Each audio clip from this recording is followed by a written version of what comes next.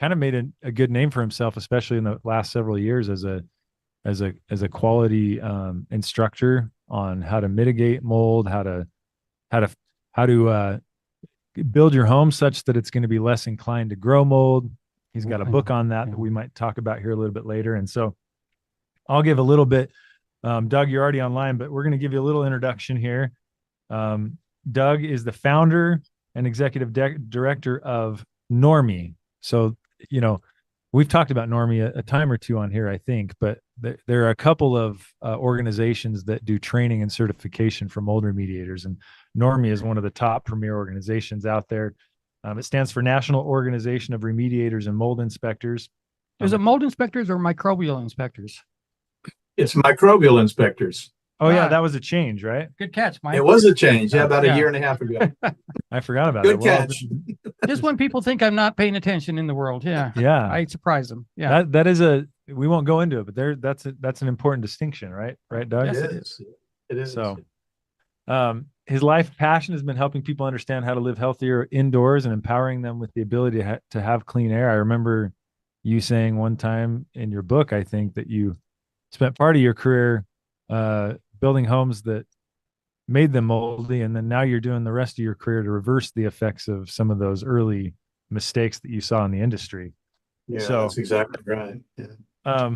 But anyways, Doug, we've been glad to get to know you, and we're glad you've come on the podcast. We found great synergy with Doug, and we kind of have that shared vision of trying to help people live happier, healthier lives by helping the microbial, load in their homes and things like that. So welcome, Doug. Well, thank you. I appreciate it, guys. Mike and Jeremy, great to be with you today and excited to share some information. I think one of the things that I love doing is teaching and training. And I think I've always believed that the person that's the best trainer is the one who can take complex subjects and make them easy to understand. And that's what we try to do in our training programs. And I appreciate your recognizing that. And hopefully today we're going to take a subject that's sometimes a little complex and make it simple so that we all understand how it can affect our health. Yeah. Yeah. I think, well, I guess if you had to encapsulate the topic of what we're going to talk about under one umbrella, what would you say?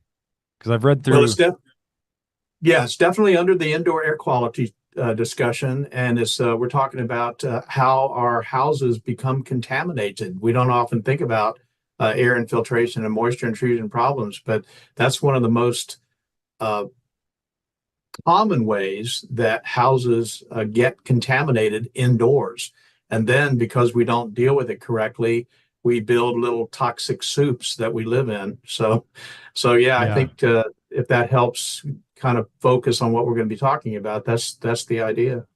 Yeah, I like it. And let's jump right in there. We've talked about this on the podcast before, but the construction, because that's kind of your background, construction background.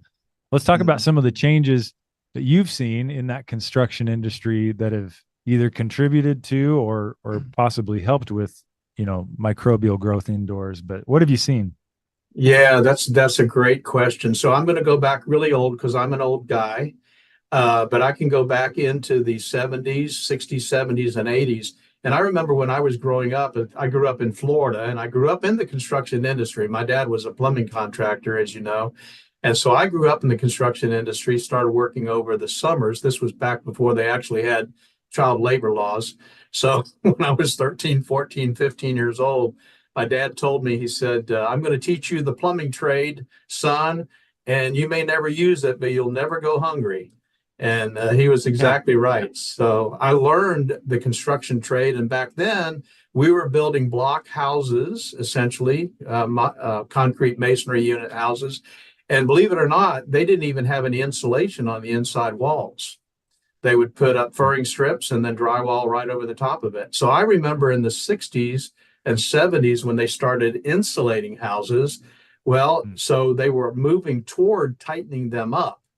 And as they began to tighten them up, and that's one of the big changes that's happened, they've gone from that now to houses like the one that I built for myself. As you know, that's a monolithic foam home, incredibly tight house. that difference has made a huge difference, not only in the way we live indoors, but the way we react to our indoor environments, because now we've really tightened them up. And that's why I addressed this subject so comprehensively, I guess, in my book, in Mold-Free Construction, because that's probably one of the biggest change. The other big change, of course, is the products that we're using. And it used to be we were using wood and concrete, and now we're using plastic. Almost everything is plastic and PVC and petroleum products and off-gassing stuff. And, so yeah, completely different kind of view of homes today than it was certainly when I was growing up. So, with that tightening up word, we tighten up our homes. I've thought about that wording. I think it's kind of funny, but yeah, we do. Yeah. Like you said, the insulation is part of that tightening up, right? That's what you're saying. And then, that's right. And the weather stripping, weather stripping, the whole wrap that we do around the homes, that came about, the Tyvek wrapping that they do. When did that start? That started in the late 80s, early 90s. So this was all as a result of the Jimmy Carter days when we started. There was an oil embargo and everybody was concerned. I remember about getting gas and it being rationed, Yeah, we waited for hours for gas. Yeah. Yeah, exactly. Get gas every other day, based on your license plate or whatever it was. Yeah. My point is that the Carter days is when they really started tightening things up. Weather stripping was hard to buy. I'll tell you a funny story, Jeremy. I don't know if you know what a jalousie window is, but when I was growing up, my house had jalousie windows. And what that was essentially strips of glass that are 4 inches wide, and they just kind of sit against each other. It's like they're layered, almost like a cabana shutter. Oh, and I know exactly what you mean. Yeah. Oh, yeah. So you open it up or you close it, and there's this huge gap between each layer of glass. Yeah. Well, I remember at our house in the late 70s going through and putting weather stripping between every single one of those panes of glass. Yeah. Wow. All the way around the house. We did a church house in Kauai that had those windows around the entire church house. Yeah, Hawaii. exactly. Yeah. Which was great for ventilation, but well, and isn't that how it goes? As you see innovation, even still, I mean, they're innovating in the construction industry, in the plumbing, in all the industries, there's innovation.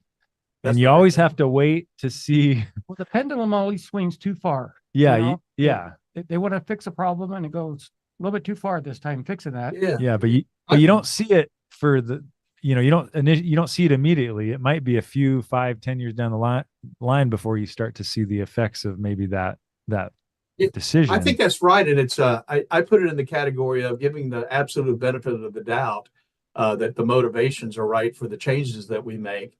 It's the unintended consequences.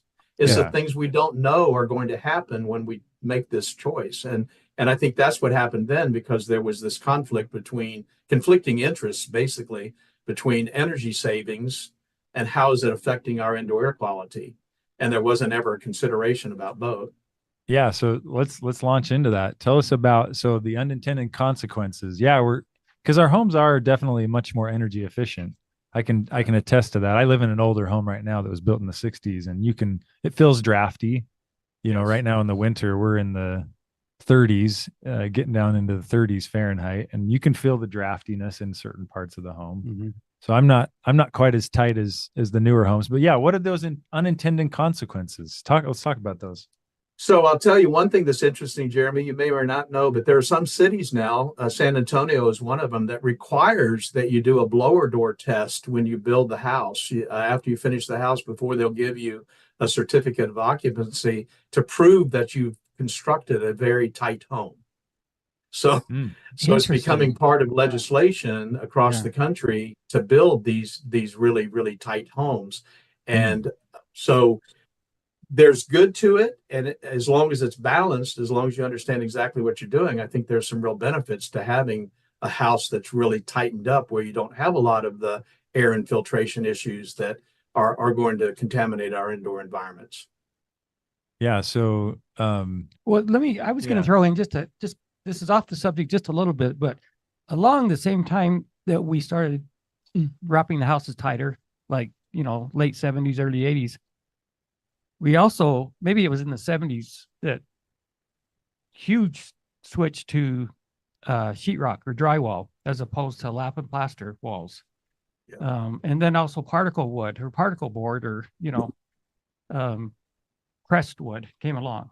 Yeah. And I often think that stuff just led to all kinds of mold problems. You put a drop of water on a piece of lumber, a good piece of lumber, that water just sits on it, right? You put a drop of water on sheet or on pressed wood or particle board, it immediately soaks in. Yeah. And so we've done some dumb things as well With the building materials. with the building materials and the changes with what we've done. Yeah. Yeah. Yeah. Would you agree with that, Doug? No, absolutely. I think you're exactly right. I think we don't, obviously, you're not going to build a house out of stainless steel, but the bottom line is if you don't consider what kind of products that you're using and where you're using those products, absolutely, you're going to create some problems with them absorbing moisture where otherwise other products absolutely wouldn't. So, yeah, I think you're right. Yeah. And so, with air infiltration, that's kind of where we're going, air and moisture filtration, but with the tightening of the homes and minimizing the air infiltration from outside to the inside, because this is actually something I want to hear your thoughts on this. I want to hear the negative consequences of it, but because you do often hear, and I actually, in many cases out here in Utah where it's dry air, I've kind of, there are many cases when I think, yeah, we do need that fresh air to come in, and it kind of helps. Fresh moving air, can often be a good remedy for some issues. So talk us through a little bit, because it sounds like you're saying air infiltration, generally we want to mitigate from coming inside. Talk about the consequences of that and what we need to do about it. Sure. Well, the air infiltration issues that we're talking about, I think, are a little bit different in the South than they are in the North. The different in dry climates versus high humidity climates where we are. But I guess what's common with all of that is that yes, fresh air is a really important addition to our having, I think, good air quality. You've got to dilute the contaminants. I know that's one of the things the EPA says the answer to indoor air quality pollution is dilution. And there's a lot of truth to that. I mean, if you take a glass of oil and you put it in the ocean, it's not going to have much of an effect. But you put a glass of oil in your sink, now you got a problem. So the idea of just the volume of air that you could bring in from the outside makes a big difference in terms of diluting the contaminants. But from an air infiltration issue, I think what we don't think about, Jeremy, are the things that you don't see that's coming in with that air on the airstream itself. And even if you're in the north and you're dealing with dry air, so you don't have a relative humidity problem, which we have in the south, when you're bringing air in from the outside, you're bringing in high relative humidity, much higher than you want indoors, 70, 80% in some cases. But besides that, what about the stuff that you can't see? The pollen, the mold spores, the microbes that are floating on whatever it is that's outside that's floating around in the air, those nanoparticles that you can't see. You see them in a shaft of light in the morning, when you're looking at your bedroom window. Well, all of that stuff is in the air outside as well. And so now what's happening is that, like a little magic carpet ride, it's riding on that stuff, and the microbes are riding with that stuff as it comes in through those cracks and crevices in the windows and the doors. And so that's what I think actually needs to be mitigated. And there are a couple of ways to do it. That doesn't necessarily mean that you have so tight a house that you have no air infiltration. That wouldn't be a smart idea. But the idea and the way we approach it, and I certainly did with my house when I built that, is to have a place where I am bringing fresh air in through a fresh air makeup. And now I'm controlling the air that comes into my house. So I'm still bringing air in from the outside.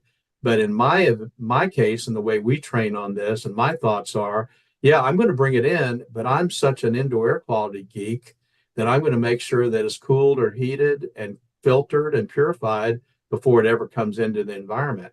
And you can't do that if you're just allowing the cracks and crevices to bring that fresh air in. I see. You know, years ago, I was a maintenance manager for a pretty good sized company, and we had a big fancy computer controlled HVAC system for our plant. I think our plant was maybe 80,000 square feet or something. It was a big plant, but I could control. I think they call them the economizers. I could Yeah. control the economizers and decide how much fresh air I wanted versus how much do you want to try to save on your electricity bill. You know, and Right. I was always like, look, man, we all just seem way more productive if we get lots of fresh air in here. So Yeah. I kind of, it wasn't my money. So I didn't worry about the electricity bill. I just Yeah. turned that thing up and got as much fresh air in that building as I could. And it paid off. Especially a plant where you've got chemicals and all Right, kinds yeah. of stuff like that. Exactly. Yeah. Yeah. So it Jeremy, does if I kind of could sound. share, Oh, go ahead. I'm sorry. I was just going to share a concept with you. I'm talking about just kind of making it easier to understand. When your house is under negative pressure, if it's a vacuum and you're sucking air in through the cracks and crevices from the outside, one of the ways that you could mitigate that is by opening a window, right? Because all the air is then going to go through the path of least resistance. It's going to go through that window before it ever goes through a crack or crevice. Yeah. So that's the concept of fresh air makeup. If you can control fresh air coming into the HVAC system, like Mike just talked about, you're bringing air in from the outside, but you're controlling it. And because it's the path of least resistance, then it's going to lower the chance of it coming through those cracks and crevices. Yeah. You know, Jeff and I were just down in California helping a lady out, remediating her home. She hadn't been able to live in this home for a couple of years. And we treated it, and she said it's better, but it's still not quite right. And I didn't think it was. I left the day we treated it. I left, and I thought, well, I don't think we got it, Jeff. I told Jeff, I don't think we've got it. Went back the next day, started to really look around because it was rainy the first day and kind of later on in the afternoon. So we really started looking around, and we had treated the crawl space, but I hadn't really looked at the crawl space that close. But what I did the second day is she had two hatches that went into the crawl space from the inside of the house. One was in the master bedroom and one was by the front room. I took both of those covers off and just put clear plastic over the covers and taped them tight. That plastic blew up like a balloon. I mean, so it told me all of her crawl space air is ending up in that house. It was incredible. Yeah. It's amazing. Yeah, you know that the pressure, negative or positive air pressure on a home. So you talked about, obviously, if it's negative, that means it's kind of It's a vacuum. Your inside is the vacuum, right? It's pulling in from the outside. Your door's going to slam shut when you open it. Yeah. Now, is there an ideal pressure you want on your home, and what is that? There is. The ideal pressure would, and some of this depends on where you live in the country, but ideal is either balanced, where it's zero, or it's a little bit positive. And if you go into a hospital, almost all of their surgical centers in that hospital is under positive pressure. And the reason is because they want to blow the microbes out, believe it or not suck them in. Right. So just all about pressure, to work the waiting room. That's right. Yes. That's right. Where we're sitting waiting on our sick patients. I think a little bit under positive pressure is a good idea. That's not always easy to accomplish, and it's got to be done right from the beginning. But balanced is what my goal has always been, and that's what I did in my house, was to make sure that it was absolutely zero balanced. And so then if it does go under negative pressure, when you turn on a bathroom fan, or you turn on the range hood, or you turn on the dryer, anything that's going to suck air out of the house, now is pulling fresh air in through that fresh air makeup. So that's what I think, from my humble opinion, is what we really want, is just a balance of not negative or positive. So, Doug, is it safe to give this advice to people who they don't want to spend a lot of money, but they want to know, is my house positive or negative pressure? If you turn off all of your appliances in your home, your HVAC, everything off, and just open your front door with everything else closed, that probably should not want to open farther, or probably should not want to close. Would that be accurate, you think? I think that is accurate. Unfortunately, though, Mike, I think a lot of the times a negative pressure or positive pressure is as a result of the HVAC system Yeah. and Yeah. actually running. And so if Yeah. it's sized improperly, then it can put the house under negative pressure or under positive pressure, where if it were turned off, you might end up with just a balance, zero. Right. Yeah. Yeah. So yeah, so sometimes it's the biggest contributor, especially if it's sized improperly, the biggest contributor to creating that pressure differential. So is it so it's the size of the HVAC unit that contributes to the positive or negative pressure? Is it also the amount of returns versus supply registers? Does that play Absolutely. into it? So it's kind of Absolutely an does. equation of those things combined. I could Yes, see how that could yes. get kind of complex. I don't know how to, I wouldn't be the one you'd call to say, help me fix my pressure per se. Come balance my house, Jared. Come balance please, if my you house. could. Yeah. But I can imagine it being complicated. Like I need to figure out if you got the right size first. Yes. And then, okay, maybe you only have one return and I don't know. And where is the return located? And Yeah. It is a complicated process, but fortunately, there's a lot of science behind it. And Mhm. unfortunately, a lot of HVAC guys don't know that this exists. But you probably remember in my book, what I did for my house was I hired a mechanical engineer, and it only cost me a couple of $100, but he ran what's called a manual J and a manual D. The manual J calculates the load calculation on exactly what size air conditioning system you need based on that house, that specific house sitting on that specific lot. That's the manual J. And then the manual D designs the ductwork. So when you do that, now you're kind of in the commercial arena. They always do that for commercial environments. Yeah. They just don't typically do it for residential environments.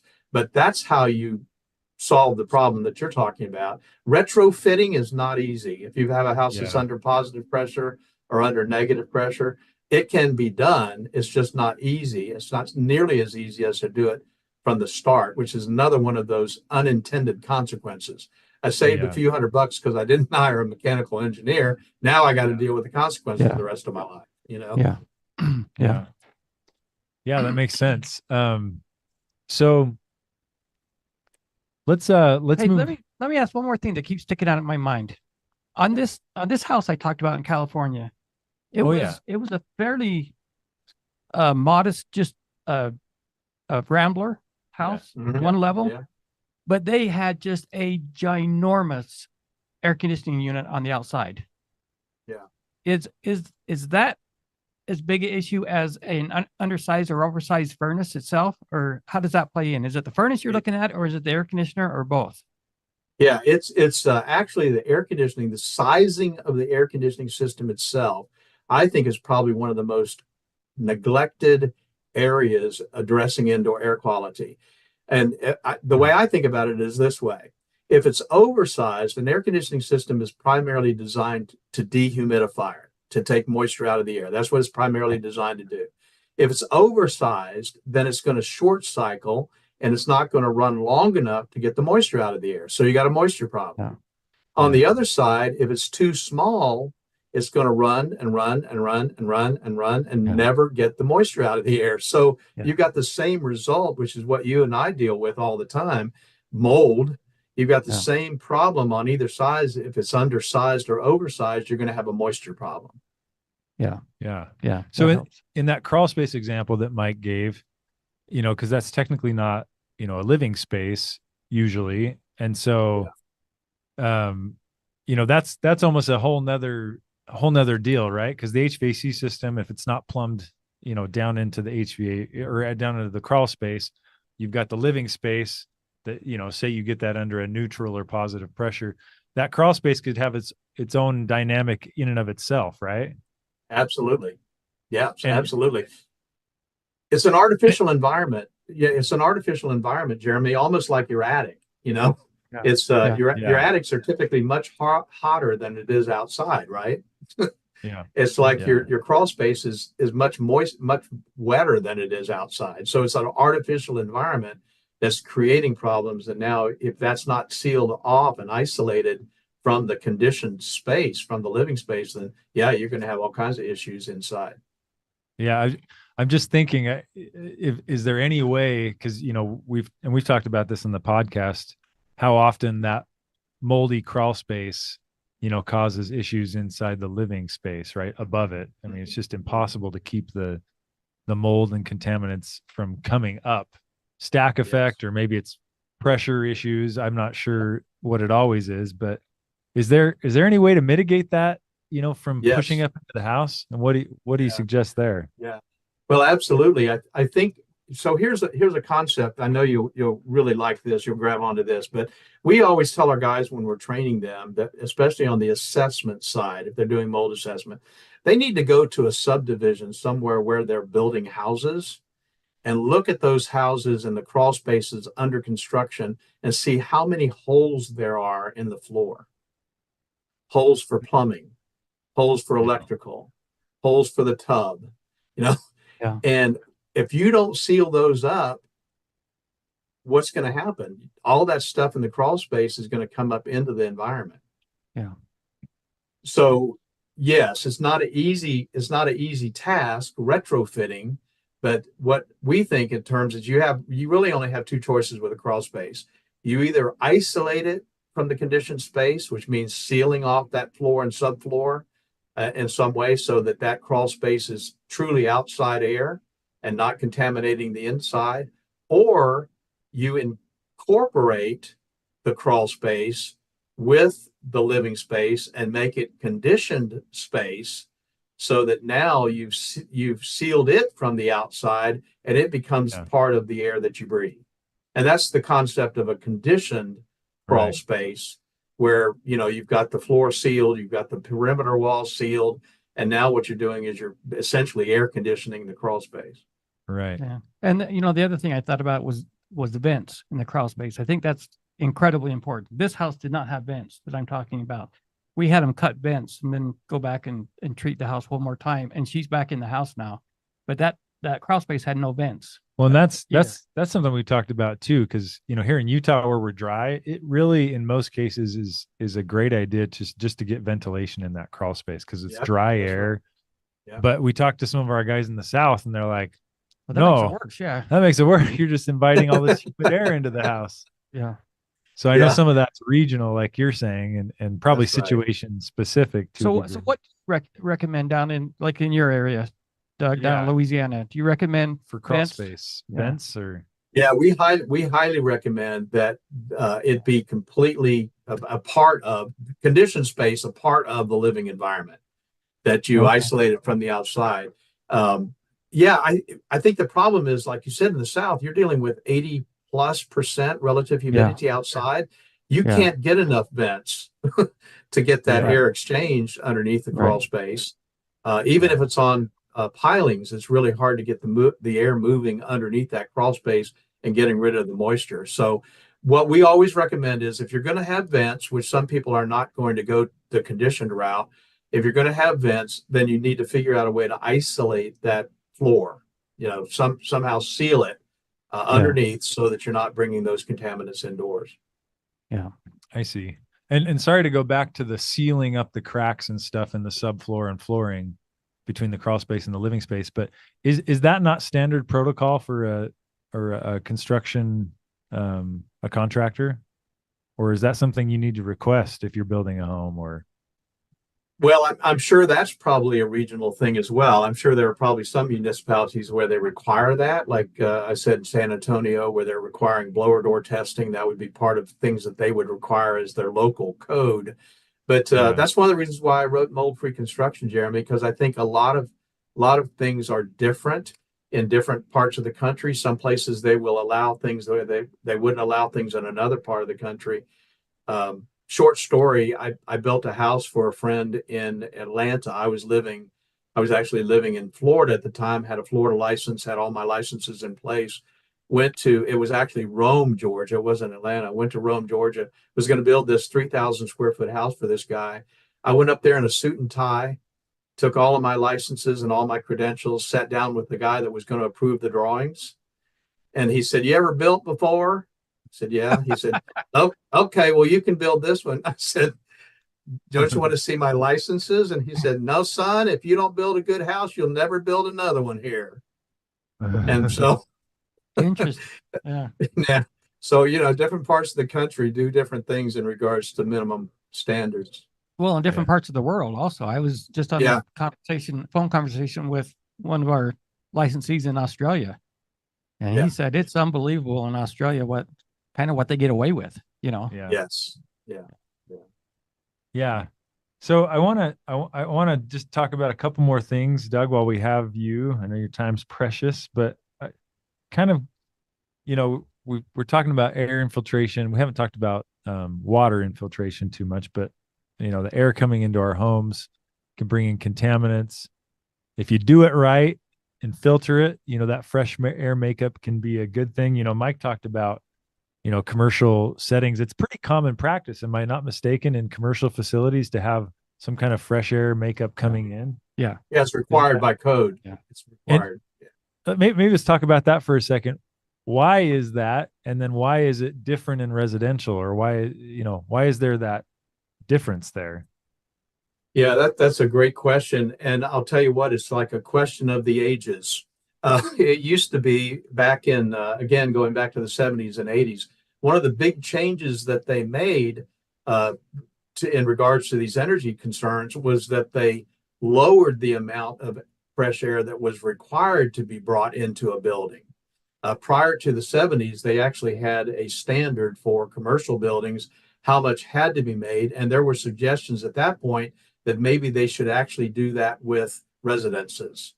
And then because of the energy crisis and on the commercial buildings, they lowered the amount of air that was required to bring into the outside. Then the discussion from an international building code standpoint was, well, do we even really need to address it on residences? And so it never really got addressed. And it's a little frustrating to me because even though now it's required on commercial, it's not required on residential. On commercial, the manual J, the manual D I was talking about, that's required, but it's not required on residential. Interesting. So I don't know all the politics. I hate to use that word, but I don't know all of what went into those kinds of decisions, but it's certainly not the way I think that houses should be built, because you can, again, mitigate a lot of problems by doing some pretty simple things. Yeah. So you'd be a proponent of getting that more in the residential setting where you can get more fresh air in there, as long as you can filter it, right? Filter Absolutely. it. Make sure it's good. Absolutely. Absolutely. Yeah. I think, of course, my view of this whole thing from my book and the standpoint of the construction side of the industry, my whole view of this is looking at the house holistically. It's a living, breathing organism, and you can do one thing and screw something else up. So what you need to do is you need to think in terms of, how does this whole thing work together as a system? And I think that's the really important steps that need to be taken when somebody is either building or retrofitting. So let me I know this next question could be a whole nother podcast. In fact, we're planning a podcast. I know where you're going with this already. Okay. Yeah.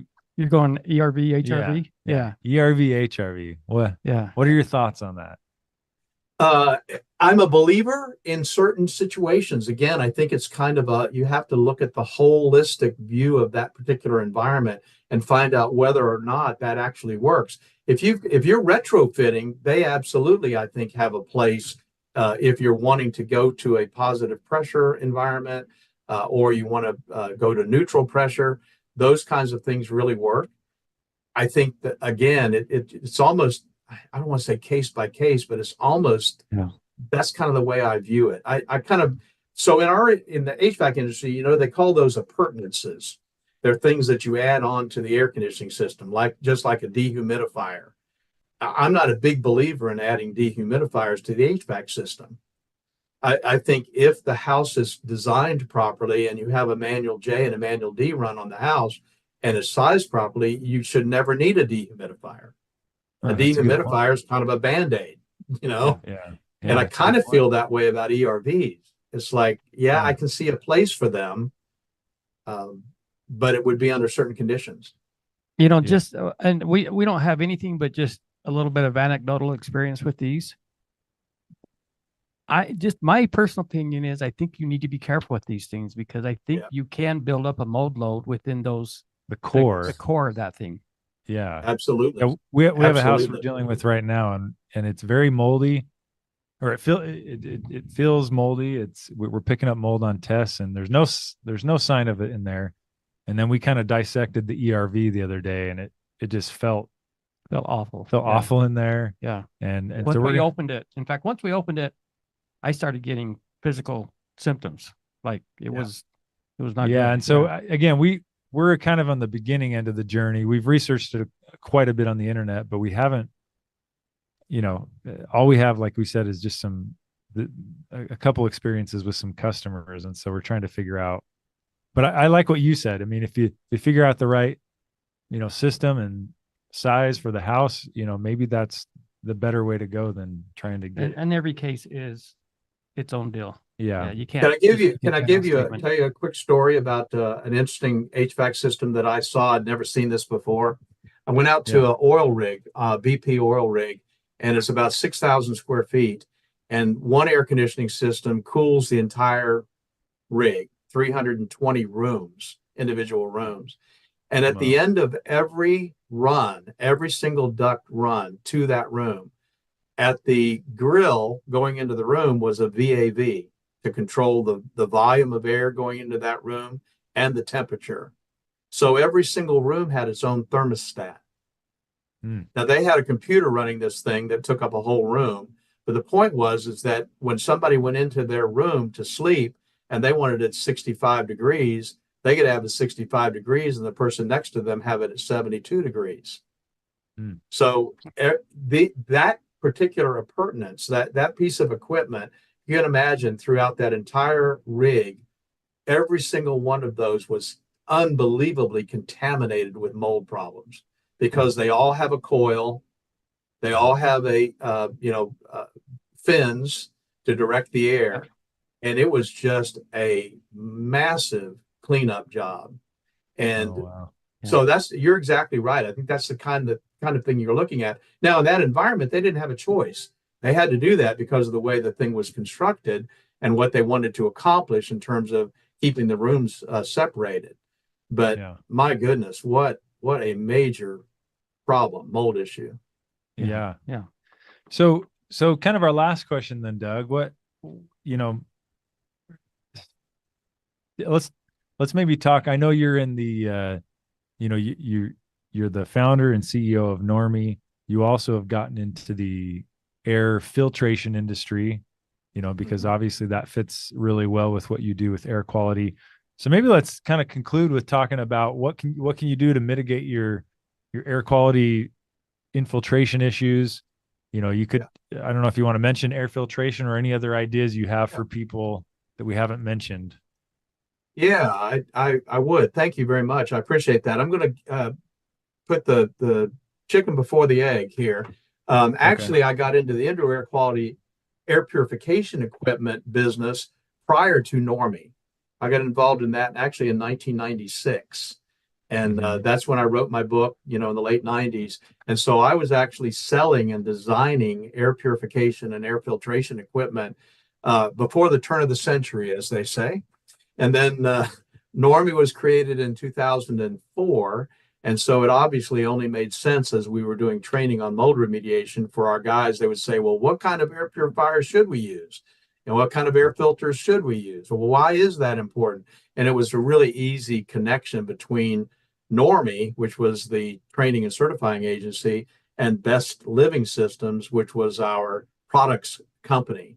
And of course, full disclosure, I own both. But we do a lot of really cool stuff with air purification. We've got some really unique trademarked, patented technologies that nobody else in the country has. And what's cool about that, Jeremy, and I think what's really important to this discussion is that we were talking about mitigating air infiltration and moisture intrusion problems. They can't be 100% mitigated. I mean, I have air purification technologies in my house, obviously, and air filters, good filters. So every time you open the door and walk in from the outside to the inside, we're like Pigpen. We're bringing stuff in behind us. And so no matter what you do in terms of effectively dealing with air infiltration and moisture intrusion problems, you've still got the everyday contaminants that we're dealing with, the flecking off of our skin and the odors that we get from cooking and all those sorts of things. So we're big believers in air purification and air filtration technologies, high-tech stuff, and that's what Best Living Systems is all about. And I appreciate your giving me an opportunity to talk about that, because it's some pretty cool stuff. We just won a honorable mention innovative award from ASHRAE on some of our air purification technology. So it's a big deal. And of course, our members have opportunities to make those available to their clients where it seems to fit. Yeah. Yeah. We've began using some of your Best Living Systems products, and I'm a big fan. I think it's a great addition to what we do in our work, especially with, one concept that we've always tried to share with our customers is, after we're done, we want to make this home very inhospitable to mold. And that's kind of the idea there. Just arm your home. Yeah. That mold does not like to hang around in there. Yeah. Well, Mike, that's why we get along so well, man. I know it. We're kindred spirits. We talked about that. Yeah. I know. I've been saying for years, when we tell our remediators and our assessors to go out and do mold projects, it's not just about fixing the problem. It's about fixing the problem and then making sure you're creating an environment in which that problem is not going to come back. Yeah. And that's way beyond just a hit and run kind of approach that a lot of these guys take. We had a guy come to one of our conferences, and he was speaking about how to get repeat customers, and we were like, no, we don't want repeat customers. We didn't do our job if we have a repeat customer. That's right. That's exactly right. We do it right, we don't have to have them come back to us. Yeah, exactly.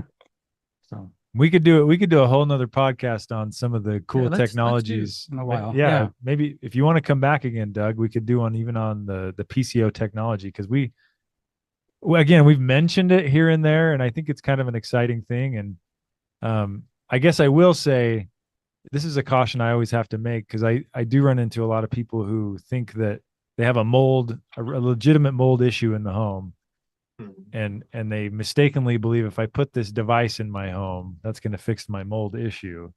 It's a couple step process. You got to really mitigate the mold, or do a really comprehensive sanitization protocol like we do. Mm-hmm.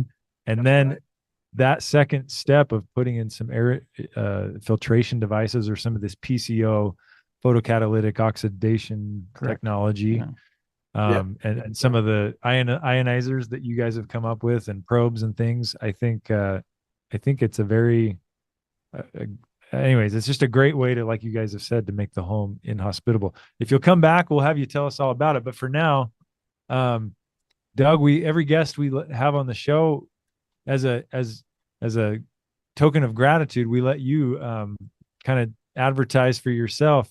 Maybe mention some websites, or if anyone listening wants to know more about Normie or Best Living Systems, how do they get in contact? Well, thank you very much, guys. Love working with you, and look forward to many years of fixing people's unhealthy homes, which is kind of exciting to do. So Normie, our simple website is www.normie.org. Normie.org. Very simple. We've got a great staff of people that can answer your questions if you email us or call us directly. That's pretty easy to do. Best Living Systems' new website is blsproducts.com. blsproducts.com. And we just put in place, in fact, introduced last week, a new affiliate program for guys who want to build a team of people to sell some of these products and represent that company, some of the neat stuff that we're doing there. But that's where it is, and we're just happy to help. Thank you for the opportunity to kind of blow our horn. We think we've got something that's unique and something that is definitely needed. We always say that we're all about helping people have cleaner, safer, and healthier environments. And I think when you look at these multifaceted problems and you've got a multi-strategic solution, you're on the right track. And that's what we're trying to do. And Yeah. and let me just say in conclusion, because parts of the mold remediation and sanitization industry have a reputation as being quite closed-minded. I wouldn't say all of it, but we've been it's been very refreshing getting to know you, Doug, because you do have kind of this expansive vision and you're pushing innovation, I think, which is very much needed. There are so many gaps and holes in some of the current protocols out there that we're, and I wouldn't even say we have all the answers completely yet ourselves. We're all figuring it out, but it's been good to get to know someone like you where you're Great. Yeah. where you're open-minded, you're pushing the innovation, trying to figure out, better ways each day to improve the mold remediation protocols out there. So hats off to you, and yeah, to many more years as we try and navigate this world and figure out how to make homes healthier. So thanks for your time. Thanks, Jeremy. I think we got a big market out there. I always tell people the only people who need what we have to offer are people who breathe. And so I think That is true. I think we're going to have a big market for a very, very long time. I agree. Yeah. Well, thanks, Doug. Thanks for joining and for you. your expertise. I learned Appreciate some good it. stuff today. I do need to learn more about HVACs, and that's something I should put on my to-do list. So thanks for your time, Thank you, Doug. guys. Okay. We'll be in touch. We'll catch Till up next down time. the road. All right. Thanks. All right. Thank you.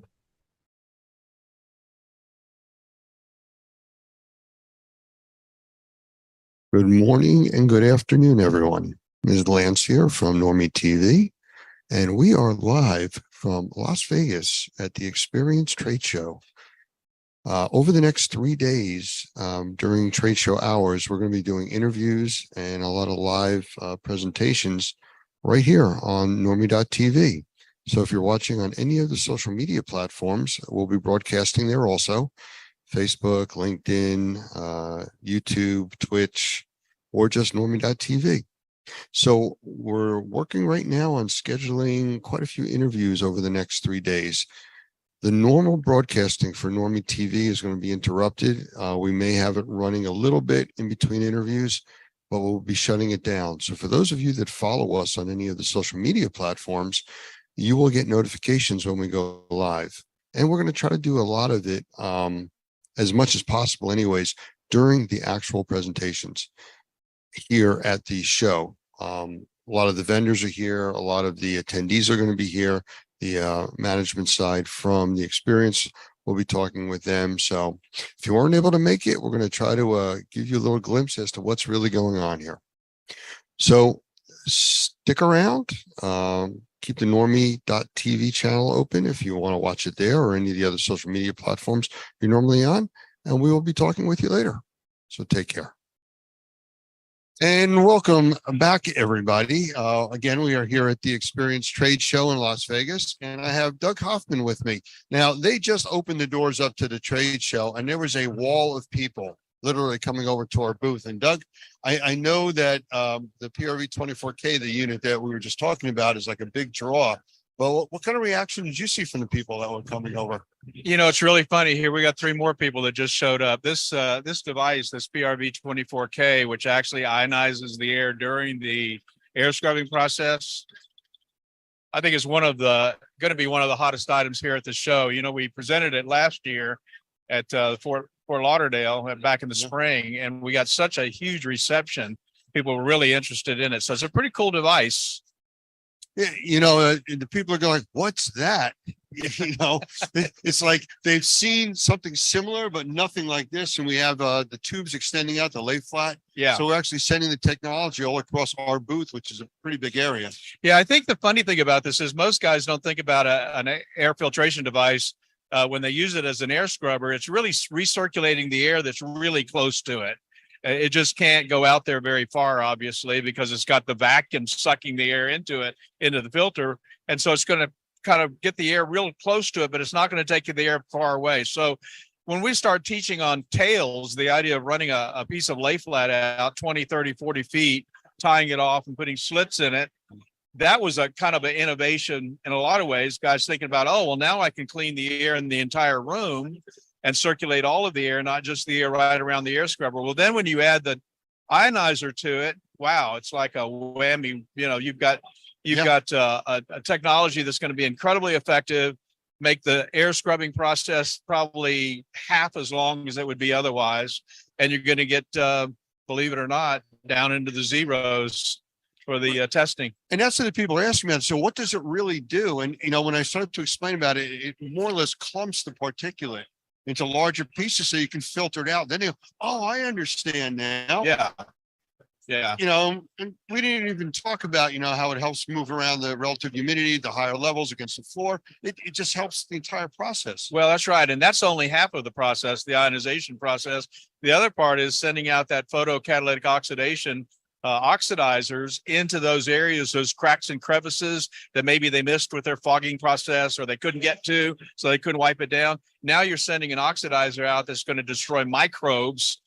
My goodness, it's just a win-win. Yeah, and you're not talking about ozone though. You're talking about different technology. That's right. And so one guy asked me about that, by the way. He said, well, can you actually produce hydroxyls without ozone? The answer is yes. This ionizer, when you add the dielectric barrier ionizer to the PCO technology, even without ozone, it's going to give you the same results, in some ways better results than results with ozone. Yeah, here's actually one of the DBI cells that you were just talking about. Thank you, Dan. Yeah, this is the DBI cell. It's a really interesting technology. This is actually an internationally patented product from Korea, and Best Living Systems is the only company that actually has the rights to sell this in the United States. But this added to the PCO technology, it just supercharges that oxidizers to be incredibly effective. Now, we were at the Experience show in the spring, and it was a good show. It was busy, but just from what you've seen in the last 15 minutes, we got mobbed with people here. Yeah, I'm almost embarrassed sitting here doing this because there's so much to do, so many people to see. This is a huge crowd. It's probably, I would say, 4 or 5 times as large. Oh, easily, Yeah. easily. So Well, we'll have you back later on, and we're going to be doing this over the next 2 days after today. So we're going to do more interviews, and we'll be popping in and out on the Normie TV channel, and all the other platforms are on. So, all right, go meet the crowd. thanks. I'm going to. Bye. Hi. So here we are trying something new, going mobile and live at the same time. So give me one moment. We'll see what else is happening here. Hopefully you should see our Normie booth.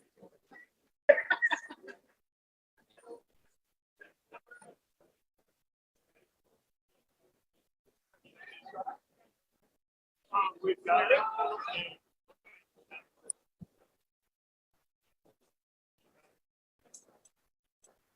And now we're just going to kind of walk around here. It's David McGrath. Hello, David. Can't miss David in that suit. And as you can see, it's pretty crowded. I'm going to stay kind of close to our booth here. Just kind of giving you an idea of what's going on in the area. Walk a little bit further down. This place is pretty big here.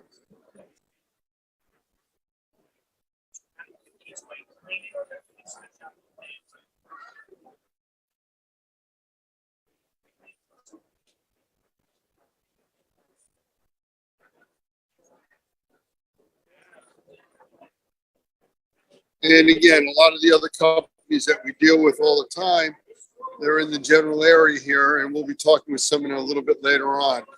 So hang in there, and we'll be back with another interview in about 5 minutes.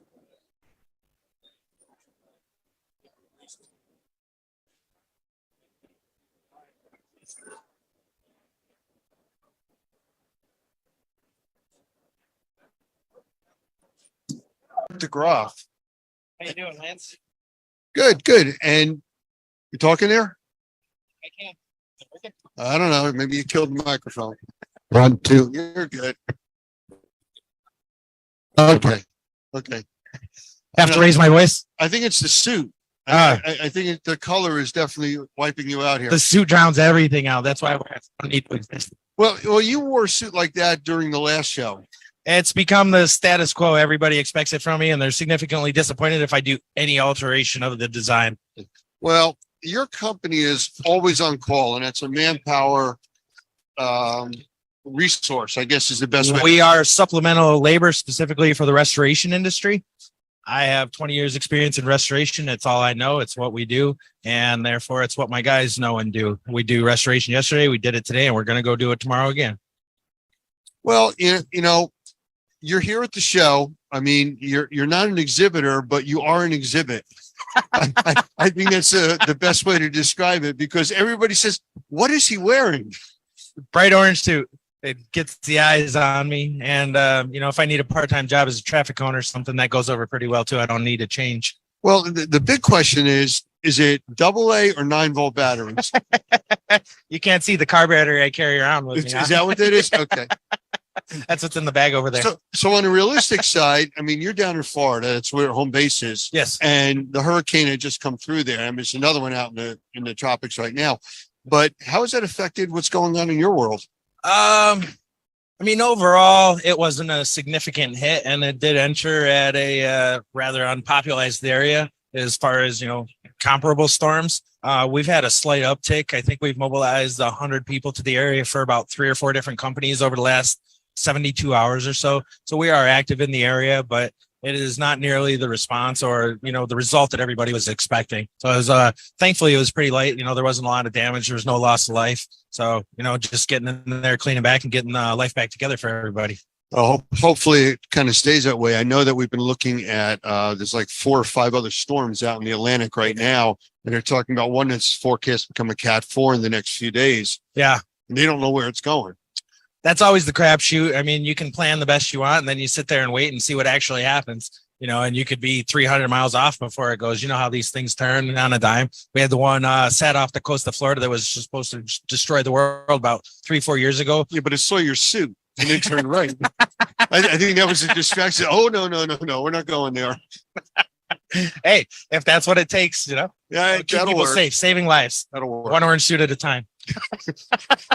You know, it's funny when I was riding here to the convention center from the airport, I've been out to Vegas maybe, 8-9 times now.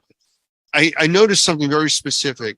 There's green on the trees, everything else is brown, and then orange, which is all traffic cones and you. And that's it. That's all you see out here. I had a great observation about that too. Only people want to put green in the desert, human beings. Yeah, pretty much. Pretty much. So what do you think of the show? I mean, it just opened and it's mobbed here. Yeah, jam packed. Definitely a great turnout. Very exciting event. It's nice to see, one of the original events still being a flagship as it is. And, the new ownership, they're trying really hard and the results are paying off. I'm happy to be here again. Well, I'm glad you're here. It always, for comic relief, if nothing else, we appreciate you being here. And you do a lot of work with us. You help with some of our trainings. You provide actually lunches and, other resources. So we do appreciate that. I appreciate Normie since day one. I took my first class with Normie when they required us to be certified and for licensed in the state of Florida. And I maintained a lot of classes and we built a long-term relationship, and you guys have had my back. And frankly, it's something I'm extremely humbled by and appreciative of. So thank you very much, Normie and Lance as well. No, you're welcome. But the question now is, are you going to be here for the rest of the show? 100%. Do we have a different flavor suit or? I'm not allowed, apparently. I went to one of the last trade shows and I swapped out the orange pants for black pants, and 50% of the people that complimented me criticized me. They're like, you're not wearing orange pants anymore. I'm like, I'm sorry, I'll go change. Okay, so you just stay with your orange glow. You got to please the fans, Lance. I get it. Well, thank you for stopping by. And, again, over the next 2 or 3 days, stop by. We'll chat some more. I want to get some feedback from you as, what you're seeing at the show compared to the one that we saw in the springtime. Absolutely. Would love to be back. Thanks for having us. All righty. Thank you. Yes, thank you. Take care. Lance here from Normie.tv, and we are again going to be live today at the Experience Trade Show in Las Vegas. Doors are going to open here in about 10 minutes. And the crowd that we had yesterday seems to be small compared to what we're looking for today. So there were a lot of people here for the training tracks that we had running earlier today. We did quite a few presentations, and we expect a very large crowd in the main trade show hall itself. So we'll be coming to you later on and off between now and the next 3-4 hours with interviews, and possibly we can do another walk around to show you some more vendors. and some of the new products that are going on. So if you are following us on any of the social media platforms, you will get notifications when we go live, like you hopefully did for this. And if not, you may want to follow us so you do get future notifications. Again, you can always watch us at normie.tv or on most of the major social media platforms. Just look up Normie and you should find us. See you all in a little bit. Thank you. Other interview, and I apologize for us coming in and out, but we have people that just keep coming over and talking with us and want to be involved in the process. So here we are. So I have Joshua with us from Property Craft out of Colorado. Yes, sir. And well, tell us a little about yourself, because I'm not really familiar with you other than what we just had a slight conversation. Yeah, no worries. I born and raised in Southern Colorado. Property restoration. So the water, the fire, the flood, the smoke, the mold, the odor. We also have an environmental division that does asbestos, lead, land reclamation, a lot of indoor air quality, just try to be a voice for the property. So you're dealing with that niche market of people that have to breathe, right? Oh yeah, absolutely. And we've really tried to bring air quality into all aspects of our business, not just microbial growth, not just asbestos or lead. We're really paying attention to what the air quality is as we're doing a category 1 water loss and really trying to make that environment better as we move through the process. Oh, okay. So in Colorado, there's no licensing laws. There's no licensing laws for microbial growth, but that's a platform that I'm standing strong on. And I really do that. We need to start to regulate ourselves as we move forward. We are over-regulated with asbestos, which I love, but it holds the contractor accountable to doing things right, not only for themselves, their employees, but for the property owners and the public that's within those structures as well. You know what you just said just kind of struck a chord with me, because during a lot of the courses that we teach, I refer back to something that my kids experienced going through band and everything else in high school, that the instructor would constantly tell them to do the right thing because it's the right thing to do. And that's just what it sounds like you're talking about. Oh yeah, absolutely. It's something that within our company, we really try to strive, not only with our employees, but everybody that we're involved with, from all of our subcontractors, our electricians, our HVACs, really trying to get them to start to understand that from that perspective as well. We are in construction, but there's no reason that we can't construct clean and keep that environment well as we're moving forward. My dad's a regional building inspector in Pueblo County, and so he's part of that regional authority. So it gets real fun around our dinner table all the time. I can see that. You know, everybody leave the silverware on the table when we talk. You know, nothing flies. Hey, so as far as Colorado goes, is there anything in the wind as far as regulation or licensing on the microbial side? You know, not that I've heard of. Our company in general, we're on a growth phase, and we're going to move outside of Colorado at some point. As I talk to my C-suite, as I talk to my other owner, we're looking at the states that are actually regulated and starting to regulate a little bit heavier.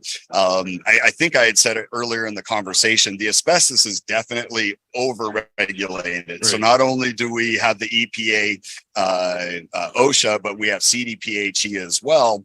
And it's trying to find the regulation that's most stringent and working our way through that. But if you can follow those sets of rules, the process, it's there for a reason. I never thought I'd be sitting up here saying, hey, we need to be more regulated. But the farther I get in this industry, the farther I work with water, mold, fire, air quality, the more I'm becoming an advocate for us needing to have some sort of regulation. Well, without the regulation, you're standing out there on the edge by yourself. Yeah. And you're competing against people that aren't following any rules or regulations. Yep, absolutely. And doing things that are not helpful to the industry. And then you come in trying to do it right, and you're questioned and scrutinized.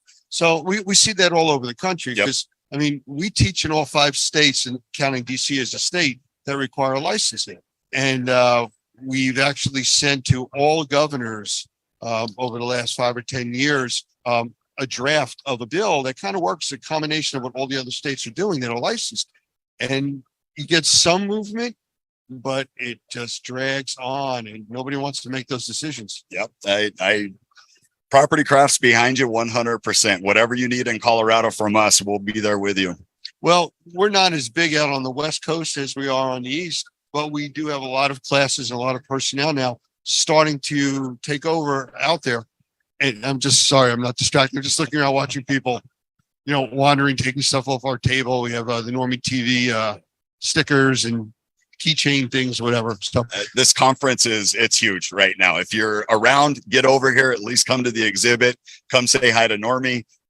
There is so many vendors here. It's unbelievable. Anything shock you this year? Anything new? I literally came here right at 2:30 and I've been kind of sitting in this area. I haven't made it all the way through yet. So are you going to be at any of the training tracks?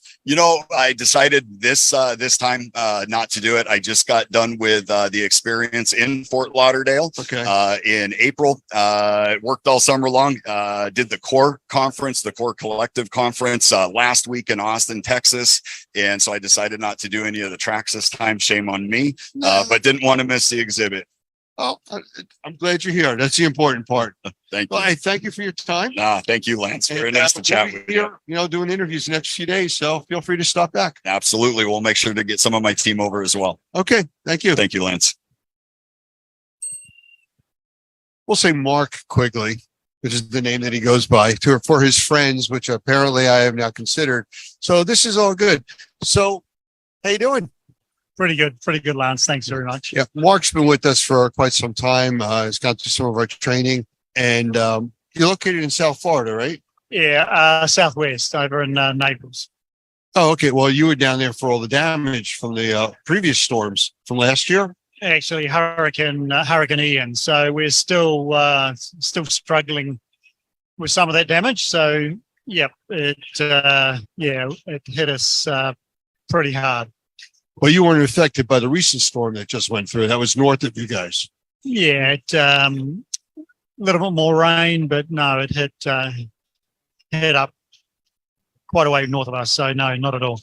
Well, I don't know if it's good or bad, but there's 5 storms out there now, and there's one they're forecasting as a Cat 4. They don't know where it's going. They say it's heading east. I mean, towards the east coast. So anyways, kind of keep your fingers crossed it doesn't cause. Yeah, I'm not surprised at all, especially with the temperature of the ocean. So somebody said that around a week or two ago that the Atlantic Ocean by Miami hit 101 degrees. Yeah, I heard that. That's just bizarre.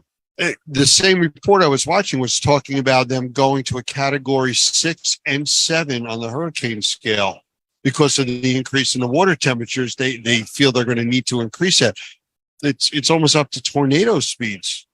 Oh yeah, for sure. I mean, that's just that would be horrific. Yeah. Well, as far as your business goes down there, because I know you've been busy, what are you seeing as far as the industry? Because I know there's a big shift in insurance and everything down there. A lot of insurance companies are bailing out of the state. Right. So even though I've done the Normie training and I'm a licensed mold assessor, I'm actually from the biohazard industry. So that's where a lot of my time is really spent. So we could be looking at unattended death or suicides or those type of things. But bio also brings into being bacterial contaminations. Right. And so a lot of people ask me to come and test because I'm a mold assessor, so I will test, but I'm looking at it from a slightly different point of view. And so I will test for mold, I'll test for microtoxins, I'll test for bacteria. And so we know, insurance will cover for mold, but it gets a little bit hazier when it comes to biohazard. So a lot of the homeowner policies do actually cover for that, and a lot of people aren't aware of that. So I don't generally deal with insurance at all. So because of the fields that I'm in. Do you do crime scene cleanup? Yes. Yep. Uh-huh. How about things like fentanyl, meth labs, stuff like that? Yeah, so it's with fentanyl, it's becoming a pretty severe problem. So yes, there is that as well. I know I can tell you in the Northeast, fentanyl has gotten so bad that it's now acceptable to sell Narcan over the counter from almost all drugstores. They're actually giving it away. If you contact the state, they're just giving out Narcan to counteract the fentanyl effects. Yeah. And dealing with that, that's one of the things that, the people that are listening right now, if you're in this industry and you're dealing with crime scene cleanup, or just in general, being aware of fentanyl is a must, because you can come in contact with it and not realize it, and all of a sudden become a victim of it without being somebody that's a user. Yeah, well, I was talking to one of the county that I'm in, I reside in and operate in is Collier County, and I was talking to the undersheriff there a couple of months ago, and he was saying it's becoming a major concern, and there isn't a week that goes by where one of their patrol cars is contaminated, and he even went to extent saying that while there aren't the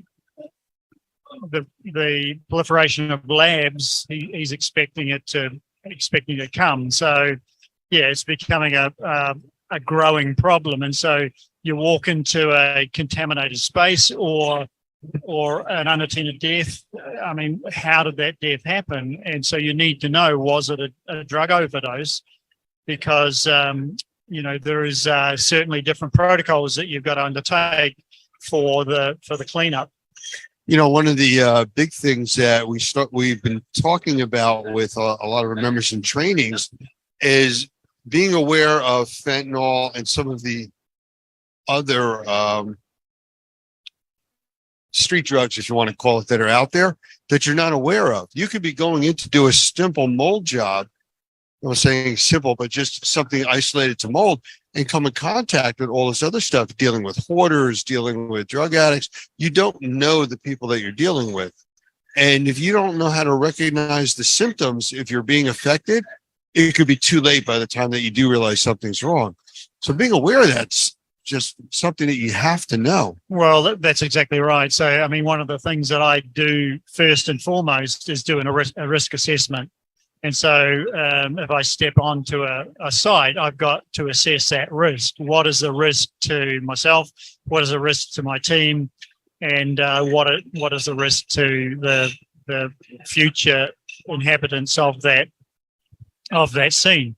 So yeah, that's one of the first steps that have you've got to undertake.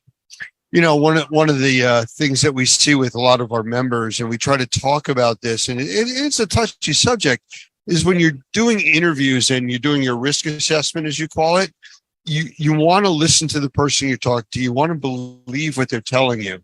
But more times than not, they're not giving you the truth, or at least a full picture of what's really going on. I mean, I've been in the emergency medical field for almost 50 years. And we were, for the last 10 years or so, dealing with people wearing fentanyl patches. And, they'll have a prescription for a fentanyl patch. Problem is, you'll see somebody going through an overdose, and you take their patch off. And as you're checking them, you're finding another 8, 9, 10 patches stuck to them. And these things are dermal absorbent, meaning if you touch them or touch their skin, you are getting affected by it. So if you're not using gloves and PPE or sometimes masks, you could become a victim of trying to help somebody or clean up an environment. Well, I mean, that's exactly right. And so any situation, the minimum that I walk in with is a powered air respirator.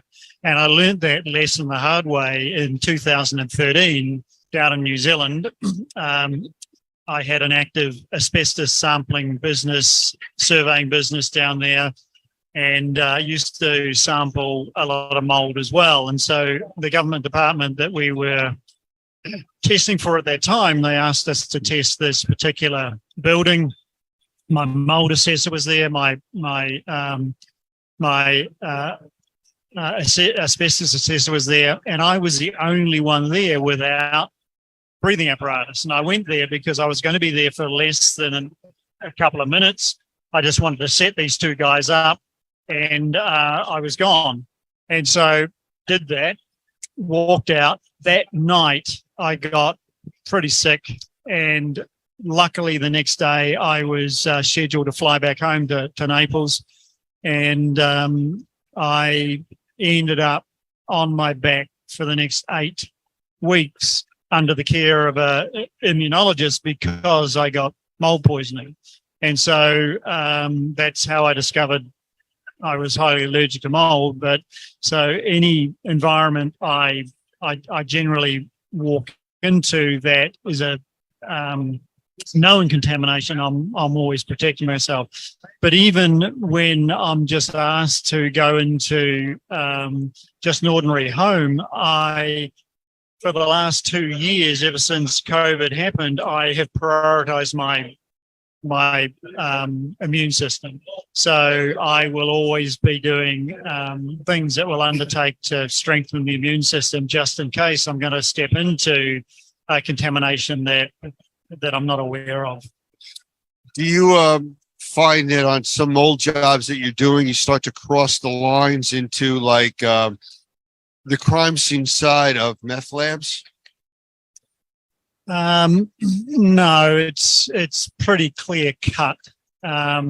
So for me, I will get asked to sample for either mold or mycotoxins, and then when I'm asked to deal with a unattended death, then the police have already been involved, and the scene is cleared before anybody else can step in. So yeah, there is a pretty clear delineation between what sort of things that we're dealing with. So a little bit outside the normal conversation, do you deal with any specialized equipment like explosion meters and stuff like that for sampling the environments that you're going into just for your own? No, nothing really. It's I mean, the main sampling that I do is I do sample a little bit for asbestos, but I'm nothing like I used to do in New Zealand. I mean, down in New Zealand, I did over 200,000 samples. Here, what I discovered is that the licenses that I held for New Zealand and Australia, once I got north of the equator, my intelligence diminished, and those licenses weren't recognized up here, so I can't use them. Right. So I don't really do that much of that type of sampling. So the only sampling I'm really doing is mold, mycotoxins, or bacteria. As far as asbestos, because you mentioned that earlier, I know for years they talked about removing asbestos. You got to remove it. You got to remove it. You got to use leaf blowers and blow out all the spores and do all that. Now it's shifted, at least in the U.S., to leave in place and encapsulate.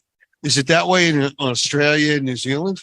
Yes, because the hierarchy of asbestos is, or actually really any hazardous material, it is removal first. And if you can't remove it, you encapsulate it. If you can't encapsulate it, you seal it. And so the ultimate is to remove it. But sometimes if it isn't in bad repair and the fibers aren't being released, then yes, it's probably better to either encapsulate or seal. So that, yes, it really depends on the circumstance. So where do you see the industry going? And I'm going to ask more specific to the crime scene cleanup and the fentanyl problem. Well, yeah, it's a growing business, growing industry, really, because it's becoming more and more prevalent. And so, I'm in a an environment, an aging environment, being Naples, a lot of retirees. So, you know, I'm not going to say that it's God's waiting room, but it's one of them. So, Well, you know, it's funny you mentioned that because the aging population, I'm changing gears here, is one of the fastest growing segments of the population to abuse illegal drugs. Heroin, methadone, and any of the other drugs that are pain relief, because it's cheaper to buy off the street than it is to get prescriptions, if you can even get prescriptions now. So are you running into any of that? I mean, fentanyl is a big problem because of pain relief. right. Well, no, it's not something that I've really come across. It's again, I'm stepping into an unattended death that's already been cleared by the authorities. So it's not as if I've got to drag the body out. Right. You come in after the medical examiner has done their deal. Yeah, for sure. Yeah. It's the cleaning side that you deal with. Yeah. No, and I understand that. The problem is the unknowns. You know, do you get a history or a report from law enforcement of what you're dealing with? Or are you going in blind and just have to ask questions? No, you've got to ask questions. So really it begins with a phone call.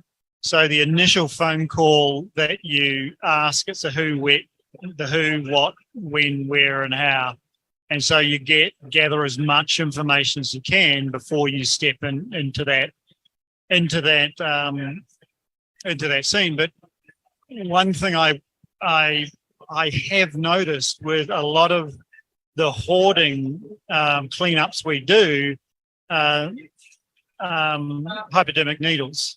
Yeah. It's which it was initially was quite surprising, and so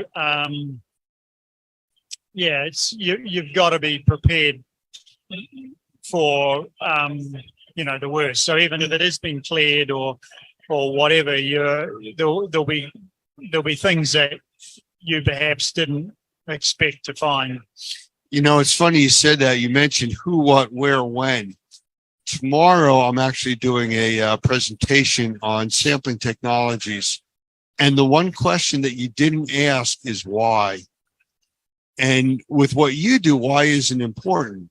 But with the assessment side, testing, the type of testing, it's all about why you do it, why you don't do it. So it's just interesting the way that you listed all of them except for the one on the testing side. Right. So, Yeah. Well, as you can see, the industries are very, very closely matched to each other. Right. Crime scene cleanup, mold assessment, mold remediation, water drying, biohazards. It all works together, but it all has its own specific differences. Yeah, definitely. It's I was involved in the hazard industry down on the South Pacific, and now here I'm involved in the biohazard, but there are certain definite crossovers. And so biohazard here, mold industry here, there are certain crossovers. So you're exactly right. There is certain similarities between all the industries. I have to ask you, so you mentioned South Pacific. One of the things that I've come across that people don't think about is plants. Now, the different environments and regions that we live in have obviously different types of plants that grow. There's a lot of very toxic and poisonous plants out there. Do you ever run into that at crime scenes or regular mold jobs? No, not at all. I haven't. No. Hey, the only reason I bring that up is my wife loves exotic plants. And we have a lot of tropical plants, even though I live in New Jersey. So we bring them in the house, out of the house, depending on the season. There's certain plants, especially we have a few from Hawaii, that the sap is actually poisonous or toxic. That, it's a gorgeous looking plant. It is, unless you ingest or touch the toxins. Right. Yeah, well, I think the closest I come to poisonous plants is southern vine or those type of things, but they're outside really. So no, not an issue. Well, the other point to that is there's a drug called Digitalis that is a drug that's used for regulating heart rates. It can actually stop a heart, and it is in a plant called, I believe, foxglove, Right. which is very common Yeah. throughout the U.S. and many parts of the world. That people don't realize just handling that plant can cause your heart rate to change to faster, slower, things like that. And this is all involved around not being a crime, but just being the unexpected things that you come in contact with. And as crime scene cleanup, you never know what you're dealing with. Yeah, exactly. Well, exactly. I mean, it is a crime scene. So with those sort of situations, the person has stepped outside of the law. So you don't know what they've been involved with. Right. And truthfully, the word truthfully doesn't really apply because Exactly. you're not going to get that information from the people that you're working for Yep. or with. Yep, So, for sure. all right. Well, I appreciate your time. Your insight is always interesting because the Yep. crime scene side is different than what we normally deal with. And I know we want to start getting more advanced to crime scene exposure training because even if you're not doing the cleanup, you need to be aware of what to look for. Right, of course. Yep. So one of the things about meth labs is the volatility of the chemistry. Going in with electronics and just starting them up can cause an explosion. Right, of course.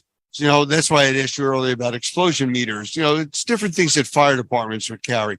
But, it sounds like you have a procedure, you have a practice that you go through for safety, which is something that all of our people need to do no matter what piece of the industry they're in. Yeah, for sure. So I thank you, sir. Appreciate it as Always always. always a pleasure, Lance. So anytime. And like I said, we're going to be here for the next few days. So we may drag you back in here for something else. Yep, no problem. All right. Thank you very much. Give me Thanks a 1 lot. second here. Okay, everybody, we are back. And I have Michael Pinto with me right now, who is one of our Normie members and senior trainers, actually.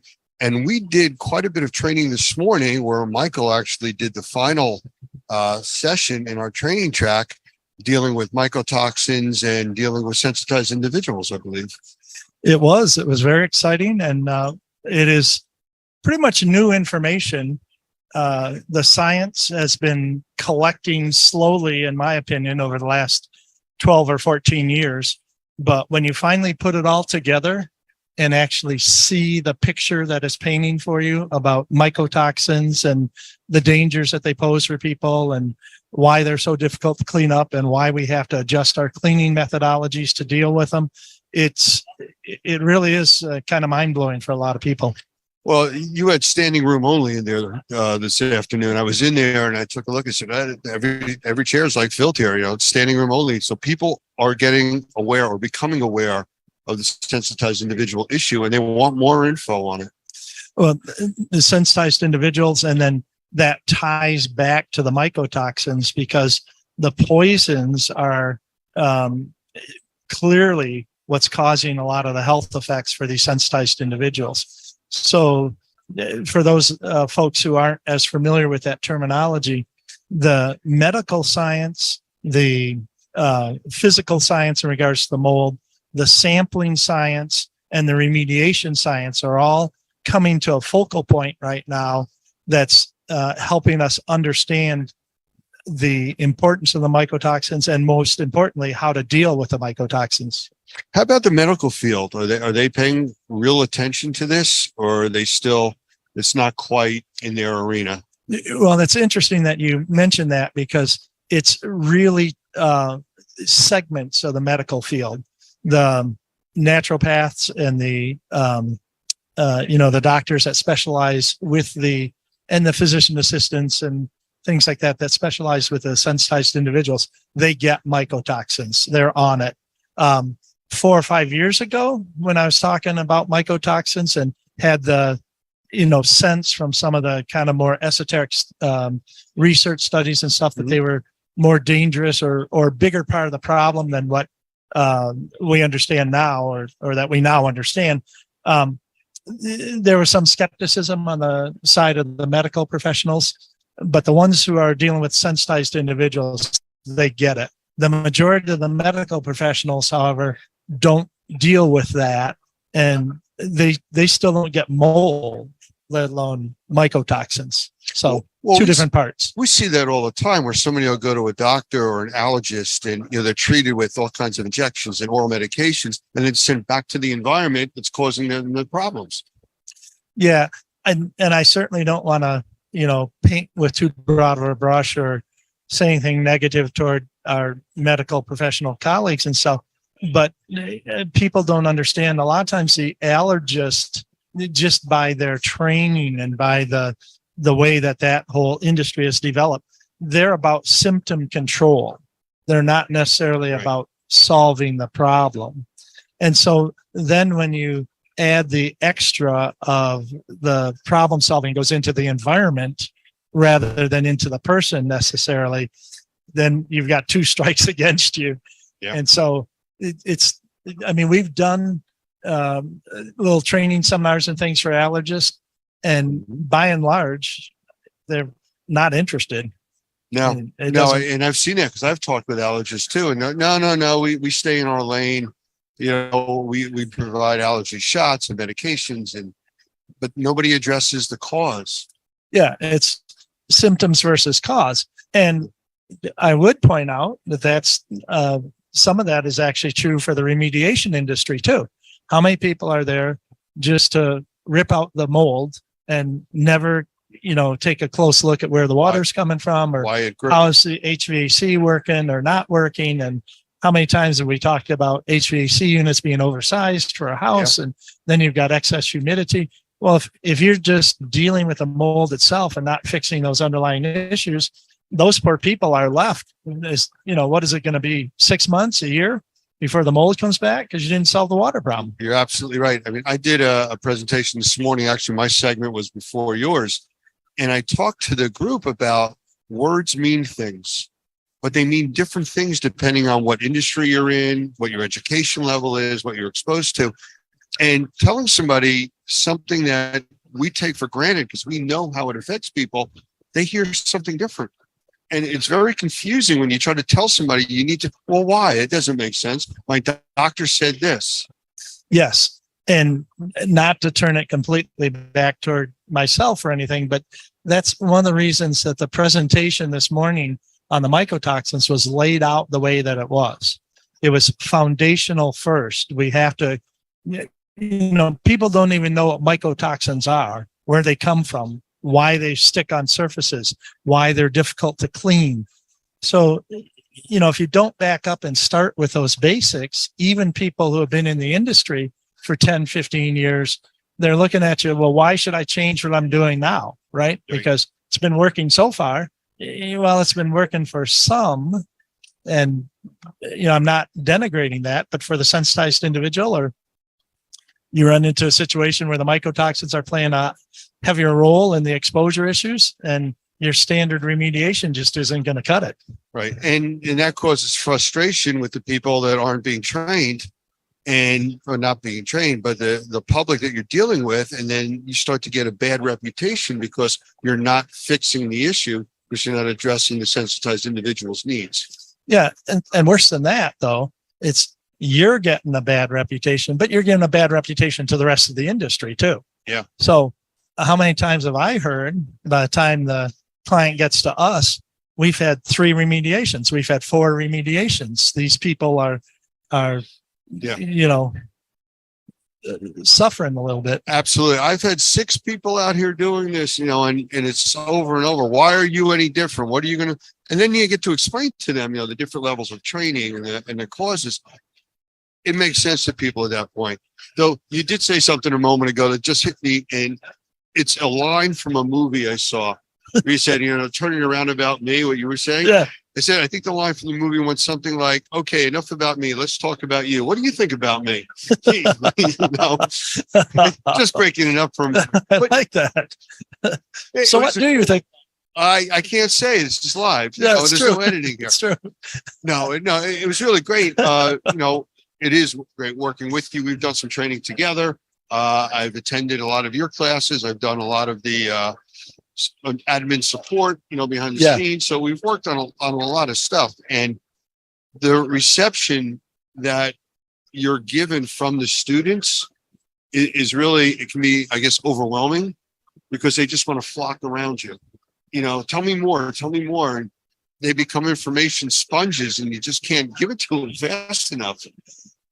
Yes, and a lot of that is because they aren't getting the answers from people that they expect to get the answers from. Right. And I would say the other thing I've kind of made my career on is being that bridge between the professional and the layperson.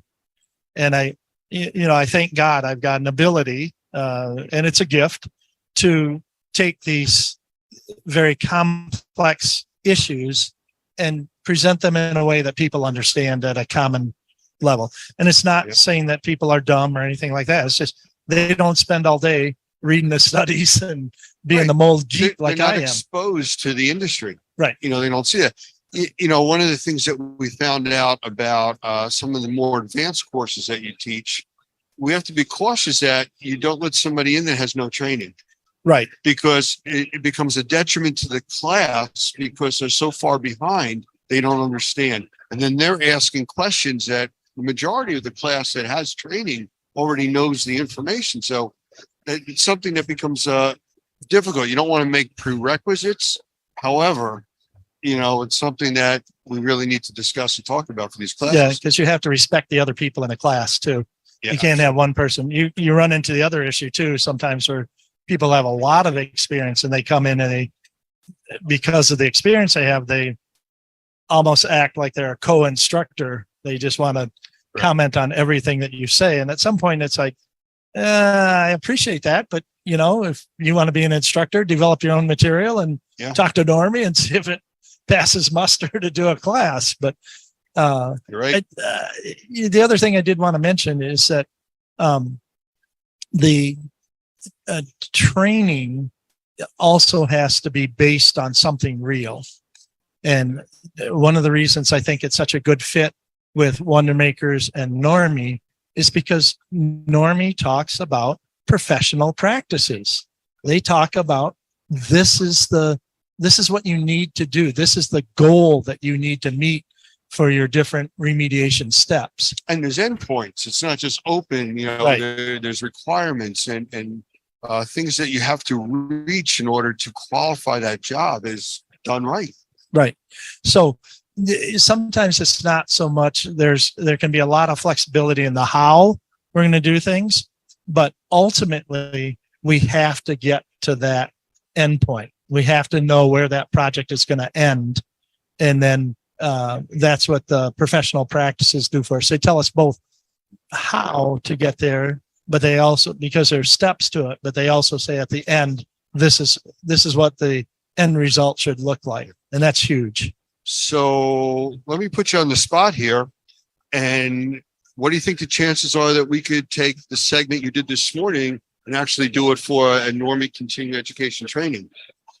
Okay, just put me right on the spot. Thank you there, Yeah, Lance. there you I are. appreciate that. Not that we're twisting your arm or anything. Yeah, so now what am I supposed to say? No? Well, Well, thank you for the offer. got to remember, it's not about you. It's about me thinking about you. That's where that goes.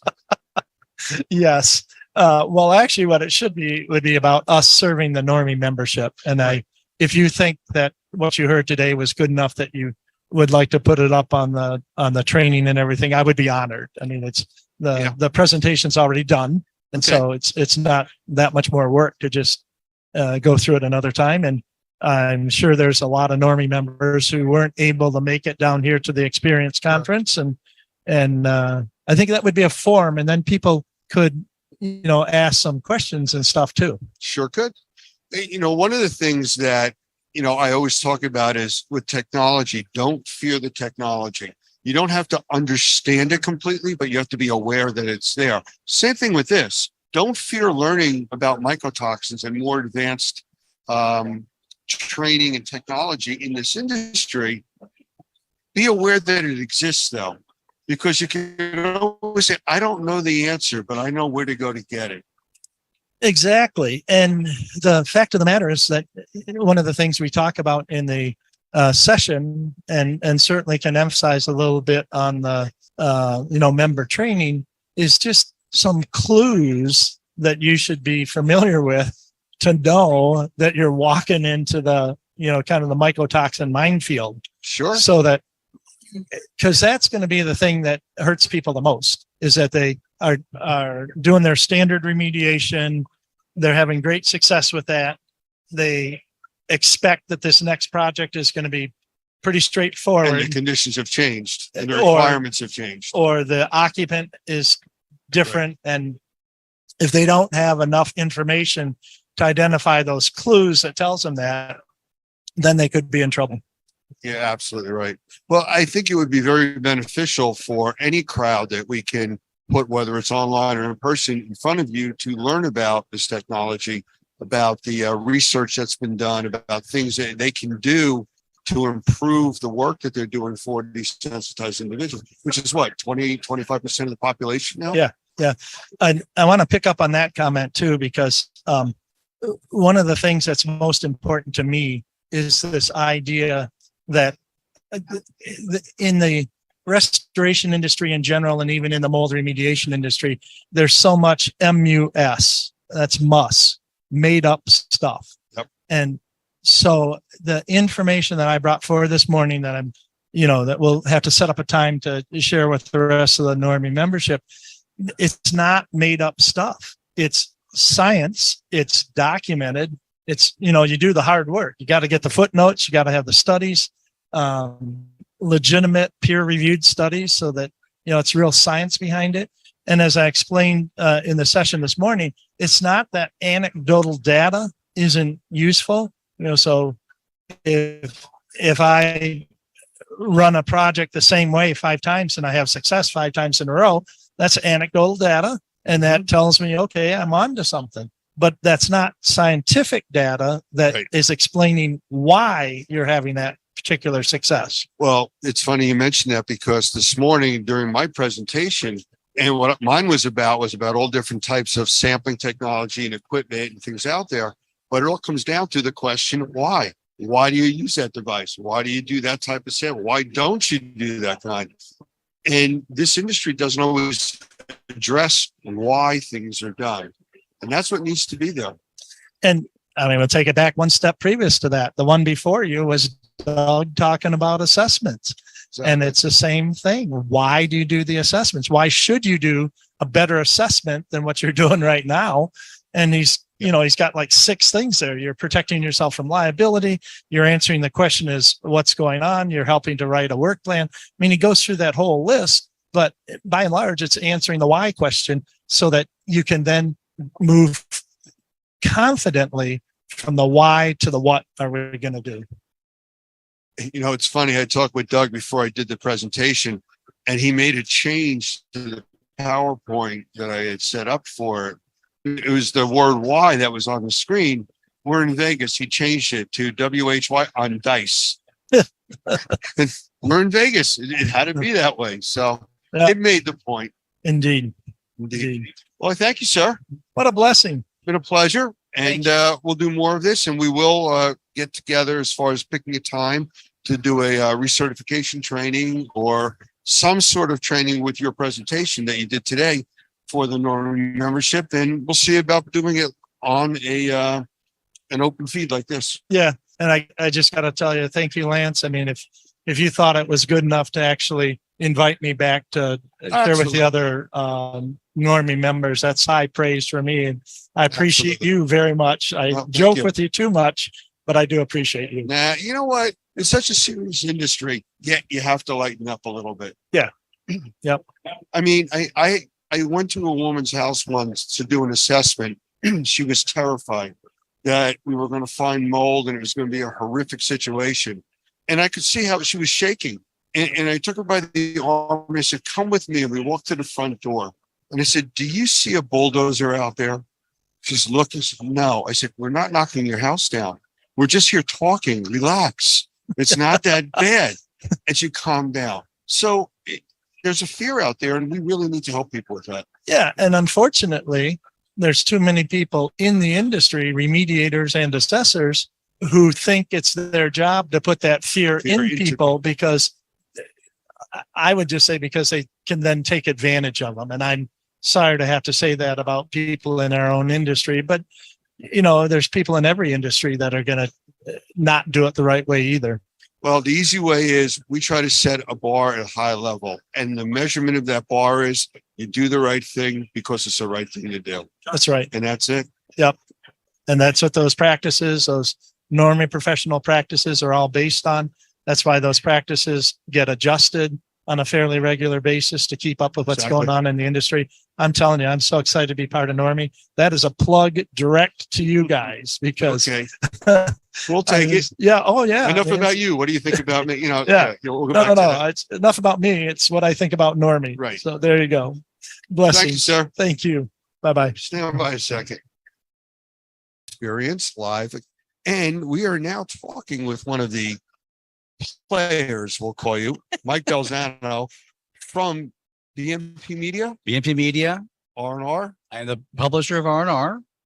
And these guys are running the show. Yeah, if you can believe that. And I used to, I always try, I wanted to avoid being called a player when I was younger.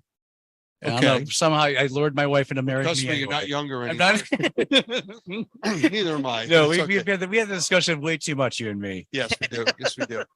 We are, yeah, I mean, our company purchased the experience last year, and we'll probably, Larry, this is Larry Cooper's last show, as has been well documented. So starting on Saturday, we're gonna take over. We're really excited about this. What a great event this has been for so long, and we're just honored to be in it, really.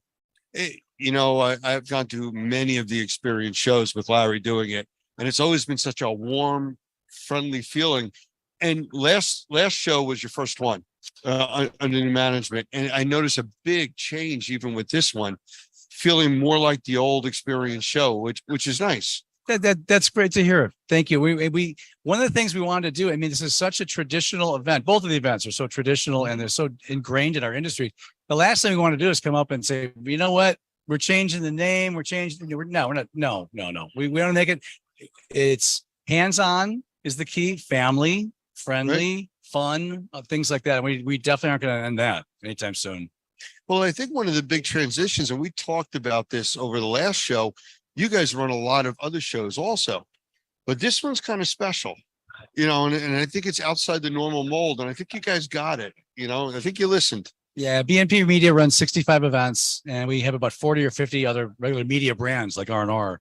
So they do this a lot. They do this for a long time, and you're exactly right. This is not a cookie cutter event, and No. we learned that quickly. Yeah, it's just dense. There's a lot of fun things. I learned something today. You know, I'm supposed to be having some kind of a boss type role starting Okay. Saturday. I'm like, oh, you know what? I better look into that. What do you mean I'm in charge? Where'd that come from? Let this happen.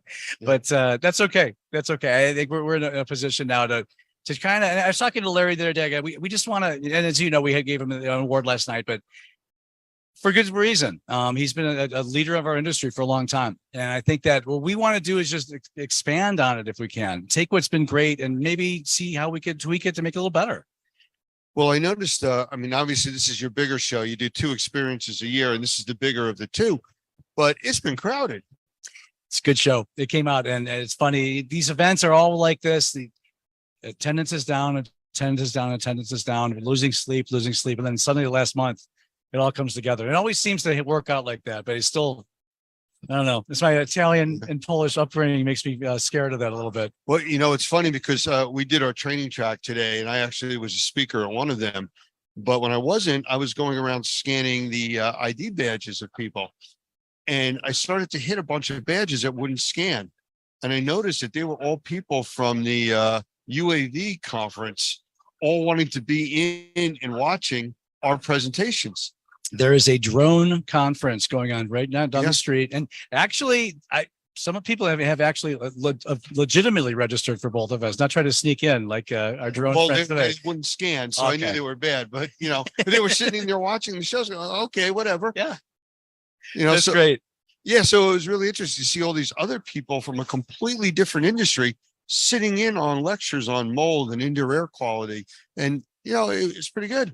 It is pretty good. And it's, we have great content here. We have great relevant content. You know, you talk about, I know you on the IAQ station on Normie TV. There's a few other brands I work for BNP Media. The IAQ it's so important. It's crossing over so many brands. I listened to some of our keynote speakers today. Legitimately, you know, we all wanted to clean and watch the air quality during the pandemic. And suddenly when the pandemic ended, I guess everybody thought, well, problem solved, we're good. But you and I both know that's just simply not It's not. true. Well, the strange thing, I don't say funny, but the strange thing about when COVID hit, the population that we've been trying to talk to for years realized that breathing is a thing. It seems to be something important now. We need to pay attention to that. And there was such awareness brought to it that now people are starting to listen when you talk about other things that are out there affecting their health. You know, when you go to the doctor and they treat your symptom and then send you back to the same place that made you sick, they say, wait a minute, this doesn't make sense. And they're coming back to the indoor air quality. Yeah. You know, I have a good friend that owns a very large air conditioning company, and they deal with major hospitals and school systems and everything. And he says, oh, we stay in our niche. I said, well, your niche is growing because of what's happening with buildings. He goes, what do you mean? I said, when's the last time you went into a commercial building that had windows that opened? They can't do away with the services you provide. You're right. You That's know, a great point. They don't open, whether it's for security purposes or for keeping temperature control. They don't have windows that open. So your air conditioning company becomes the way that buildings breathe all year long. And he goes, you're right. You know, we've never looked at it that way. I just watched Dr. Skinner's presentation yesterday, and Dr. Gavin, he did a great job, as he always does. And he said some things like that. You know, we all were making jokes about touching dirty knobs and handles and stuff, because that's not, I didn't do anything. What happened was the fact that everything was flying through the air. Yeah. That was the problem. And it always is, whether there's COVID or not, that's always going to be the problem. And I think people are starting to really turn the corner and realize that that's what we got to look at. And I thank you and Normie for shining a light on that as well. So well. Well, we talk about it, and during some of the trainings that I do, you know, I talk about how come indoor air quality now has become an issue. And COVID was a main driving force for that. But when you put it in terms that people understand, where I tell them that you can go 20 to 40 days without eating, or a healthy adult can do that. You know, you can go 3 to 7 days without drinking water. You got 4 to 6 minutes without breathing. That's it. That's it. You know, so I think in the importance level, it's up there, because you can't say, I'll breathe tomorrow. You know, you can't stop it. And the average person breathes 20,000 times a day. So wait a minute, you mean that's what I do? Well, yes, that's what you do. How can you not pay attention to it? No, it's exactly right. It's more and more important. And you know what? I read somewhere too that, and I guess this is a duh thing to say, but you never think about it. When you're asleep, you breathe. Yeah. When you're walking, you breathe. The only time we think about breathing is when we're thinking about breathing. Other than that, we naturally do it.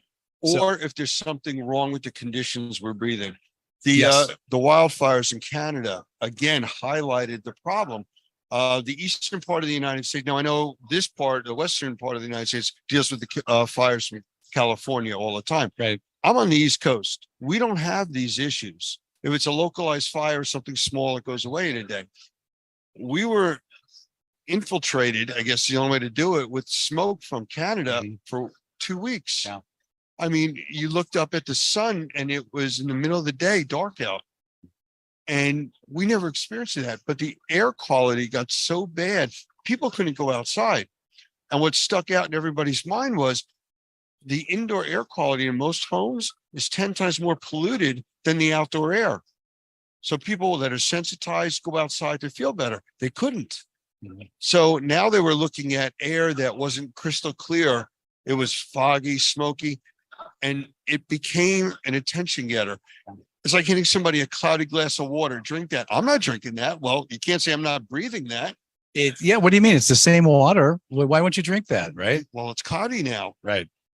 so it hasn't been filtered as well or whatever. But it was an attention wake up moment for people. Yeah. I used to work for a magazine called Snips, which deals in the HVAC, the duct sheet metal, the duct wing of it. So that's big IAQ wing. And then we learned a lot about that. And it's just a fascinating how important that is. One of the things we go through life just taking for granted, but it's essential. And just continuing to work on it is what we're doing. And we're going to start, we do a lot at this event, the experience, frankly. There's a lot of discussions about that, a lot of discussions about cleaning, obviously restoration where we live. And again, and you hear a lot of happy people over there. There's a party has begun. Yeah, well, they put the bar right next to our booth, which was okay. Yeah. I have a funny feeling you picked this booth specifically for that. Well, we were here first, and then they brought the Okay. bar over. I think Andrea was involved with that. Andrea? Yeah, Yes. yes, she was involved. Our lovely event manager, Andrea Hansen. She'll Yes, help out and I with that. thanked her for that. Yes. I really did. Very good. So going forward, Yes. what do you see happening with the experience? Well, we're going to be in Chattanooga the first week in April, and this specifically, that's what's right in front of us now. Right after the show, we'll start gearing up for that. We're going to be doing a plant tour at Shaw Flooring. That's the reason we're in Chattanooga actually for this. Great. And we'll be back here at the Caesars Forum next September, right after Labor Day. That's the traditional date. Okay. And as far as the ins and outs of the experience, what I'm doing is I'm going around from booth to booth and calling the sponsors and saying, look, we all love the experience. This is the time to discuss what you'd like to see. What I don't like this. I like this. Now, again, not wholesale changes at all. Just if you want to tweak something, if you'd like to see something, I can't think of a better time than now to have that discussion. And I'm ready to have that discussion. It's exciting. Well, I'll tell you, one of the strangeness we were discussing this the other night. We're sitting out at the lounge in the center of the Lynx Hotel where we're staying, and we're talking about the difference of going to an event in Las Vegas. And one of the big things that came up was, besides the gambling and all the other, glitzy stuff, you can actually walk 5 minutes in any direction and come across an oxygen bar where you can sit and just breathe oxygen in for a few minutes to sober up, to feel better, to wake up. Or better yet, they now have IV stations with nurses where you can go for an IV if you're dehydrated. Well, you walk, I mean, that's great, by the way, number It's one. not for me, but, Right. I think a negative, usually I try to be positive, but with Las Vegas, I get a little negative sometimes, but you walk through the casinos and you breathe smoke for 10 minutes getting out. Yeah, I could go for some oxygen after that. It's probably a good idea. I don't think it's the reason they do it, but how you doing? How you doing? Sorry, we got people just stopping by saying hello. Your fans. I like it. So, you know what? It's just a whole different experience out here. It really is. Yeah. If you could shorten the 6-hour plane ride, that would make it better. Coming from the East Coast. You get a direct flight? Yeah. That's great. I couldn't even get that from Ohio. I had to stop in Denver and get that nice bumpiness over the Rockies, which is always so fun. Depends on the time of the day and the thermals rising and stuff. But yeah, we spoke with some of the pilots about that, and they were very friendly and wanted to talk about it. Very It's good. going to get a little rough now. Okay. I think that this is where I think I can't ever predict this. I can't see us ever leaving Las Vegas in the fall. No, it's part of the culture.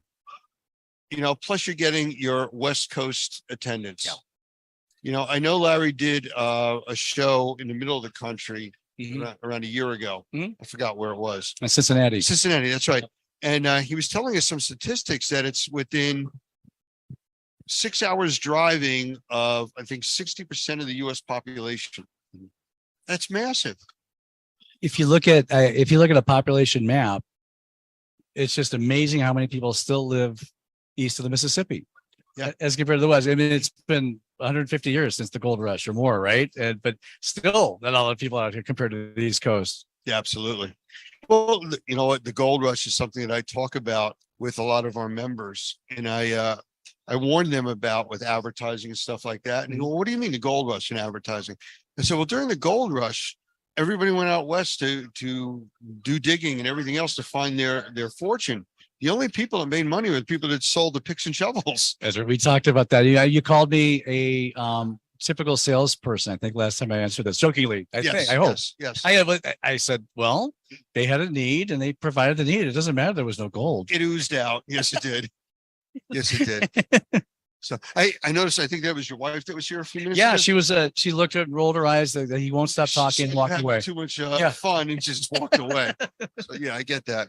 Well, I appreciate you spending the time. I know you have a lot to do here with all these vendors and everything, and greatly appreciate it. And Oh, Lance. you know what? You seem to be listening to the people that are here, because I do notice a big change in the show from the last one. Well, that's exactly what we're trying to do. People love coming to this event. There's a loyal audience here, and we're gonna see what they want and continue on from there. So I'm just happy. We're so thrilled to be a part of this.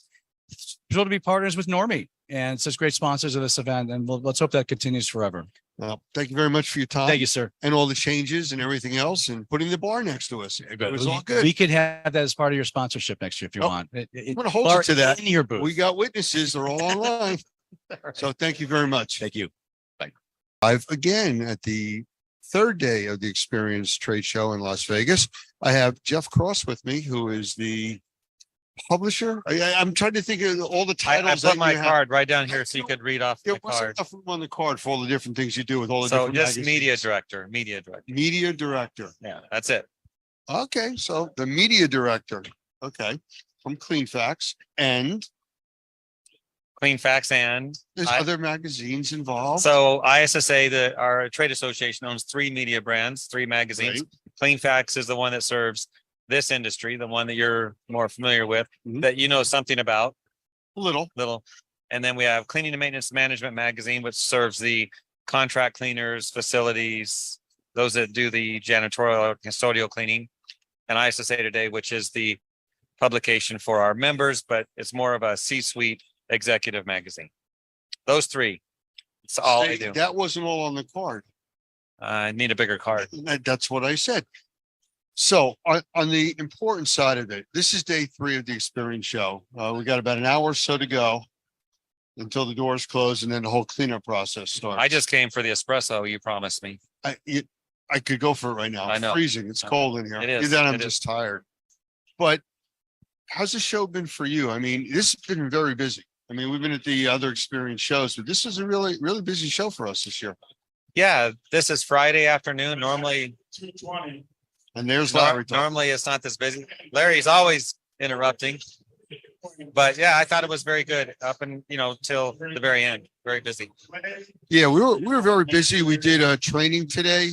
We had 3 segments this morning that we did on the remediation process. We built a room of containment. We did negative pressure, and the room was packed. It was standing room only, which That's good. is good to see. Yeah, very good.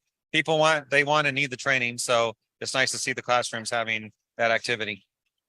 Hey, 5 minutes ago, there was nobody over here. We sat down, we're talking, they're starting to, circle around. So that's Yeah, okay. they're here. That's okay. So I know you guys have a show coming up. We do. ISSA Show North America 23 in Las Vegas, November 13th through the 16th. 13th to the 16th. Yeah, I think so. Yeah, Yeah. I think. That Monday sounds through about right. Thursday. And it's back in Vegas. It's back in Vegas, Mandalay Bay. Monday is all education. Then Tuesday, Wednesday, Thursday is trade show and education, networking. It's our 100th anniversary this year, as everyone knows. So we have a big bash celebration there. So just, trade shows we've been doing a long time, and we love it. I love the networking, talking to people like Yeah. you, Gavin. Gavin. Gavin's always a treat. He's got that good accent. Yes, Yes, yes. So he keeps you busy, I'm sure. he does. So anything special coming up at the convention? So there's a lot of new things happening, but every year there's different education, different speakers. I'm looking forward to meeting. So I do a lot of interviews, as you know, Right. for my own programming. So I talk to a lot of people over Zoom and we record. I'm going to meet some of them in person. So I'm looking okay. forward to that. Yeah, I love events like this because you and I have been doing these a long time. And I love just connecting with people again, the networking. That's important to me more than anything else. I agree. And it's funny, people come up and they shake your hand. I got to look at the names. Oh, I remember you now. Because it's not like you're around them all the time, but it's once a year. So faces are much easier than names. Yes. Like I know you. Yeah. I know you. I know you. I know you from someplace. I Yes. really do. But when Andrea from the event here, and when we went to register, I walked up to the registration desk, just, oh, I got something for you. And I had to look at her name tag for a minute to remember who she was. We talked with her last year, and she knew that I was with emergency services. Her husband's a fireman. And she gave me a patch. It's that kind of stuff that you run into every year when you come back to these things. People recognize it. They do. You know, Yeah. And I see some of the same people every trade show. Mhm. You have your regulars, you have your new ones. So it's a good mix of people. And what a good industry. Just they're here because they want to learn and do better. And you know, it's Vegas. That's a draw as well. I know during our classes, we always hand out applications for CleanFacts. If anybody watching wants to get a copy of CleanFacts, how do they go about doing that? So thank you for that. Yeah, it's amazing how many you at Normie you send us when you have a class. So obviously we have those forms, but most now that are listening and watching this program, just go to cleanfacts.com. There's a subscribe button. You could do it online. It's very easy to do. Yeah. Just online. And truthfully, you know, we want our people to be educated in not just a specific, you know, vertical that they're in. They need to know about the other verticals, even if they don't do the work. Education. It's That's what it's about. education, but we're also dealing with a different market now. The consumer is educated. They all go on YouTube. They all go on Google. They all research everything. Whether they get the right information or not is a different story. But they can ask you questions. And when you don't know or you haven't heard about what they're talking about, they look at you like, I thought you were an expert. I thought you knew this industry. Well, that's not really my industry. Well, yeah, it is. It's all about breathing. Exactly. It's about speaking confidently about what you do, about your industry. You don't have to do everything there is to do as far as the type of work, but you should be knowledgeable about it. Right. I'm not sure for anybody watching can hear Larry, who's They can hear him. oh yeah, they can hear him probably without the microphone system wherever they're located. But yeah, we're getting towards the end of the show, and they're doing a lot of giveaways here, and it's getting kind of loud. So Yeah, hey, we're It giving it a shot here, you know. that's right. Weed out the sounds and but it's been great to be here and Yeah. see Normie, and you guys always do a great job with what you do as well. All right, thank you for that. It's a good show. You know, it really was, and we met a lot of new people, a lot of people from Canada, from actually Alaska. We were talking to a bunch of people, so you know the word's getting out, and they're Yep. coming to see us. So, anything else? Any surprises? No, Anything- nothing. It's just 25 minutes to go, and Larry's going to give away some stuff. So All I guess right, that's it. thank you very much, and we'll see you at the next show. All right. Take care.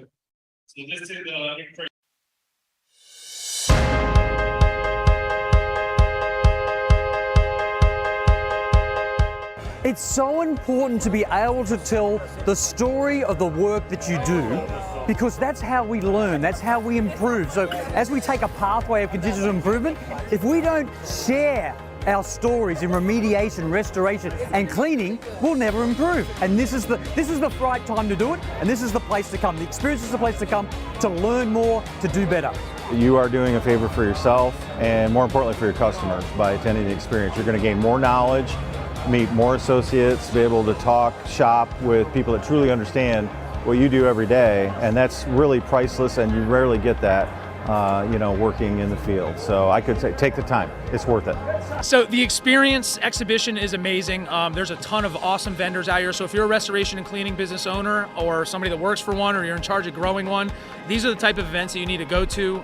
Every single vendor for every different type of channel for your business to grow or scale your business is here. And it's very important as business owners to be a member of associations and events like this, because who better to learn from than your peers and your competition, learn what they do right, what they don't do right. It's a great opportunity to network for your business. And there's also a ton of classes going on for you to learn everything in and out, anything you've been struggling with your business at this event.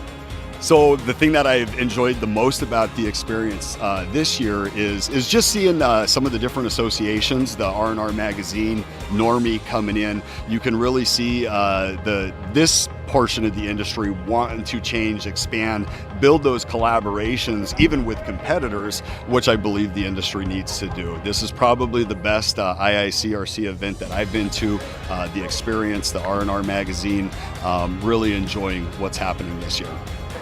the number of people that I've met for the very first time.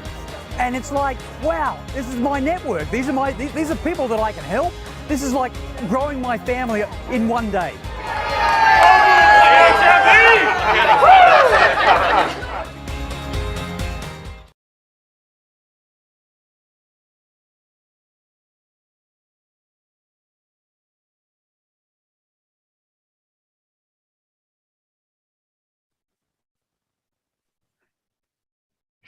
Hi, everybody. I would like to introduce you to my guest tonight, and it is Jeff Cross, who is the media director for ISSA. And for those of you that have heard us talk over the years about CleanFacts magazine and the ISSA magazine, he is the man. So, Jeff, you want to come in and say a quick hello and tell us a little about yourself for those folks that have not met you yet. Well, thanks, Lance. Yeah, I've been around the industry for many, many years, and I'm the media director for ISSA, as you mentioned, which is 3 magazines, but the one that most recognized is CleanFacts, which is the one for cleaning contractors and restoration professionals like you normie folks are. So I used to own my own company, and I was a journalist in my early days, started my own cleaning and restoration company, and got the itch to write again. And sometimes when I'm stuck at the desk, I wonder, why did I ever do that? Because I think that right now it is beautiful, a beautiful day, and what a great day to be out there going from one job to the other. But I'm stuck at my desk looking at you, Lance, which is not a bad thing. But so I've been doing this work for quite a while, and I love it. 3 magazines.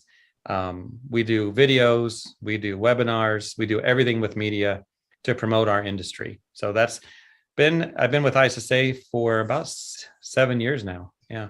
And other companies before that owned CleanFacts. So what are like some of the main differences between the different publications? I mean, they're obviously for slightly different markets or verticals. Yeah. So CleanFacts, which is the one that you folks help us to promote. I know when you do a class, you send us subscribers to this. It's like I mentioned for cleaning contractors, carpet, floor cleaning, commercial cleaning services, and restoration. We focus on both. It's a split audience. We have the largest print distribution and email distribution out there. So that's one of our publications. The other is CMM, which is Cleaning and Maintenance Management Magazine. And that's more for your building service contractors, your in-house facility crews, those that clean buildings and maintain them, the ones who manage those operations. So some who are out there trying to get jobs or get land accounts, and others trying to hold them and keep them in-house. So a split audience there in a way, but it all works with our content, and we make sure that we have something for both sides of that audience.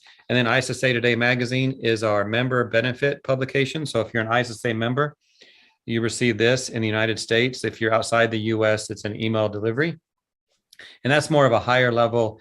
We call it the C-suite, which means people with important titles like CEO, CFO, COO, and all that. So when you think about our media brands, we have something for everyone.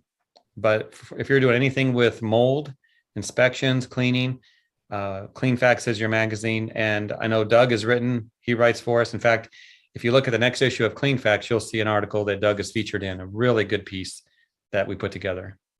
Yeah, I know he's been writing a bunch of stuff for a while now, but to me, well, first of all, you had mentioned about the ISSA magazine, and that's something that all the ISSA members get. A lot of our members do have a dual membership with ISSA.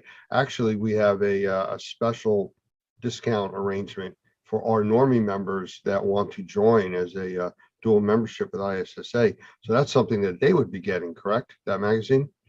Yes. And if they're watching this recording, if they're watching our episode here, they can reach out to me and I'll figure out what's going on. But if you're a member of ISSA, whether it's with ISSA or the dual membership, we will send you the print copy. So as long as we have the address, sometimes that's the issue. People might sign up for an organization. We don't have their address, but if we have their email, they're getting the digital copy as well. Okay. Well, from a business standpoint, being involved with receiving all these different magazines, it's input, it's information coming at you. And there's so many different verticals under indoor air quality, which everything that we're talking about here really comes under. that, I mean, I would assume that they would get a lot of insight from the different facets of the industries from these different magazines, because they are different. And they're looking at it from different perspectives, whether it's the maintenance facility side or the actual contractor side. And I can only see that as being helpful. I agree. It is helpful and it is a different perspective. You know, we all have the same goal to clean, to restore, to bring back to conditions that are acceptable, to protect health, to make buildings, homes safer, cleaner. And when it comes to media content, we all know that you have your devices, you have your iPads, you have your computer. I know I consume my news in digital format for the most part, but our magazine brands, the print, the digital, they're more thought leadership. They're not so much the breaking news as the things that we need to know about as professionals. And some of it might be a reminder because we have many seasoned contractors who are a part of our audience. And we know a lot of our publications are used for training as well, because, you know, Lance, you've been around a while, just like me. You might get an article and it's like, yeah, I know that. But do the people who work for you or that you know that? So a lot of our material is forwarded on and shared amongst others. I think that's the biggest thing that has been lacking in this industry previously. The amount of information that's out there that's really available and credible being passed out to the masses that really need it. And that's not just the contractors. I mean, like you said, you have a magazine for facility management, and we haven't even talked about the public, because we know there's a need in the public. We just don't have the want there yet. But that's changing since COVID. I mean, all of a sudden, I know you've noticed it, and I have, that people are like, this whole breathing thing is a thing, and indoor air quality is important. And I'm sure that's affected your business and your publication side. It has. So, you know, we focus, we're a B2B media team. We focus on business to business content. So when we write something, it's for people like Normie members, ISSA members, it's for them. But we get a lot of traffic on our websites from consumers. And we know when someone's looking at something and the numbers are astronomical on the topic, the ones reading that is probably outside our industry to some degree. So people out there that you're working for that might be in the buildings we clean or the homes, they're looking for content as well, because they want to have the same thing, clean air to breathe. You know, what do I do to make my house healthier? The air I'm breathing inside, I can see the dust particles in the sunlight. What do I do with that? They're looking for information, and they're finding it with groups like ours. Hey, you know, we're constantly putting out the same message about, you know, how important breathing is, how to improve your environment, how to make it healthier, safer, cleaner. Those are the tag words that we go with. And that's really the direction that I think everybody here is really striving for. But the consumer, they're hungry for this information. And the more that they come in contact with our organizations, the more specific they are as far as who does work for them. I get calls from contractors that are like, how do I get certified with you? I said, well, we have our No, I got to do it right away. Well, what's the rush? I'm working with the customer and they won't let us do the work unless we're Normie certified. Well, good for Normie. Well, the word's getting out there, and you know, that wasn't a shameless plug for us. That's just the way the phone calls come in. You're allowed 3. 3? Oh, okay, 3. That's one. Keep score. But the reality of it is people are seeing that there are stable and reputable methods out there, and they're starting to learn that. And they're learning it because now the want is there. People want this type of environment to be in. And it's publications like yours, it's the training classes that are going out there from all these different organizations pushing the same message. I think that's making the biggest thing. Mm-hmm. If that's a question, that's the longest one I've ever had, Lance. That's a good one. It's from working with Doug for so many years. You ask the question and you get the whole delivery. I hope he doesn't see this, but I'm sure he will. So go ahead. So to comment on your comment, I think that things that make real change in our industry is going to be consumer driven. So if you have a product to sell, if you have an air purifier or a mold removal product or whatever it is that works, then contractors, sure, they'll buy it and they'll use it. But what if the consumers demand it? You mentioned someone had to be certified by Normie to do the job. Consumer demand. And that's where it's at. We think of green cleaning. if that was not in demand by the consumer, by those who are paying the bills, who we work for, it wouldn't happen. Think of recycling. We all know we should recycle, but where's that demand? By the consumer. It's driven by them. So that's cool that someone called you and needed to be certified. We had that with ISSA as well. When the pandemic started, we have our GBAC division, and we had people saying, I need to be certified right now. Like, okay, here's the process. No, I mean, right now has to be done. Well, think about it before, hopefully you're a member, got certified, or is a member now, but any professional out there that might be watching this, you got to plan what you're doing and be ready instead of being reactive to the demand by the consumer. But I think that's it, Lance. Consumer demand. And I think Normie's probably been successful because people are aware of what you're doing, and thus the professionals need to be part of you. Yeah, I absolutely agree. But you mentioned something a minute ago about GBAC, and a few weeks back we did an interview with Gavin, and he's a big player with the GBAC side. How does that affect the magazine production that you guys do? I mean, what kind of involvement is GBAC with what you're producing? Well, having Gavin on with, on our videos and stuff with his Australian accent has helped tremendously. Yeah. But besides the accent, and he's proud of that, by the way, Gavin writes for us, and Patty Ollinger, our executive director, writes for us as well. And we have Michael Diamond now, who's part of our team. We're using these experts to write, to be on video, to provide content and quotes, to help the industry out. The reception's been great. They know what they're talking about. I'm not the expert. I'm the journalist. I'm asking the questions. And they, a journalist who doesn't know the answers is probably a better one. So that's where I'm at. I asked them to provide the content, like that interview I did with Doug and Gavin for the article that's coming out. I asked, 8 questions or so, and the content that we have in that article is fantastic. So it'll be in two of our magazines, actually, ISSA Today and Clean Facts. So when you deal with issues like clean and disinfecting and remediation, all of these things that are high level, you want the very best experts. And I think that's what we have with GBAC. They've been with us a few years now, and they're doing great work. And of course, we work with Normie as well, and the training you folks do is great. I've nothing but respect for the programs. And the thing is, people have to embrace it and take it and use it and tell their customers about it too. Well, that's the biggest thing. And the word spreads. And again, that's why I mentioned the call, but we get a lot of calls like that. And usually they pass them over to me because that's some of these, crisis. I need to be certified now. Well, that's nice. We'll see what we can do to help you out, but there's only so much we can do because of our requirements. But that's something that does happen quite a bit. But I do have a few other questions for you, and then I think we're going to switch this around a little bit. We're going kind of a different direction, but yes, I understand that ISSA is approaching a 100-year anniversary, and I mean, you don't look a day over 99. So, I'm sure you could give us a little insight as to this 100-year path that they've gone on. Sure. I look very young because of the makeup. When you're on camera, you have to have someone put the makeup on you. So there you go. And you look great too, Lance, by the way. Thank you. Yeah, thank you. And I love your office too. Very fancy. That's why you get all those phone calls. That could be it. There's nobody behind me answering the phone. That's the problem. Right. That's why they're all It's empty. coming to me. Yeah.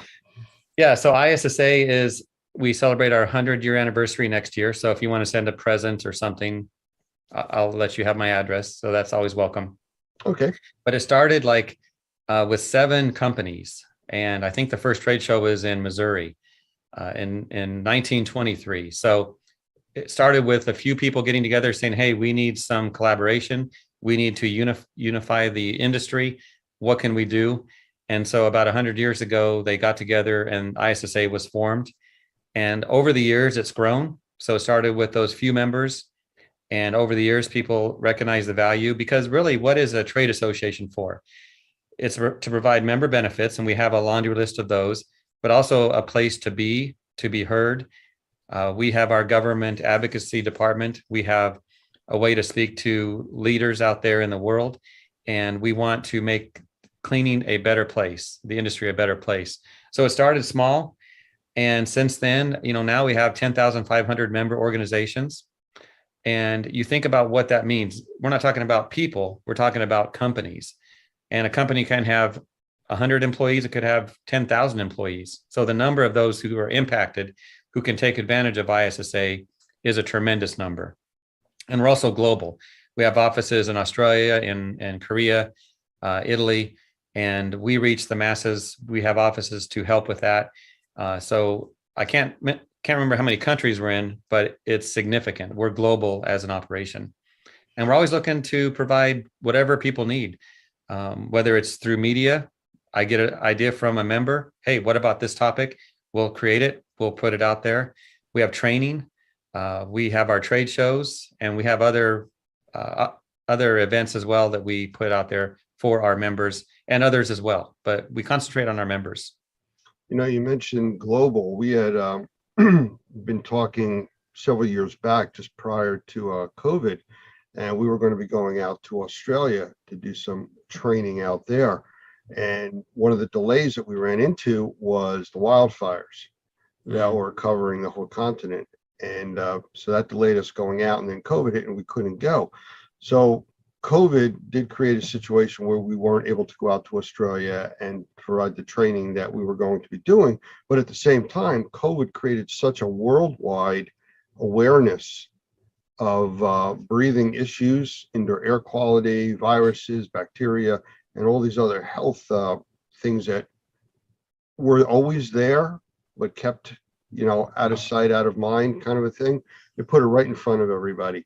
So it did change the way that our model kind of functioned. We lost out a little bit on being able to do the training at that time, but it created such a worldwide awareness that it has really opened up the markets. And our members are seeing that. I am sure that the ISSA teams are realizing that too, that it's a whole new game now.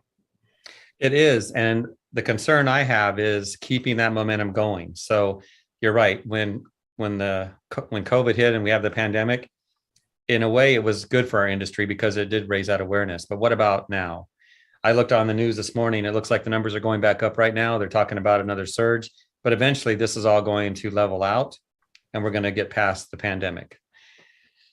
What do we do with the awareness? You mentioned indoor air quality and breathing. I know that's a big component of what you do at Normie. What are you going to do to keep it going, Lance? What are you going to do? Well, theoretically, people can't stop breathing. So, it's kind of like even in real depressions, food services continue because people need to eat. So, the other industries slow down. So there's certain things that you can't stop.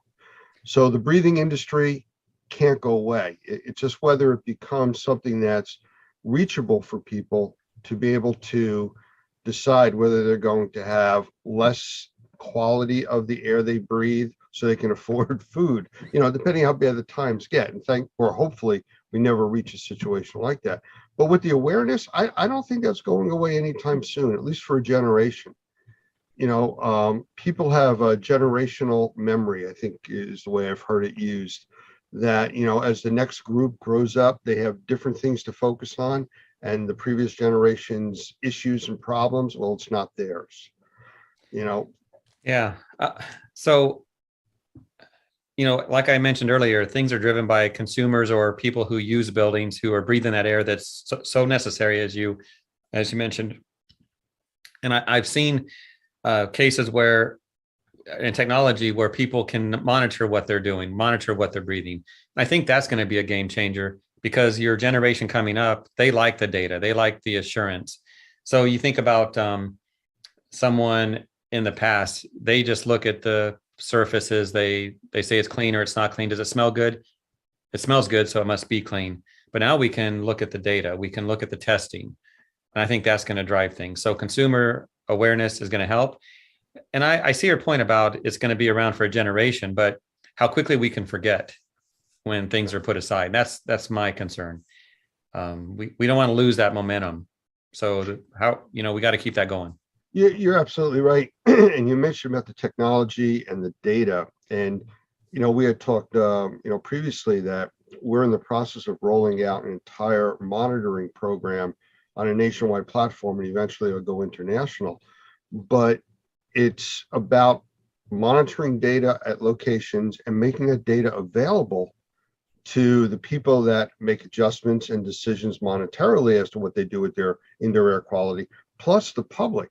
I mean, the short version is all this data that's being captured can be put on a very simple 60-inch TV at the front door of a big corporation as you walk in. Your current indoor air quality conditions are, and people see it walking in. So, and they might walk out.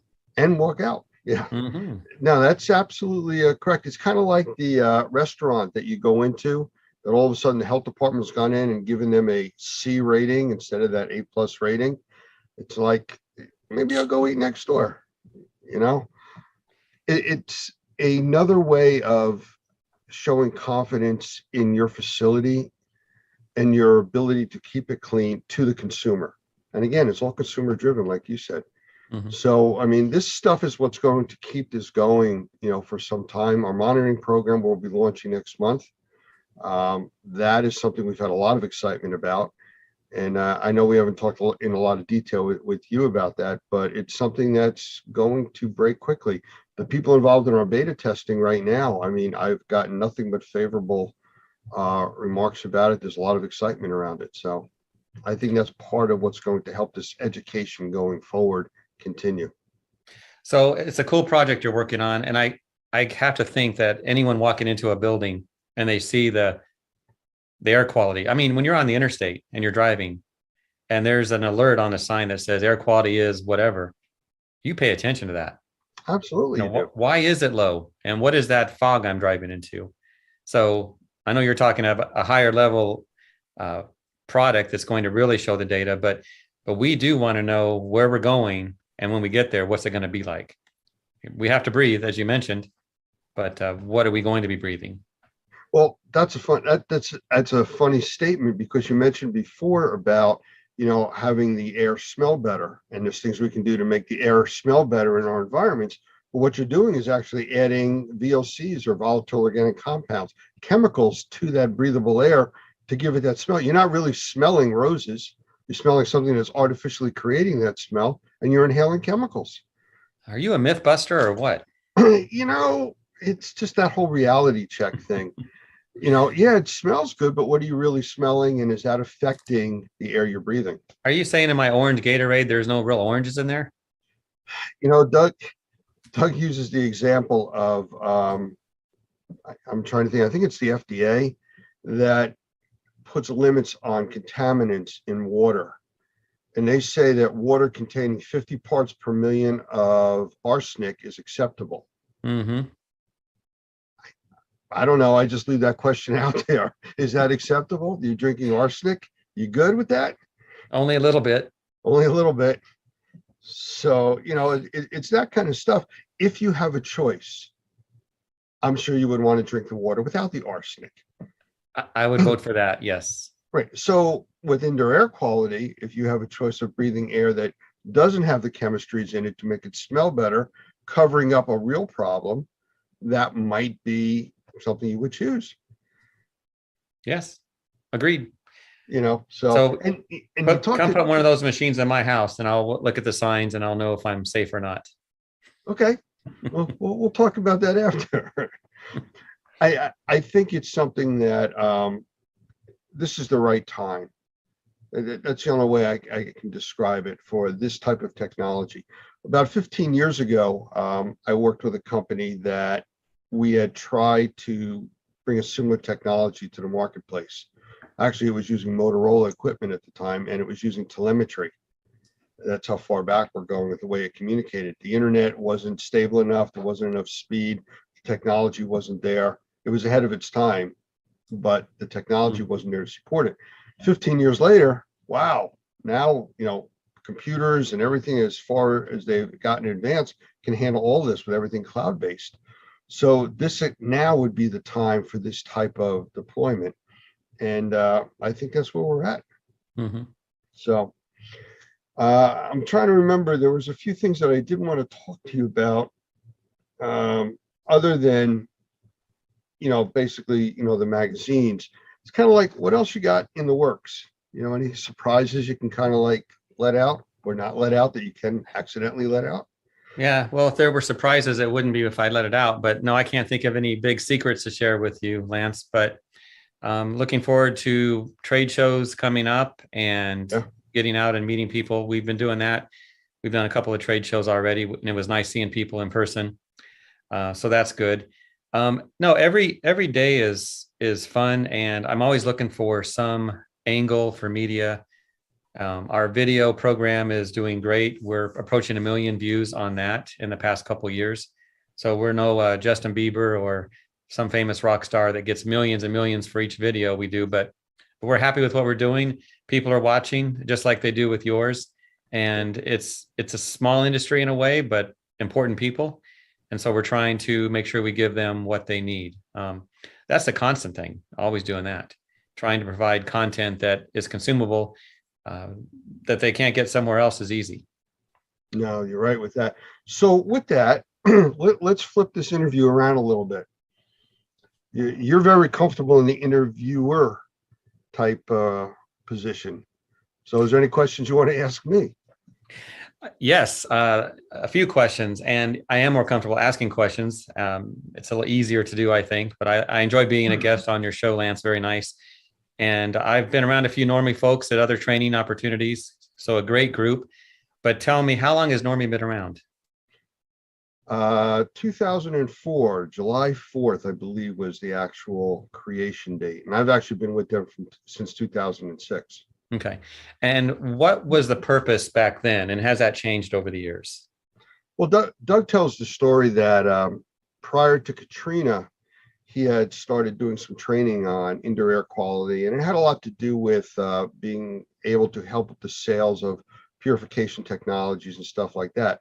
People being trained and having knowledge of the industry and products make it easier to sell the products. Mm-hmm. So they started doing training. They became a training organization, and I believe it was the state of Louisiana approached Doug to do training for them. And then, a year later, Katrina hit after they had been doing training, and then it just took off from there. Okay. So thinking about the training classes you've been doing, how have they improved? Someone looking in, why would they choose Normie?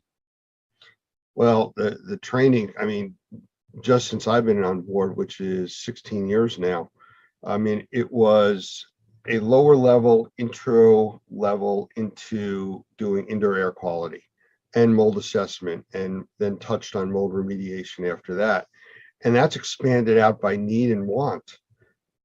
We went from an 8-hour inspection type class on how to do sampling and create a business model to 3 days training as our basic class now for mold assessment and mold remediation, followed by some really high-end classes, advanced stuff, like a CAIA class or indoor air quality assessor class. It's an advanced course. It's a 2-day, I'm going to say round the clock course, because Doug and I both teach that, and we take a small group into a hotel setting, and we are together for 3 straight days. It's really intense the way that it's taught. We have a few other classes. Michael Pinto is one of the instructors teaching some really high-end classes for us, and a few other people that we are bringing in. So the level of training has exponentially advanced over the last 15, 16 years where we are today. And it's really the industry standard. Mm-hmm. So you think about a company that's maybe getting started, or it's been around a short time. It knows what it's doing. It's got, it's out there doing some work. When they become part of an organization like Normie, what real advantage does that give them? Can you think of maybe a case where someone joined and just, wow, they really excelled at what they're doing now? Well, I can give you a few examples just from the comments of our classes. We'll have a lot of people that come that have been I've been in the industry 20 years. I've done everything, I had to do everything. And usually by the end of the first to the second day, they'll start meeting with our instructors saying, I've learned how much I really need to learn. It's a different set of eyes. They're looking at the industry when they come to Normie. And there's a reason for that.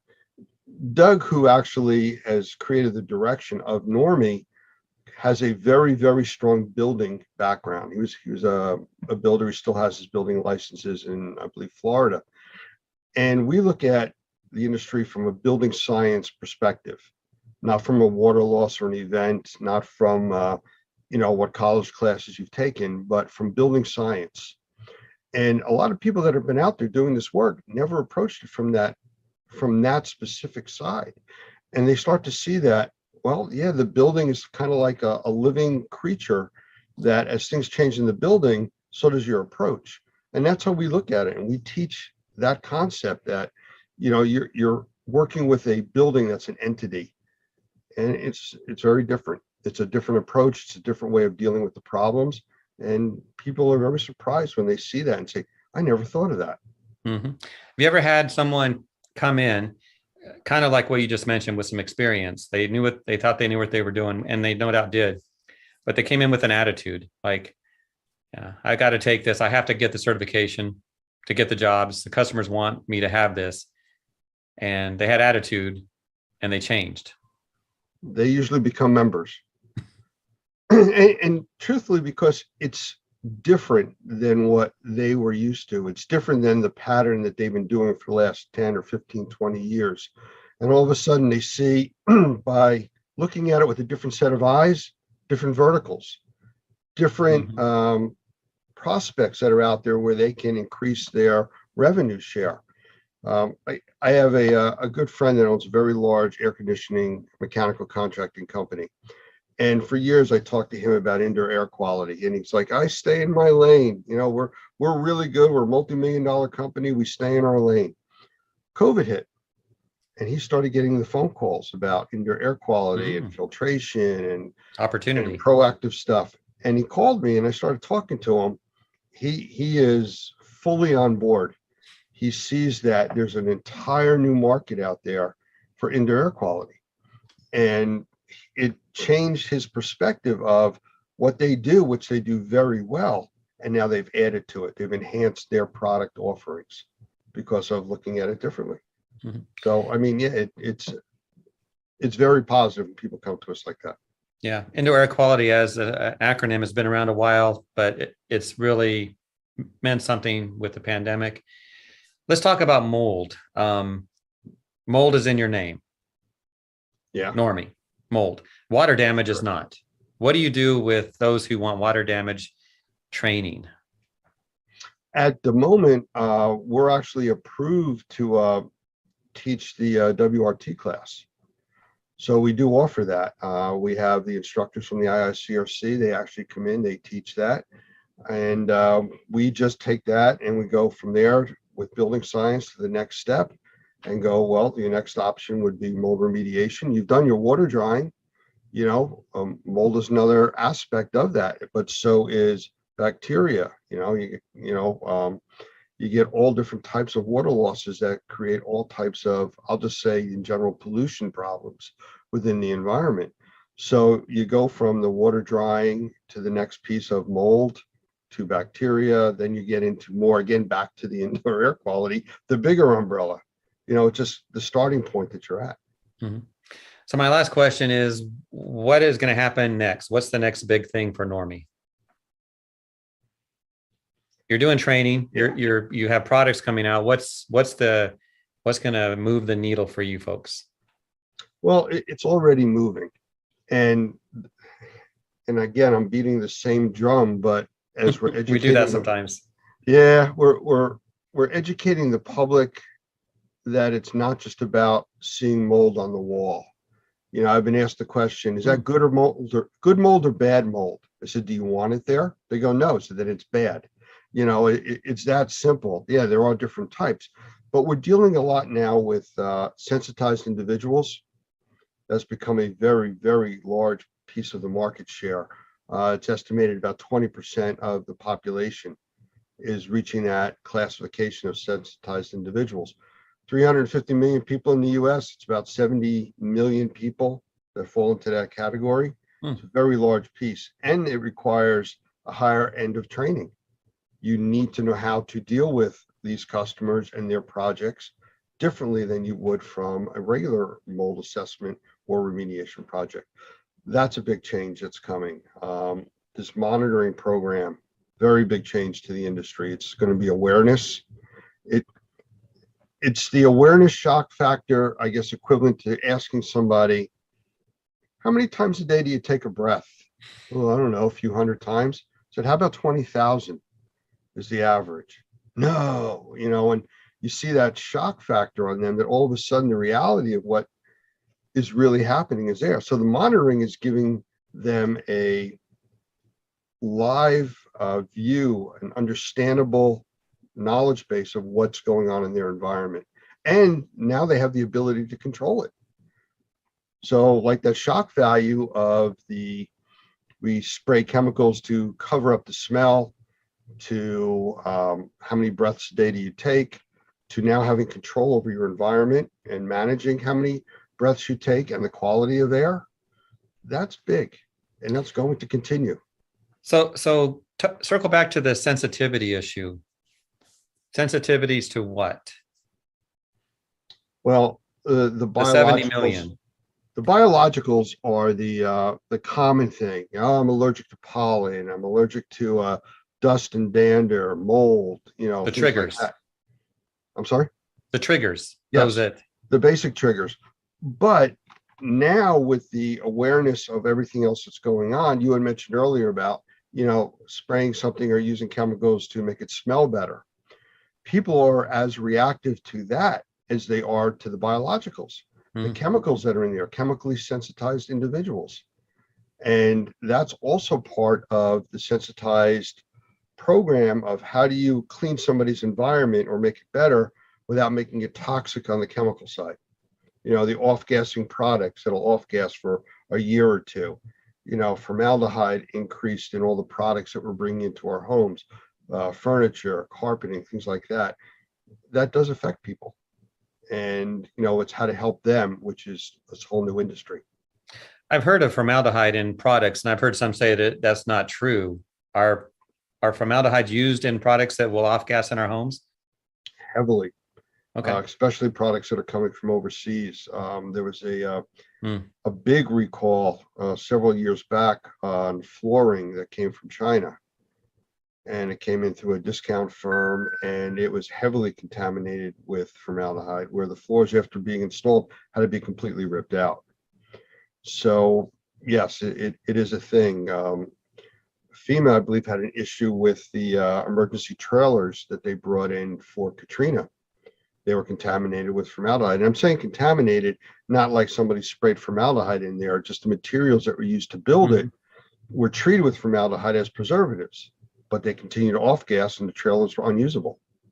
And that can be monitored. That can be detected through technology. Yes, it can. Actually, the monitoring program that we're doing has a formaldehyde sensing module in that. So it will give you ongoing readings of that. Well, that's a huge number of people that are potential clients of Normie members or ISSA members, because you can't ignore that. No, and it doesn't have to be a chemical that's going to appear on the periodic table. It could be something that's simple, just by putting, I don't want to say too many people, but a larger number of people in a room that's not designed for that many people. We're not bringing enough fresh air in, so your CO2 levels go up, not carbon monoxide, carbon dioxide, where that's just a product of people breathing. Well, you start getting very high levels of that. People get headaches, they get tired, so those are things that are very easy to control now if you know there's a problem. Sure. Well, and I think too, I don't know how long you want to keep talking, but if someone has an issue, that's going to expand in their mind. So they may have the psychological aspect of this as well. Well, absolutely. And you see that with your readers. I'm sure you're getting feedback from people when these articles come out, how many, and you can tell just by the numbers of how many people are actually opening your media and stuff like that, that there's a great increase there. I mean, you have to be seeing that, especially when these things come out with these hot topics. Again, I go back to indoor air quality, or mold or viruses. As soon as these words pop up, I'm sure your readership goes, much higher on those articles. They're definitely searched for more. That's true, and opened through emails and on our digital publications. Yeah. All right. Well, I'll tell you what, we've chatted a bit. I've interviewed you, you've interviewed me, unless we pull somebody else in the room. I think we're good for now, but I've enjoyed this. Yeah. We may have to do this again, and we'll do the dual interview type of thing here.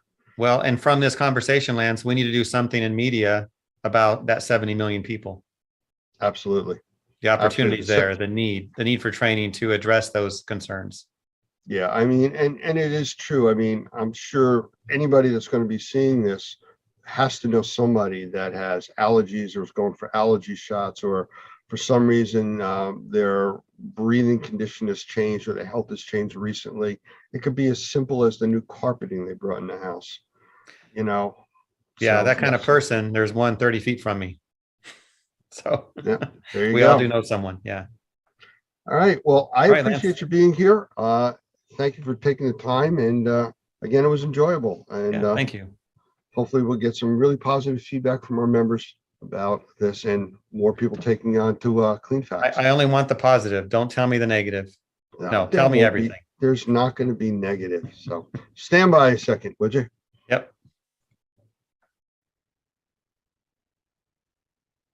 Okay, everybody, and we are back here at the Experience Trade Show in Chattanooga, Tennessee. And I am happy and privileged, actually, to be sitting next to an award winner from R&R Magazine, Lori Jones. So, Lori, I want to say hello and tell us about this award, because I was trying to read about it, and it's just more than I can explain it correctly.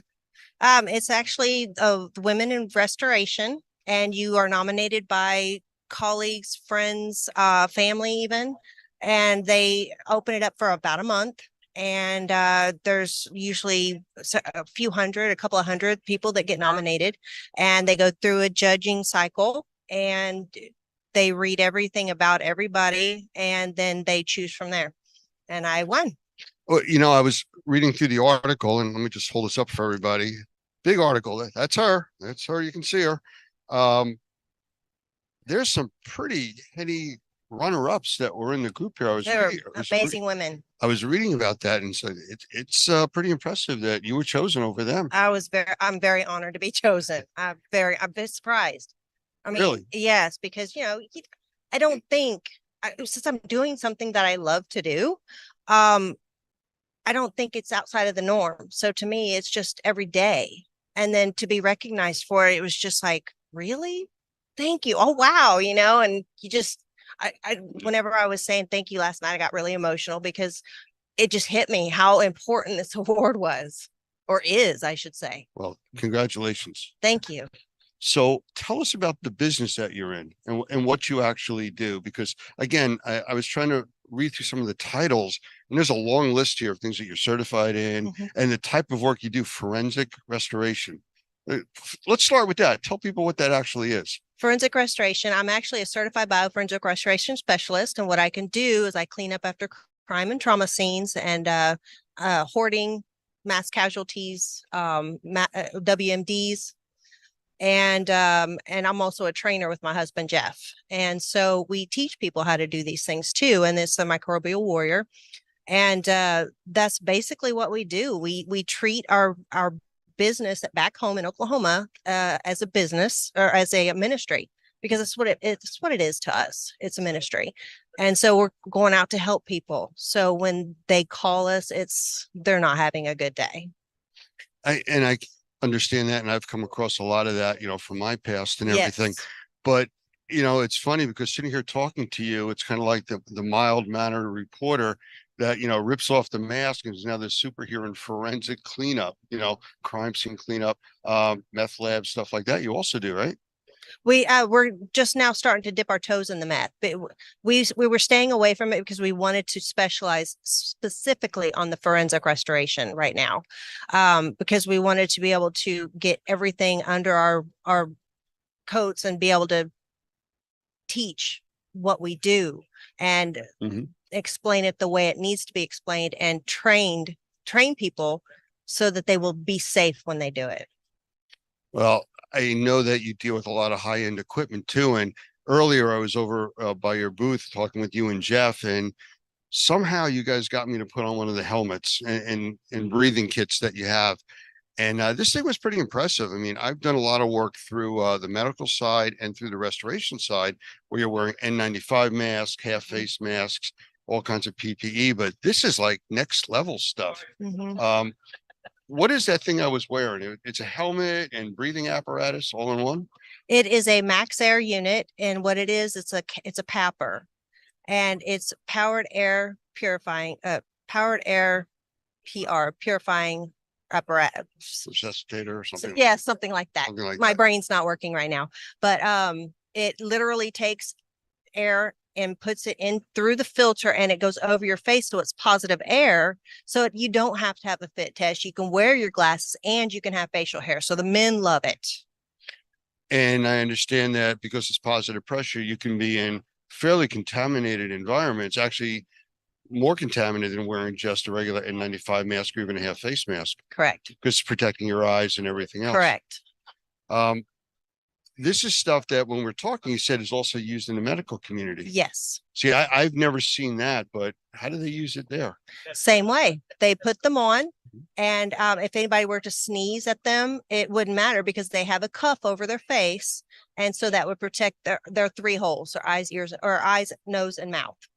So it protects your three orifices, and so you're protected. And like I said, it goes through a high efficiency filter, so it won't go through that filter. So medical grade type filtration, for all the nasty stuff that's out, even like when COVID was Correct. really a thing, it would be Yes. protective for that. Yes. Well, that's interesting because I know that a lot of our people through emergency services, medical services, I mean, they were wearing 2 and 3 masks at a time, trying to protect themselves. And it sounds like this is something that does it all by itself. Yes. And plus with those masks, people were getting rashes around their faces because it would irritate their skin. You don't have to worry about that with this. Ah, okay. Well, again, I was wearing it. I know Doug took some pictures of me. I'm afraid to see what he did with those, but I'm sure we'll find out in the near time. So what do you have planned next? You already won the Woman of the Year in Restoration Award here. What's next? Just get more and more people trained to do their job safely. That's our goal. And where are you located? Oklahoma City, Oklahoma. Is that where you teach, or do you guys teach No, all we over? teach pretty much everywhere that has a facility that can actually accommodate what we do, because there's some facilities we use real blood and real brains from the people that the butchers, not butchers, but the places. Talking about where- animals, Yes, Yeah. animals. not people. You're not digging No, up graves. no, we're- Okay. Take it to a So- whole new level. That way, Right. yeah. So what we'll do is we'll put it on walls, and that's how we train. So you're actually getting in there and you're cleaning up these substances off the walls and floors or wherever we had put it. And then we test you. So Okay. it's real live Is stuff. there a special certification for this? For For forensic type of cleaning and stuff? because there's a certified forensic operator, then there's a bioforensic or certified forensic restoration specialist, and then a certified bioforensic restoration specialist after that. And we are also doing high risk, high level decontamination specialists, where we are training how to deactivate or where you take fentanyl and just destroy it, where it will not Well, hurt fentanyl is such a anybody. big problem It right is. now. It's a really big problem.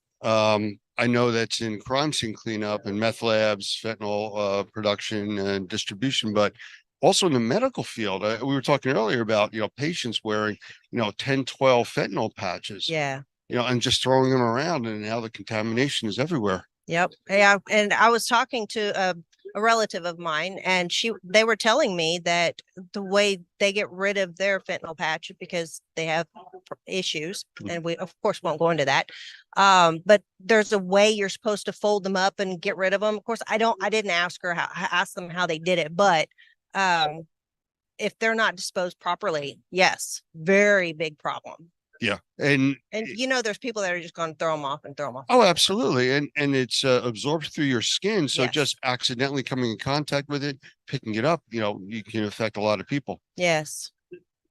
Interesting. Well, it sounds like you got some work cut out for you with We training like the do, rest of and everybody. what we do is scientific based. Mhm. So it's not just like, we think it's going to work. We've actually talked to scientists and figured everything out with their help.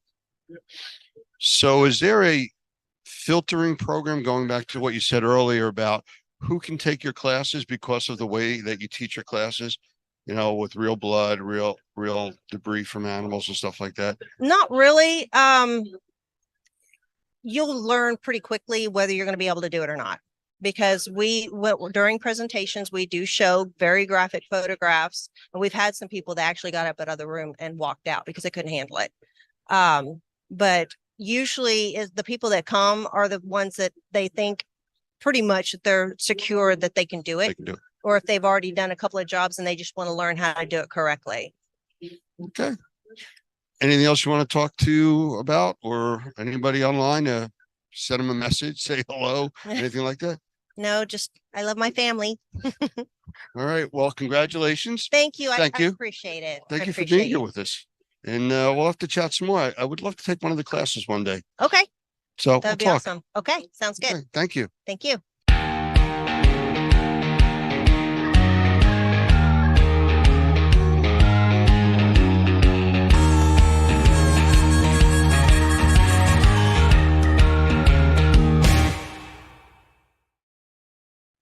The following broadcast is made possible by supporters of the Normie Environmental Task Force, the Experience Trade Show and Convention, Reusip, EnviroScreening Lab, and Best Living Systems.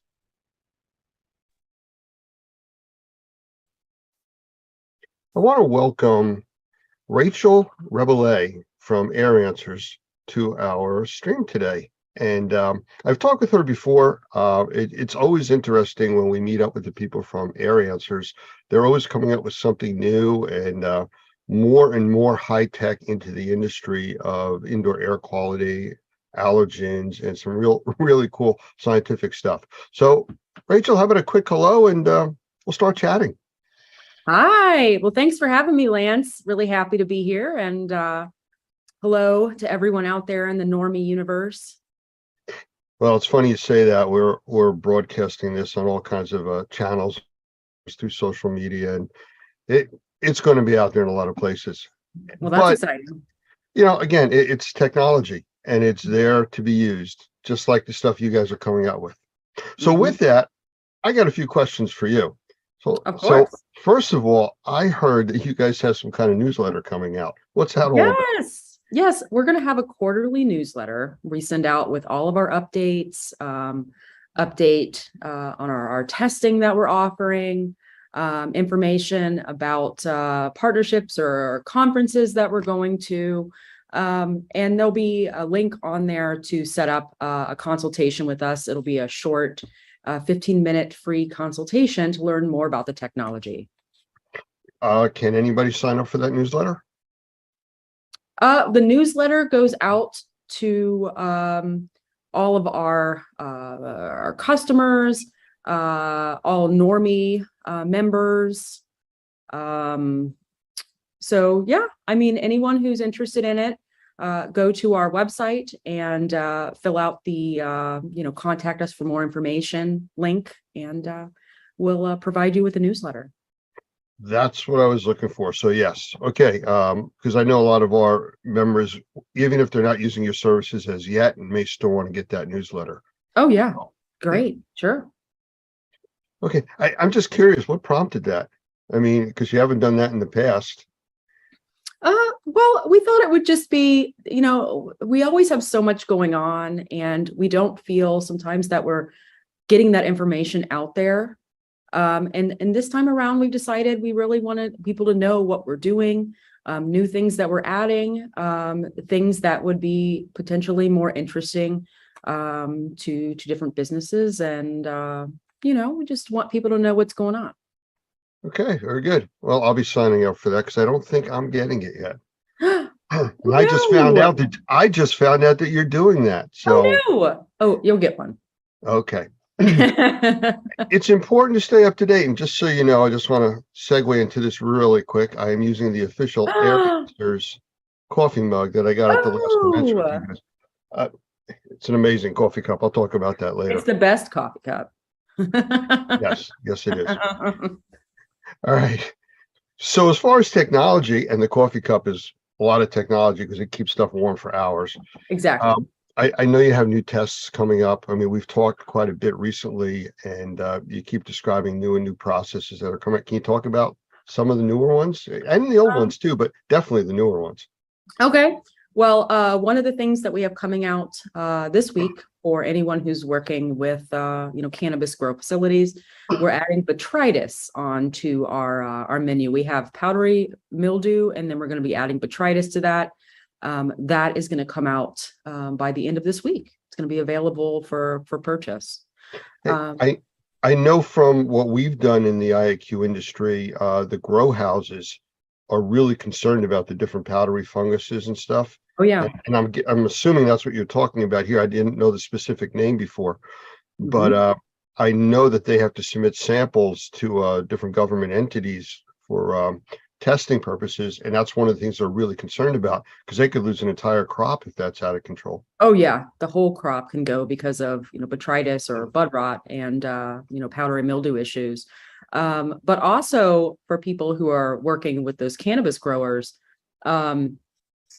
one of the state requirements for a lot of different places is aspergillus. So we do have that aspergillus option as part of our mold genera testing as well, which could be helpful. And then we have one of our other panels, opportunistic fungal pathogen panel.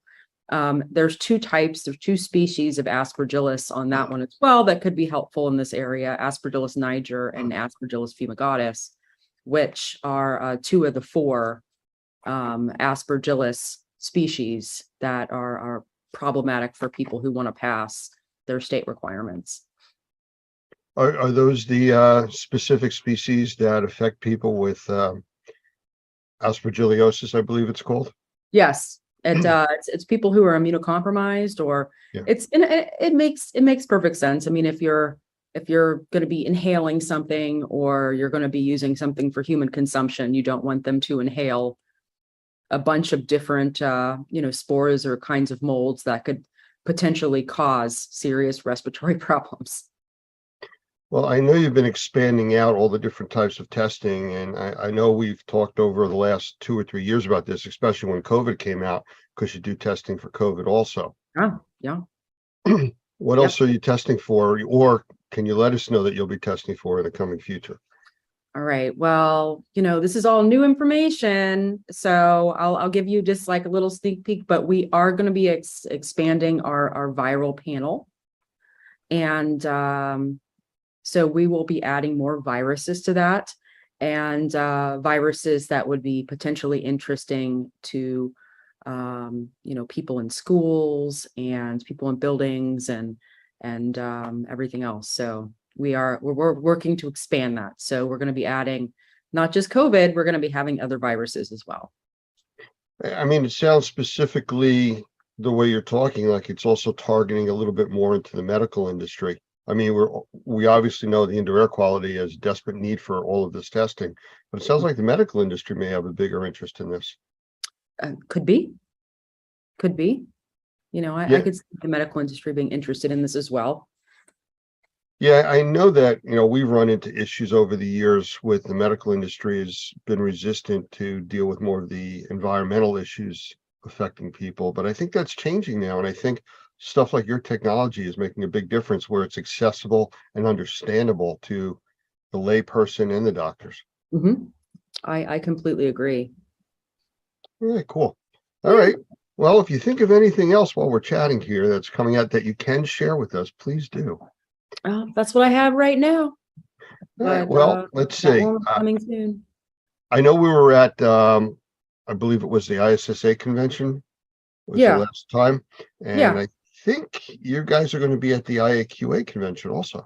That's correct. We will have a booth at the IAQA, and I will be participating in a panel conversation moderated by Michael Pinto on mycotoxins. So there'll be a group of us in that panel discussion, and that'll take place at the I think it's I forget what night of the I think it's like 4:30 or 5 o'clock on Tuesday, but it's during the IAQA. So keep an eye out for that panel discussion, and it should be really interesting. I know Doug Hoffman is going to be at the IAQA show. I'm not sure if I am or not yet. I have a few things coming up, so I may not be able to get there, but I know Doug is going to be there, so you'll be probably chatting with him. Oh, yeah. Michael Pinto, is one of our senior instructors. I mean, he runs some classes for us that are really specific to sensitized individuals. And one of the important things in his teachings is also your technology, because the people that are sensitized, which I believe now is they're considering between 20 and 25% of the population out there. It's like 1 in 4 people are considered sensitized. Oh, yeah. And it's not that it's really been that different over the last several years. It's just become an awareness now. And now people want to know what's going on in their environment. And that's really where your type of technology really comes in. Oh, yeah. I keep calling it technology, and I don't want it to sound science fiction like, but you don't want to say electrokinetic capture technology? no, it's too early in the day for that. Haven't had enough coffee yet? Yeah, pretty much. No, I don't want to do that, but I do want to say that, we had talked, a few months back about the teaching of your technology to like our members and the public.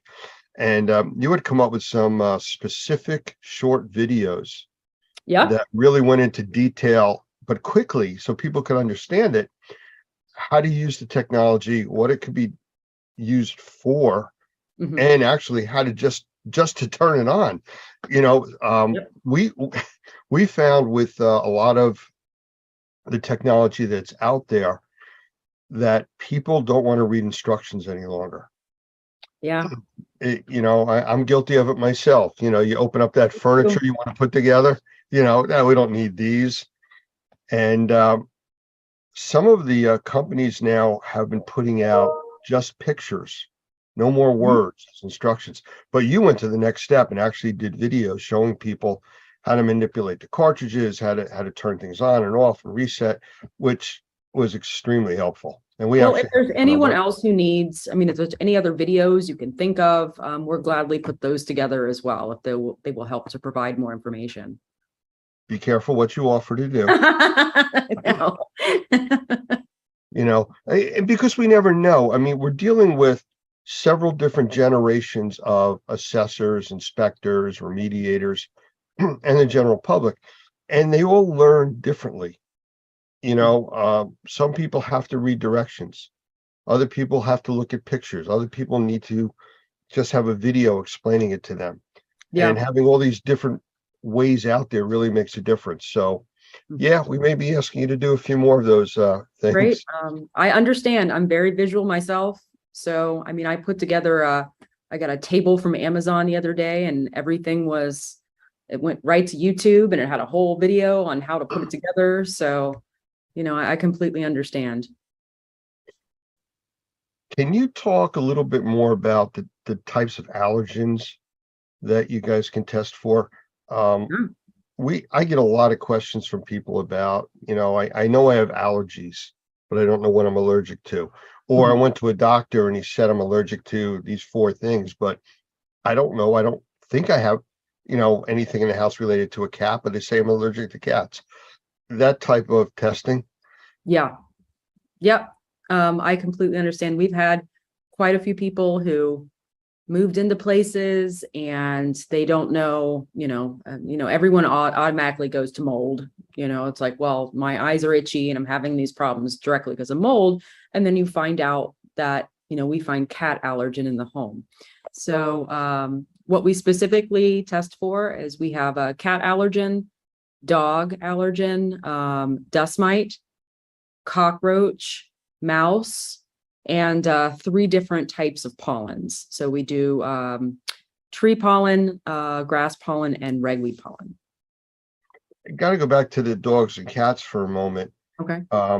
Is it testing because this is a question I get all the time about the allergen portion of it. Is it testing basically the saliva aspect of it, or the dander, or what is it looking at? It's actually testing for a particular protein, and that protein is what the allergen is. And that allergen can be found in saliva, it can be found in urine, and it can be found on the animal dander. So it can be in any of those things. So we're specifically targeting the actual allergen. That's interesting, because when I've talked with people that have dog allergies, cat allergies, they're always worried about the fur and the dander that's all over the place. That's what they think they're allergic to, but it's basically the proteins. It's the that proteins exist on that, you know, from licking themselves or whatever.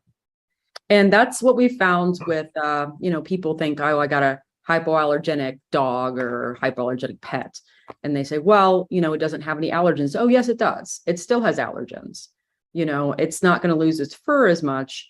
But I mean, there's still allergens in its saliva. There's still allergens in the urine. There's still allergens coming from that are, you know, on the skin. So, I mean, it still has allergens. They just don't shed as much. So when we do testing in homes where people have hypoallergenic animals, we're still going to find those allergens because they're still going to be there. Let's change the subject here for a minute. We're in the process of working with several entities in different parts of the world, and they're very interested in using the technology from Air Answers. Is there a time limit on shipping? Because it does take a little bit longer to send stuff into the lab here in the US if they were overseas. Is there any concerns there? With time of shipping, or, well, the stability of the sample is fine. So there's no concern if you're sending it into the laboratory and it takes a week or so that there's going to be any kind of issue with stability. So that's really not a concern. So okay, very good. Because that was one of the discussions I was involved with about using the Air Answers lab, was concern about it taking several extra days to get in, and if it was a concern, just like you know, a regular swab sample of mold. You know, it could incubate and stuff like that. So very good. Yeah. So let's see. Could we ask you to run through a list, if you can, of all the different things that you test for, and then maybe summarize it by how long these tests take? Because I know there's different time periods. Is a day, 3 days, 5 days. I mean, there's all different time periods for different types of testing. Great. And I'll go through this list and I'll actually provide you with that information as well. So if any Normie member has questions about that, you'll have that information to help them with as well. Okay, well, I will start with our beta-glucan testing. Our beta-glucan testing is our marker for actively growing mold. So, you know, for anyone who wants to know if mold is actually growing in the environment that you're assessing, then, you know, beta-glucan would be the test to do. Beta-glucan, you would run beta-glucan for either 24 hours or a 5-day run. And the turnaround time for beta-glucan in the laboratory is a 24-hour turnaround time. So once we receive the cartridge in the laboratory, it's going to be 24 hours, you know, to get that sample, to get the results. Sorry. The next one, I will go through the mold genera. The mold genera is 8 different types of molds. I'll try to name them all. Didn't want to put you on the spot, but oh, you're fine. Yes, I did.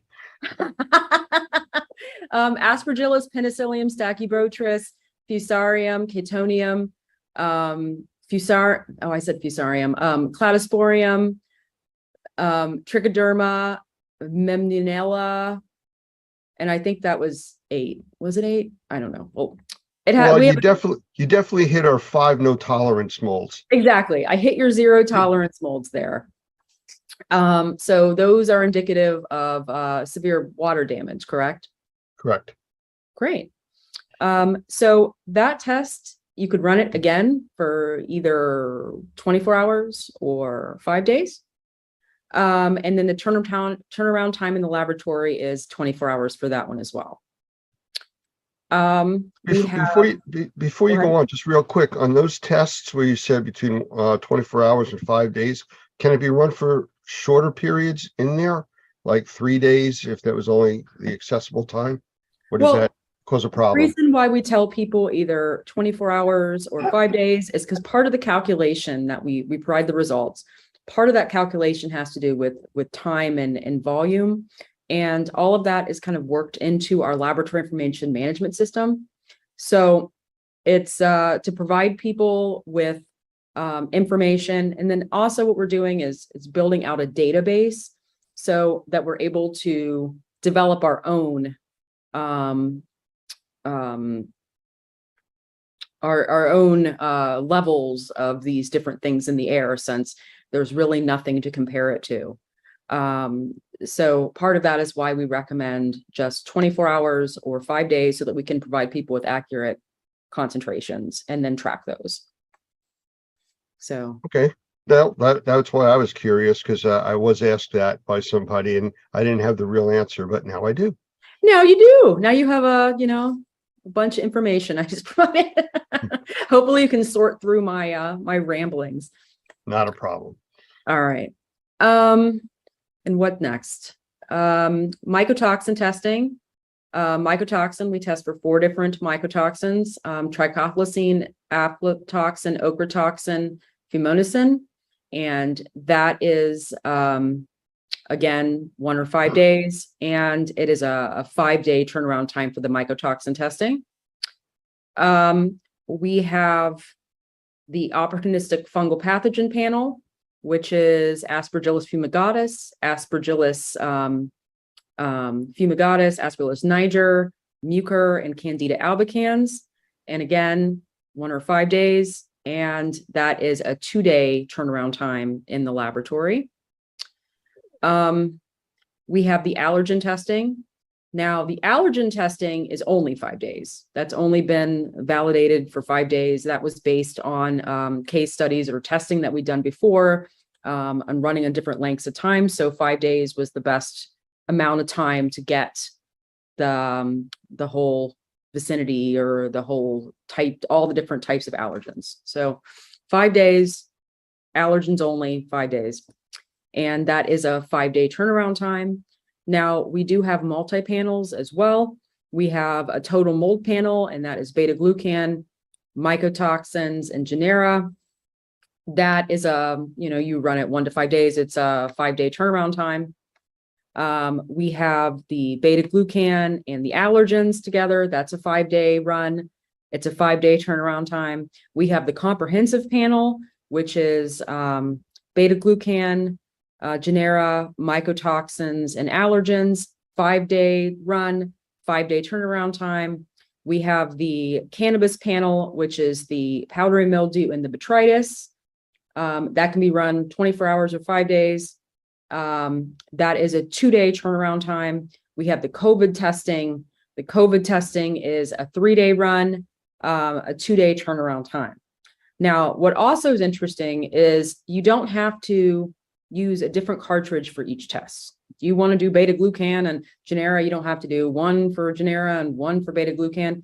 You have one cartridge, we can run a whole plethora of tests on them. So you want to start with beta-glucan first to see if there's mold growing in the environment. You can do that. And then we keep the sample for 60 days. You can add on other types of tests onto the sample.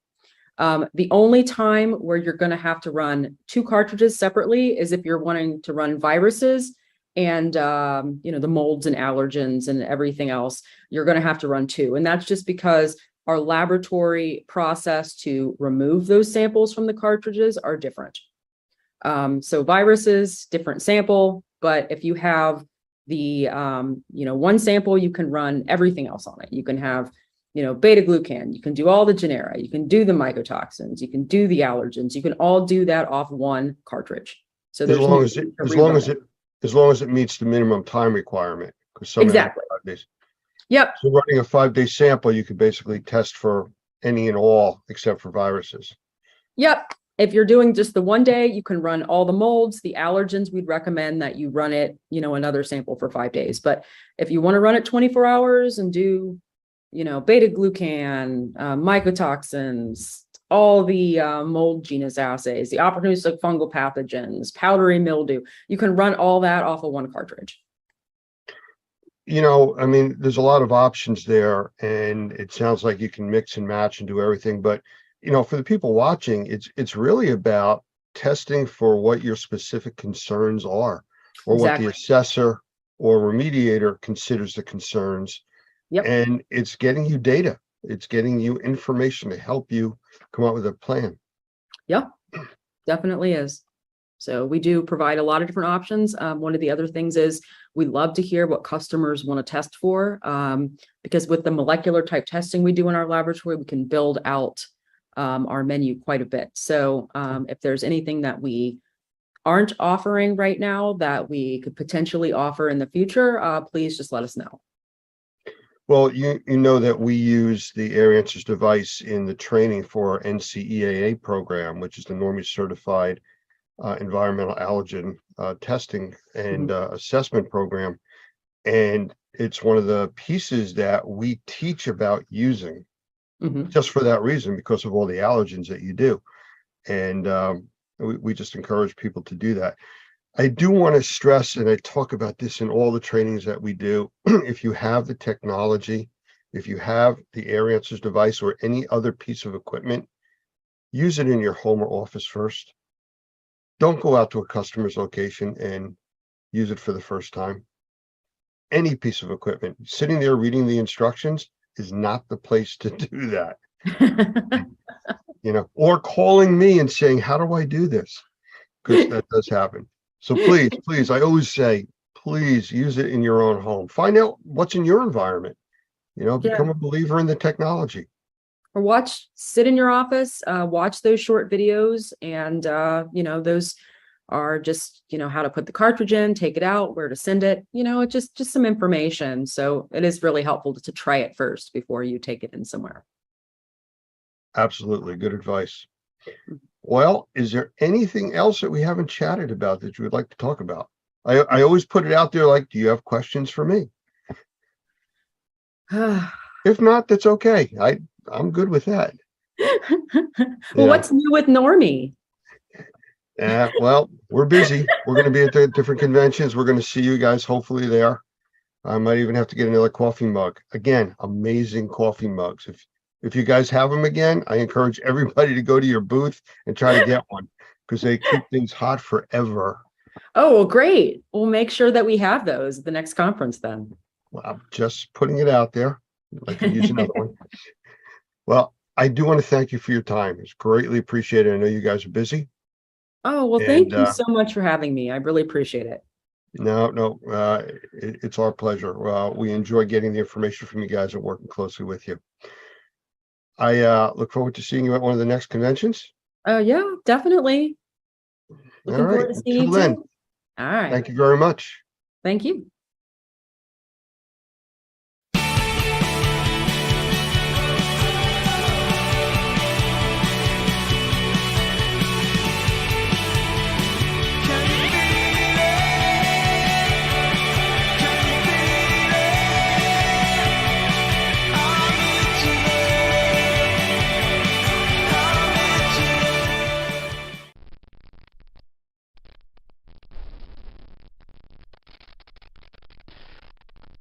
August 2005.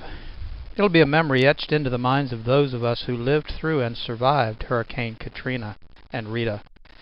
As devastating as the 150 miles per hour winds were, no one could imagine the inconceivable costs in terms of loss of human life and property that the failure of the levees caused when it flooded nearly 1/3 of the city of New Orleans.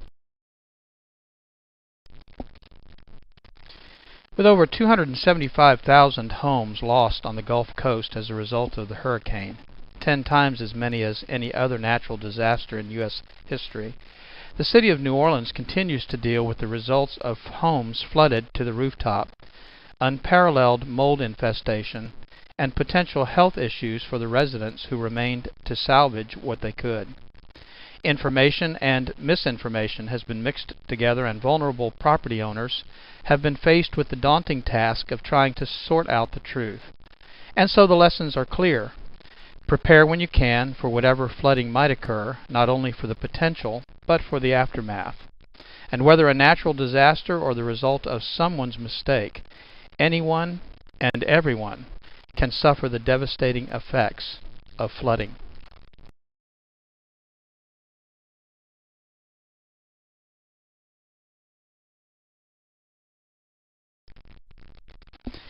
My name's Doug Hoffman, and I'm the Executive Director of NORMI, the National Organization of Remediators and Mold Inspectors.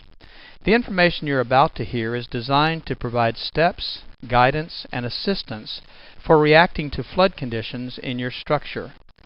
In most situations, a common reaction to a water flood event is to simply react and plan afterwards. Tunnel vision or over-focusing on the emergency can, at times, distract or omit safety concerns, and poor planning can leave you to fend for yourself after the storm is over. Caution and common sense should always be employed before any action takes place, and I hope this presentation will help you focus on the real issues both before the potential flood and consider the solutions available to you in the aftermath.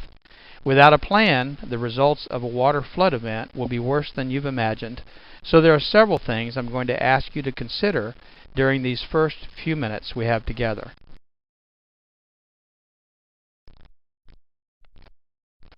The integrity of the structural systems may have been compromised depending on the nature and degree of the event. In all cases, if you are unsure of how to proceed or to create a safe environment to work in, contact a professional to assist you. A major concern in flooding situations are the utility services. Wet or submerged electrical devices, outlets, and wires can energize the area you're working in. The risk of electrical shock, burns, or even death must be eliminated before proceeding. This may require the power company to deactivate your service. And of course, natural gas and propane sources should also be protected, secured, or deactivated. This would include pilot lights, heat sources, and gas storage tanks.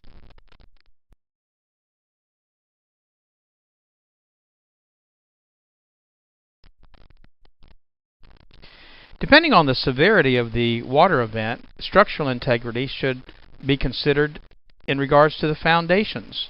Foundation support could be weakened or damaged, allowing structural collapse.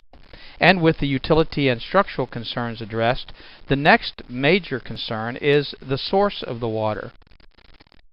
Common sources of a water loss are as follows: a broken or leaking pipe from a drinkable water source, sewage or septic lines, groundwater, or a combination of those sources. And of course, you have to be concerned about the sewage and septic lines when you consider some of not only the sources, but the problems that could result after a flood. A general rule of thumb would be to consider any water that you would not drink as being contaminated. This would include water coming in contact with chemicals, human and animal waste, debris, and other unknowns.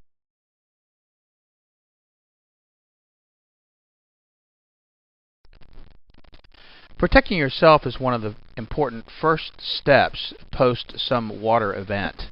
Exposing your skin, your eyes, your lungs, your nose, even your throat to contaminated water can create a wide range of health issues that may not appear for days after the exposure.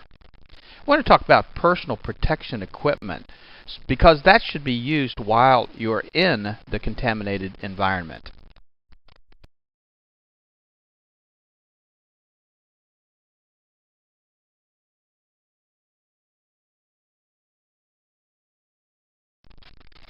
Personal protection equipment can include a wide range of items, including boots, clothing, gloves, goggles, and even a mask. We recommend, under normal conditions, a N95 or dust mask that you can find pretty much anywhere.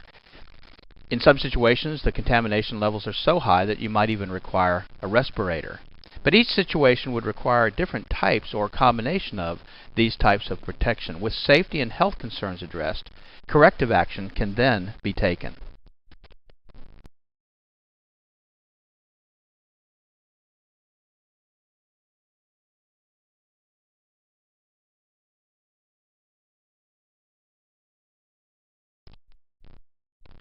One of the most important things to consider with respect to corrective action is time. Time is your enemy. Once materials get wet or contaminated, damage and additional contamination growth is exponential. A clean water loss, if not corrected, can promote mold growth in as little as 24 to 48 hours, and contaminations due to sewage or unknown water sources will simply exacerbate the problem.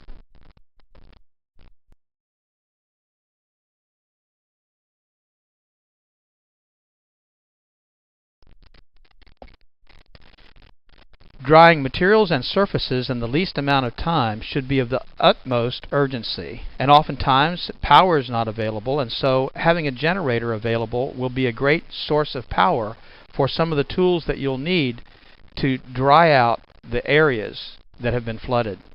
Unfortunately, this may require removal and discarding of flooring materials, wallboard, and furniture. Many material and items can be salvaged depending on the contamination source, the time of exposure, the cost, treatment available, and resources. But a flood affecting a widespread area could reduce the available resources for that area. Not only do you not have electrical service, but you may not have access to floor fans or heaters or dehumidifiers or even an ozone machine that might help eliminate some of the potential contamination that you'll be dealing with after a flood.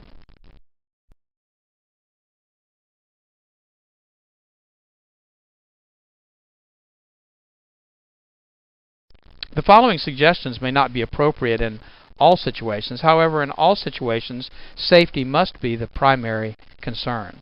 Prior to or during a developing flood condition, remove any movable items, at least as many as you can, to higher ground, and secure those locations if possible.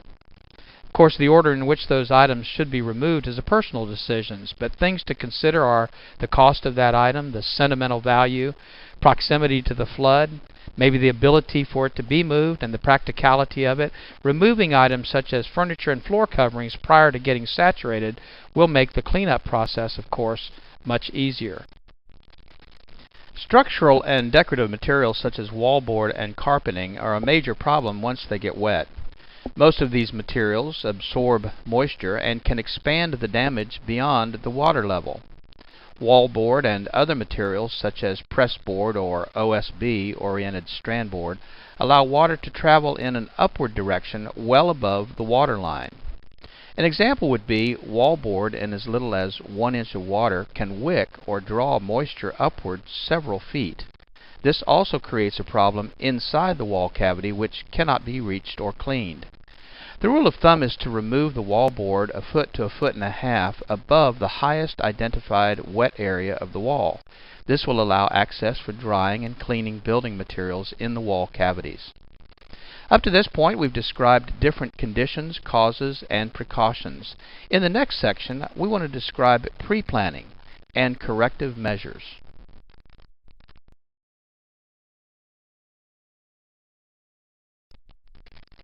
The preparation checklist.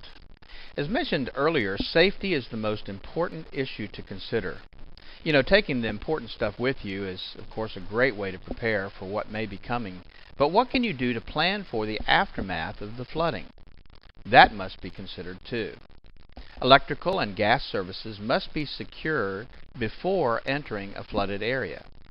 You know, as a side note, an improperly connected generator at a neighbor's home could energize service at your home even if the utility company has cut power in the area. This type of situation could cause an unknown and unexpected risk. With the utilities secured, standing and running water should also be avoided. The health effects from unknown contaminants against your skin is a concern in addition to the power of moving water. Did you know that just 6 inches of rushing water is capable of moving a parked vehicle? Losing your footing or being struck by debris, these are risks you need to consider.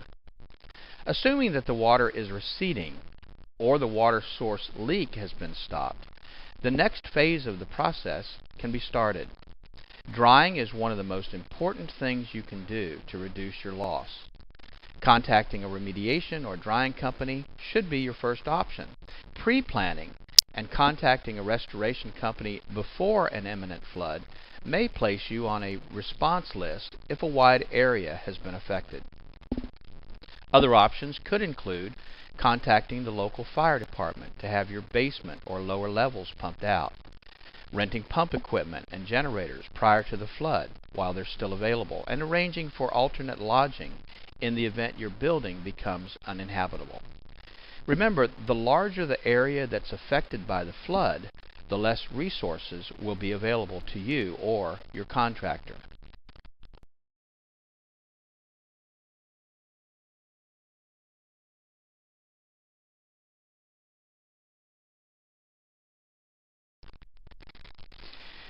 Here are a few internet resources for finding qualified contractors and some definitions we think you should know to protect yourself. NormiePro.com is a great resource for you to find certified mold assessors, inspectors, remediators, and other indoor air quality specialists, and you can find those certified contractors by your zip code. ServiceMagic.com is another great resource for construction contractors throughout the United States, and you can find them by the type of work they do and by your zip code. And then, of course, EnvironmentalExpert.com. To avoid being taken advantage of by a contractor during a flood emergency, understanding the following construction terms will be helpful. Licensed. In many parts of the country, having a license to do certain types of work is not necessarily a measure of that contractor's competency.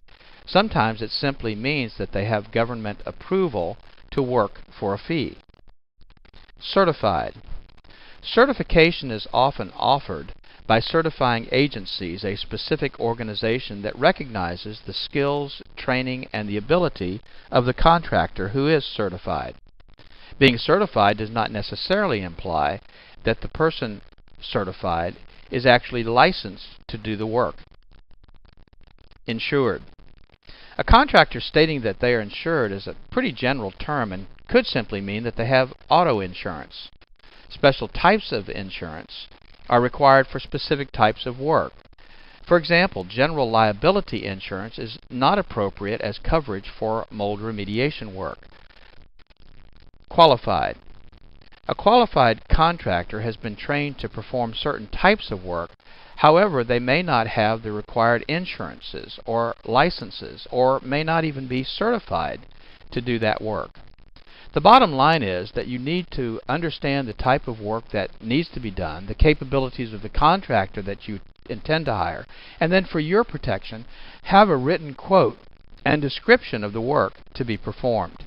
Make sure that the contractor that does the work is licensed by the municipality in which he's working, that he has the proper type of insurance, and request a certificate of insurance evidencing that specific type of insurance for the work he intends to do, and make sure that he's trained, either qualified or certified, to do the work for which you're hiring him. Keep in mind, using a contractor that's not appropriate for the work being performed may preclude you from any insurance claim, and you may give up your legal protection. If you cannot obtain a contractor, your only option may be to do the work yourself. With the decision to do the work on your own, we must stress that safety must be the main focus of your efforts to clean up after a flood.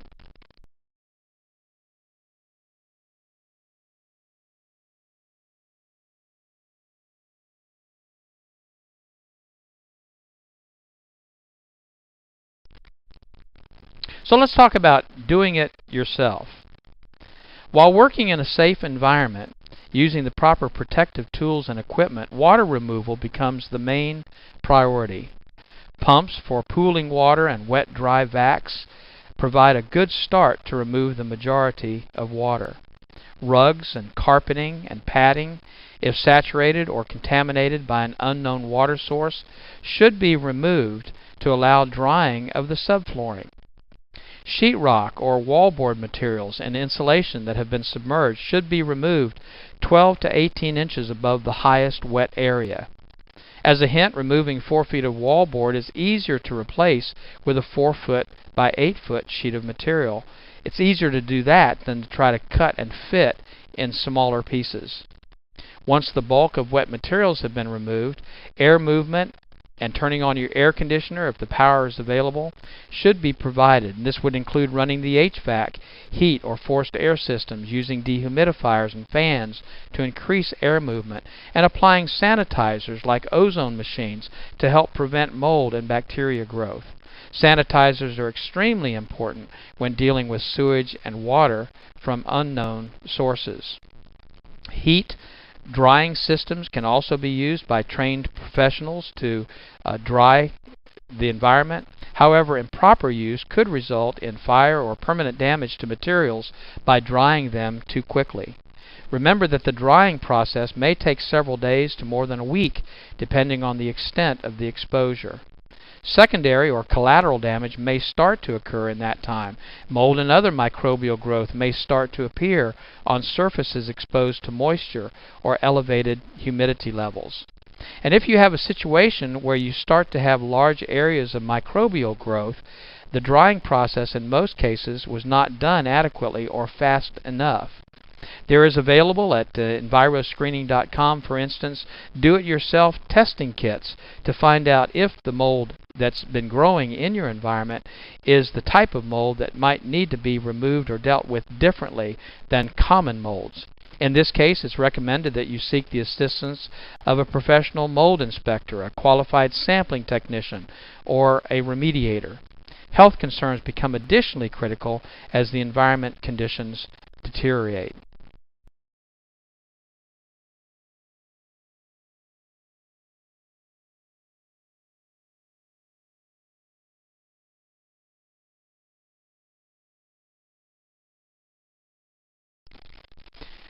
In regards to mold licensing laws, there are currently only 4 states that have mold licensing laws in place.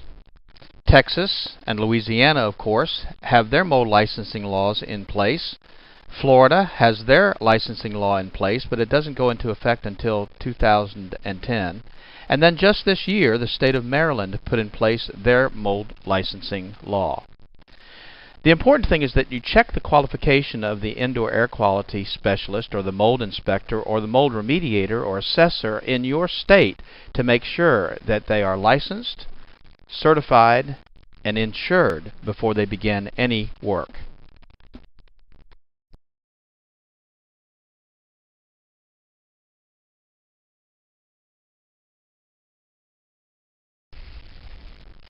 Let's talk about some common misconceptions and myths pertaining to flood and mold and indoor air quality.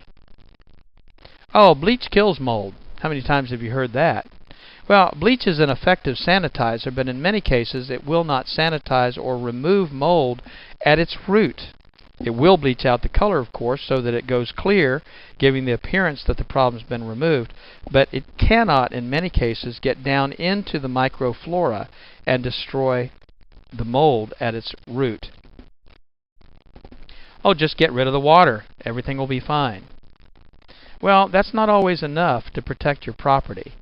Most of the affected materials do have the ability to retain moisture, and elevated moisture levels are the main cause of much of the residual damage from flooding. Well, lots of air fresheners, that'll help. Well, that's not true. In actuality, most air fresheners only attempt to mask the odors. The odors are an indication that moisture, contamination, or growth still exist. And the chemicals in those fresheners can also be a source of indoor air quality contamination. Well, your insurance company is going to take care of the problem. Don't worry about it. Well, of course, insurance companies are not always quick to respond because of the heavy workloads, the emergency claims that bog things down and delay payments. Many homeowner insurance policies have exclusions that limit or exempt the insurance company from paying a claim. An example would be a claim to an insurance company for water damage from, say, groundwater intrusion. In most cases, the claim could not be covered unless you had flood insurance and the area that you're in was declared a disaster area by some government agency.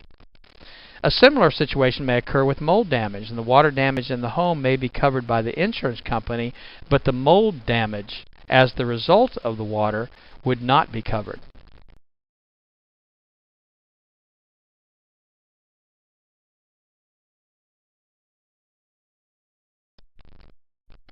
Here are several resources that may provide you with some additional assistance.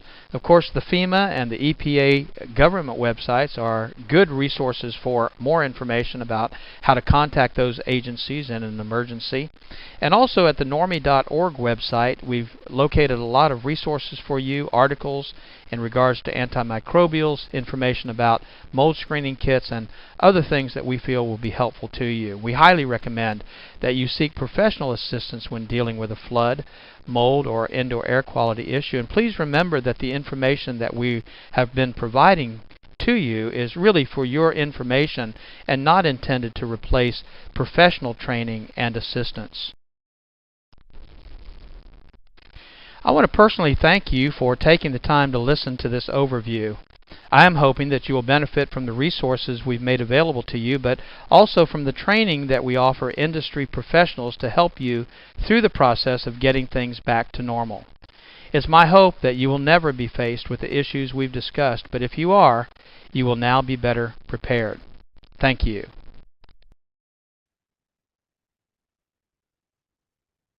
Okay, we have reached the last interview of the day. I think. I never know. Somebody else may walk up and we'll be doing another interview, but this is the last scheduled interview. Let's go with that. So I want to introduce Vlad, and I'm going to let you completely introduce and tell everybody about yourself because you have kind of a unique business model. So go for it. Thank you, Lance. Yeah, my company is called Restoration Inbound. We started working with mold remediation companies years ago, like 5 years ago, actually. It's when I got my first mold client, and I knew nothing about the industry. And then basically after a while, I discovered actually there's a bigger industry than just mold, and it's restoration. And there's something I call the big four, which is mold, water, fire, and bio are kind of the main four people do. And there's all sorts. And I've just been learning as much as I could. And we've tried all sorts of different models, everything from pay per lead to, monthly agency models in terms of marketing. And we're just here to help people grow. I like to say I want to be a scientist of helping restoration companies grow. And so I'm always looking to learn. So you more of a marketing company? Yes, sir. Yep. Marketing. We like to consult people on the sales side. We like to connect people to estimators, etc. But marketing is where we specialize in, especially so you're Google. like facilitating the whole process. Mhm. But on the marketing side, are you actually taking over the marketing and doing it for individual companies so they would become your clients? Correct. Yep. We go in and we optimize the website. We've actually built some AI to help optimize the websites even now, which is exciting. We can get to that. And then, we run the ads, we, write the content, social media, all that kind of stuff. Yeah. Okay. Well, we talked just before we went on here about right now we're broadcasting live over 11 different platforms, several social media platforms, and the rest of streaming TV. And we found that works, putting it out all over the place so people can get it in the flavor they want it. And I'm assuming that's kind of what you're doing. That's exactly it, actually. What I've noticed, Lance, and I'm sure you've experienced this as well, right? There's different audiences, and also state to state, depending on the restoration remediation business, different marketing channels will have different levels of success. So, even in some regions, some people like to use Angie's more. In other regions, they like to use more Google, Service Direct, etc. So we actually like to look at the whole gamut of options and then find what's best for the company in the region and the market as well. Do you work with reviews also? Yes. Reviews are so what's interesting is, right, you'll hear a lot of people talk about how they're a marketing company and how you should be marketing, etc. The biggest thing I think a lot of people don't talk about is how you got to position yourself to be marketable first.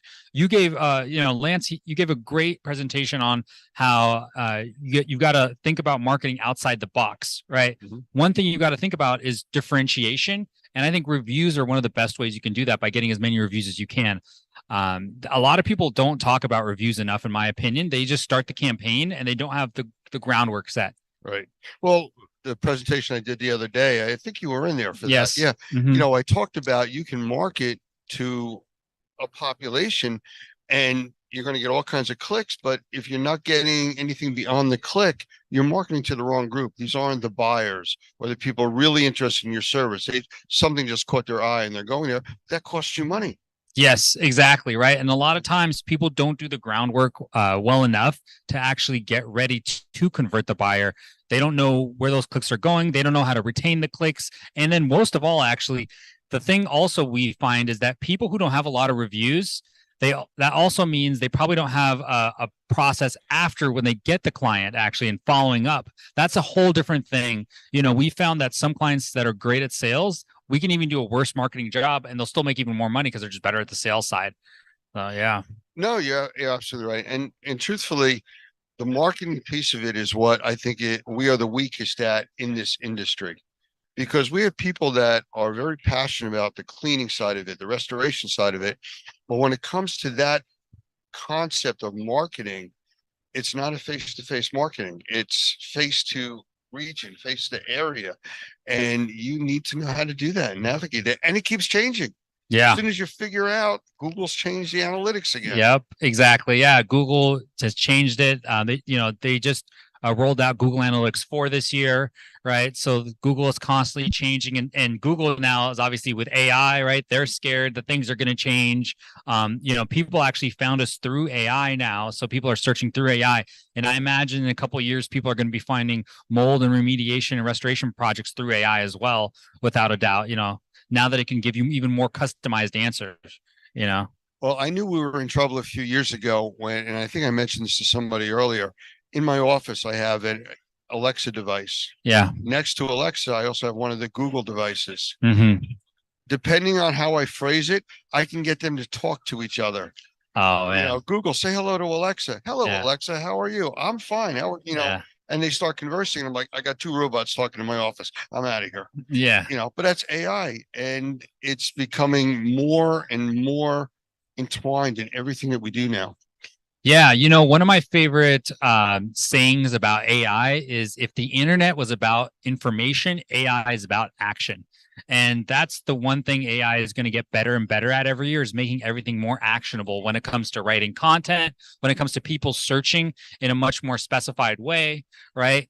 And it's scary for people like me who know Google so well and have mastered, getting, 10x, 20x returns on Google, because, the CEO, Sam Altman of OpenAI, he says, who wants to look at 10 blue links with advertising everywhere, right? People would rather have much more personalized searches. But that's part of the industry. It's part of the game. And it's actually what makes it exciting for me, believe it or not, is that things are changing and you can always get a more competitive advantage. So as far as the software and computer side, where do you see yourself? Are you like a front end guy? Are you a developer? Where are you in there? Yeah, when it comes to marketing, we're definitely more back end, right? So we're definitely more lead generation. We're definitely more building things out, right? So we actually use some of these AI softwares and we integrated it. In fact, I can show you after this podcast what we're working on. Pretty cool stuff. We're actually starting to use AI vision right now to go through a website and actually tell you, simple updates that you should be making, such as the phone number, is too small. There's no clear call to action.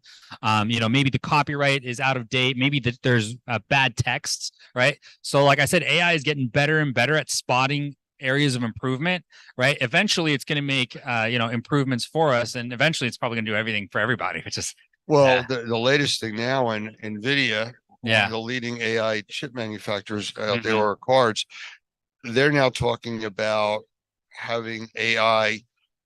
I'm trying to think of the wording that they use. I just saw a special on this, where the AI itself is going to be enhancing itself. Mm-hmm. Up until recently, ChatGPT that was out there was only brought up to date of, I think it was 2022. Mhm. That's where they stopped the educational Mhm. process of it. Mhm. Well, now it's going beyond that. Mm-hmm.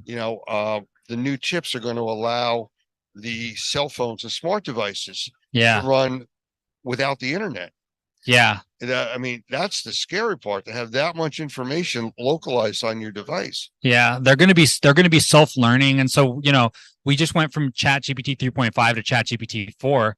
Once we get to 5, it's not official yet, but from some of the interviews I've watched, one thing that the CEO hinted at was actually having it memorize your previous prompts to customize it even further to what you're doing. So it's going to be self-learning both from everybody else, was what it's doing today, and then also on your past history. And yeah, it's going to be even more powerful. So it's these are exciting times, and also yeah, a little scary. I know, It's the but thing. exciting. I mean, I can see Yeah. telling my phone to call my daughter, and it Yeah. says, "No, I'm not going to do that now. She was angry with you at your last call." You know, I said, "No, I really want to talk. No, I think you should wait. You know, I don't want to argue with my phone because AI is telling me things I should and shouldn't do." And we're not quite there yet, but Mhm. that may not be such a leap from here. No, yeah, no, 100%. You can, even today, you can use ChatGPT to talk to it, and it will talk back to you. You can use it for all sorts of advice, right? And that's just 4.0. And if you guys haven't checked out 4.0 and paid for it, I recommend you check it out. It's only $20 a month. I'm not paid to say that, right? So, but it's a great version, and 3.5 is free. I'm using 4.0, so Yeah, it's phenomenal. And then so your listeners should check it out as well. And you can talk to it, and you can even start you can give it a prompts, right? So you can give it a prompt of, hey, I'm thinking about X, right? Keep responding until I say that I think we've covered the topic well. So you can say something like, I'm thinking about giving a speech at the Experience conference. I'm thinking about giving a speech on water remediation, right? What do you think the topic should be about? And then you just go back and forth with it. So there's all sorts of great stuff today where you can work with it. What we're talking about is, years later when it gets even more powerful, and who knows, right? It's gonna go from software to hardware, and that's when things really become well, yeah. it's already happening. Yeah. There's I just saw it on I was watching something on TV, and they were showing a new AI robot that was actually built by one of the car manufacturers, not Honda. It's a foreign one. Not Tesla? No, wasn't Tesla. I can't remember the name, but it's one of the European car manufacturers. Mhm. And this thing was terrifying. Mm. It had the look and movement of a person, Mhm. but it was making its own decisions. Mhm. Like if something was in its way, it would move it out of its way. Mhm. It would recognize what was happening, what the person talking to it wanted. And this was in real time. Yeah. And, no, we're not at the Arnold Schwarzenegger style. Not yet. Not yet. Everybody's talking about it. Of course they are. But, it's something that we can't hide from either. We need to embrace it. We need to understand it. And we need to make sure it doesn't get out of control. Yeah, 100%. I think embracing it is the first move, because once you embrace it, then you can understand it. And once you understand it, then you can make sure it doesn't get out of control. And I would recommend everybody out there you could use first of all, you can use AI to write content for you, right? If you have different ideas, one of my favorite things is you write down the top 10 questions you wish your clients already had the answer to, right? You can have AI write all the answers, right? And then you edit it, right? But basically, once you get past those basics, right, we're talking about the next level, and it's just speeding up ahead. It's ChatGPT, by the way, officially is only 1 year old, right? So that's the crazy part. The good news is today, still sources like people are still Googling, right? So Google is still a very powerful source, right? And so this stuff is still fairly predictable, and you still can get great returns. I think what's going to happen is the competition level is going to start getting smaller and smaller, and it's just going to be a lot higher stakes, so to speak, as time goes on, because I don't think people want 10 different solutions, right? Right. People probably want maybe 1 or 2 or maybe 3 companies max, right? Well, I know I've talked with a lot of people, and even some of the people here from my presentation on marketing, and they're like, oh, I'm not dealing with AI. It doesn't get involved with what I do. They're so wrong. Yeah, 100%. A simple example is, again, an Alexa device. You ask it a question about snowblowers, and 10 minutes later, you pick up your phone and all you see is ads about snowblowers and shovels. Yep. We're targeting. Now, that's not a coincidence. No, That's happening because someplace out there in the mist, Alexa knew that information. It was translated or transferred someplace, and now you're being given that information based on what you were requesting. So it's all connected. Yeah, 100%. And you're talking about retargeting, right? And so most likely, right, you've been tagged on a pixel, and basically, as time goes on, right, what's going to end up happening is hopefully these answers are going to get better and better and better. And that's what we're hoping for. We're hoping for the side of good, right? As these things become more customized for our preference, right? Not more customized for these AI companies, which have, insane amounts of power. But what's even cooler also now that I've just seen, because I go to some of these, I'm from Seattle, right? And ChatGPT, OpenAI actually is Microsoft's, from Seattle. So basically they have some AI conferences and tech events over there. They've even got smart devices now that will use AI to talk, like toys even, right? And they can talk to children, right? Forget about, having a little, Toys R Us Woody doll where you pull on a string and it says something. It just goes back and forth all day. So you can, this stuff you can integrate with whatever you want. You can have little marketing materials out there about your company and it can educate people, right? So I'm excited for these types of things that are really on the cutting edge. Are you familiar with SoundHound? Tell me more. SoundHound is a company that is running all AI, but they just contracted with, I believe it was White Castle, Chick-fil-A. And oh, yes, I have heard of them. Yes. And they are doing all of the now online, not online, on-site ordering at the drive-ups. Yes, for drive-thrus. To AI. Yes. And they're processing your orders. Yes. And, that's just the latest thing that's out there. You don't have a choice. You're now going to interact with artificial intelligence just to order a chicken sandwich. Yes. And there's another company called Donuts that's on the rise. That's something similar to that. That's going to democratize it. They're also working on AI for just your front desk, just an admin, right? You call, right? They'll reroute different calls. So this stuff, I think, a year from now is going to be closer than ever. I think maybe even a couple of years we'll start seeing it more and more and more.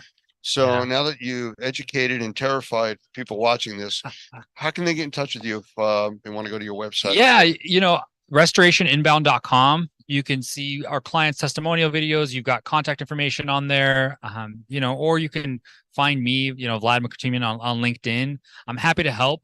The first thing I like to do is I really like to mastermind with other people and connect them to different resources. I don't think, we don't like a cookie cutter approach. So I really think that based on different people's goals, geographies of where they're located, that's how we like to tailor campaigns. Even Google ads are not for everybody, right? Et cetera. So yeah, that's how you can get in touch with me. Just go to restorationinbound.com. I appreciate you taking the time.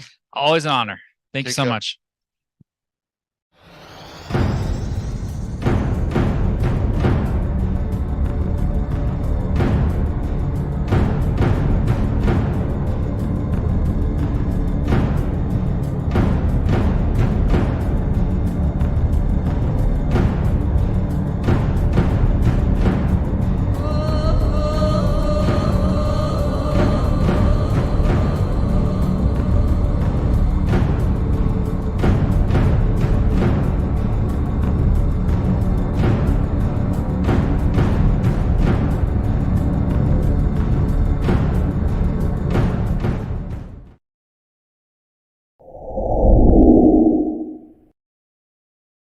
I want to welcome everybody today to another episode of Fire More Than Flames and Smoke. And we have a special guest today, Alan Johnston. He's the founder of Green Tech Environmental, and he is a wealth of information on the science and technology side of controlling odors, controlling airborne and surface contaminants. And I just find it a privilege to have him here with us today. So Alan, if you'd like to say a quick hello, we'll get started. Hi, Lance. Privileged to be with you as well today. Thank you very much. Can you give us a real brief background, a little bit as your background of where you've come from and how we got to this point today? Sure. My background is engineering. I'm a graduate of Purdue University in Indiana in electrical engineering, and I worked in the aerospace industry for 15 years. On some exciting programs involving NASA, the space shuttle, and a lot of different missile systems that protect our country. I had the opportunity to enter the air purification industry in 1997, now over 25 years ago, and it was really a combination of factors, but one that really drove my interest was the loss of my mother, who ultimately passed away from mold exposure in a school that she taught in.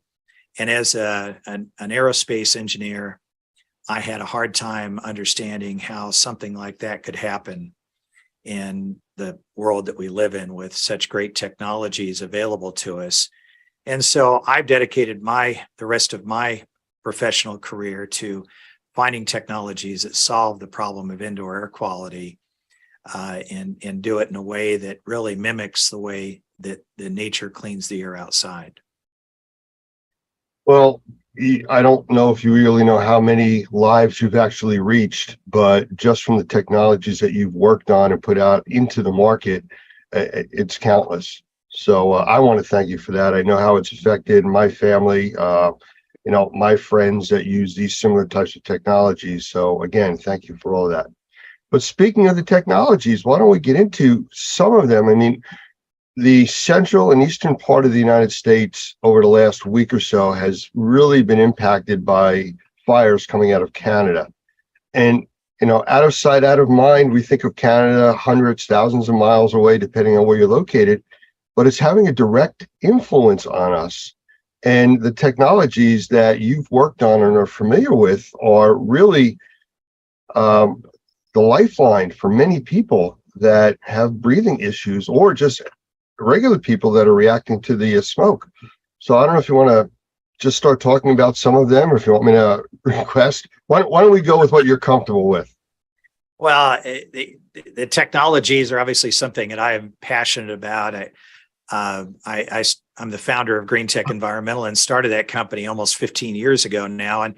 And the object of the mission, I'd say, of our company is to find technologies that truly solve the problem, or not just a Band-Aid on them. And there are technologies that, as I said earlier, mimic what nature does outdoors. And I'll share some of those with you. This issue that we're having recently with wildfire smoke is certainly significant, and it's a problem that pops up periodically, certainly every month of every year. Somewhere around the world, and the United States had a chance to experience it, affecting as many as 100 million people here just in the last few weeks. It is toxic. Can I interrupt you for 1 second? Because what you just mentioned, affecting 100 million people in the United States, this is a part of the country that's not normally affected. But one of the things that came out of this, because of the thickness of the smoke, we actually got a glimpse into what the starting of a nuclear winter would look like. And, it affected the overall climate. In New Jersey, which is where I'm from, the average temperature this time of the year is normally 80, 85 degrees. When the smoke was as thick as it was for those 4 days, we barely got to 70 degrees. It lowered the temperature almost 20 degrees a day. So it made a big difference, and that affects things going forward. Makes a huge difference. And we see the same from volcano eruptions, although not something that we often see here in this country, but in other parts of the world, not uncommon. And it's a scary situation. But from what affects you and I, and what we're really concerned about, our health, the effect of what the constituents that make up that wildfire smoke, more than just what we can see, it's the chemical compounds that are inside of that smoke that are of real concern. I have the privilege to be on multiple boards of committees with ASHRAE, and ASHRAE is the standard that is set for heating and air conditioning and indoor air quality. And one of those standards is 52.2, which is the standard for filtration. And what you hear most about when someone talks about the concerns over health and wildfire smoke is PM 2.5 or particulate matter at 2.5 microns. And that is just one size particle. Obviously, wildfire smoke contains particles of virtually every size, up to particles that we can see very clearly. But scientists have really focused in on that one size because it's one that they they measure and have identified as one that can get into our lungs and get absorbed into our bloodstream and have a dramatic health effect. And so filtration becomes an important part of a solution to dealing with wildfire smoke indoors. I know that people are talking about setting up safe rooms within their homes, a place that they can go that will allow them to breathe and have a minimal effect from the wildfire smoke. And for those that have technologies that they put into these rooms, congratulations. It's something that we should all have to be able to have a safe haven. We never know when wildfires can hit. I'm sitting in Northeast Tennessee, not far from Gatlinburg, a beautiful, one of the most visited national parks, but was struck by a wildfire just a few years ago that took out thousands of acres and burned thousands of homes. Something that was unheard of because we just don't have many wildfires in this area, and we got a glimpse of what that can mean. It can strike anywhere, and preparedness is important. So as we've worked as a community within ASHRAE, developing standards for filtration, high quality HEPA type pleated filters that are able to filter out these ultrafine particles is very important. Most people don't have filtration in their home other than maybe on their HVAC system.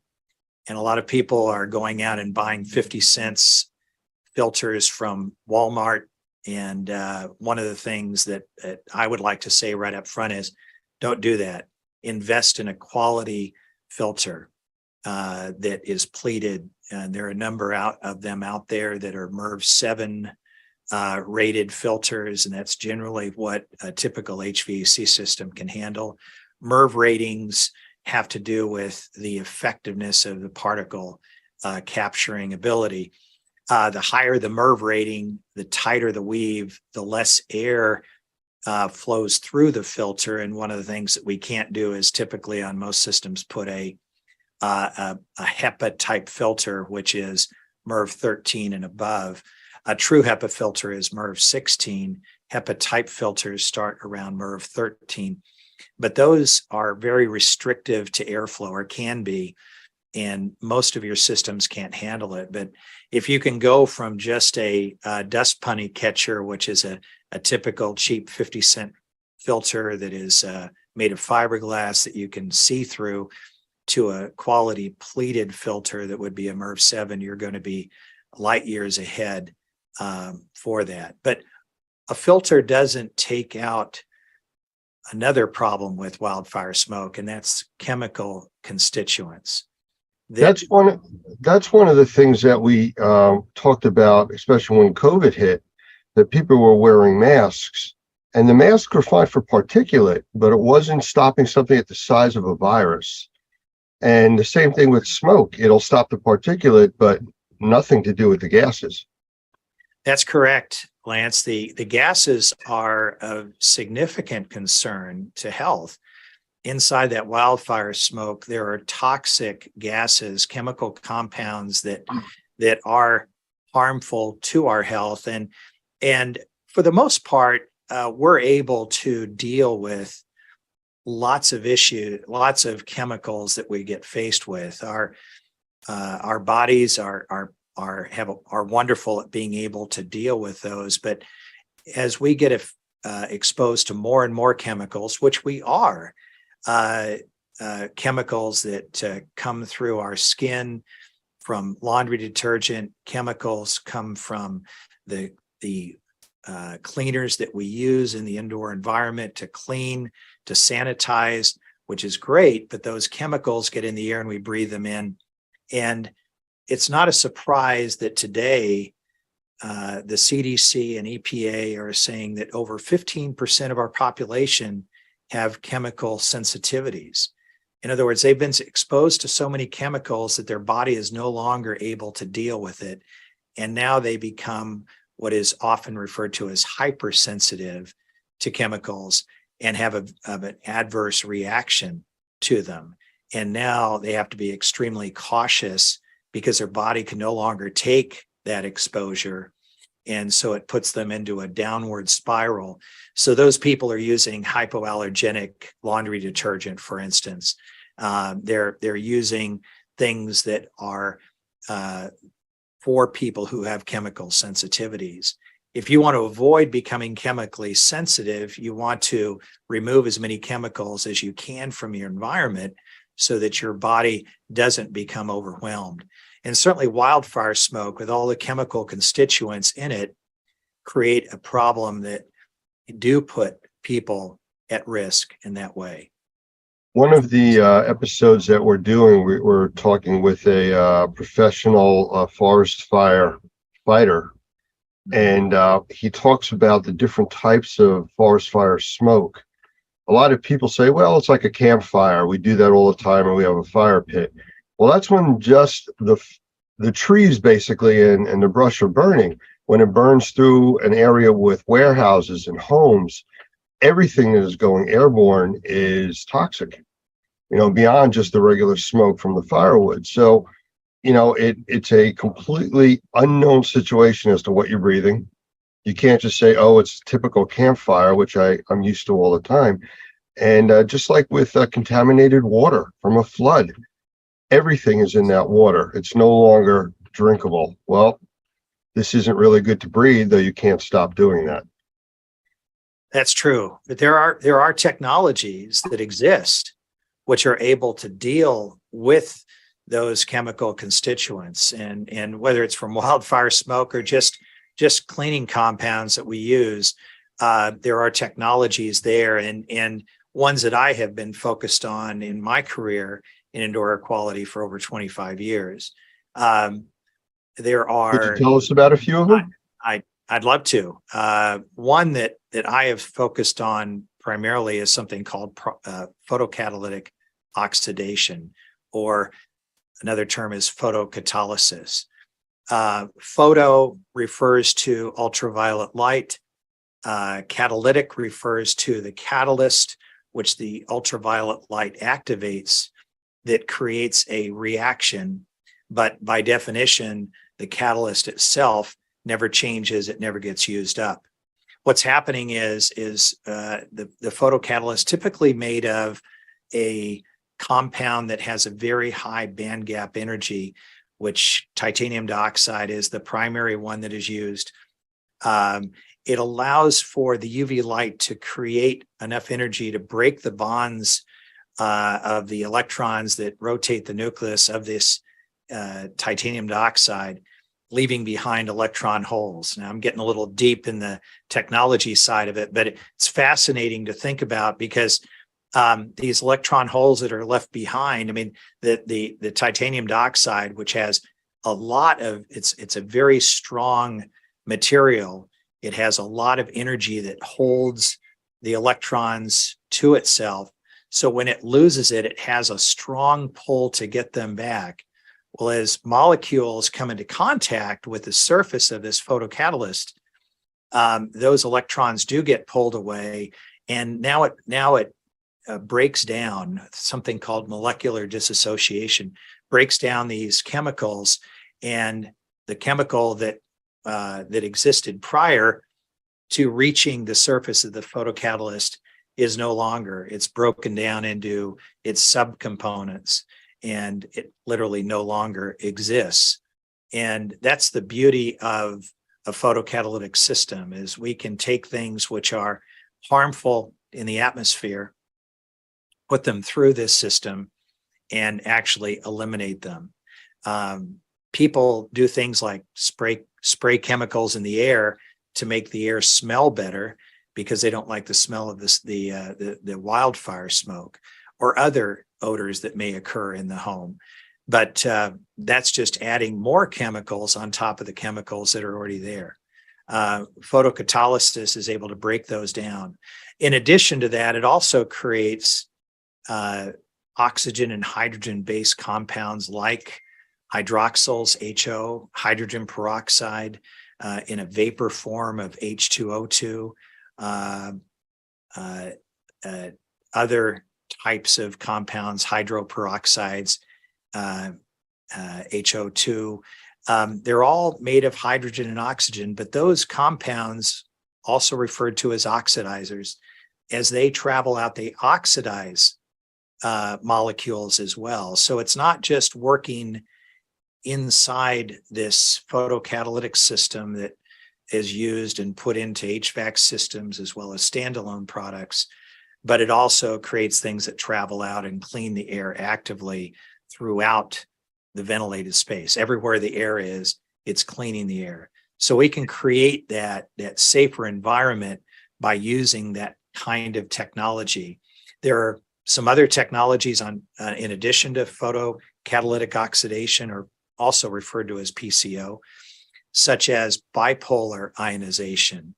Now that can be used with needlepoint ionization, where you have both a positive and negative electrical charge, and it puts these electrical charges in the air that can come into contact with water vapor and break those down and create oxidizers in the same way that photocatalysis does.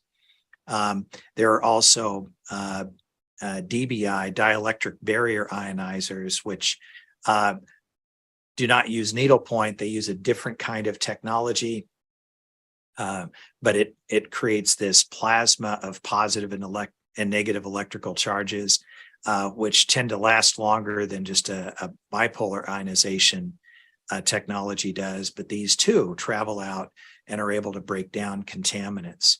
So if we look at what all of these technologies I've just described do, it mimics what happens outdoors every day with the sun creating the energy that interacts with compounds that create this photocatalytic reaction, the sun creating these electrical charges that are in the air and cleaning the air actively. I often say there's no giant vacuum cleaner in the sky with a filter on it that purifies our air outside. And in spite of everything that we do outside, whether nature does with wildfires or we do with automobiles and cars and airplanes producing pollutants in the air, all the outdoor air is constantly being polluted, yet the outdoor air generally is 5 to 10 times cleaner than indoor air. And that's according to the US EPA. And the reason for that is nature has these systems in place that clean the air and create a healthier environment outdoors than we have indoors, in spite of what you might do to keep things clean. So our goal is to bring those technologies indoors. Alan, I got to interrupt you for a second. I mean, Sure. You had said about getting too technical. I don't think you did, but I want to point out that all of these technologies are available. This is what is commonplace today. And, you know, we've talked about in other trainings, I use the term science fiction becomes science fact. It may sound like science fiction, but this is all what's working nowadays, and it's affordable. It's something that everybody can get their hands on. You don't have to go to NASA to request something like this. You know, it's there. You just have to know what you're looking for and asking for. We get a lot of people that say, oh yeah, I have an air purifier. Well, what do you have? And they tell you, and it's a inexpensive filter. Mm-hmm. And, you know, we know with filters, the filters only filter what makes it to the filter. Correct. The proactive technologies you're talking about go out and find the problems and take care of it wherever it's at. So that's a big difference. And I applaud people for wanting to do something, but they really need to get the information to know what they're getting. Just like the people that wore masks when COVID hit. I mean, how many people did you see wearing masks made out of paper towels? I'm wearing a mask. Well, yes, you are. However, you know, whether it works or not. So where do you see this industry going with, like, the technologies that are there right now? They're not brand new. They've been enhanced. They've been combined together. But moving forward, especially with the changes in our environment, smoke conditions, temperature, relative humidity problems, where do you see we going, or us going with that? Well, the technologies are slowly being accepted. One of the reasons that I became heavily involved with ASHRAE and on a number of committees was there has been an overall resistance to electronic air purification, the technologies that I just described.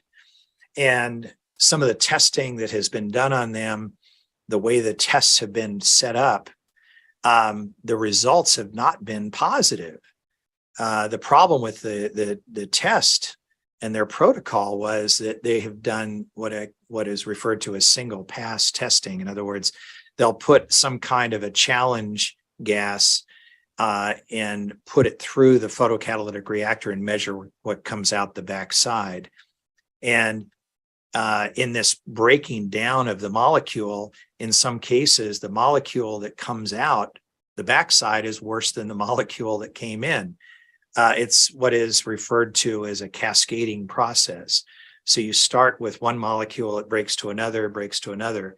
But if all you do is measure it after one pass, well, that's not really a good indication, because we don't put systems in our homes or businesses or factories that just go through once. We are constantly circulating the air through the room, through our devices. It's working continuously. And unfortunately, the people who can create these protocols for testing try and control it to a level that we end up with these protocols that make just a single pass. I'm very thankful at our international meeting in Atlanta in February. There was a great session with a number of PhDs that worked tirelessly on this subject, showing the results of what we refer to in the industry as electronic air purification can do, and the benefits of it, and really putting holes in what has been the standards, the protocols that have been used up until now. One of the other subjects I'll just throw in was that ASHRAE has a mandate to decarbonize, which means to save energy. And up until now, and still today, really, people have thrown their arms up as to how to deal with this indoor air quality problem, other than just to ventilate, which means bringing fresh air from outside inside, because we know that the outside air is cleaner than the inside air. So the solution to indoor air pollution becomes dilution, which it is true. It does make the air quality better indoors to bring a lot of fresh air in, but you have to heat and cool that. So we're spending more money, we're using more energy in order to heat and cool, when we can get the same results through using this electronic air purification that really mimics what happens outdoors. So we're making headway, and I'm thankful for that. But the technology exists today. NASA has used photocatalytic oxidation technology in the space station since it was put up in the air. It's been critical for them in the growing of plants, but it also helps to purify the air throughout the space station and break down chemical compounds that are being used there. And so when people say, is it safe? Well, it's mimicking what happens outdoors, one. Secondly, NASA has been using it for decades successfully, and it has been key to the International Space Station, will be key to a Mars mission in the future. Some of the issues that you were talking about, how some of the technology is not accepted, the testing data, things like that. Unfortunately, politics gets involved in this. During one of the episodes with the firefighter from California that we were talking with, he had been involved with a lot of litigation over using fire retardants on forest fires, where they're dropping these retardants from planes. Yes. And putting out the fires almost immediately. The problem is a movement out there saying that it's polluting the watersheds doing that.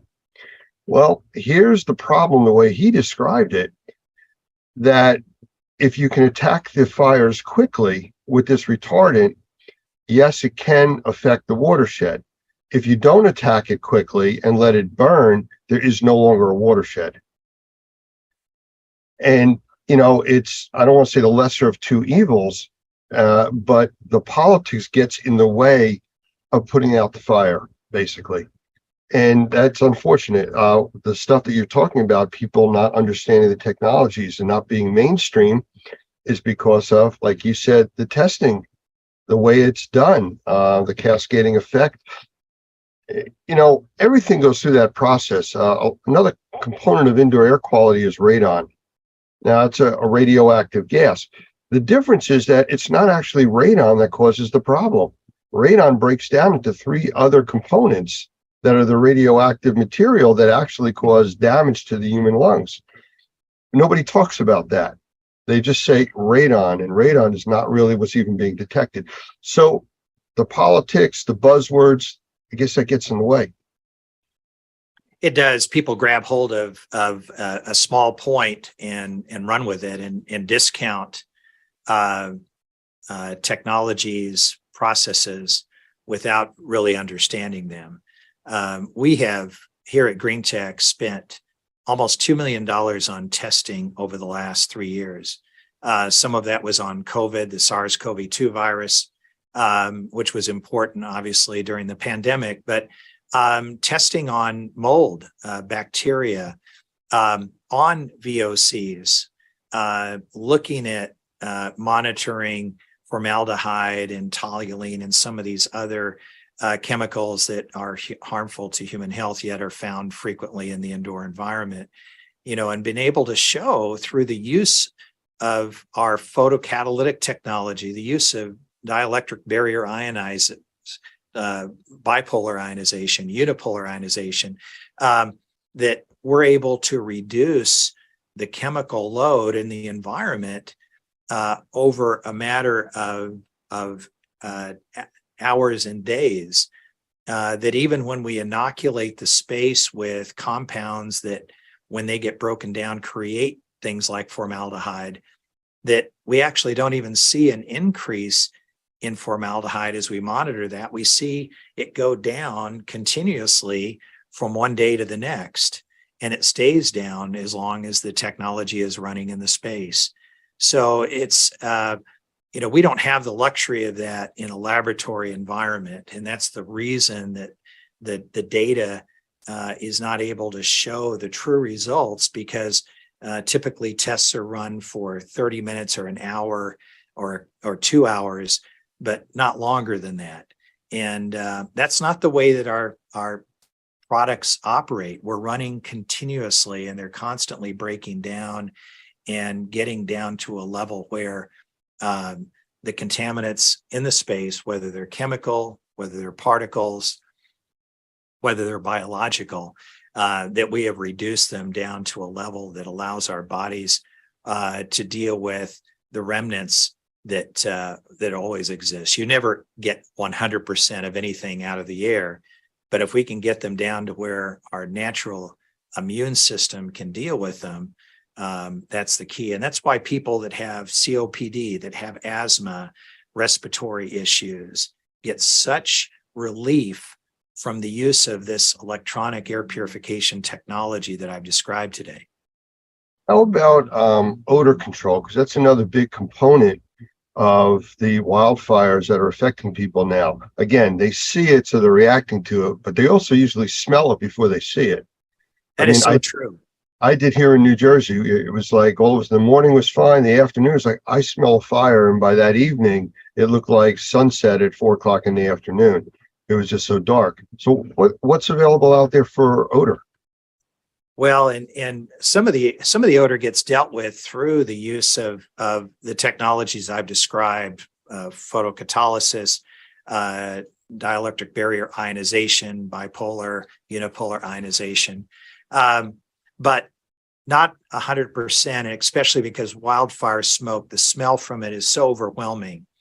I am really excited about a technology that I learned about that was developed by a tiny company up in Kentucky And my company was able to get the exclusive worldwide rights for applying this technology to a filter.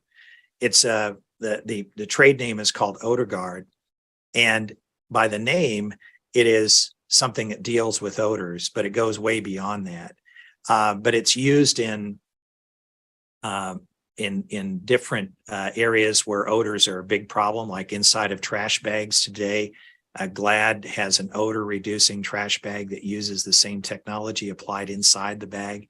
Adult diapers that obviously we understand the issues with odor there. It is so fast working and so complete at being able to break down lots of different odors. And what's even, to me, even more exciting, because the odors are something that are offensive, but it's what's causing the odors, the chemicals behind it that concern me. Its ability to break down VOCs as well is important. It's a totally non-toxic chemical. It is very safe. It has no odor in itself. It's applied to a filter surface. And we have put it into a number of different products, including just regular HVAC filters. So I started talking today about the importance of having a quality filter for your return air of your HVAC. We do apply these to pleated filters, MERV 7 pleated filters, and so that not only can the filter trap those particles that are so important to be trapped, but they can also, the coating on the filter can break down the VOCs that are important to be broken down, as well as breaking down the odor. And so we've used OdorGuard in assisted living facilities where we all know what the smells can be in those kind of facilities. We've used them in dormitories where the smell, body odors can be a little bit strong.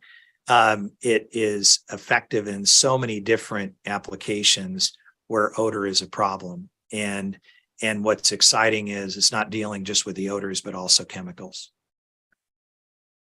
Can I just change the path here a little bit? I mean, all of that sounds like there is hope. And for the next forest fire or next airborne contaminant, I mean, there are technologies that will absolutely protect us and help us breathe easier, if you want to call it that. But we also have fire situations out in California.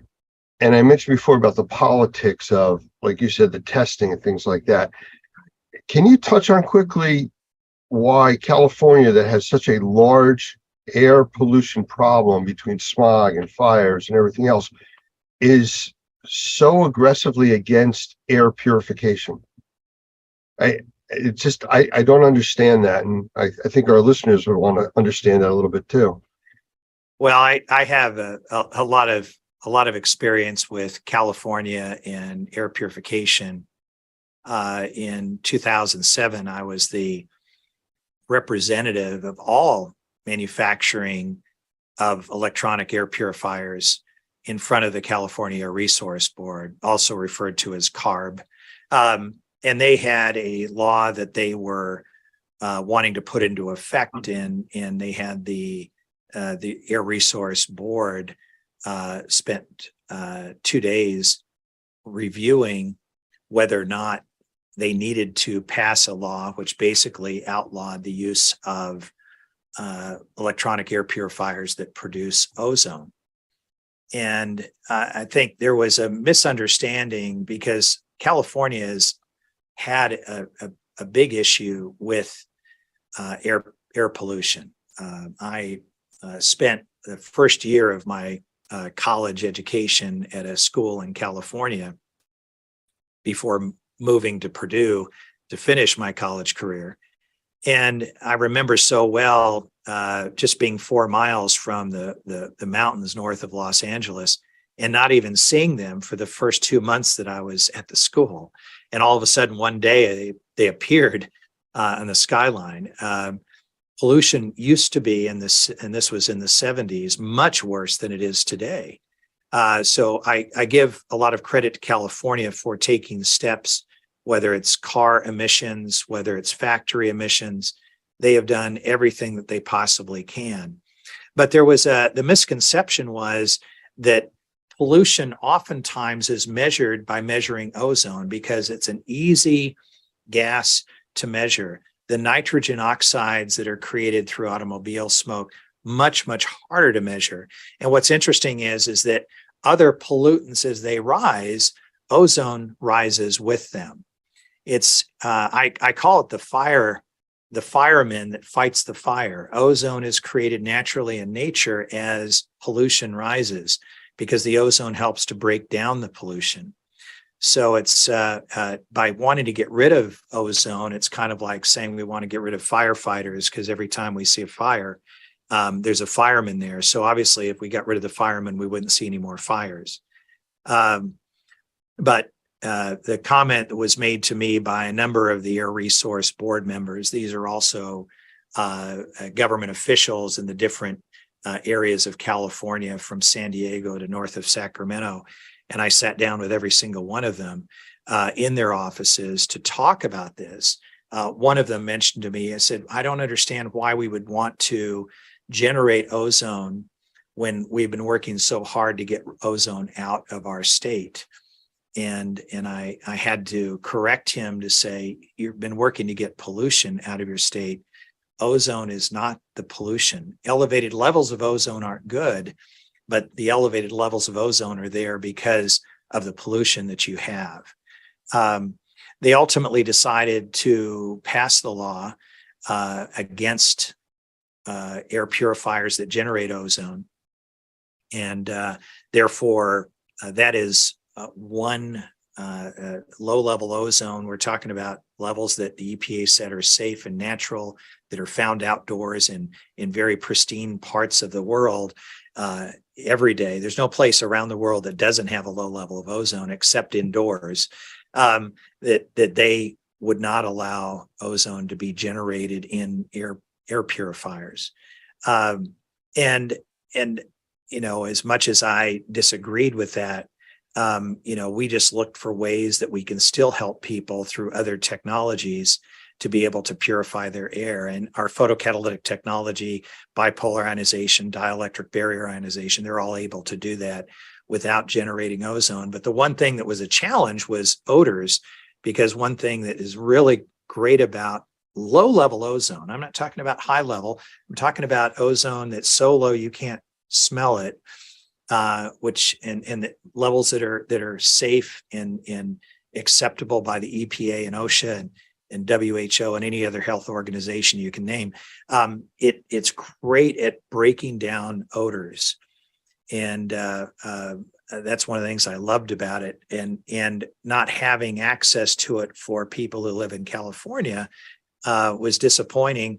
But that's one of the great things that we found with OdorGuard and the ability to break down odors. So we're able to create products that people in California can use with high quality filtration, with odor reduction through the use of our OdorGuard technology, and then incorporating these other technologies like photocatalysis and bipolar ionization. Well, I appreciate that, and thank you for answering that question. We're almost out of time here. Is there anything that you'd like to sum up with? I know we covered quite a bit and extremely informative. The technology side, I think, is something that people need to hear and understand so they don't just wear the paper towel mask and think they're protected. So true. I mean, one of the things that I say about technology is, you know, nature uses a lot of different mechanisms to keep things clean. Don't get locked into just one technology. Filtration's important, but it's not the be all to end all. Use a multi-technology strategy, and there's a lot of wonderful technologies out there. I'm proud of what we've been able to put into products, but you know, there's some excellent products out there. But look at what they do, look at their test data, make sure it's real, filter inside of a box. Is it doing something? Yes, but is it enough? Absolutely not. You need to do more than that. So I appreciate the opportunity to speak to you today, Lance, and be on this this webinar, and hopefully this benefits some people that listen to it. Absolutely, Alan. And I want to thank you for the time you spent with us, the great information. And I look forward to doing more interviews with you in the future. Thanks Thank so you. much.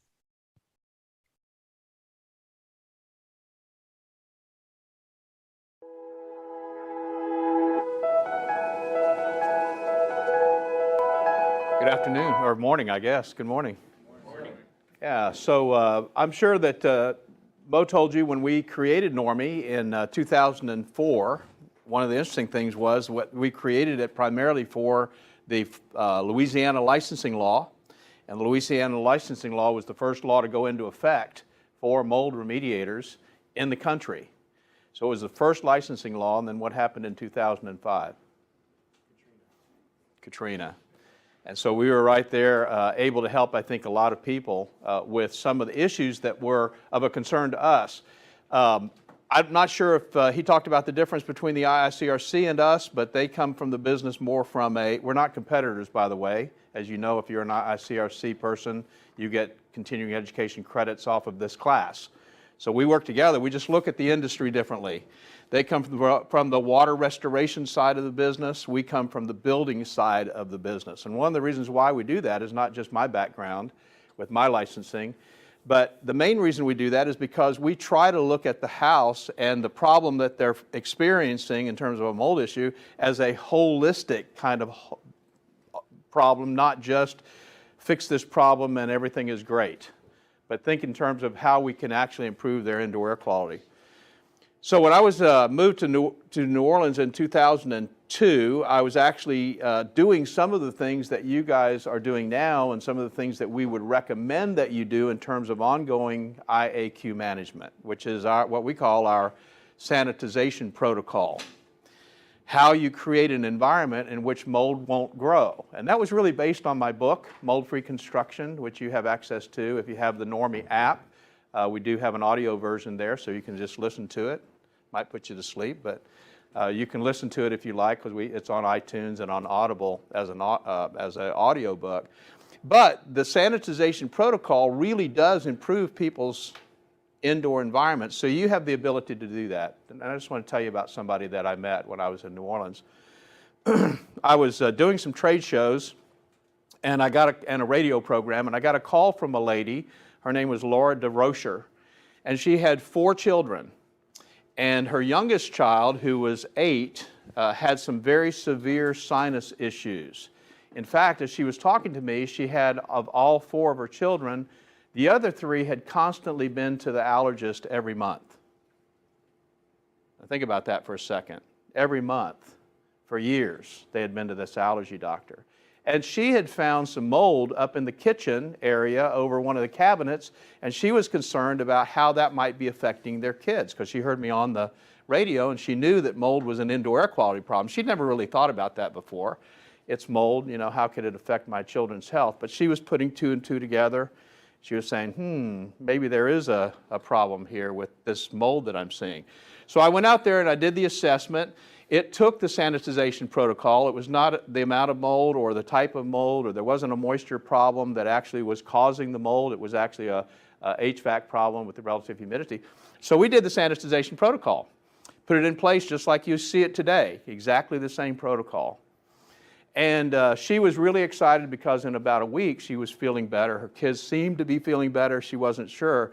But the interesting thing that she told me when I was there visiting her was that her little child, the one that was just a few months old, they had scheduled that baby for surgery, sinus surgery. And she said, we've decided to kind of put it off because things seem to be going better. We'll see how this goes. Well, interesting story to kind of shorten everything up.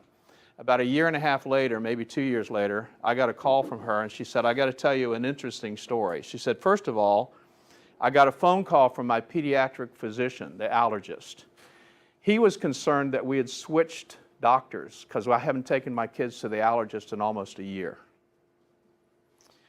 We decided not to do surgery for the baby, and the baby is doing great. Now, a couple of years old, doesn't seem to have any allergies to the environment and what's going on. She said, I think you really solved a bigger problem than you maybe think you solved.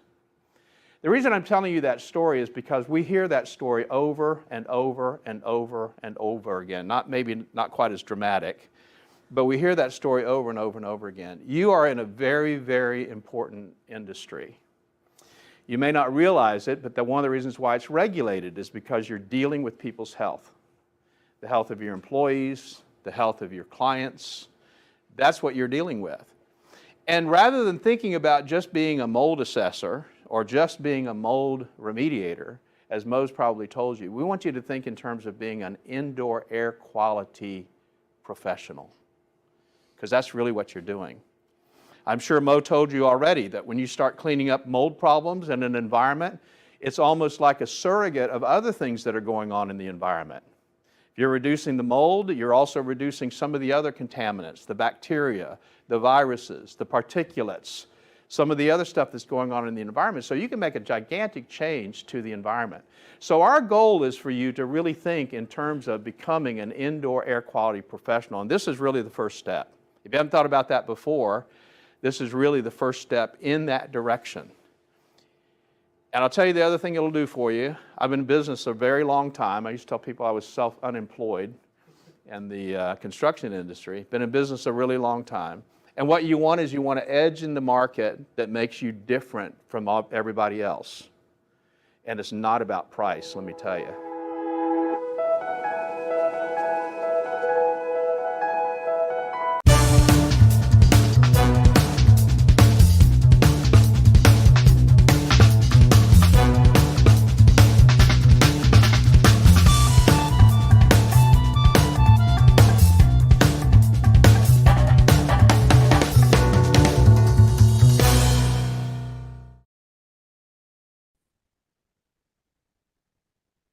I want to welcome today's guests. We have Doug Hoffman, who's the executive director of Normie, and Mike Balzano, who is and I want to get this correct, it's the group publisher for BMP Media.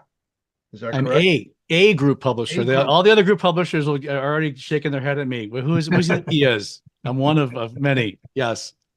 Okay, well, welcome and thank you for being here. Thank you. As always, thank you for joining us here on this interview. I want to get right into it. I don't want to waste any time here because all of our time has been so tied up with everything that's going on right now, what you have coming up with the Experience Show. And that's really what I want to start talking about. I remember from the last show that we were at in Las Vegas, there was a lot of super secret talk about this big event coming up at the spring show. And I'm going to say it if nobody else has. It's all about the special tour for the shore flooring. Yep. What's that all about? You know, Larry Cooper, as everybody knows, was the owner of this event, founder forever, and did a wonderful job.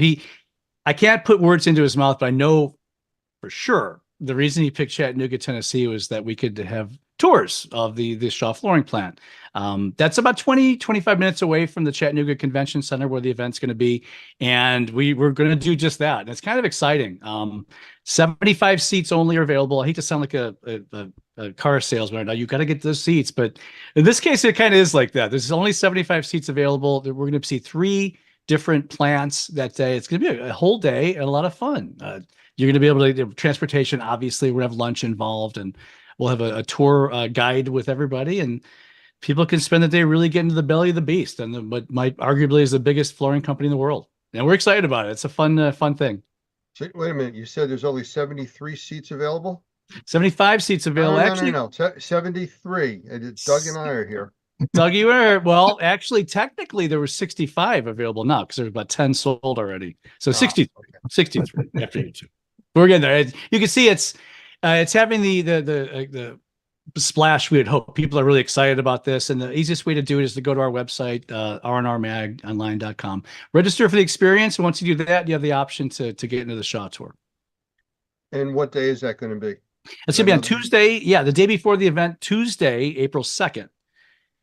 Meanwhile, back at the convention center, where the Coys are going to be doing a workshop, and Howard Partridge are going to be doing the same workshop they did last time, which was very successful. So can't make the Shaw Tour, don't want to go to the Shaw Tour, you got something great back home too. Okay. Well, I just wanted some clarification on that. And there you go. I still say 73 seats available. 63. One of the other things that I've heard a lot of talk about recently was an advisory committee. And I only heard the term being put out. I really don't know anything about it. So can you enlighten us on that? That really organically happened, and mainly because I've never done a flood house.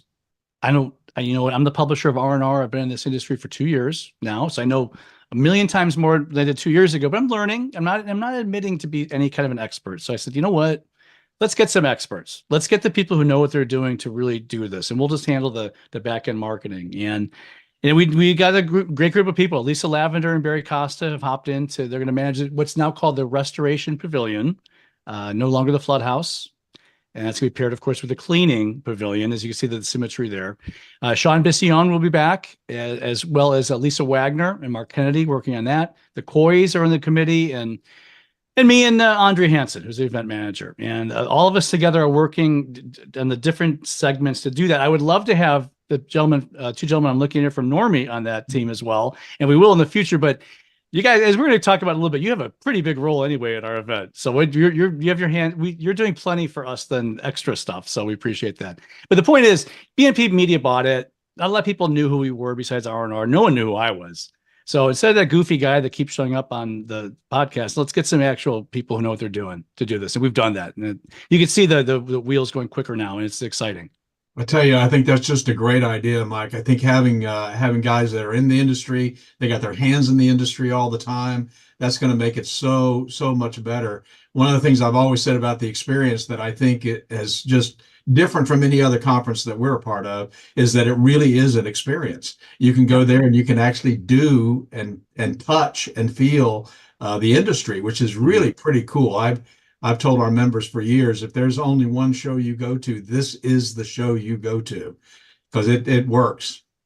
Thank you, Doug. And yeah, it was, I've said many times, it wasn't, I don't think he named this accidentally. There was a reason why he called it the experience. He wanted to be an all-encompassing experience for our industry and the people who come.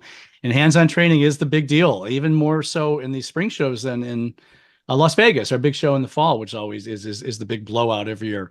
The spring show in fall, you have 3 days of straight agenda days. The spring show, the first day and the third day are agenda days, and the middle day is kind of a hands-on workshop agenda all day. In addition to the Restoration Pavilion, in addition to the Cleaning Pavilion, you just come in and learn how to do things. And I don't know if there's any other event that really, definitely not to this level, can provide that for everybody. Well, I know what we get involved with building our training facility, if you want to call it. You know, when we break away and we're actually, the lumber is being delivered, you know, so we're in there building stuff for a day or two prior to our training. So yeah, this is very different than the other shows that we go to. And we want to make sure this is, as I walked around Las Vegas and talked to the two of you gentlemen and all of our sponsors, and like, we don't want to make wholesale changes, but on the other hand, this is definitely a time for new ideas and new changes. And people were, as you know about our industry, they're not shy about, oh, good, here's my 7 ideas if I want, which is fine. I asked for it. So I think we're going to try to kind of walk the fence a little bit. We're going to keep all the traditions to keep it hands-on and the experience, but hopefully some new tweaks, which will excite people as well. Well, I mean, you started talking about some of the stuff coming up. Why don't we just cover the agenda? If you can do that. I don't know if you want to do it from memory, if you want to bring up a website. Well, I mean, I don't have to bring up, the entire agenda is there on our website. I could do what I want to talk about is definitely from memory. And then I just kind of did mention that there's a lot of people who've been coming to this event for 24 years. And they said, gosh, we're hearing the same kind of speakers a lot. Not that they're bad, they're wonderful. But is there any way we can get some new people?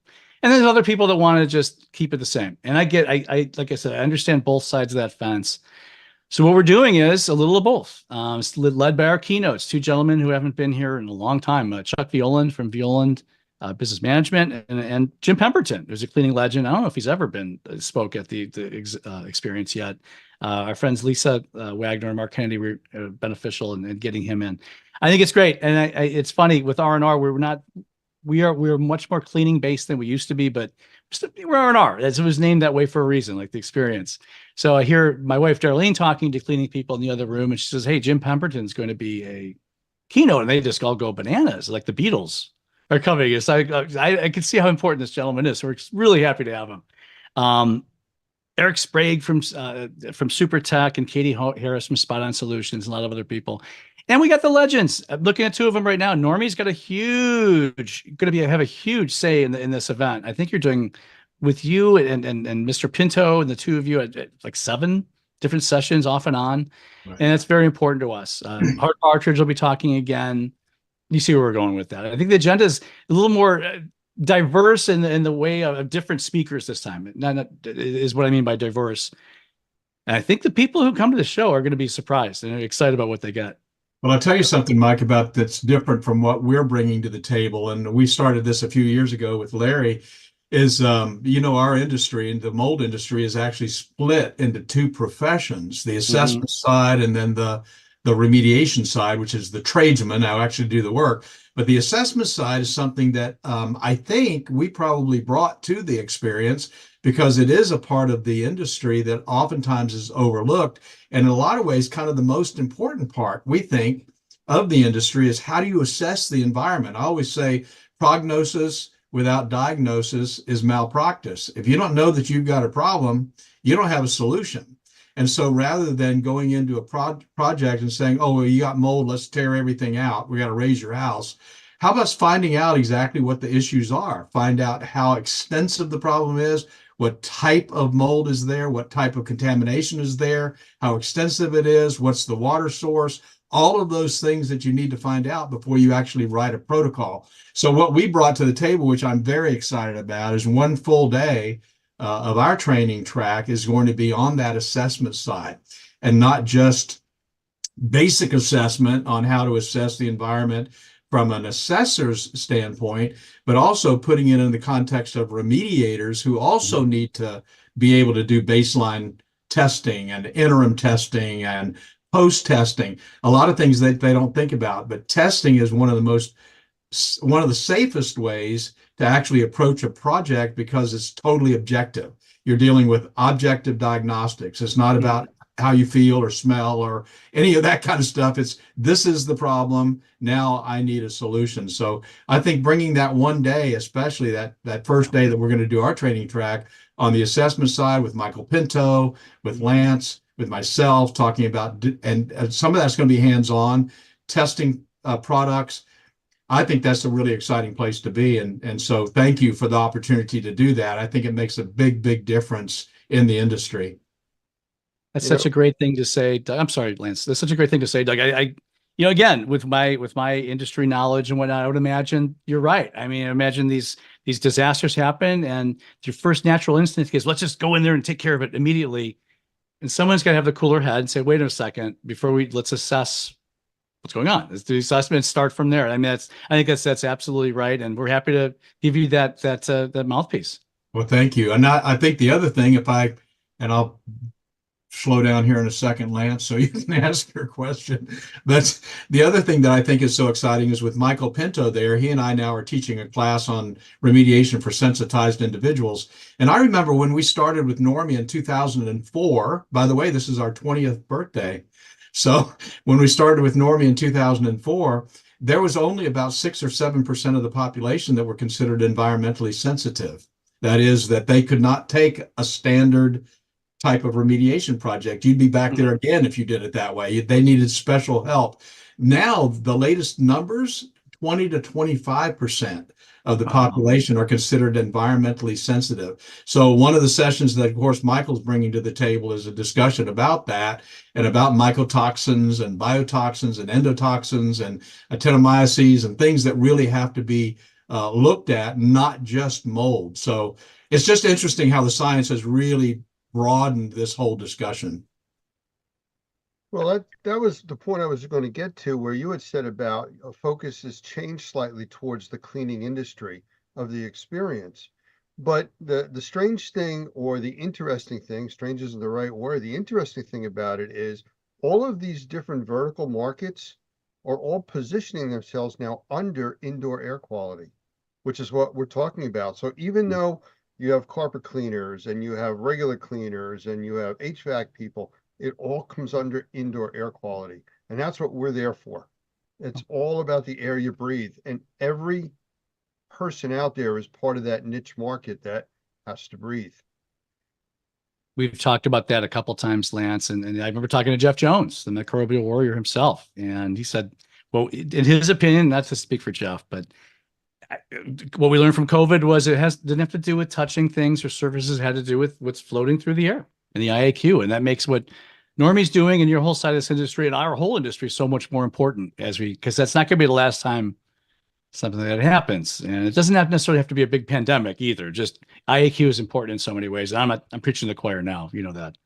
Well, So, that yeah, brings us, yeah. and that brings us to that second day that we're going to be talking about. Because Right. when you start dealing with indoor air quality contaminants, things that are floating around in the air, obviously you disturb mold on a surface, it's going to become airborne. It's got to be dealt with. So we're big believers, obviously, in being able to create containment, setting up negative pressure, using an air filtration device in the correct way. Air washing, something that a lot of people don't even know what that is. And we talk a lot about that in our training on that second day.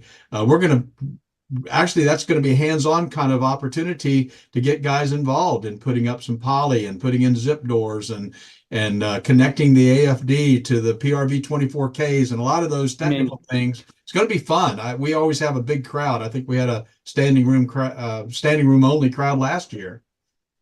Yes, you did. I remember that. I'd walk by there trying to watch, but there's nowhere to sit. It's so much going on, and it's great. And that's exactly right. That's what that day 2 is all about. We're extending the hands-on, and I love you for what you're doing for this. That's gonna be perfect.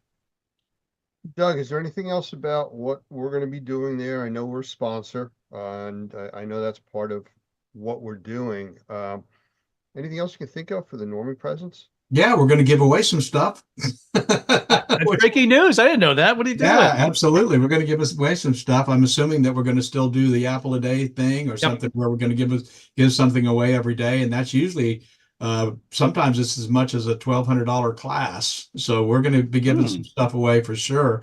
But I think at our booth, we've got a 20 by 20. So it's a nice little open square booth, place where people can come in and sit and do what we call huddles, where we can answer questions and deal with some specific issues that they might have. So we'll be kind of front and center toward the back, close to the food, as Mike said. So we're going to be there just talking to folks and helping them see what kind of training opportunities we've got. We've got 32 certifications now. We've got obviously training for every single state that requires licensing. And we've got great recertification and continuing education training. So pretty cool. We opened up a training facility now, of course, in Fort Lauderdale, which is where we do our Normie Pro Academy, do a lot of live online training. And so, yeah, we're going to be giving away some stuff to get people involved with what we're doing. We want folks connected to the industry. We have people, a few different booths are going to be doing hands-on training and things like that throughout the event as well. So that's great. I'm not surprised to hear that come out of your mouth, Doug. But I mean, there's going to be, again, not to beat a dead horse, that's going to be going on all over the floor. Yeah. And then in the morning, you have the great sessions, and it's just you learn and then you learn. I think it's perfect. So thank you for doing that. Well, I'm going to ask you a very specific question now. What's the super secret stuff that you can't tell us about that you're going to reveal now? I can't. Oh, come on. Did you think I wasn't paying attention? Well, there's nothing official I could talk about yet, and that's true. There's some, and that's fine. I don't want to completely put you on the spot. No, we might have some more fun. We're going to have some fun things coming up. We haven't locked down the entertainment for the big party. There might be a third pavilion in the back, which might be just silly and fun. And you might be able to adopt things that are, let's call them pets, and let's say they're not cats. That's all I'll say. Which nothing to do with the industry, just fun. So who doesn't like holding a puppy for a couple hours, right? While we're learning about IAQ. You know, Mike, last year we launched, Lance actually launched Normie TV. Yes. Normie Connect. And at the Fort Lauderdale show last year, we had 2 people that came up to us and said, I heard about this show through Normie TV, which was really kind of interesting. So I was going to ask, if you weren't going to ask this yet, Lance, but I was going to ask about special deals that they can get by calling us direct. I know we've got a coupon code for our Normie members. We also have, I think, VIP passes for the exhibition hall. So I wonder if you could talk a little bit about that. And then obviously we're going to make sure that they've got our number so they can call us. But can you talk a little bit about that? Yeah, yeah, you do have some VIP tickets to give away at your discretion, and anybody who uses Normie's code, which the two of you gentlemen have, you get 20% off the full admission to registration. That's a good deal. Thank you so much for doing that. Yeah, thank you so much for doing that, man. That's great. I mean, it just makes too much sense. You could market, you could look like, frankly, heroes to your people and your friends and your customers. We get more people to the event. Everybody wins. And if you're going to exhibit with us, we still have all kind of space left on the booth floor right now. You get that same treatment, and you could really look good in front of your clients and bring your customers with us to this great show and learn. So I'm happy to do it for everybody, especially you. So what are the dates? Let's Dates talk about are that.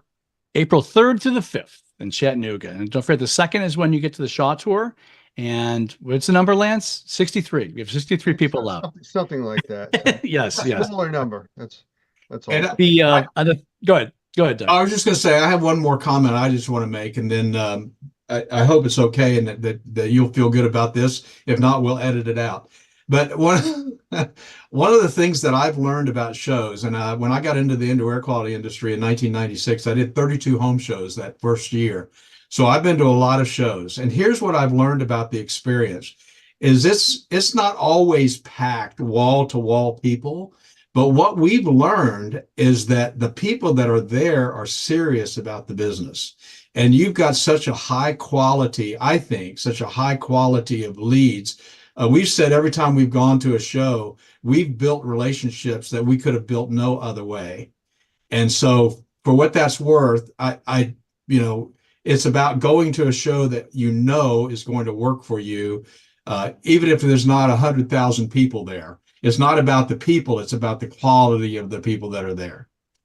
Yeah, no, unquestionably. And I think that's, as we mentioned a few minutes ago, we want to make sure we're not doing any wholesale crazy changes. That's the vibe we want to keep. We want to keep the people coming. And I think that ties again back to the hands-on training, Doug. I think that's what if people want to come and get your Frisbee tchotchkes and stuff are fine. But these are the people that come to learn something are the ones you want to know. And that's right. That's right. They want to see the newest techniques, newest products, newest laws. Yeah. That's exactly right. Yeah. It only takes one good contact at a show like this to make your business. And that's to the point of, it doesn't have to be jammed. And the quality and level of the education that's there and the people that attend for those purposes are the people that you want to meet. And those are the contacts that you want to make. It's funny, we're talking about the size a lot, and it's no secret the Las Vegas fall event is usually about double the size of our spring show. And I remember talking to our team, and I was like, tying into what you gentlemen just said. I mean, we have good people coming though. Let's embrace that.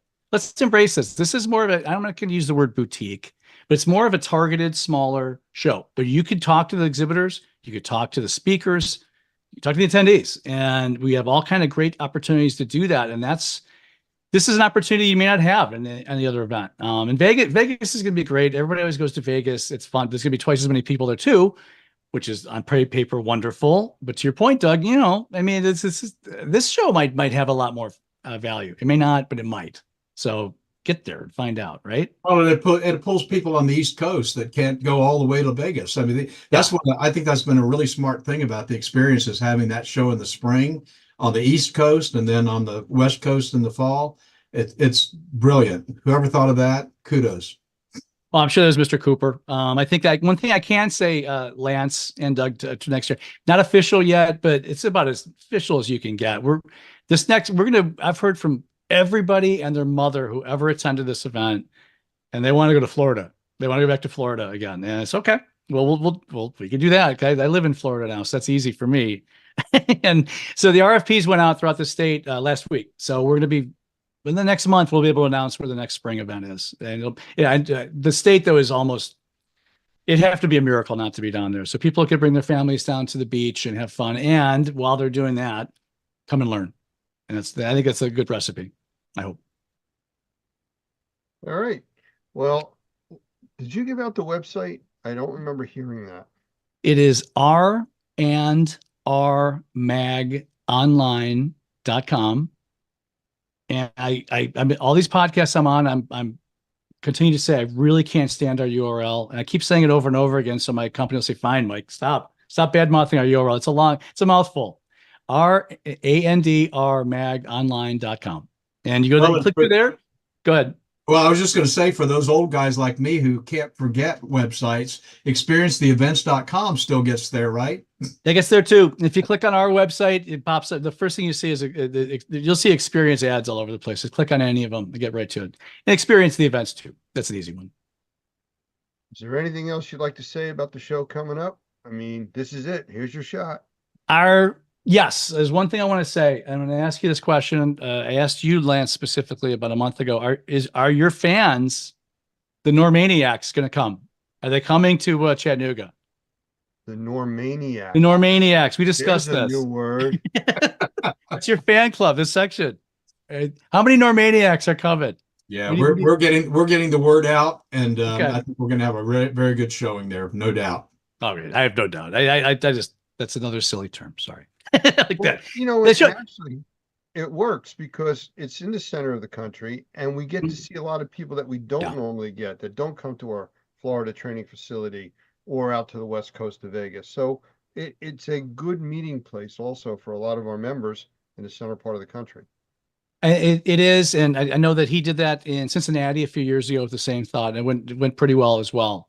So I think that there's a good chance, drivable for a lot of people. A lot of people from Detroit and Ohio are just driving down. I've talked to them already. Some of my people from Ohio.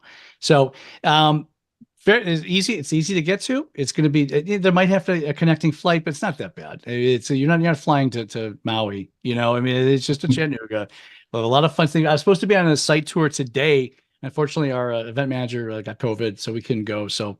We're gonna have some fun things to do outside once we break out of the learning, and we'll loudly announce that when we have that too. Doug, did you hear him say something about a trip to Maui? I think that's what I heard. Yeah. You know, my old magazine Snips used to have I shouldn't give them free publicity, but there's a association called SMACNA, very much the normie of that industry, and they every 3 or 4 years, they have their annual event in Maui. And it's a big fight to see who gets to go to work that week, you know? But it's, bless their hearts. People go, they figure it out and they get over there across the pond and do it. But this is, I don't know. I'm happy where we're going. We have a big training event coming up in Mexico, Puerto Vallarta. Yes. Same type of thing with the interest of people wanting to go there. I know a little about this. I know the people involved intimately. And besides, I think I'm sure you'll have a tremendous amount of learning there. The people who go to that, and I'll let you promote that, Lance. That one. Well, yes, we will, and Okay. that's for another time. But you know, I understand what you're saying about a Maui type event, Puerto Vallarta.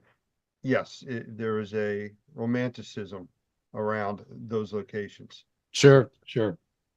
Doug, Well- do you have anything else to follow up with here? I really don't. I want to thank Mike for him and his team and how hard they work to make this thing happen. I'm very excited about it. It's going to be a great few days with you guys. And if there's anything we can do to help facilitate, we're at your beck and call. Thank you very much, Doug. I know. And it's just, we love having you as partners, and we are working very hard. The whole team, I could speak for him, because told Larry last year in Vegas when we left, I don't know if I'm going to be here for 6 months or 60 years, but I'll do the best I possibly can. And we're holding that promise. And come to Chattanooga. You're going to love what you get. The agenda's good. The Normaniacs will be there. I'll say that again. And you learn a lot. And I appreciate the time today, guys. Really. Thank you. Thanks for your partnership. Thank you, Mike. Doug, thanks for being here with us. And we'll have to do this again soon. Look forward to it. Take care.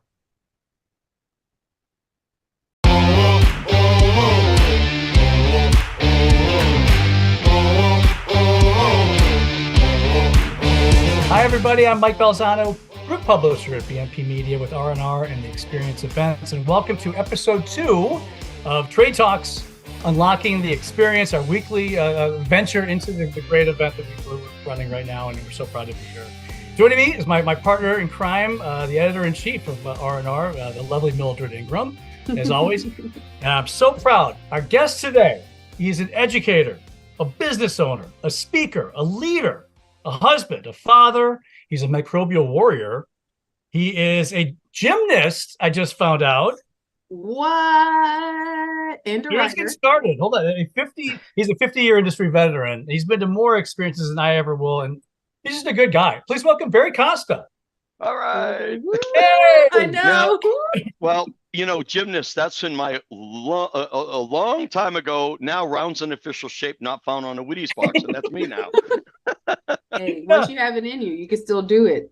Oh yeah. That's the joke, right? What do you mean? I am in shape. I'm round, right? Yeah, there you go. There we go. And Mildred, you will visit me in the hospital if I try to do it again. Oh no.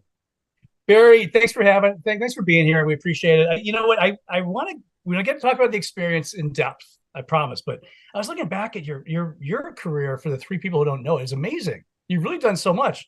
When did you get started with the Costa Group? With a Cost Group. Well, actually, I had a Cost Group in Peterborough, New Hampshire, when Carol and I lived out on the East Coast. And then about 11 years ago, we moved to Arizona. And so it's been in existence for quite a few years. Prior to that, I had the Carpet and Cleaning Craftsman, carpet cleaning, restoration, carpet installation company that I was doing right along as well. And prior to that, it was my dad's company, Cost Group. Let's see, no, Costa Carpet Company Incorporated. You got to have your C's in order, right? And learn how to walk, keep back on my knees again. And that's how it all started when I was 12 years old. That's amazing. Then you were a public school teacher as well for 10 years. Yeah, 10 years. I taught at the elementary school in Peterborough, New Hampshire, and very proud to say I was a Teacher of the Year with the New Hampshire Physical Education Association. So it's kind of nice. I really enjoyed it. The kids were great, and the parents were awesome. That's wonderful. And then eventually you joined like you said, your dad's company. Yeah. And here we are. It's 2023, just like that, right? It seems well, you know, it was amazing. We smashed the atoms together. I was a school teacher, but I had been doing this my whole life. And in fact, I talked to my sister this past week. She came to Thanksgiving with us here in Arizona. And she said, Mom was so upset. We spent all that money to put you through Springfield College to be a school teacher. Then you started a carpet cleaning company again. I said, but look what I did to it. I smashed the atoms together. Now I'm teaching in the industry that I love. And absolutely, it's not even work, it's play, as Nick Palella used to say. So we've talked to a couple people on this interview. Yeah, indeed. We've talked to a few people on this interview and off the interview for sure. And they always seem to have the same. I said, well, gosh, you had a different background. What led you to restoration and all this? And they said, it's just the industry. We're helping people and we love doing it. And you can just see from your facial expression how passionate. Well, yeah, I you know, helping people, that's what it's all about. You know, I look at society today and I'm going, this is not the society I want for my son. Why aren't people really coming together and helping? Even Lincoln said a house divided will fall. And look at how much further we could be if everybody just helped a little bit and supported each other rather than step on each other. But so I'm not going to be a victim. I want to try to lead and hopefully get a lot of people along with me and others that are already doing it and make a difference.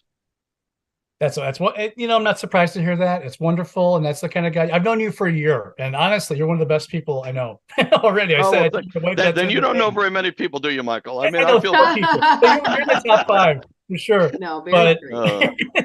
Now, how many experience events have you been to? All of them except the very first, which was the Luxor, way back in 1999. And that was actually when it was Connections, and 4 associations came together to create that first meeting of connecting people together. And but every experience I've been to. That's amazing. And your role it's probably changed quite a bit throughout the years, I would think. Oh gosh, you know, it really has. And working with Larry Cooper all those years, Larry and I have been best friends for so long, and I'm really happy to see him move now in another direction. He's going to build some new things, he wants the baby that they grew obviously to grow, and it's in great hands with you guys. That's why I said when you asked, hey Barry, would you mind helping us? Absolutely. I mean, it's all about the event, and part of that event was being with your friends and doing things with your friends. But yeah, I've been involved in every one of them, the experiences, and each one is its own unique energy. It's hard to describe, and it's so funny how themes begin to grow out of them with each one. Almost naturally. And I've only been to two. Like, absolutely. They do naturally grow. Yeah. It's the people. It's the people. It really is. And it's the energy that develops within the event all in itself. And seeing people you haven't seen for at least 6 months or a year. And some of the best education happens literally when people get together and they start sharing, hey, this is happening. Have you ever had that happen? And, you know, what do you do? And it isn't just the events that are organized by the organizers of the event. It's the side events that go on that really make it worthwhile as well. Yep. This year, as everybody knows, there are 2 experience events each year. The first next one coming up April 3rd through the 5th at the Chattanooga Convention Center in lovely Chattanooga, Tennessee. Registration is open now. Get sign up to be an attendee and be at this event. Early bird rates go until the 31st of January. rnrmagonline.com, our website. That's where you can find all the event information and sign up yourself. So let's talk about some memories, Barry. I know we talked a little bit off camera. Any things you want to discuss or point out that we should know to the people? Oh gosh. Well, let's see. I'm going to look at it. I put some trivia questions here and stuff. In fact, like I said, in 1999, the first show that happened was, well, let's step back even further than that. Prior to the connections and or the experience being developed, associations used to have their own mini conventions. I remember John Masuri, who was Ohio Steamway, Dick Hook out of Michigan. These gentlemen were the pioneers of doing schools in our industry, and the various associations would put on their own convention. Well, think as a vendor now. You've spent an awful lot of money to support the association, their convention, but you only have an audience of about 50 people for traffic. Well, when you look at the ROI on that, it's not very nice, but yet the vendors were always there to support the associations, and I was so impressed. So 4 associations, some history here, 4 associations came together, they met, and that birthed the first connections in 1999 at the Luxor Hotel in Las Vegas. From that, it grew into a bigger amoeba with lots more pseudopodia sticking out there. And then there was a change in guard. Larry Cooper came in. He was managing the Connections events, but then they switched and it became the Experience with Meetings and Events running it. And from there, history's in its wake here. But I think some of the greatest memories, well, there were times when sadly people passed away. And during that event, people celebrated the life of those people. Some real icons of our industry, Cy Gant, for instance, from the carpet industry itself. He was on the board of the IICRC as well. And Tom Hill once told me, when Cy speaks, be quiet and listen. This is a man of great knowledge. We also had celebrations of Bill Yaden and Colleen's anniversary at one of them. But then we also had retirements when Jeff Bishop retired, Tom Hill, his wife Carol Lee, Lindsay Barlow, they all retired. We also had a celebration during the event for these people. So if you didn't know the people in the background that actually ran our industry, you had a chance to meet them up front, personal. And some of the events, oh my God, the first Flood House, and we always made it a show. We had this one time. A set of stairs. We had a toilet up at the top and 2 55-gallon buckets of water waiting that nobody could see behind the curtain. You know, it's like the Wizard of Oz here. And we hired a person who went up the stairs in a bathrobe, and he's singing. He was all mic'd up. He's singing. This is how we allowed people into the trade show. They walk over, they're watching this guy just hamming it up like crazy. He sat down on the toilet broke. He fell down the stairs because he was a professional. All the water's coming with him, and that's how we introduced the flood house. So we've always tried to have a great time with people and set the tone of, it isn't just education, guys. You know, we work our tails off. Let's get together. Let's have a great time. Let's have a party. And yeah, let's learn too while we're at it. When was that? When was the first flood house? Where was the first flood house? You would ask me that. I think it was. I think it was at the Hilton. Okay, because we in the order we went from the Luxor to the Riviera. The Riviera was always known as being smoky. We didn't really like that. It's place. a lot. We were there once. Then the Hilton, Las Vegas Hilton. Then we went to the Mirage, Paris, and now we're at Caesars Forum, as we will be in September. I think it's what are the dates, Mike, for September? September 4th to the 6th, the day after 4th to Labor 6th, Day. yeah. And it's going to be at the same location as we were last year. But there's been a flood house at every one of those events in Vegas, starting with the Hilton, at least. And we've had it ever since. And then even the pavilions have increased in size. We've had vendors like Phoenix and Normie building their things. Clean Right in the center field of the trade show would do some hands-on. So, you know, everyone wants hands-on. Come to the show. You're going to get plenty. That's the experience. That's the experience. Well, you know what? I'm going to step back. I hope you don't mind me dominating here for a second. No, you asked about a memorable time that it all of a sudden clicked. It was really interesting. In fact, I sent you a few files of the history of the event. At the Hilton, up on the 28th floor, there were three, huge rooms. They were the best rooms in the hotel. And we didn't I interviewed the Hilton staff to find out if they had some problems with their carpets that could be fixed.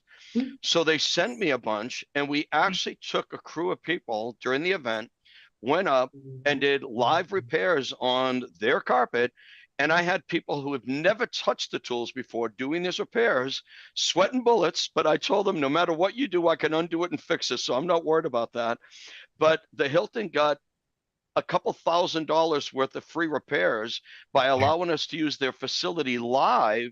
And we did that also in Clearwater Beach and a bunch of places where they were getting free repairs, free carpet cleaning and things, getting people to actually do their trade in the building, surrounded by experts in the field to kind of give them some hints or tricks of the trade to solve some problems. So that was really fun. Amazing. That was really fun. That's cool. Yeah. Off camera, before we started, you were telling me a story about Clearwater also about, and we were discussing how it's just everybody loved going there, but we just got too big. And but you said something about when the flood was going to happen, but it's going to happen.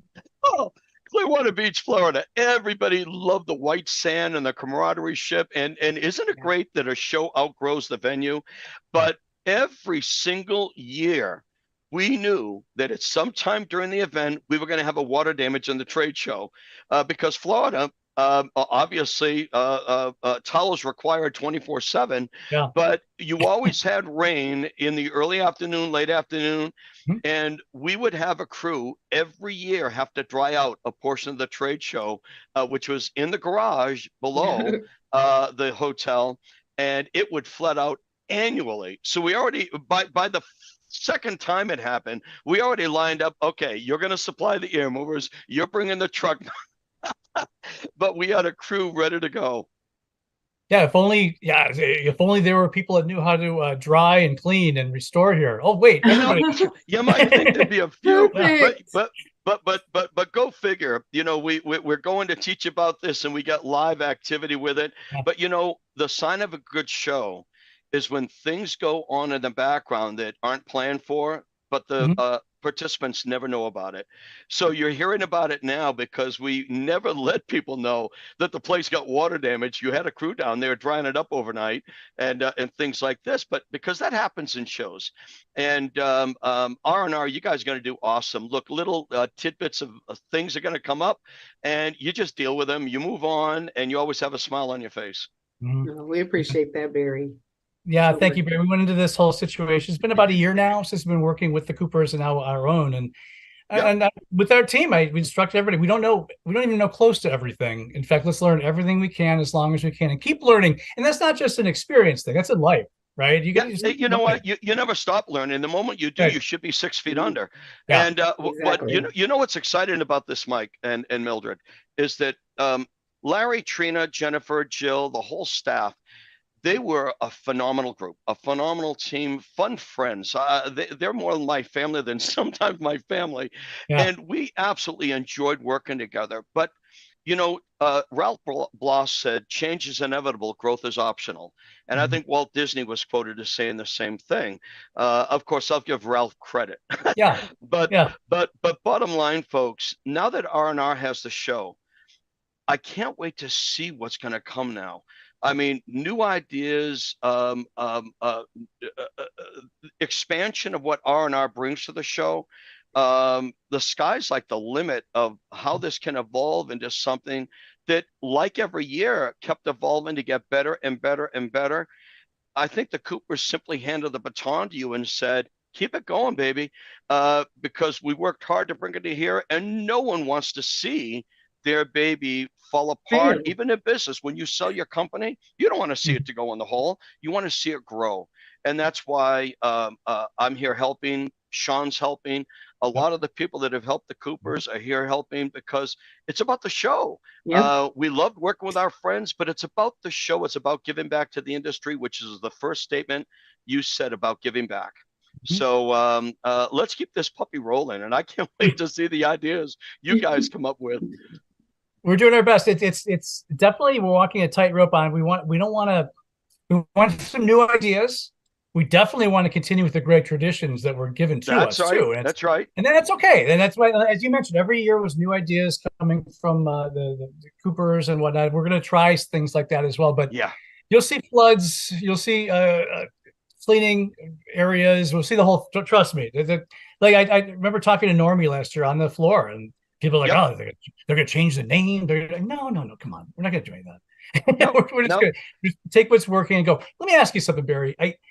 It's been ingrained into me for last year that hands-on is the key to this. And that's the one thing that differentiates the experience from everything else.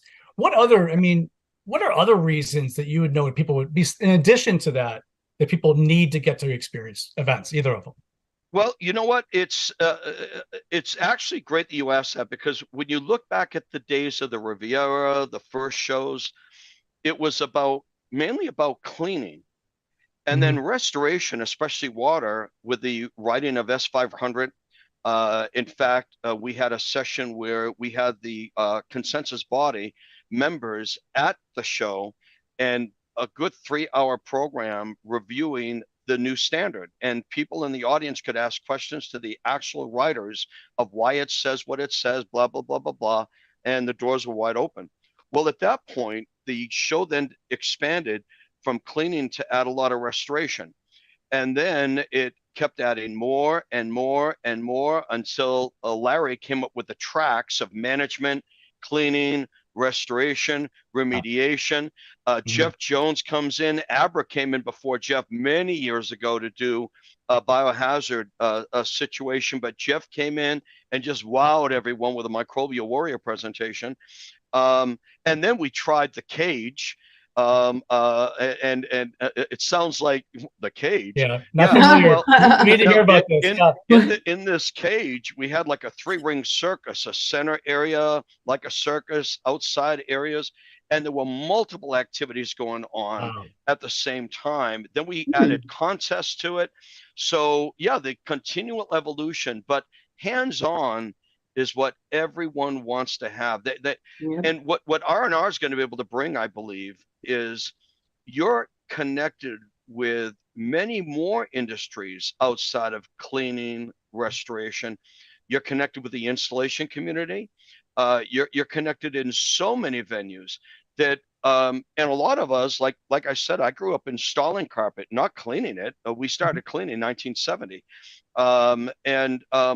So what I think R&R is going to be able to do, like Larry and Trina were doing, and Jennifer, expanding the tracks, is you're going to theoretically be able to continue to expand the tracks as to what is hot in the industry right now. Case in point, World Floor Covering Association and CFI. Their number one challenge is getting people to become carpet installers, flooring installers. You can make all the greatest materials in the world, but if you don't have a workforce to install it, what good is making it? So CFI, I just noticed again, they've got for 100 people, they're putting out they're giving people tuition to training for the first 100 people. So that's an example. And you guys with your magazine, you're so connected with so many groups and people. Larry's big thing was he always wanted to keep expanding the science, expanding the knowledge, and look at the opportunities R&R has right now with the connections you have with people that have never been to the experience. So it's always nice to have new speakers, new concepts, new thoughts. And that's why I'm so excited about the baton being handed to you guys, that it's going to be successful. It can't fail. With that positive energy and the outreach you have, let's make it happen. Yeah, that's great. Won't let it. You know, it's all year long. Mildred and I have been talking, and we've been talking to our coworkers and the industry about, you know, we got to find a way to usher in the next generation. And every time I start talking about that, I feel like some of our veteran people give me, "What do you mean?" I go, and I have to pull out my AARP card. I go, no, I don't need to. That's what I'm saying. I'm saying we need to be the mentor to the next generation. Bring them in. And I talked to Jeff Jones and some other people who speak almost every time about our experiences, and said maybe we'll wait till Las Vegas. Let's get a couple new people, and there's new ideas and new things in here, and I want to make sure they're not offended, and they get it completely. We need them around, like you and me and Jeff and all those people. Well, like you said, the constant expansion. Normie brought in a Spanish track for those that Espanol is their primary language. And you're absolutely correct, Michael. We have new people come in that aren't seasoned veterans in the industry. This show to them is one huge, I'm lost. It's kind of like surface. I'm lost. There's so many things going on. So some guidance for them to say, hey, welcome into the industry. We recommend you do this. If you've never done this work, we've got from the basics to the most seasoned veterans activities going on. And where do you fit? And maybe a mentor program where you have people that'll tag along with these people to get them introduced to other people out there. I mean, it goes with the name, connections initially, and what an experience. And we want that to always be a positive, formidable experience for people. That's wonderful. Mildred, any questions? No, definitely not. On the spot? No questions. No questions. I've already asked a couple of questions that I had.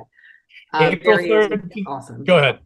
No, April 3rd to the 5th. And April 3rd to the 5th, Chattanooga Convention Center, Chattanooga, Tennessee. Spell out randrmagonline.com. It's our website. I wish I could change that, but that's okay. That's our URL. That's it. That's okay. We'll have links and we'll go to it. So early bird rates until the 1st of January. This is great. Barry will be there. Mildred will be there. I'll be there. We're all going to be there. Why don't you? What's keeping you from coming? We're going to have a good time. I think that we're doing as a... Go ahead. Yeah, no, listen, I wouldn't miss it. I wouldn't miss it at all. It should be a great time. And for everyone listening to this podcast, unless you've been involved at this level of organizing an event like this, you have no clue the energy and work that goes in. So it's exciting to work with this new family that I'm with right now. The Coopers, I want to be a Cooper because they brought all their grandkids to Annie, and that had to cost an arm and a leg. But you know what? I love Larry and Trina, and Larry's like my brother, and it's so nice because look, we're not getting younger, we're getting older, His focus right now is on his kids, his grandkids, where it should be. And they're still active. They've got a new venture they're opening up with wellness and health. And it's only going to succeed for them as well. Just like this baton is going to succeed with R&R. So thanks for allowing me to play with you guys in the event. Hopefully I bring a little seasoning of experience that I can, hey, that's a great idea. No, we already did that. Let me tell you what happened. Yeah, But you know what? It might work this time. I've told you 100 times, we need your brain very badly. So it's like a scarecrow occasionally over here. But I got a trick question I'll leave you with. This is a hard one for somebody of your stature, but do you have a favorite experience moment that you can think of? What, that was quite funny or whatever? I'll never forget that. I know. I should have warned you about that. Well, you know what? I have to be selfish for once in my life, okay? Because CleanFacts did an article and asked 4 questions, and it was all about giving. But I'm going to take the moment to receive at this moment. I think the biggest moment for me, we had just lost our daughter to cancer, Kim, back in the year 2000. And in the background, there was so much activity going on with not only the staff, but the convention itself, the vendors, friends, colleagues. We raised $28,000 for the Leukemia Lymphoma Society during that event. And my heart was so touched. And I put together a PowerPoint presentation for my daughter's funeral. And they allowed me to actually present it at the experience. And I started crying. I just told everybody, you're my family. You're my family. And so with Chattanooga and Vegas, hey, I want to see my family because none of us know when it's going to be our turn next. So wouldn't it be a shame that we missed that opportunity to be together again and tell people I love you, tell people let's support each other. Let's make a difference in the world. And as my daughter would say, her 5th life lesson, touch as many lives as you can. And when she said those words, she was staring at her dad. So she basically told me what my purpose of being on the earth is. And I appreciate you allowing me to share this because this is how open I try to be with everyone. And if it's positive, I hope it rubs off. If it's negative, then I'm so sorry because it is what it is. I am who I am. I'm Popeye the Sailor Man. And but I really, really want things to go so positive for everybody. And together we have so much more power. So I'll see you all in Tennessee and Vegas. Let's party hard and let's work hard. Yeah, you have my word. That's what we're going to do. And thank you for sharing that with all of us, Barry. Really, just being around you, you exude positivity and optimism, and so I'm glad you took the time to join us today and be a part of the show, being part of the events in general. It's just a huge, really, really thank you. Well, thank you. I think that's it. I think that's episode 2 is in the can, as they say in the industry. Trade Talks, Unlocking the Experience. I'm Mike Balzano, Mildred Ingram, and our guest, Barry Costa. We'll see you next week. Thanks, everybody. Take care.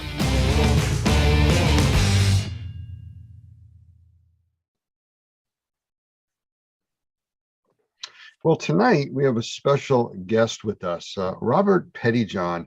Now I met Robert, I don't know, several months back. I believe it was in Treasure Island at a class that we had going, and very, very interesting gentleman. And you'll see as we start talking tonight, just the experience that he brings with him to the table here. But I can't do him justice. I was actually reading through some of his I guess designations and certifications, and there's so many of them. I gave up trying to figure out what some of them even were. So I'm going to let him tell you a little bit about himself. But Robert, I just want to bring you into the room and say, just kind of let everybody know who you are and a little bit about your background, and we'll go from there. First of all, it's a real honor to be sitting with you on this phone call tonight. You have impressed me from the very first time we met. And of course, the whole Normie organization is so impressive, and I'm very thankful to be here. And it's another step in this whole progress that you and I go through in our life, how we meet people and they influence us one way or the other. And I'm very, very thankful that my friend Scott Mitziff, with whom I serve on the board at the IICRC, introduced me to you guys and told me about Mr. Hoffman and about Mr. Adams and the tremendous relationships that y'all have got going on down there. And I'm glad I opened the computer and looked at and talked with y'all. This fits very nicely in my personal and professional development. And I'm very thankful for that. Yes, sir.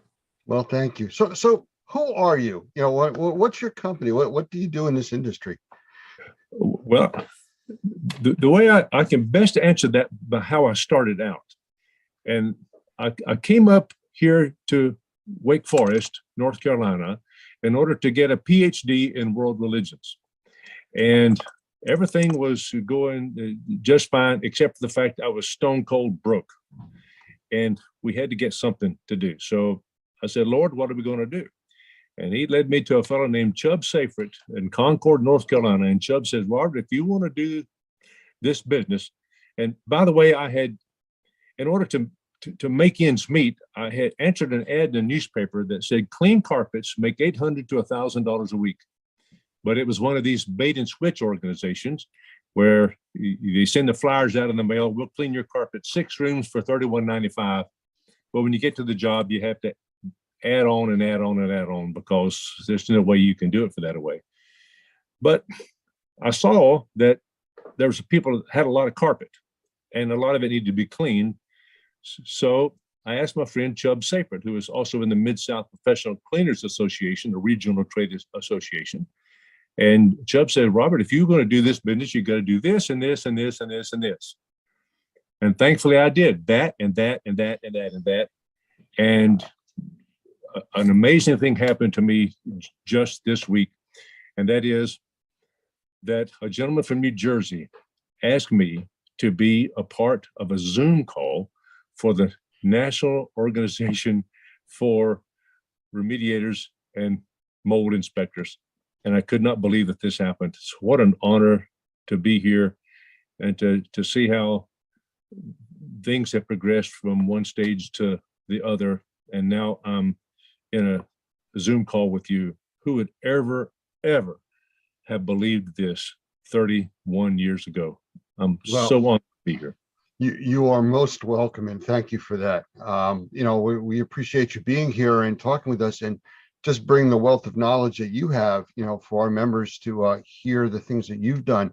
I know you talked about the carpet cleaning industry, and I know you specialize, I believe, in like Oriental rugs and stuff like that. But I think there's also something out there about you with the infection control also. So it's like, this is a big gambit that you cover of, you know, things for the cleaning industry and restoration side. Well, you know everything about me, don't you? What? Well, there you go. Okay, thanks a lot. No. Oh, you're too cool, buddy. I like you. You ask very good questions. Yes, sir. Thankfully, my mom and daddy instilled me with a huge curiosity. My professor at graduate school said learning is disciplined curiosity. And that means that once the spark goes off, you still got to get up and grab the encyclopedia or whatever, wherever you get your information from, and then learn it and digest it. And I've been very, very fortunate that I've been placed in front of the right people at the right time.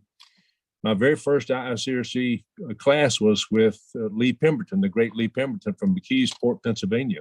And to have started off that way is incredible. And that has led one step to the next, to where now I have been asked to serve on the board of directors of the IICRC for the last 4 years. I'm secretary of the executive committee, and what an honor that is. But along the way, as you know, other stuff happens. And we usually start in carpet cleaning, and that curiosity leads to upholstery cleaning, and of course, water damage restoration. And of course, people now say, can you wash this rug? Oh, yes. And I'm sitting in a home office out here in Wake Forest, And I can look out in the backyard where we used to wash Oriental rugs in my daughter's swimming pool, a little bitty plastic swimming pool. So even back then, it was a big deal. And we used to hang the rugs on the side of the fence out there. And one day it came up a cloud. And we had 21 rugs we had to dry in our house. So little bitty things like that add up. And now we're one of the most recognized, and I think the finest, most ethical, environmentally responsible, and ergonomic rug cleaning plant anywhere in the nation per cubic foot, without question. Yes, sir. So I'm very thankful.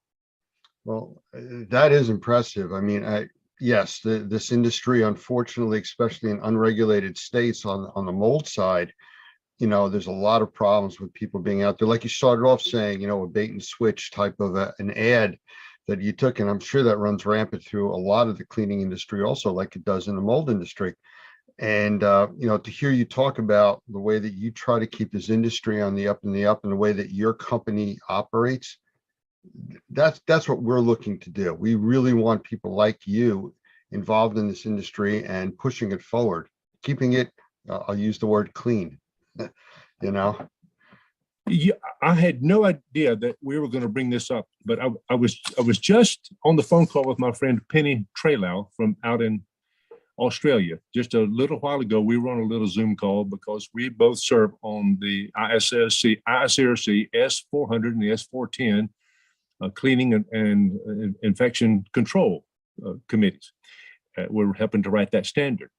And she says that there are people all around there who want to fog something into your house and then walk out as though they've done something very special. But no, that's not the guys at Normie. And that's one of the things that attracted me to you guys, is that this is not the National Organization for Shortcut Schmaltzes. This is for remediation, dadgummit, and inspecting the way it ought to be done, for mold particularly, because there's a lot of people out there getting sick because it's not been done right. So if I said that you have a passion for this industry, I think it's kind of an understatement to hear you talking now. Okay. Let me tell you something. And one of the reasons that this has evolved over the years, of course, my mom and daddy taught me to do something the right way. That's a big deal. But here of late, within the last 2 or 3 years, we've been involved with some of these military families in helping to remediate the homes that they're in, not on base, of course, because it's hard to get on base and really do remediation the right way. A lot of these people who run the housing on these bases really aren't interested in doing it the right way right now. That's going to be changing. It is changing very, very quickly. But being into their homes where they've had to move off base and helping them clean and decontaminate their stuff that was involved in this mess in these houses. And thankfully, one day I was up in Kalamazoo, Michigan, meeting and speaking with my dear friend, Dr. Michael Pinto, and he put me on the phone with a lady named Shelley, who was involved in this military mess about 10 or 12 years ago, the very first lady to prove in a federal court causation between mold and brain injury.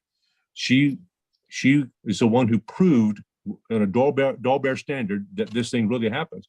And she turned me on to another lady who was going through some problems there at Camp Lejeune. Her name was Lindsay. And I went down to see Lindsay and immediately saw the horrific circumstances her kids and her family had been placed in because of this mold business, and really became a passion of mine, because, goodness, these are folks who are defending our country. And her husband even told me he felt better in old nasty Iraq than he did in his own house. That's a deadgum shame. And we're working to correct that mess. You've asked very insightful questions, by the way, and I appreciate that, Lance. You're amazing, son. I see it's kind of getting your dander up there a little bit, but, you know, it's questions that have to be asked. And, you know, we've done a lot of work on military bases also. We've done training on military bases. And we have our environmental task force, which is a nonprofit. We've actually donated equipment to people that live in really bad housing situations on those bases. So we've been involved with this for a while. So I understand what you're saying, but you said something very interesting there, and it's a little off track from where we were going, but you mentioned about causation of brain injuries. I was doing some research between last week and actually this weekend, and found there's some legislation and rules out there from the ADA, American Disabilities Act, that actually covers breathing and environmental conditions causing substantial breathing issues, which would qualify as a disability under the ADA. So, and again, I'm not an attorney and I'm just reading it for face value, but it's interesting that, all of these things are starting to come together as people are looking for multiple disciplines, if you want to call it. And everybody's starting to find the same thing, that, there's a lot of correlation between molds and bacteria and illnesses and in the environment that people used to ignore. Lance, you're right on, man. And thank you for your interest. My professor said that learning is discipline, curiosity, and you have that within you too. You go find the dadgum answer, and that's very impressive. But I've cried with these girls, man, at their home and watched their children undergoing these night terrors. When a lady gets mold going on in her brain, it causes some swelling in her brain, and that affects the pituitary gland, that affects things that ladies go through on a regular basis. And for many ladies, it's caused them to where they can't have children. And that is a dadgum shame that that's going on. But yeah, thanks to organizations like Normie and the IICRC and the S520 and the standards that we produce, things are, there is good news ahead if people are willing to accept it. Absolutely. Well, in an effort to keep your blood pressure down a little bit, I'm going to change gears here a little, and let's go into another topic a little bit. Give you a little bit of a break there. Oh, you're too cool, buddy. I know you said you were introduced to Normie like through Scott out in, I guess he's out in Washington. He's in Yakima, Washington. Yeah, Yes. I know Scott. I've talked with him many times. A really nice guy. But as far as our courses, because I know you've really started to look in and you've taken a lot of training from all over the place. What do you think is one of the most important things that we do as far as teaching a course? What kind of courses, do you find of interest, especially with your background? Well, the most important thing, the most amazing thing about Normie, it's not your courses and all that stuff. It's the people that are there. I mean, goodness gracious, of course, you, Lance, and Mr. Hoffman, and Mr. Adams, and Mr. Zualaga, these people are really huge. Justin and David and Roger, and the ladies that answers the phone call out there in Arkansas. Arkansas, yeah, that's right. Yeah. Those people are the people that are surrounding, that are with you guys at Normie, are what's really, really impressive. Then you start to take a course and you say, well, dang, it's no wonder that you guys are so impressive, your coursework, because I'm sorry, that's okay. That's a phone call from somebody at Normie, as a matter of fact. I'm so sorry. Good. That's announcing our training for tonight. You can tell I'm old fashioned with that ringtone, can't you? Okay, good. All right. But you mentioned the courses, and to me, the most important course you guys teach down there, I'm sorry, but this is my opinion, is this mold remediation for sensitized individuals. Why is that? Because if you can do it for the sensitized people, you can do it for anybody. So if you can gear your program up in such a way that you're cleaning now for the most sensitized individual out there, then you're going to pass every clearance test. You're going to pass every important evaluation that goes on in somebody else's home. Plus, you don't know whether somebody is carrying that dreaded HLA gene in their body. We don't even know that. So if we take a chance and we miss something that we should have gotten, well, shame on us. That means you've not done it properly, and you've not done it according to Normie standards and regulations. And that's what's impressive about you guys. So to have somebody like Dr. Pinto, Michael Pinto come down and lead that course is just unbelievable. That's pivotal course. It is a good course. It's a very good course. I've seen him teach it, and I know it's not cheap. I know that. This is one of the most expensive courses y'all have got. But if you can do this, you can do anything. Well, you got the two rock stars teaching it. You got Michael and Doug both teaching that course. Unbelievable. Yes, sir. Yes, sir. Wow. What a thrill. Well, let's talk about certifications. Like I started when I was introducing you at the beginning about, the different things that you have, and education wise, there's a ton of stuff that you do and that you're trained in. And I don't know if you want to ramble off a few of those, just kind of some of your background enhancements. I know you said you were first starting for a PhD in religious studies, but you've like morphed into a whole nother direction. Well, when you,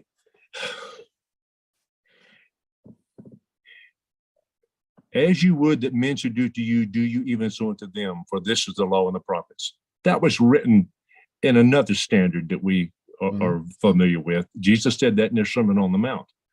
But when you look 2,000 or 3,000 years earlier than that, what Moses was involved with in Leviticus chapter 14 about the mold remediation, it's been in there since almost the beginning of time and recorded religious history anyway. So this is a huge deal. And thankfully, I've got a proper background for this mold business in our cleaning. Of course, we're certified triple master cleaner at the ISRC, but that's a big deal. I'm also a certified rug specialist. We're the only certified rug specialist in the state of North Carolina. We wash the governor's rugs and all that stuff. No, they're not his rugs, dadgummit. They're the citizens. They belong to the citizens of North Carolina. So I'm taking care of you. Hey, I'm taking care of your rugs out there. Don't worry about that. We're also certified water law specialists, one of about 125, 150 in the country of that.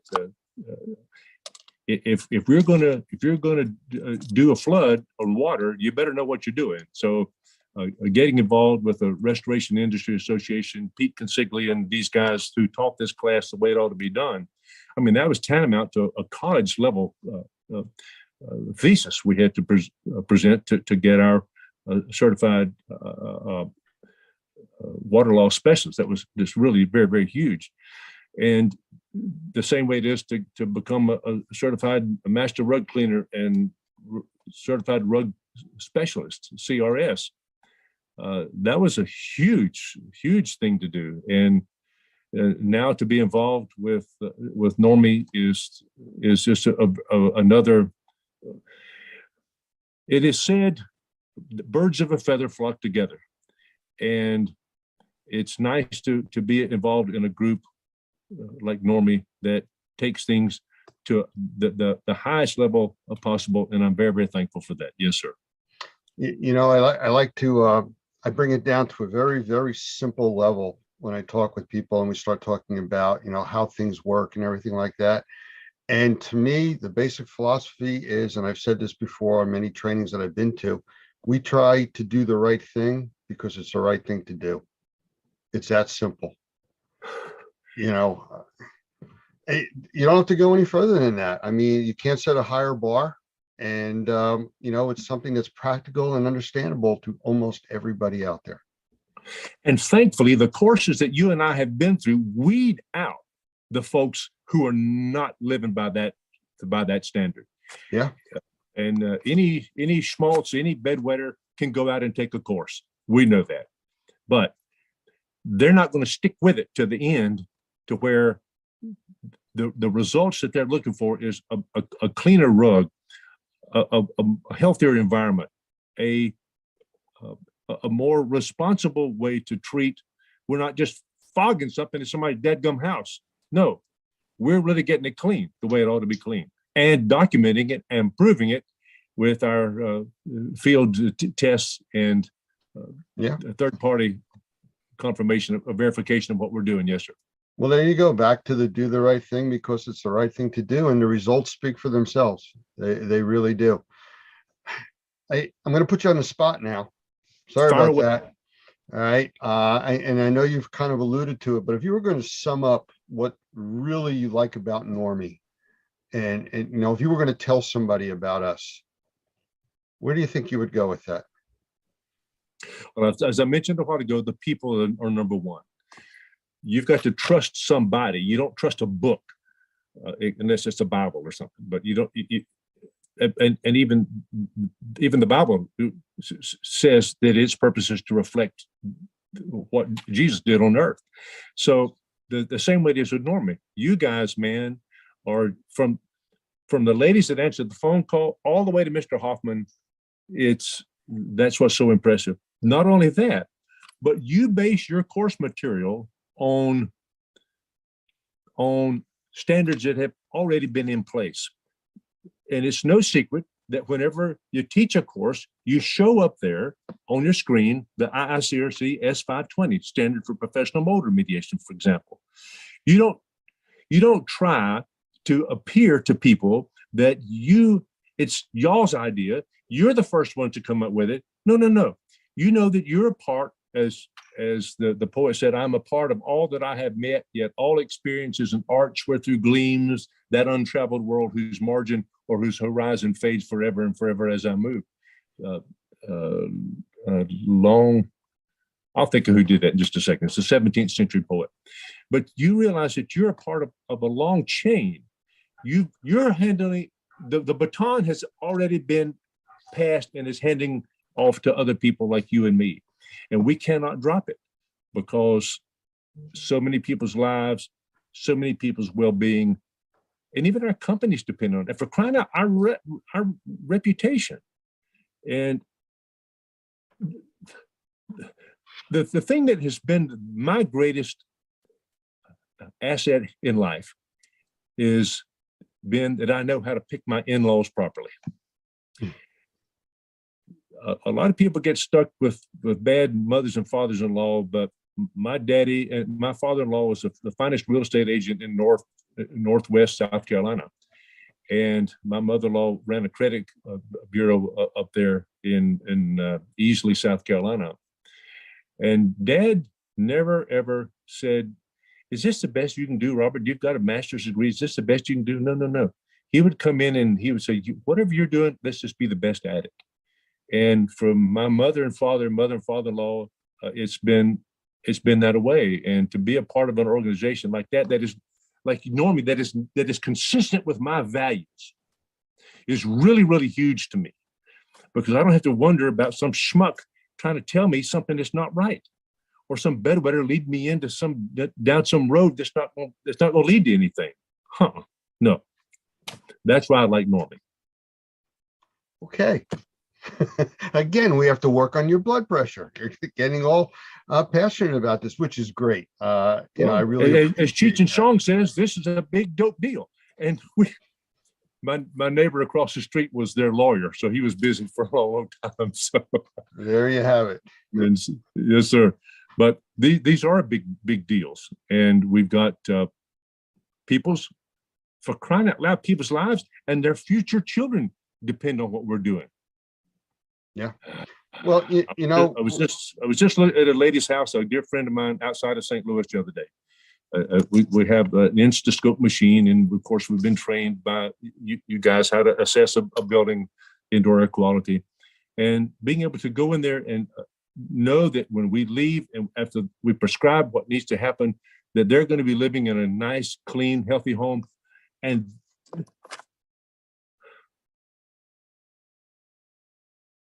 that is really important to me. Yes, it is. What? You see, I gave a talk to a bunch of real estate agents the other day. About 200 were on a call. My dear friend up here, Brian Pate, he teaches all the real estate people in North Carolina. And I got on there and I told him that a clean air, a clean and healthy environment is the new view. They used to be able to stick you out when you're buying a house. They take you to the window and look out there. Just imagine your kids playing. Just imagine the garden growing and all that. No. The important thing now is just imagine you living in your sanctuary where you can go home and take the mean old nasty dirty things that you've come in contact with your life in your life during the course of that day and come to your sanctuary and heal and get better. My friend Jeff Jones in Oklahoma City says that when we get stronger, not while we're lifting weights, but while we're asleep at night and our body's rebuilding itself. Well, that's why, as you guys say in your class, that we breathe 3,000 gallons of air every day. I mean, 20,000 breaths is the average. God, exactly right. So we're focused a lot on urine. So how many times do you urinate during a day? 9 or 10, maybe? And so how much water do you drink? I don't know. But you breathe in and out 20 to 23,000 times a day. Far, far, far more important. Yes, sir. So well, Doug has an expression he uses for that. He says, you either have a good filter or you are one. And it makes sense. You know, Robert, I've really been enjoying this, and I'm sure that our members are too. I would love to have you back as a follow-up. You know, maybe get a little bit more into the infection control side and everything in another interview. If that would be okay with you. Oh my goodness, yes, I got a lot of cool things to say about that. The coolest is the primacy of cleaning. We go in there with spraying this stuff and want to decontaminate everything in the world. But no, if you clean it properly first, you are way ahead of the game. And isn't that what our mamas and daddies taught us to do a long, long time ago? Yeah. And isn't it what, I'm going to show you this thing here. Isn't it what Doug tells in this book right here? Yeah. You keep it clean and dry. This is one of the most pivotal books, I think. I know it's kind of fuzzy. I don't know. That's okay. It's this mold-free construction 2.0 to the title of it. Everybody in the nation ought to own that copy, in my opinion. Absolutely. And they ought to be connected to you somehow, by George, to get your New Jersey influence. Because if you do what a guy from New Jersey says, you're okay. I had a call from somebody in New Jersey today too, speaking to me. So it was kind of interesting. And he thought I was from down south originally. I said, really? With my lack of accent? Yeah. Okay. So, but listen, Lance, y'all got the best tomatoes and the best corn on the cob anywhere in the country up yonder in New Jersey. Yes, we do. Man, hey, it's the Garden State. That's what they call it. That's true. It's not all Patterson and Passaic. No, of course, it was also 9 degrees out yesterday morning, but we'll go beyond that.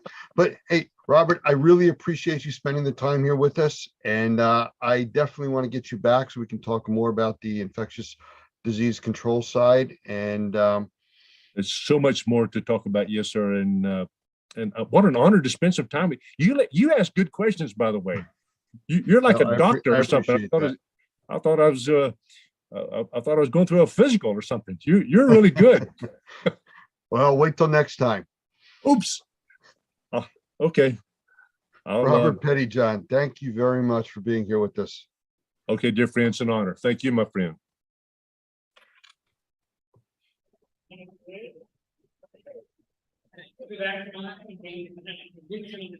And hello, everybody. We are back again at the Experience Trade Show in Tennessee. And I am sitting here with Jeff Cross, who is the media director for ISSA and all of their magazine publications. Correct, Lance. We have 3 media brands: ISSA Today magazine for our members, Cleaning and Maintenance Management for facility cleaning and building service contracting professionals, and CleanFacts for on-location floor cleaning and restoration, which is exactly what this trade show is all about. Well, I know CleanFacts because that's something we encourage all the students and everything that go to our classes to sign up for. And I believe it's a free publication for them. It is a free publication to qualified or industry professionals. And I do get those subscription forms from you guys. So thank you for that. It seems like there's a lot of Normie members that want to receive educational content. Well, you know, we teach about the remediation industry as far as assessment and remediation, but the whole cleaning side is all part of it, the sanitization. So it's a natural fit. It is. So CleanFacts is a dual publication in a way. We service those that are involved in the cleaning industry, that side of it, and the other half is restoration. So, and they both cross borders, right? a lot of cleaning companies do restoration companies do cleaning. Almost every time I talk to a restoration company, it seems like they came from a cleaning background. You might need to keep the mic up because everybody It's loud here. decided to talk now. That's okay. Pay attention to this one, everyone. This is the one. That's absolutely everybody. Yeah. Normie Booth right here. We're good. And we got Clean Facts with us, Jeff Cross. I mean, this is it. And you know, the funny part is I do interviews of you, and then different times of year, you're interviewing me. Yeah. I mean, we're all interesting people, Lance, right? Is that what that is? It is. It is. This industry is great. Everyone you talk to has a story to tell, a unique experience to share. So yeah, and that's what I like about coming to these things. I've never missed an experience event or a connections, which is what it was before. And every time I come, it's about the networking, the talking to people, seeing old friends, catching up, and doing interviews at the Normie booth. That's the highlight of my That's visit. it. Yeah. Well, we've only been doing that for a few years, so I don't know what you did all the other years. This is my second one. I know that. Yes, it is. At least. Yeah, but you know, you mentioned about the people that come to this show. This is a different group of people that come to this show. These people they're like really passionate about this industry. And they come because they want to see the new stuff. They want to touch it and play with it. And that's what the experience is about. True. I agree with that. And I think everyone here is special. They come for the equipment. They come for what the exhibitors have to offer. But again, to default back to one thing I value is the networking. You know, you never see someone really sitting off by themselves, bored. They're talking to people. They're hanging out. There's the meals. There's the dinners afterwards. So it's just a good experience, as what it's called. And it was an appropriate name. But ISSA has a show also coming up, don't they? We do every November. It's in Vegas the last few years. I think we're going to keep it in Vegas for a while. Everyone loves to go to Vegas. So it's a big trade show. 15, 16, 17,000 people come to it. Every year is a little bit different, but it caters to everyone in the cleaning industry. And we get people from all around the world who fly in for that. So it's a heavy lift to put that on. Informa is our partner in that, but it's the ISSA show. ISSAshow.com is the website for that. So anyone wants to come to that, you'll be definitely impressed with everything that is going on at the ISSA show. Well, I've been to quite a few of them, and they are impressive. Just the size alone, the activity that goes on there. And again, it's about meeting people. You know, all of these different shows, you know, whether they're really crowded or not, you only need that one person to meet to change the complexion of your business. Exactly. I've talked to a few people at this show and at ISSA show as well. And I asked them, what makes it worth coming to a trade show as an exhibitor? And they find that they're going to talk, they're going to have quality conversations. They're going to land some clients. They're not going to have all those touch points they might have with phone call marketing. They're going to talk to them. They're going to have business made right there. And that's the value. So you might not land a whole bunch of clients. Maybe you will, but you're going to get some really good ones that matter. You know, I found from all the years that I've been going to these types of shows, the people that almost look a little disappointed are the ones that take a booth and think it's a home show. They're here to sell their wares. And that's, I mean, people will buy stuff here, but that's not really the purpose of these shows. No, it's about networking and making those connections. Yeah, if you stand back in your booth and you have stuff sitting out there, I mean, there's value to that, but you need to engage and have those conversations. Bring them into your booth, have them sit down, have those conversations that lead to the business that you want. Doesn't happen right there. You know, you've made that connection. There's a follow-up. You know, in front of our booth, you can't see it. There's a bunch of tables where they have set out. So when they bring food out, people have a place to sit and talk and eat. And that's the part where you sit down and somebody says, is this chair taking? No, sit down. And you're there for an hour talking because now you found something in common, how your business works with theirs. And that's, to me, the value of this. Agreed. I've never walked up to a table where there's a bunch of people and there's one seat where you weren't welcome to join. And they might all be together, one company or a family business. But, you know, it's a family in itself. An industry can be fragmented or it can be together and as a family. And that's how I think the cleaning and restoration industries are. They're family. Everyone is in it together. You do meet some who are direct competitors with each other, but I don't see any problem with that. I think everyone here agrees with that. There's plenty of work to go around. We can help each other and we can help the industry. Absolutely. So if somebody wanted to get in touch with your magazine or get a copy, where would they go? So the best, easiest way is go to issa.com/media. That will lead you to everything we do in media. our magazines, our webinars. We do video productions. I have a program called Straight Talk, Take 5 with Clean Facts. So everything is in that portal, isasa.com/media. Or if you want to go to CleanFacts, it's cleanfacts.com. That's the publication specifically for this industry. But all of our brands fit a place in every business when you think about all the things that we do in the cleaning industry. Okay. Well, I appreciate you taking the time. I know you've been doing some interviews walking around here. I just saw you shooting an interview while I was watching you before you came over here to do your interview. So we're all busy. Yes, It's we good. are. It's good. Yes, we are. I thank you, sir. Thank you. Look forward to seeing you at the next show. All right. We'll see you there. Take care. I want to welcome my guest speaker today, Marvelous Mark. And I'm going to leave it short just like that because Marvelous Mark is really not just a name, it's a description. And I really think that's the easiest way to describe him. He is a best-selling author. He's a motivational speaker. He's a team builder. He energizes teams. He energizes companies and people. I've seen him at some large trade shows speaking, and it just takes the entire level of activity higher. As you can see, or you won't see until he comes on the screen momentarily, he's just sitting there with drumsticks ready to go. So Mark, come on in and say hi. Hey, good morning, good afternoon, good evening, and in case I don't see you, good night. Well, thank you. And just a reminder that the way that we do this is when someone is talking, they're the actual entire screen. Okay. So just kind of I saw that on the program. So just jumping back and forth with that. So I kind of gave you the buildup of what you do, but it doesn't really explain what you do. I don't know if you can kind of get into that, and then we'll go from there. Well, that's interesting that you say that because that's been a challenge most of my career because I've tried to run my business by one of the groups that I speak about, which of course is KISS. And the KISS question in my presentation is, what are you willing to do that others are not? Well, KISS was willing to put on makeup, spandex, and get a tongue implant. So the rumor has it. And they just wanted to kind of create a disruption and set themselves apart. So what happened was they wound up setting themselves so far apart that you couldn't help but remember them.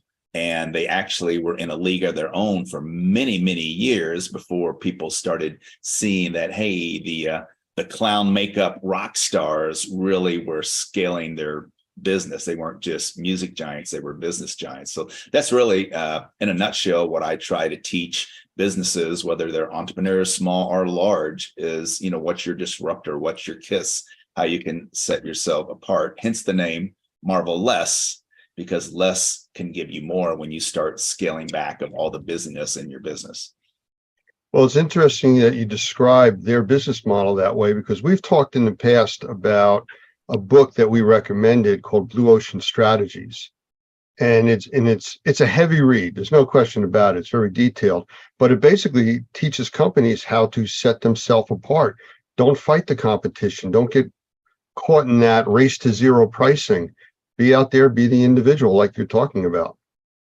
No, you're right. And I love that book. I've read it a couple times and it's so true. And you can use that comparison to anything. And I think, a lot of times, when we were talking in business today, how we're sometimes too busy being busy, we don't have time to go for the deep sea fishing.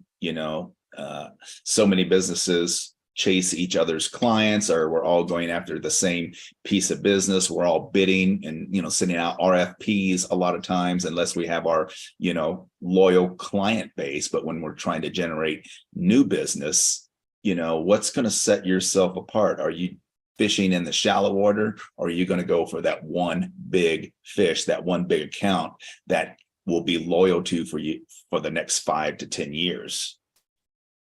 Well, we have a very niche market with what we do, and we deal with everything under the umbrella of indoor air quality.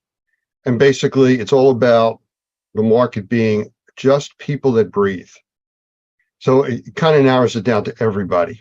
And that's kind of what our membership base is, which consists of sole proprietors, mom and pop type operations, up to very large corporations and franchises and licensees, companies, and things like that. So for you to talk to this group, I don't know if you could find a common ground that fits across all of that span, or do you need to address it separately? No, what I want to talk about today is some heavy duty psychology on using the 80-20 principle or the 80-20 rule in your business, because I've found, whether I'm talking to people like myself that's been an entrepreneur since about 1985 and a small business owner, usually anywhere from 2 to 8 employees, to the people that I speak to that are large corporations that have thousands of employees and their sales teams or their business development teams. We really need to spend more time in that blue ocean where the big fish are on that 20%, and we have to strip back that 80% to find that 20%. And that's a couple of things that I want to share with today. Well, why don't we get started? And I'll turn it over to you. I think you wanted to share your screen there for a moment or two. Yeah, I will in just a second. The first thing, I just want to make sure that everybody is aware of the basic principle of the 80-20 rule, which is 80% of your results come from 20% of what you do. So many of us are working in that 80% area, which I'll show a little graph a little bit earlier on what that means. But what does it look like, and how do we get to a position where we have that confidence and courage to get to that 20%? Because really getting to that 20% is letting go, or as I call it, since I'm from Las Vegas, how to be a stripper in your business without taking your clothes off. And that's really taking away, stripping away everything that's not, really going to drive what your business is. But the first thing that you want to do in your business for yourself, and this is going to take some time. So it's going to, whenever you have planning time, you're going to have to actually go a little deep with yourself. And that is clarifying what I call your future rock star self is. Who do you want to be in the next 3 to 5 years, or where do you want your business to be in the next 3 to 5 years? Because so many of us have a hard time looking, especially in today's world with the labor shortage and all of those challenges and supply chain shortages. We have a hard time looking 10 days or 10 weeks into the future without, going 10 months or 3 to 5 years into the future. So I call it the stage. The first stage that I challenge your audience to do is to take a few minutes sometime, turn off the phone, turn off your dings, find a private place, and really write out who you are in the future. Who's your future rock star self? Where do you want to be in the next 3 to 5 years? And that's going to take sometimes looking back of where you were and how you reframe your past and defining your future rock star self, if that makes sense. Oh, it does. And I'm going to ask you as we go through this today to think about how you can help motivate some of our people, because we talk to the people that we train, our students, our members, all the time about planning for the future. And it gets as granular as somebody will have an assessment coming up and they'll order a dozen swabs to then go out and do the assessment. I mean, they cost $1 or $2 a piece. I mean, come on, guys, you're in this business. Have the tools that you need. Think down the road, you're going to get another job. And we have that extreme all the way up to people that just buy in tons of stuff and they're prepared. So it's everything in between that we're dealing with. So we need to motivate those people that don't think ahead like that. Well, and one of the problems is, and this leads to my next statement, is that a lot of people really don't know how or why they need to look into the future, because we've been taught for years in the industrial age that, you set a goal and then you work towards that goal, or you set a goal that you think you can easily achieve, and then you work towards that goal. And then when you achieve it, you give yourself a pat on the back. But the real question is, if you remember the movie The Jerk and Steve Martin, he talked about his special purpose.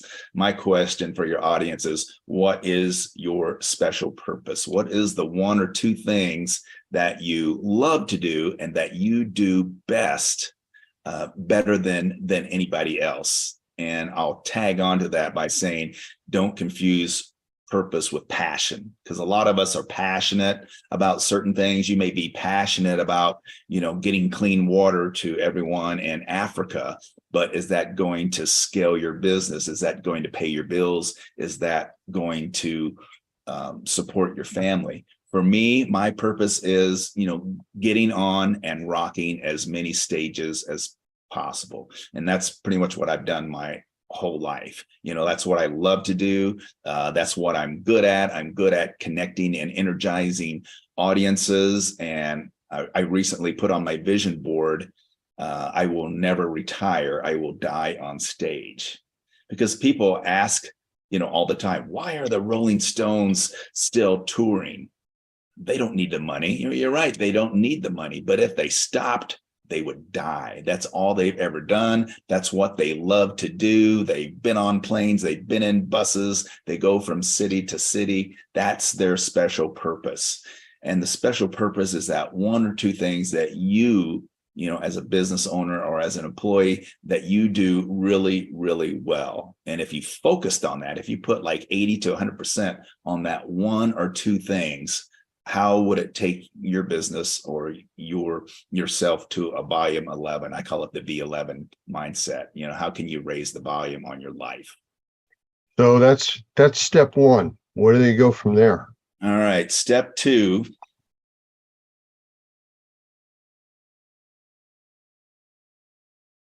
Is letting go. All right. And this is the hard part. This is the Disney part. I'm going to go ahead and share my screen because I got a nice visual on this. This is kind of the, there we go.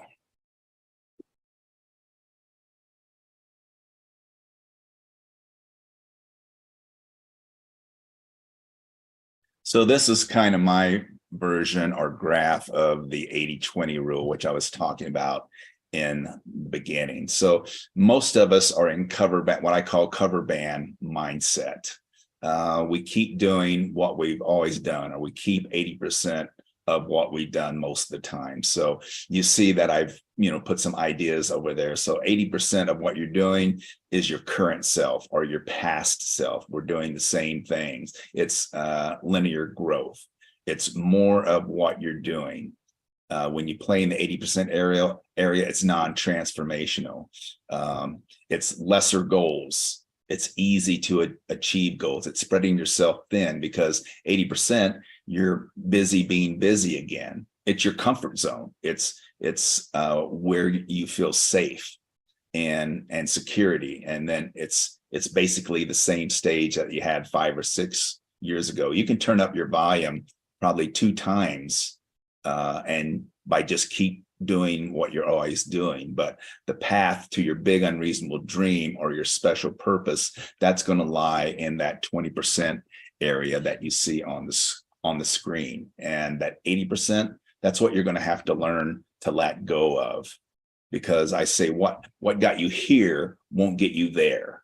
The same level of action, the same level of knowledge, the same employees, the same skill levels. It's not going to take your business from here to here. Now, if you're happy with what you're doing and the volume and the business and the dollars and your level of service, if you're happy with that, that's great. There's nothing wrong with that.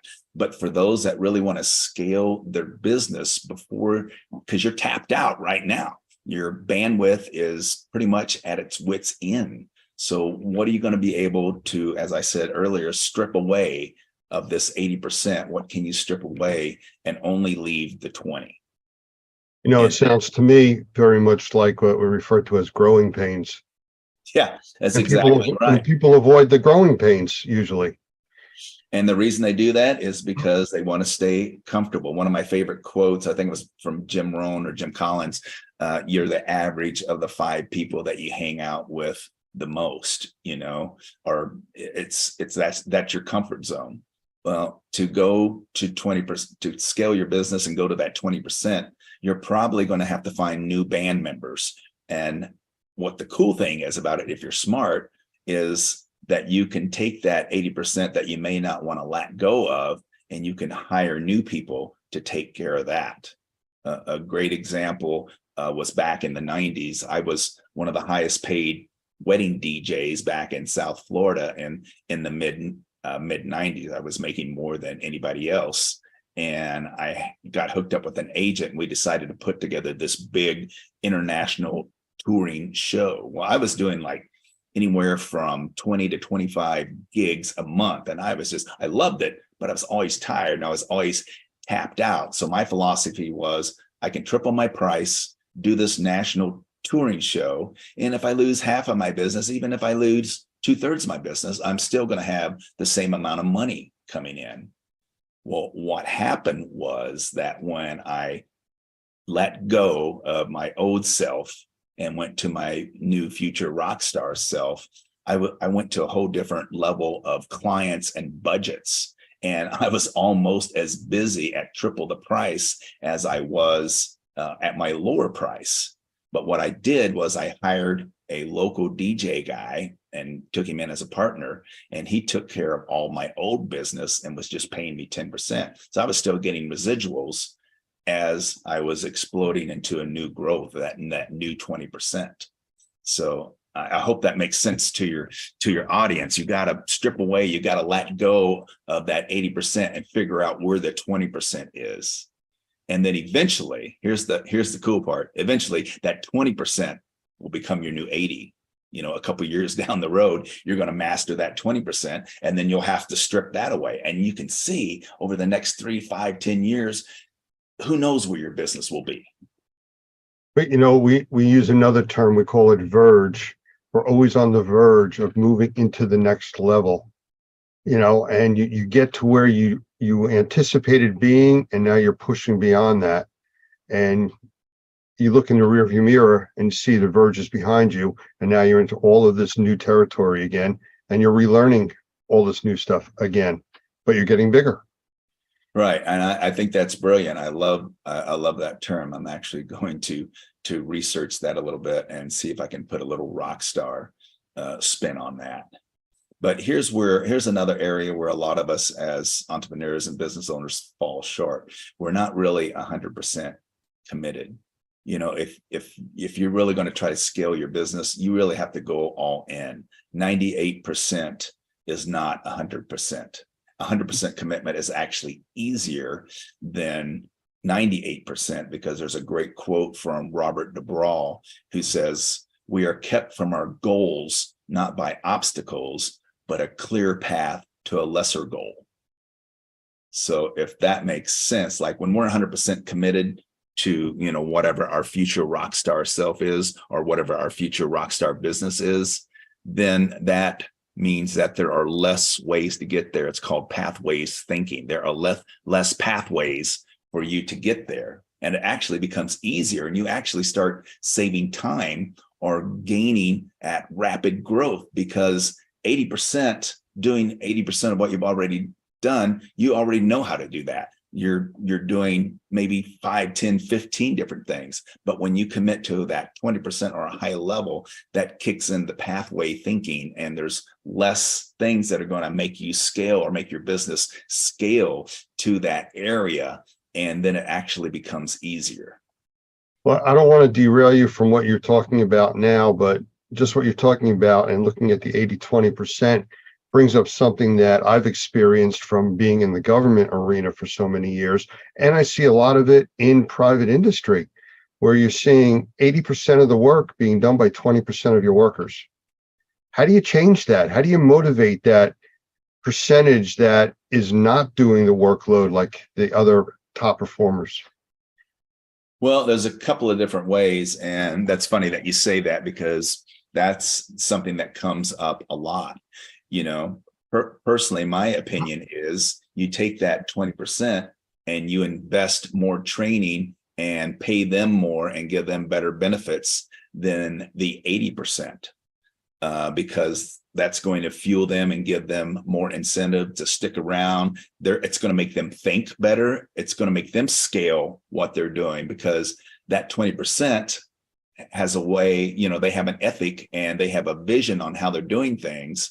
And now they can take that 20% turn it into the 80% and then strip that away. And then you would probably promote them. There's a phrase called, are you a manager or a maker? You know, a lot of your 80% people are going to be managers. And as business owners, you know, you don't want to be a manager. Hire someone to be a manager. You want to be the maker. You're the one that has that special purpose. You know the vision, you know the goal. You know, when you're working towards that 20%, the question is, what is the most important thing that you could accomplish right now that would give you a clear path to that goal or to that future self? If you had to take the time to figure out, what is one thing that if I put all of my energy, or if I took the 20% of my rock stars and we all focused on that one thing, how would that explode our business? And what would that one thing be? So I think once the other 80% of the employees see how the rock stars are being treated, some of them are probably going to get disgruntled and quit.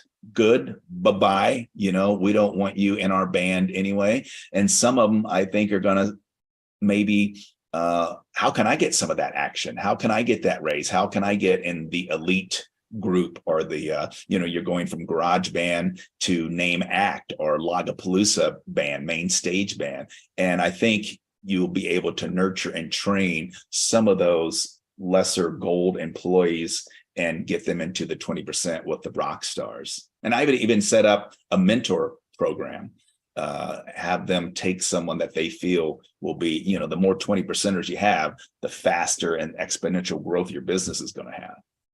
You know, that 20% is really, I would classify as your people. And one of the biggest things I've seen is to motivate them is to take care of your people, exactly what you're saying. And then you'll see the other people come along. I want to be part of that. I want to be on that team. And you do team building. You talk all about that. And that's really, people want to belong. They want to be on the team. They want to be going forward. They want to be involved. Yeah, and having play at work, I've got a few articles on my blog and on my LinkedIn about how important play is in the workplace, and being transparent with your bud. You don't want to keep your bud, or you don't want to keep your special purpose to yourself. You want to make sure that everybody knows what it is. And hopefully, you know, especially the 20%, they're going to buy into it as much or greater than you. And they feel like they're part of something greater. They begin to feel like it's their company and it's their purpose. And those are the ones that are not going to be able to leave or want to leave. Those are the ones that are going to be loyal to your organization, because now it's like their band. I'm not just a player in the band, it's my band. And I spoke to a company last year in Cleveland. It was a franchisee company called USA Insulation. And their employees are blowing in insulation. They're in 130-degree attics, crawling around in itchy material, you know the drill. And this one franchisee out of Austin, Texas, told me they had a waiting line of people wanting to come to work for them because of the culture that they created. They treated their people well. They got to know their families. They would have picnics. They would open their vision. They were really flexible on time off if they had kids, you know, doing activities at school. And when I thought about that, I was just blown away. Like everybody else almost in that meeting were suffering from a labor shortage. And here these guys figured it out. Like, you know, take care of your people and be flexible with their work schedule. And you're going to have people that want to come to work for you. So they're actually waiting to grow their business because they have people that want to work for them so bad. You know, if you go back and you look at the humanistic studies of how people act, the behaviors of groups of people want to belong. They really do. I mean, even on the negative side of people joining gangs and stuff like that, they don't have family lives or whatever their situation is. They're looking to belong, be accepted, be part of a group. And that's really what this is. You want your employees to feel engaged. At least what you're talking about lines up with the, you know, philosophies that we try to go by. You can't be the only one with the great ideas. There's other people with a lot of talent out there that usually work for you. Right. And that brings up two points. One is purpose trumps knowledge, every day of the week. I love that you brought that up because it's so true. You want your people to have the same goal and vision. You want them to see the greater good of what, your business does for the general public and other businesses, because it's amazing work that your viewers do and what their companies do, and keeping them happy and engaged, and doing some sort of teamwork is just one way towards doing that. And actually, this company, this USA Insulation Company, also would do one-on-ones with them, like, come to us if you have something going on in your life. Don't hold it in.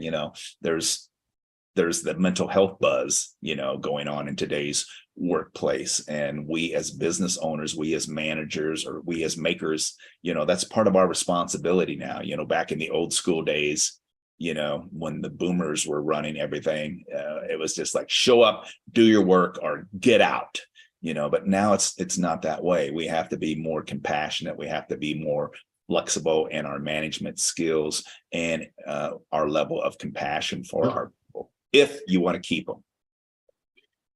So what would step 3 be if we've gotten to that point? Yeah, step 3 is what I call find the bottleneck, or identify and find the bottleneck. There's a thing.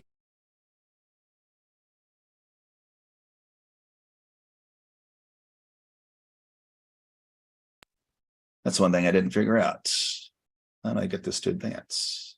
Just click on the screen. Man, you are so smart. Thank you for calling Normie Support. Yeah. And it's a real person that I'm talking to. Yeah. So stage 3, I call, is identify and find the bottleneck. And I say bottleneck is because most rock stars are very familiar with a bottleneck, but it's originally called the theory of constraints. So on one side, that's where most of us play. We're in cover band mode. That's 80% of what we're doing, and we're being busy. Our business is doing okay, but man, we're stressed out. We're tired. We got people coming and going all the time. It just seems like we can never get caught up. And on the other side, that's where we want to be. And that's, in name, act mode. That's our future rock star self. That's where I was saying, who do you want to be? What goals do you want to achieve in the next 3 to 5 years? Well, almost every goal, every goal and almost every business has a bottleneck. There's something keeping us going from cover band to name act. It's almost like a kink in a garden hose. You can have a kink in a garden hose, and you can keep cranking up the pressure on the one side, and it doesn't matter. It's still going to be dripping out on the other side. And that's the same way with finding the bottleneck in your business. How do you find that? Well, there's a couple of different ways.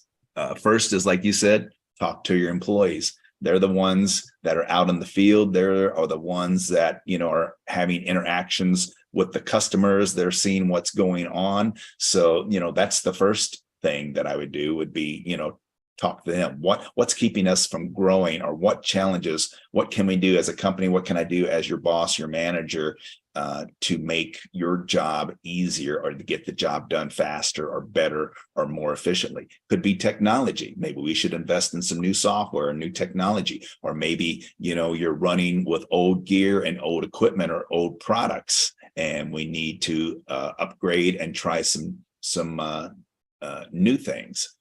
But it doesn't matter how much energy your whole band, you can have your whole band over there on the left side, but pushing, but it's not going to get through to the end game on the other side until you find the bottleneck.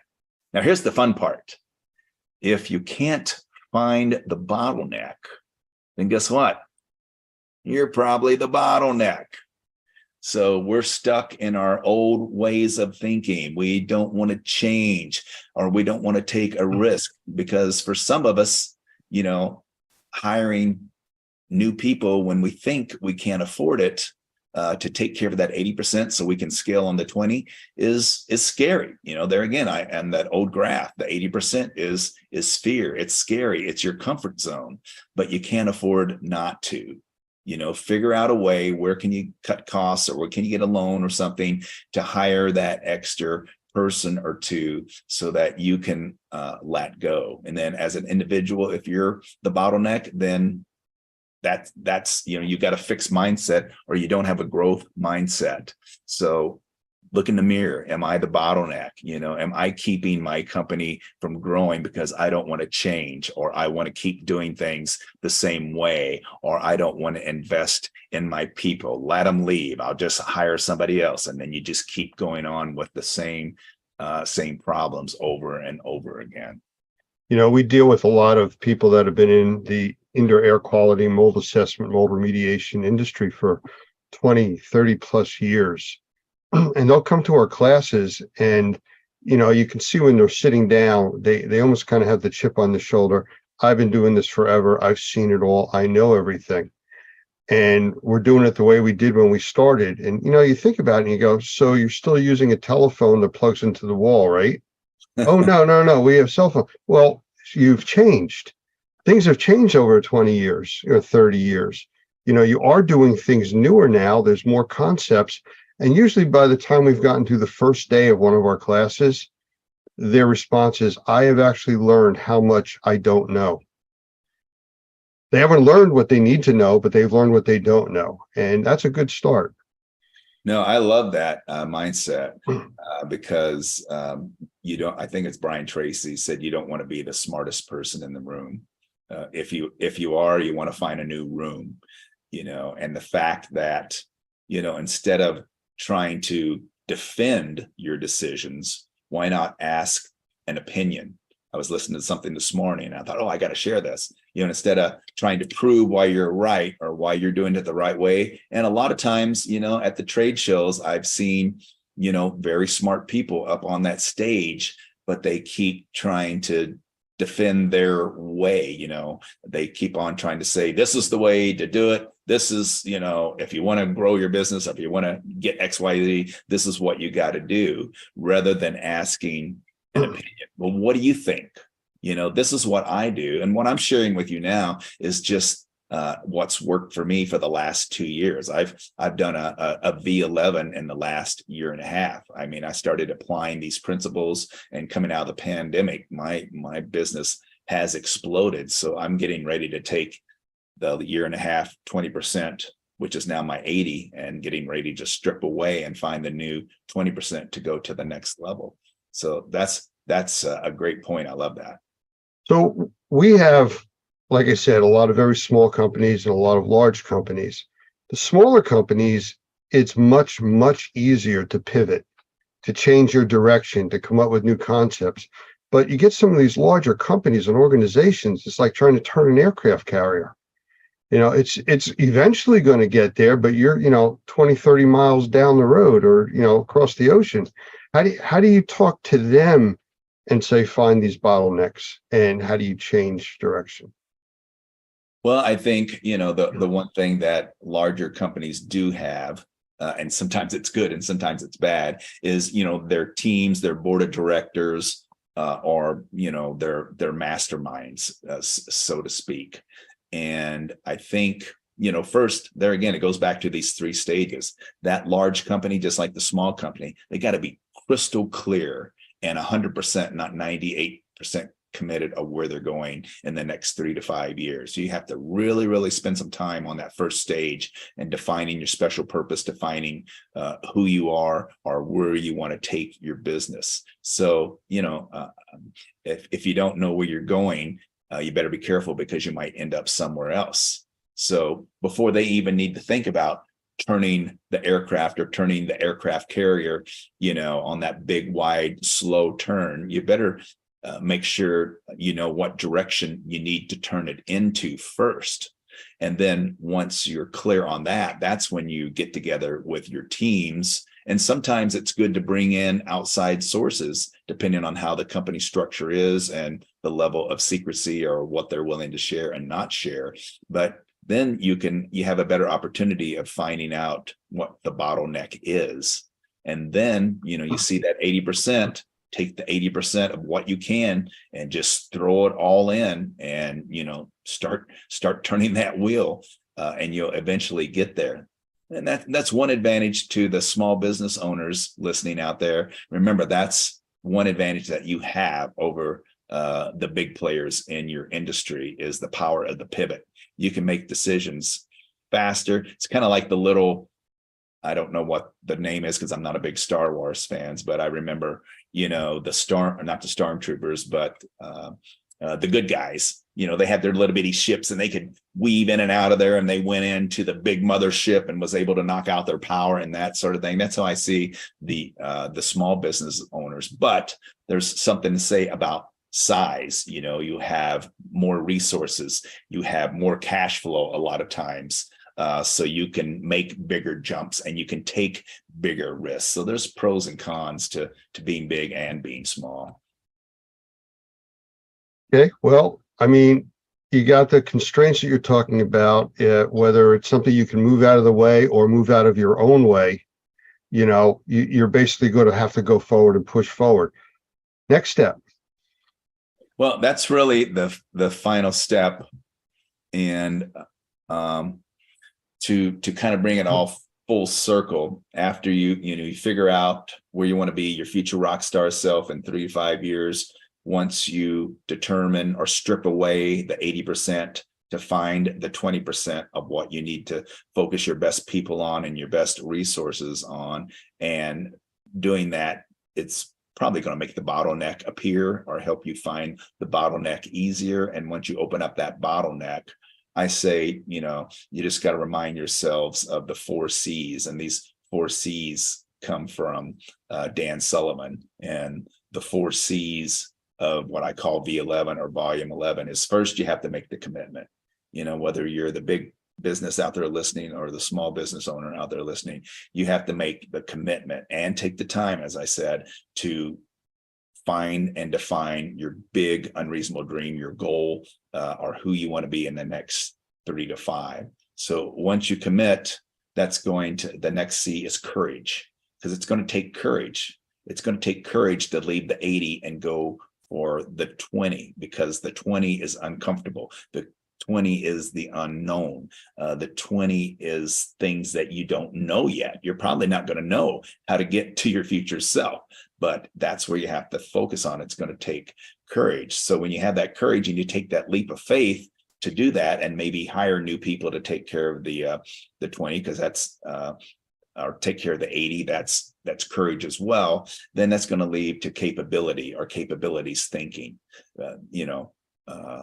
Places like Normie, where they can get education, where they can get ideas, because again, what got you here won't get you there. So when you're going to scale 20, there's less options that are going to get you there. So you're going to have to find new capabilities, new pathways to get you there. And then the final thing is confidence. Once you start seeing the results, your confidence is going to build. And then it just goes back to the rock and roll world, step and repeat, step and repeat. Your 20 will soon be your 80. And then you strip that 80 away and find that 20, and you focus everybody on that 20. And then that 20 in a couple of years will become your 80. And then you strip it away, and who knows where you'll be in 3 to 5 years. It's really exciting once you wrap your head around it, and really watch it grow. And, full transparency for me, when I was, in trying to absorb or be a sponge for all of this, it took me a good 8 months to be fully committed. I was just trying a little bit at a time. Okay, getting some good feedback. Maybe I'll step out a little bit more in the deeper water. Okay, that's working. And so don't feel that you just have to go all in and spend all this money hiring new people and things like that. You can do it at a little at a time, but the faster you do it, the faster you're going to get there and grow. So I have to ask you a question on a personal note. Okay. What's with the drumsticks? The drumsticks, that is one of my disruptors or differentiators that I incorporated in my shows back in the late 90s. So as you can see, I use them in my presentation, and they can brand them. So I actually, when I'm speaking on stage, every person in the audience gets a pair of company branded drumsticks, or if it's an association, sometimes sponsors sponsor them. And instead of doing old school applauding like we've done for 2,000 years, we have new AI. We have these drumsticks to keep everybody engaged, keep something in their hands. I call back to them. I ask people, to play along with the music and things like that.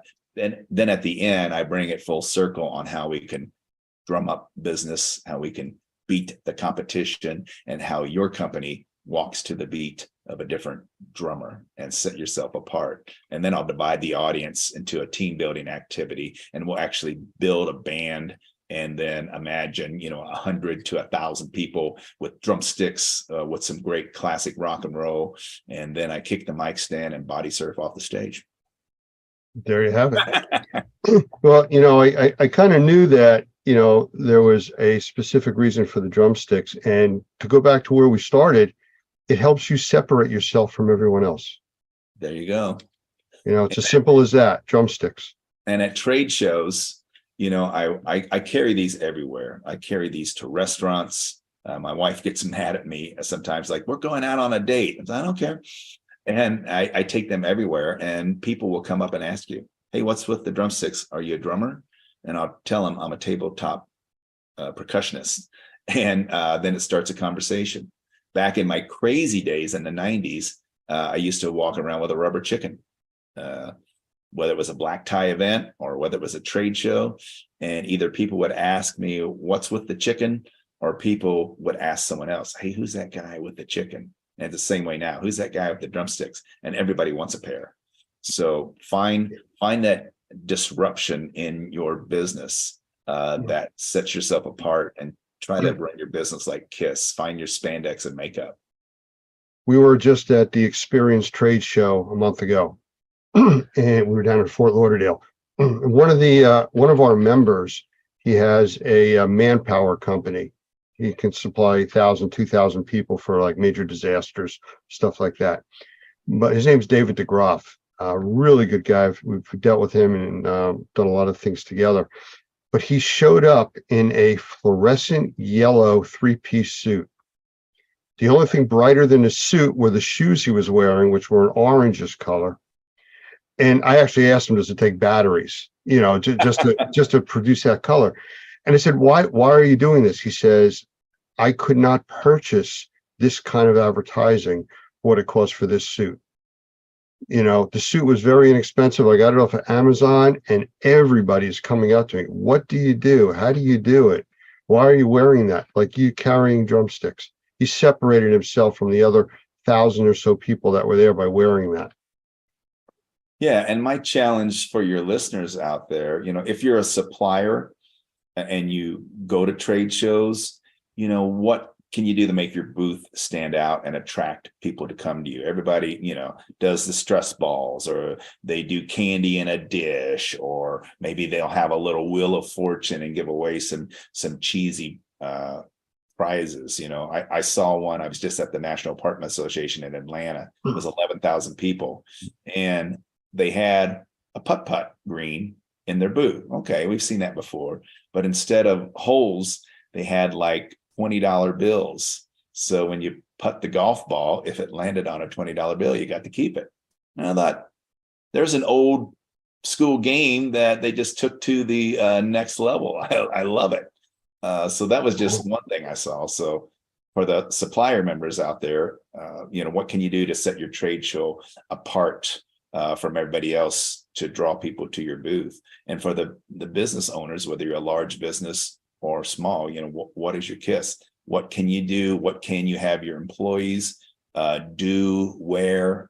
A lot of people say, well, we have the best customer service. Well, then if that's your disruptor, your differentiator, that's easily copied. Your competition can easily see what you're doing, and then next thing you know, you're not a disruption anymore. So, what can you challenge yourself or your people to do that's going to set your business apart and remember them? How are they going to think of you first? Well, the next really important question, how does somebody get in touch with you?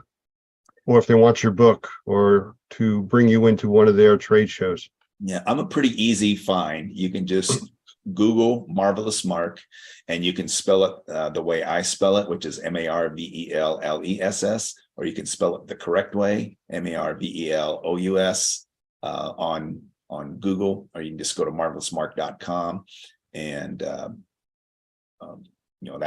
that's the easy way. You can actually type in Rockstar Keynote Speaker, and I'll pop up. So. Well, I've seen you at trade shows. I've seen the energy that you produce. You're much more low key today. I think it's good because we have a small screen that we're looking at. But I will tell you, from what I've seen of you and listening to you talk and the passion that you have, I have to correct you on a statement you made earlier today. Uh-oh. You said that you were going to die on stage. I disagree. I don't think you'll stop working until 6 months after you die on stage. Well, I appreciate that. I don't know if my wife will, because that's just going to delay her benefits, but it is what it is. It is what it is. Mark, I appreciate your time. Thank you very much for spending it here with us. I'm sure our listeners will get a lot out of this, and maybe we'll do a follow-up in the future and hope to see you at some trade shows. Yeah, and I want to say to your people out there, because some of this stuff is really, really deep till you really think about it, because the psychology behind it is kind of against what we've been taught in schools or what our parents and mentors, many of our mentors, have taught us. If anyone out there in your audience wants to private message me and ask me to explain it a little bit more, or I can share with them a couple blogs that talk about it a little bit more, I'm really, really happy to do that, because I love what your industry does and what it's all about. And, you have some of the greatest American loving, people out there in the world, and my heart goes out to them and what they do. Thank you. Take care, Mark. See ya.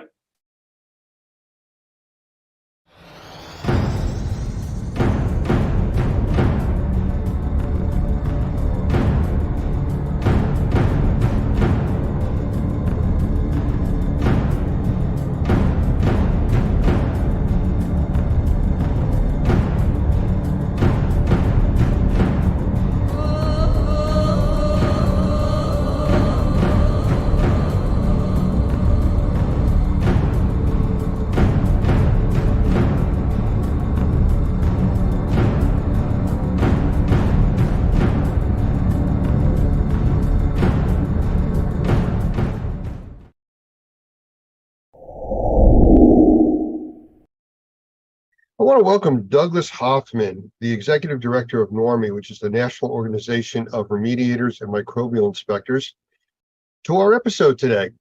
And for those of you that have been following us, we've been doing interviews with influential people in the indoor air quality, outdoor air quality, and firefighting arena, all dealing with the wildfires coming out of Canada. So Doug, welcome.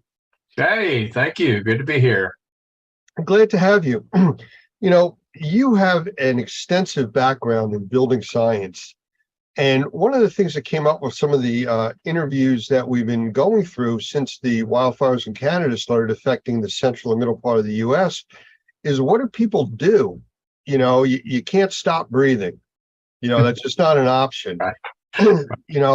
People can go, we've talked about this earlier, 20 to 40 days without food. They can go 3 to 7 days without water, 4 to 6 minutes without air. So no option there. So you have to be able to continue to breathe. So we normally have people that complain about indoor air quality without smoke, without all these other external things going on. What can people do to try to help themselves when they're in conditions like this, where you can't go outside, where the air is normally better than inside? Yeah, I think that's a great question, Lance, because it's funny, because it seems as though sometimes when these kinds of things happen, all of a sudden something that we actually should face and should deal with every single day, all of a sudden now becomes a real problem. We don't think a lot about the air that we're breathing inside because, frankly, we can't see it. And because we can't see it, because there's not a cloud or a haze in our indoor environment, we don't think much about what it is that we're actually breathing. I've talked about that sometimes with the bottled water. Do you know what's in the bottled water you drink? Well, if you can't see it, you're not terribly concerned.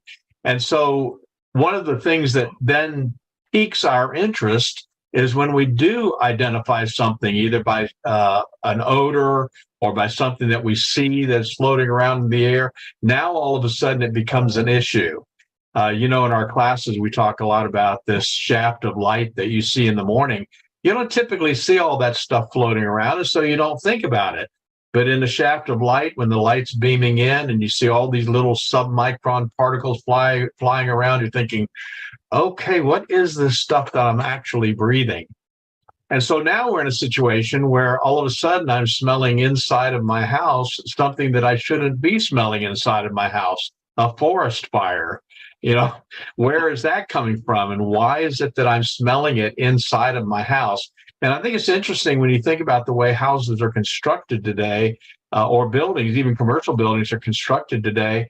It really isn't surprising that we are beginning to smell inside the contaminants that we're seeing outside. And some people live close to paper mills, for instance, and they're going to notice that there's something going on outside. Now, all of a sudden, they smell it inside.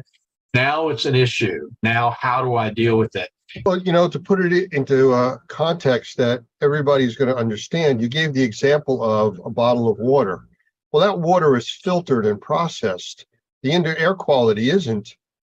And because of that, you're running into issues with people having to visualize a problem. If that bottled water was brown or cloudy, nobody would drink it. If their air is cloudy or brown, they don't have a choice. You still have to breathe. So what do you do? Yeah, I think that's exactly right. Well, of course, I think the main thing is trying to figure out where that's coming from inside of the house. How is it getting into the house? And are there things I can do that can actually mitigate that? And one of the big differences in the way I look at building construction from, I know some builders do, is they talk about a house being able to breathe. I'm not altogether sure that they know exactly what they're saying when they say that. Does a house need to breathe? Well, it certainly needs to have a balanced pressure of some sort. But if the house is pulling in things from the outside, say it's under negative pressure, you're creating a vacuum inside the house. What is it that you're pulling in from the outside, and where are those contaminants coming from? The smoke that we smell is not just a problem because we're smelling it. I'm sure you've already addressed through some of the people that you've talked with, there are some pretty strong contaminants in that smoke that we're breathing. And how do you mitigate that? How do you keep that from coming inside of your house? So I have a couple of suggestions that might help when you start thinking about things like air infiltration issues, the idea of fresh air makeup. Fresh air makeup, of course, is a great idea to bring air in from the outside through your air conditioning system. But the question is there a way to reduce that or to mitigate that? So I have some ideas that I might be able to share here that people could do pretty quickly to begin to seal off what's going on the outside. That's at least one step, and that's to begin to seal up that environment so that you're not bringing stuff in from the outside. That was one of the questions and concerns that came up when I actually did an episode with Michael Pinto over sensitized individuals, that normally indoor air quality is up to 10 times worse than the outside air. So people that are sensitized, which is like 20% of the population, they go outside to feel better. When the outside is, so choked with smoke from forest fires, thousands of miles away, what do? Now you got to retreat back to the area that's a problem.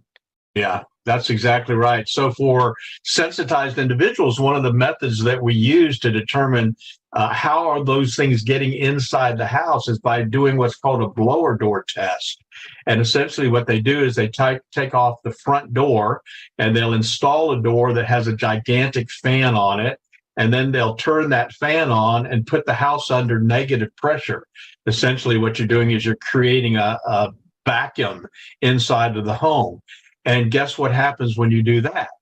Now, all of a sudden, you're pulling air in through the cracks and crevices around the windows, cracks and crevices around the doors, places that you don't really even think about. A lot of people don't realize that wall cavities, exterior wall cavities, actually breathe. And what I mean by that is that moisture and vapor will actually move through those walls. And so now all of a sudden, when that house is set up under negative pressure, and you run a blower door test, created that vacuum, now what you're doing is you're even pulling it through the electrical outlets. And whatever is in that wall cavity is now coming into the air that you breathe. And that may sound really like, that's a little too detailed for me. Do I really need to be that concerned? But that's the answer as to where are those things coming from. They're coming from the outside. Even if you kept your doors and windows closed, you're still going to smell that smoke that's from the outside. And whatever that smoke is carrying, you're actually going to be breathing. I'm in New Jersey, and we were directly affected by the smoke coming out of Canada from the fires. And 4:00 in the afternoon, the sun's high in the sky. We went through 3 days of not a cloud in the sky, and it looked like sunset. I have some incredible pictures of that. But because of that, trying to close up your house and make it airtight doesn't seem to work either. There's got to be a balance. There's got to be some way that you can survive inside and out other than just running away from the entire part of the country. Well, I wish there was an easier answer, but there really isn't. I think that you do have to do the best you can to seal up those cracks and crevices with weather stripping, with caulking.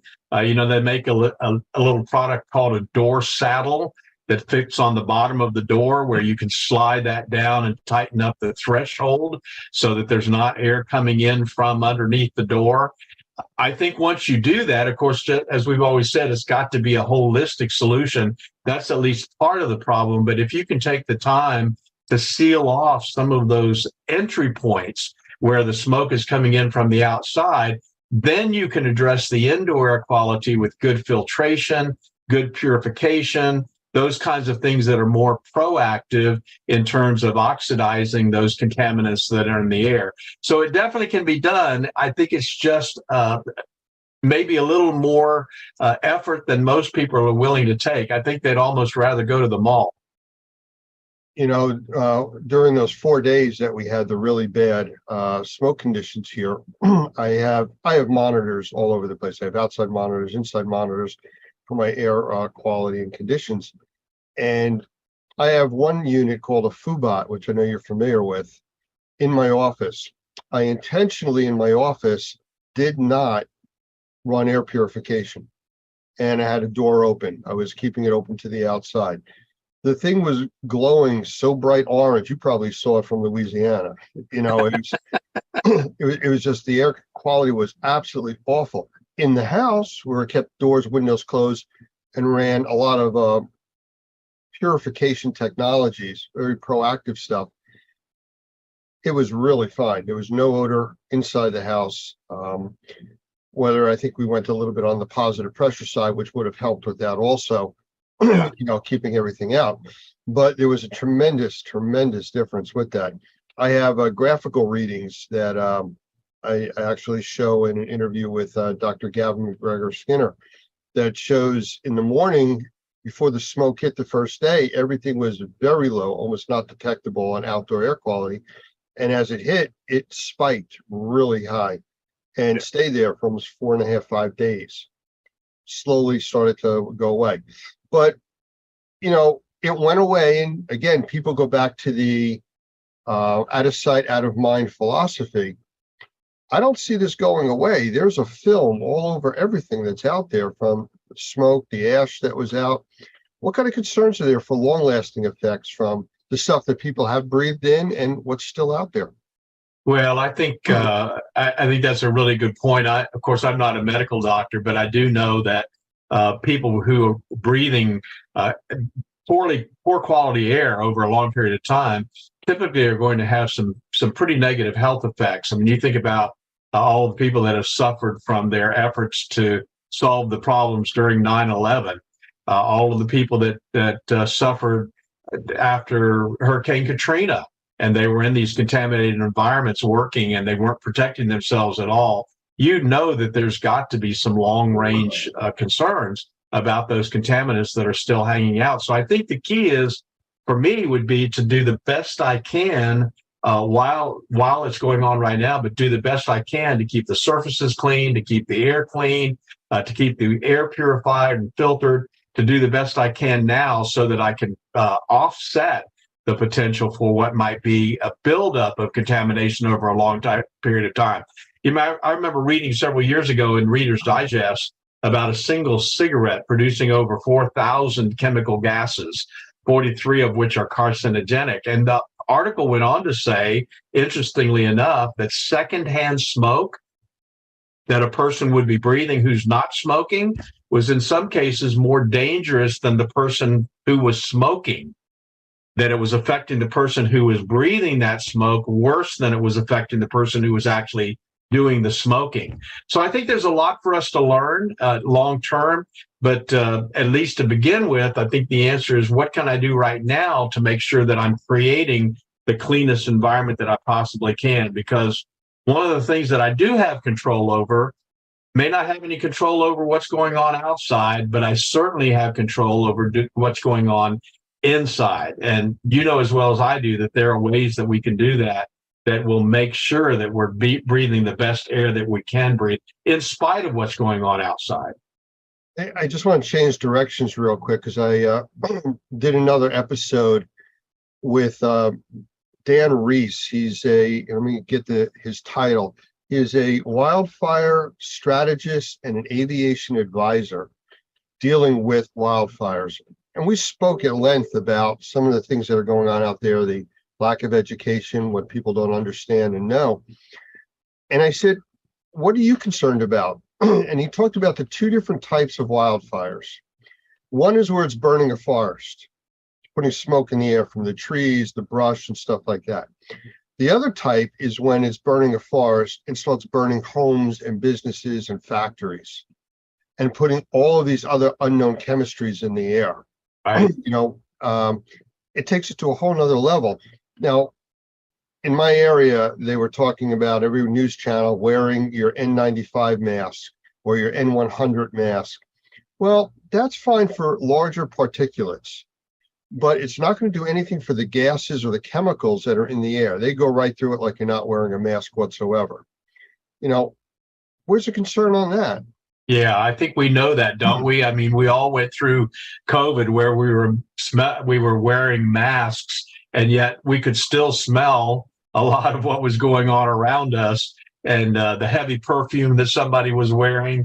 So I think we got a pretty good education on the ineffectiveness of masking for smallest particles, the smaller submicron particles, and for the gases that are in the air. So again, I don't know that there's an actual solution. I mean, I'm not the kind of guy that's going to walk around outside in a hazmat outfit, But the truth is that I think the recommendation that they made about staying inside is really not a bad one. If you can stay inside and you can control the air that you're breathing inside, if you don't have to go outside, then there's not a reason to, because you're exactly right. I think the thing that concerns me about these kinds of fires are all of the other contaminants that are in the air besides just the wood burning particulate. Absolutely. And, one final comment on the masks. Wearing a mask is going to help, but you can't get that full sense of security saying, oh, I'm wearing a mask, I'm protected, because you're only protected from some of the larger particulate, not the gases, the chemicals, and everything else. Just like viruses would go right through a mask. So that's a definite concern. So without rebuilding your house, preparing for the next time the wind shifts and blows the fire smoke this way, which it's going to happen again, just because of weather conditions and everything else, what can people do? Well, so several years ago, you probably remember the Colorado fires, and we had a lot of contact with some folks that actually lived there. In fact, one of our real good friends lost their family cabin from the Colorado fires. They lived in Colorado, but they also had a separate place, which was their cabin, and it just burned to the ground. And as soon as those fires started, we sent them some proactive air purification technologies. And I don't know how much you want to talk about that, or if you've got other people you want to talk about those technologies, but I'll tell you that I'm convinced that that's one of the first things that somebody could do to deal with the particulates and the chemicals and the odors, something holistically, proactively that could be put in the environment to actually purify the air. So I think those two things kind of go hand in hand.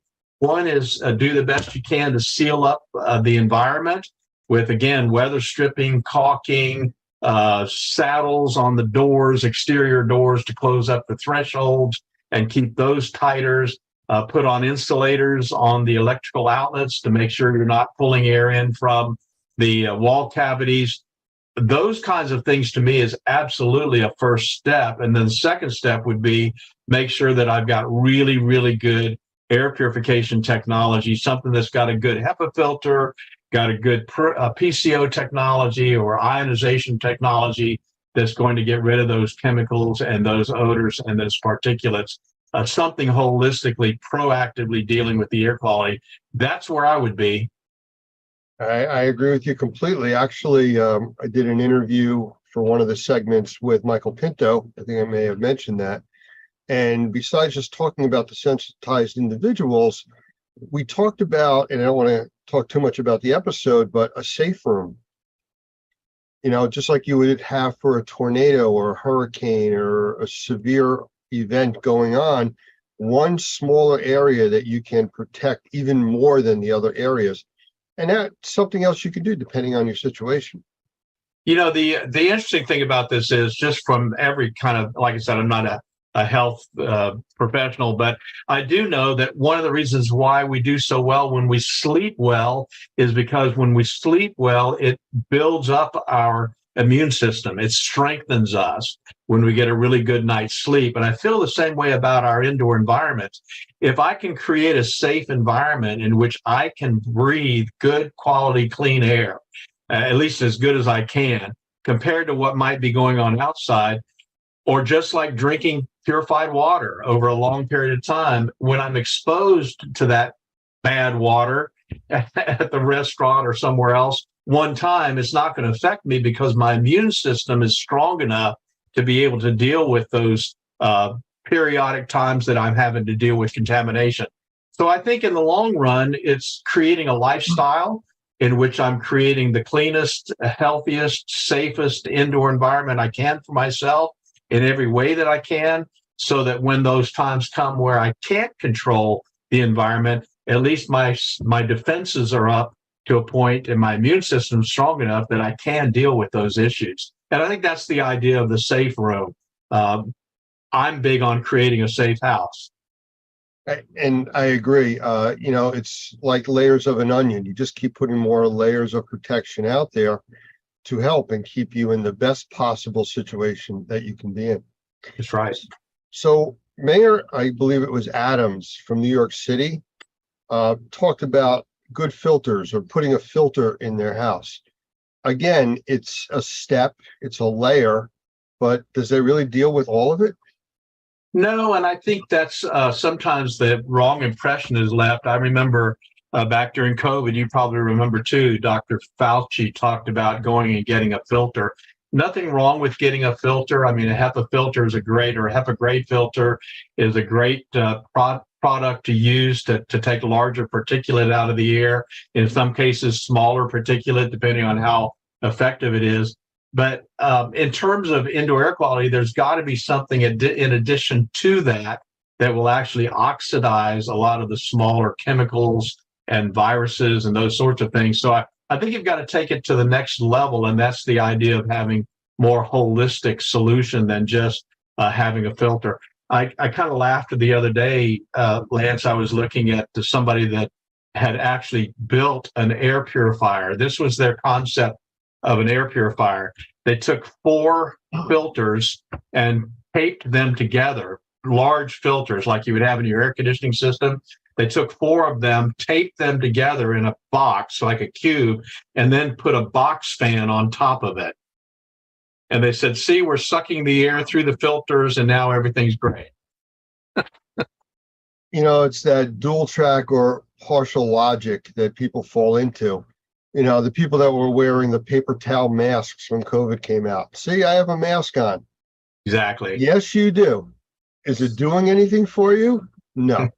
And that's kind of where we're at with this. People have to be very cautious as to their information sources. I mean, the internet's out there for everybody, but somebody says, here's a widget that'll take care of this for you. Well, it takes care of a part of it, but is that enough? Is that enough for you to now say, I'm wearing my paper mask and I'm going to go out into the smoke-filled environment because I'm wearing my mask? Yeah. It does nothing for your eyes or even filter anything. So it's a concern that, you know, people look for reliable sources of information, you know, and think through the process. Again, the dirty glass of water, you know, the cloudy water, you're not going to drink that, but if I filter it, the chemicals are still going to be in there.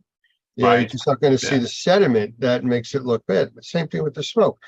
The statistics as of now on the fires in the United States and in Canada separately, they both burn between 6.5 and 7.5 million acres of forest a year. It's a massive amount. To date, not even 6 full months through the year, Canada's burned almost 9.5 million acres. So it's 1.5 times in 6 months instead of 12 what they've burned so far. Incredible. California right now has had a shift in weather. I was just talking, like I said, with Dan from California, and he says that the weather out there is gorgeous. It's cooler, it's not that hot, but that's going to change. You know, and this is just what's happening. In the Northeast, we haven't had rain here in 3.5, almost 4 weeks. It is bone dry out.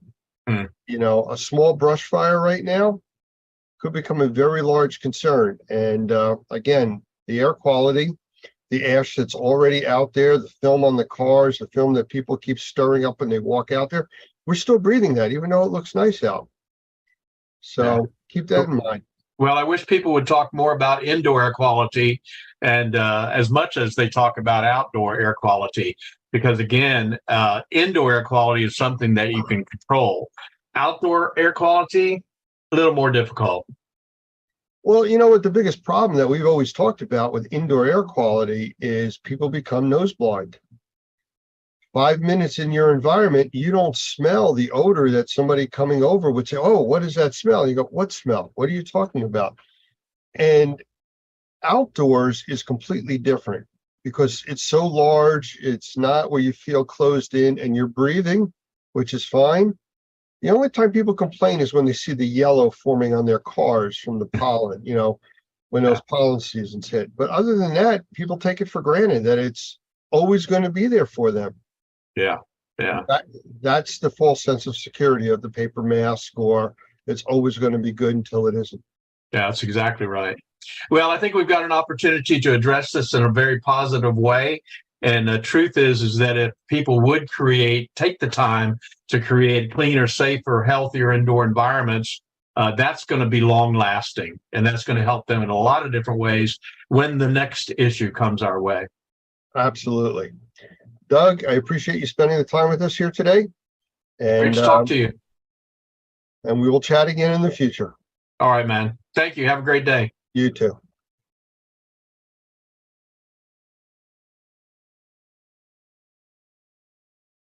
Hey there, my name's Doug Hoffman. I'm the Executive Director of NORMI, National Organization of Remediators and Mold Inspectors, and I'm so excited to be able to share with you information about our new certification, the Certified Remediator for Sensitized Individual. And this class is actually led by one of our new senior trainers, Michael Pinto, who's been in the sensitized individual field for many, many years.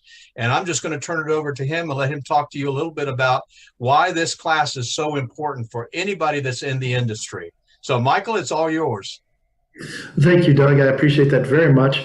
Just want everybody to know that the reality is that you're dealing with sensitized individuals, whether you know it or not. Anybody who's in the mold assessing and or remediation field, Some of the people that you're coming across indicate that they've been made sick by mold, or as you do your occupant interviews to understand what's going on in the home, you may find out that they're talking about symptoms. Now, we are not doctors, but what we are professionals that are trying to help resolve some of these issues. So what this particular class does is three things very specifically. It helps turn you into a better remediator. There's absolutely no doubt about that. You can be a good remediator, you can be an average remediator, but this will help you be a better remediator, and that's just good across the board. The real issue, though, is that for sensitized individuals, it's a necessity. You can't miss the details. The second thing that the class does is expand upon some of the things that just get missed in a general sense in regards to following the IICRC S520, the mold standard. Most people know about conditions 1, 2, and 3, normal fungal ecology, and visible fungal growth as condition 3. What gets missed is that whole condition 2, deposition of airborne spores. And that brings us to the third thing as well, is how much money are you leaving on the table when you're doing a partial remediation and focusing on removing the source material, but you're not even investigating or offering to do some of the whole house cleaning or the cleaning that is necessary to take the condition 2 parts of the office or the home and bring that all back to a normal fungal ecology, rather than just the area that you contained to remove the mold in the basement, or the mold under the sink, or the mold in the bathroom. So all of these things come into play in the NC RSI course, but the biggest thing is it makes you a better remediator across the board. And I'm excited to be one of the instructors, not the only instructor, but one of the instructors, and just share some of these tips and tricks over the course of the 2-day class.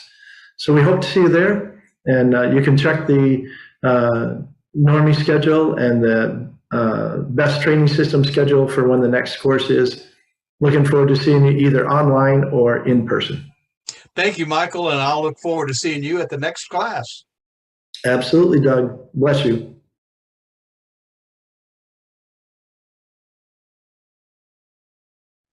The following broadcast is made possible by supporters of the Normie Environmental Task Force, the Experience Trade Show and Convention, Reusip, EnviroScreening Lab, and Best Living Systems.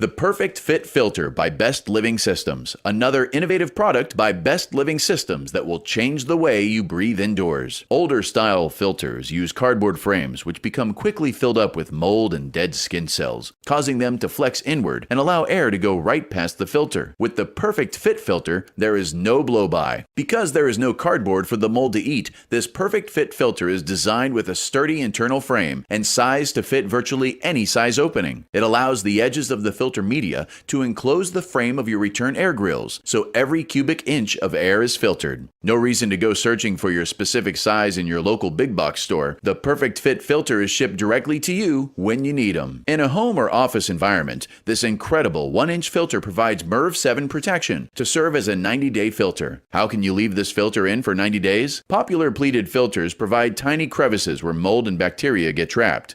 Because you are bringing to their nests dead skin cells and other organic materials, the microbes find a safe harbor, an environment where they can grow and reproduce. This is called bionesting, and the Perfect Fit Filter reduces the possibility of these microbes contaminating the air we breathe. Because the Perfect Fit Filter is rated with a MERV 7, the industry standard for 1-inch filters, it does not restrict airflow or put unnecessary strain on your air handler. The Perfect Fit Filter, now available by monthly subscription and free shipping at perfectfitfilter.com. The Perfect Fit for people who like to breathe.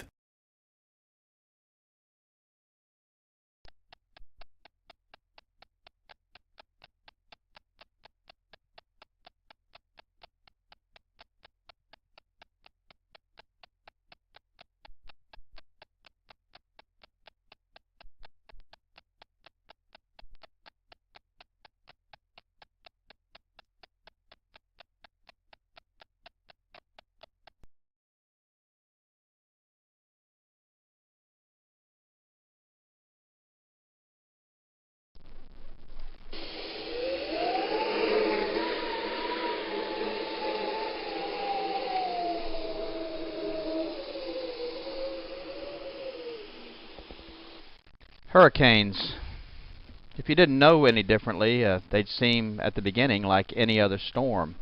And that's the deceptive part, the devastation, the flooding, the loss of life, the imprint of the loss of heartfelt memories, all occur after the storm has passed.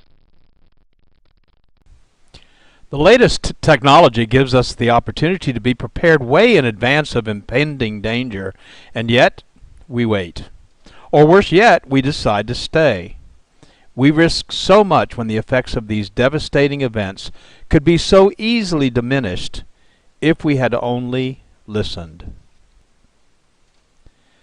As the storm approaches, it very quickly becomes too late to gather the important possessions and memories, too late to batten down the hatches, too late to protect our property or sometimes our very lives. With the aftermath of Katrina, I can assure you I have changed my game plan for the next Katrina, and I hope you have or will change yours. My name is Doug Hoffman, the Executive Director of NORMI, the National Organization of Remediators and Mold Inspectors. We train mold professionals to assess, evaluate, and solve the problems associated with water events, both major and minor, as those events result in mold damage to property, and in conjunction with the NORMI Pro Environmental Task Force are ready to help when disaster hits. Check our resources at normi.org and normiproetf.org for current ways you can help yourself and others when disaster hits. Sometimes an event is so horrific that it results in massive flooding and wind damage. We lived through Hurricane Katrina right here in Louisiana and have been privileged to help hundreds, maybe thousands of Katrina victims rebuild their lives after one of the most devastating natural events ever to hit the Gulf coasts of Texas, Louisiana, Mississippi, Alabama, and Florida. We learned some very important lessons, and we're hoping this short video will help you prepare for the next major event that may hit your community. With thermal imaging and from a satellite, the images are staggeringly beautiful, but closer to Earth, in the midst of the rampage, frightening doesn't begin to tell the story. Being prepared for what might be coming and then managing the recovery will help you keep your mind on the important task ahead. The unpredictable nature of the season simply requires it. The dates of the North American hurricane season span from June 1st to November 30th. By no means will these dates prevent the forming or sustaining of a tropical event in the Gulf of Mexico, the Atlantic Ocean, the Caribbean Sea, or the Pacific, but these dates are a guide or a timeline based on previous storms over the last century. Dropping your guard or dismissing weather events outside of these dates could result in being caught off guard for an approaching storm. But these dates, in particular, are a time to be specially aware of the news and weather reports. 26 named storms churned in the Atlantic in 2005, and many of them hit land. Following their paths shows the unpredictable nature of nature. Because of the fickle nature and path of many tropical storms, a large part of the general population hesitates or fails to take precautions until the last minute. In the year 2005, an unprecedented number of named storms developed in the eastern and Gulf Coast, exceeding even the English alphabet, and many of those storms made landfall. And when that occurs, especially in densely populated areas, the results are mass evacuations, highway gridlock, and supply shortages. In simple terms, everyone that waited until the last minute is scrambling to prepare or leave. The following information is provided as part of the Community Awareness Program, CAP, from NORMI, the National Organization of Remediators and Mold Inspectors. Additional CAP programs can be found at normi.org or at flood.normi.org and include realtors awareness, first responders awareness, and other information targeted to specific groups. These are presented in an effort to fulfill our mission and fill a void in accurate and timely trainings. How How often have you seen news reports about the long lines at hardware stores where residents of areas prone to tropical events are waiting in lines for hours to purchase plywood or other needed supplies? The general rule of thumb is if you find yourself in this situation, waiting in line to take your turn, you may have waited too long. Our goal at Normie is to provide you with general preparation and safety information for your time before, during, and after the event. Let's get started, and please feel free to take notes or revisit this video often. Sometimes a reminder can be very timely. So let's get started. Plan to be prepared before the event. Know how and where to get emergency information from your local emergency management offices. Follow instructions for evacuations if you are advised to leave, and leave. Understand that if you do not evacuate or find yourself in a situation where you need emergency assistance during the event, you may be on your own until the event has passed. Emergency services will also be stretched beyond normal capacity, and assistance may be days or weeks away. Remember that people that choose not to evacuate when instructed to do so are either victims or survivors. Neither title is as a result of good planning. When you do evacuate, if you have carefully planned your evacuation route well in advance of the evacuation and you know where you will be staying, life will be much easier while you are displaced. So if you are not prepared to fend for yourself for an extended period of time, consider relocating prior to the event. If you have the time, tidy up the house, wash and put away the dishes, clean the coffee pot. When you return, you'll feel better about this kind of detailed planning in advance and appreciate the preparation you've made for your return. And of course, traveling during the event is not advisable in most cases. Some of the following information are recommendations from FEMA, the Federal Emergency Management Agency. And they suggest, before the storm, make plans to secure your property.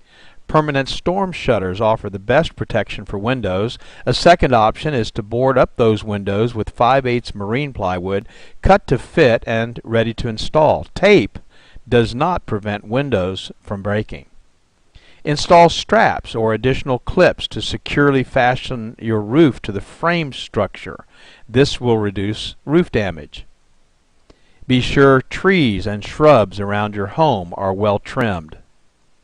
Charge your cellular phone and refill your meds. Clear the gutters and downspouts of any extra debris that could become airborne. Secure your boat. Consider a safe room, a place where you will not be hurt by broken glass or structural damage. Take your outdoor furniture and put it indoors. Get evacuation information, which is readily available, and get a local shelters list. Where can you go if you need to? If you can't get out quickly enough or you get stranded because of traffic, where can you go? In regards to evacuation guidelines, there are really just two categories: what you should always do and what you could do if time permits. As my dad used to say, if you prepare for time to permit, it will. This list gives you these two priorities to consider. Always keep a full tank of gas in your car if an evacuation seems likely. Gas stations may be closed during emergencies and unable to pump gas during power outages. Plan to take one car per family to reduce congestion and delay. If time permits, gather disaster supplies and put them in a kit stored in your home. Always make transportation arrangements with friends or local government if you do not own a car. If time permits, make sure you've got sturdy shoes and clothing that provide some protection, such as long pants, long-sleeved shirts, and a cap. Always listen to battery-operated radio and follow local evacuation instructions. And if time permits, let others know where you're going. Always gather your family and go if you are instructed to evacuate immediately. Knowing your family is safe will give you a great peace of mind during the uncertainty of the events that might follow the storm. If time permits, secure your home.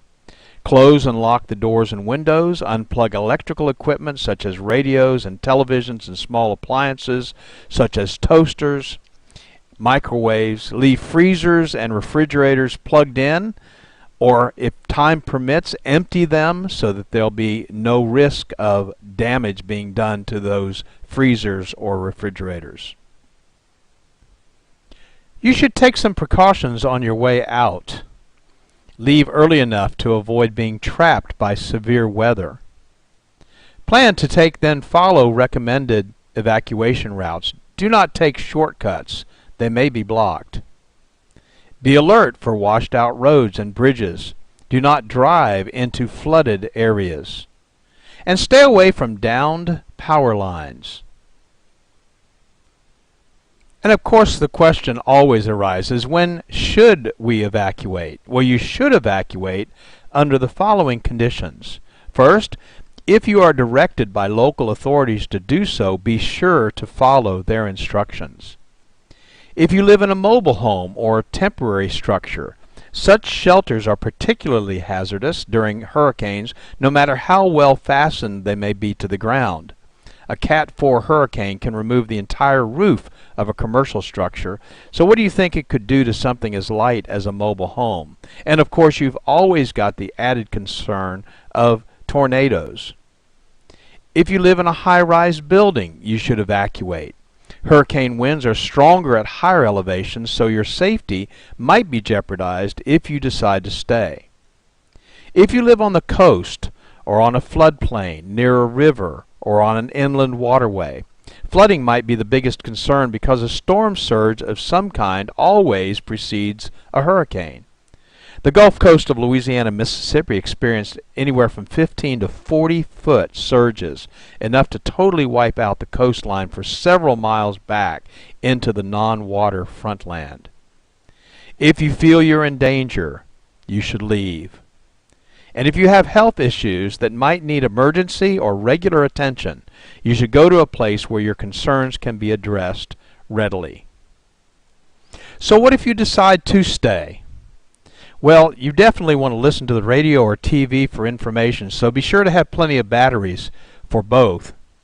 Secure your home. Close the storm shutters, secure outdoor objects, and bring them indoors. Turn off the utilities, if instructed to do so. Otherwise, turn the refrigerator thermostat to the coldest setting and keep the doors closed. This will ensure the preservation of frozen foods for some time following the storm should power not be restored for a long period of time. Well, frozen foods could last for a couple of days in the freezer, even without power. Turn off propane tanks. Avoid using the phone except for serious emergencies. Moor your boat if time permits. And store a supply of water for sanitary purposes such as cleaning and flushing toilets. Did you know that a toilet will flush simply by filling it with a gallon of water? After thoroughly cleaning it out, fill the bathtub and other large containers with water. If you're unable to evacuate, have you considered the possibility of creating a safe room? If you don't have one, follow these simple guidelines. Make sure that you stay indoors during the hurricane and away from windows and glass doors. Close all the interior doors besides securing and bracing exterior doors. Keep curtains and blinds closed. Don't be fooled if there is a lull. It could be the eye of the storm, and the high winds could pick up again. If necessary for your own safety or that of your family, take refuge in a small interior room, closet, or hallway on the lowest level, but where flooding won't be a concern. And if you sense tornadic activity, which often accompanies a hurricane, lie on the floor under a table or another sturdy object. We have incredible technologies that give us advanced warning, tell us the intensity of what we might be facing, and track the storm from its inception to its end. What makes us think we can weather the storm? But we often try. The following are the basic emergency kits and supplies recommended by FEMA. Basic disaster supplies should be stocked in preparation for what may occur during and after a flood, hurricane, or other water event. Let's take a moment to simply list the 6 basic items, and then we'll talk about each one of them in a little bit of detail. This checklist will serve as a great starting place to be sure you are prepared. There are 6 basics you should stock in your home: water, food, first aid supplies, clothing, bedding, and sanitation supplies, tools, and specialty items. And keep the items that you would most likely need during an evacuation in an easy-to-carry container. Possible containers could include a large covered trash container, or a camping backpack, or even a duffel bag. First, water. How much water do I need? You should have at least a 3-day supply of water, and you should store at least 1 gallon of water per person per day. A normally active person needs at least 1/2 gallon of water daily just for drinking. Additionally, in determining adequate quantities, take the following into account. Individual needs vary depending on age, physical condition, activity, diet, and climate. Children, nursing mothers, and ill people need more water. Very hot temperatures can double the amount of water needed, and a medical emergency might require additional water. How should I store water? Well, to prepare safest and the most reliable emergency supply of water, it's recommended that you purchase commercially bottled water. Keep that bottled water in its original container and don't open it unless you need to use it. Observe any expiration or use by date. If you're preparing your own containers of water, it's recommended that you purchase food-grade water storage containers from surplus or camping supply stores to use for water storage. Before filling with water, thoroughly clean the containers with dishwashing soap and water and rinse completely so there is no residual soap. Follow the directions below on filling the container with water. If you choose to use your storage containers, choose 2-liter plastic soft drink bottles. Not plastic jugs or cardboard containers that have had milk or fruit juice in them. Milk protein and fruit sugars cannot be adequately removed from these containers and provide an environment for bacterial growth when water is stored in them. Cardboard containers also leak easily and are not designed for long-term storage of liquids. Also, don't use glass containers because they can break and they're heavy. If you're storing water in plastic soda bottles, follow these steps. Thoroughly clean the bottles with dishwashing soap and water. Rinse completely so there's no residual soap.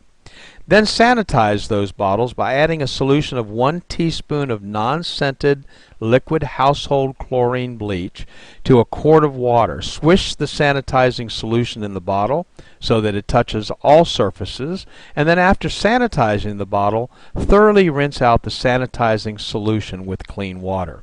Then you're ready to fill the bottles with water and seal them. Food. However you do it, you need a checklist. Put it in a magnetic clipboard attached to the side of your refrigerator, a post-it note on the inside of a kitchen cabinet, on your PDA or your phone app, but make a list now while you're calm and in your right mind. And remember these important points. Store at least a 3-day supply of non-perishable food. Select foods that require no refrigeration, preparation, or cooking, and little or no water. If you must heat food, pack a can of Sterno and matches.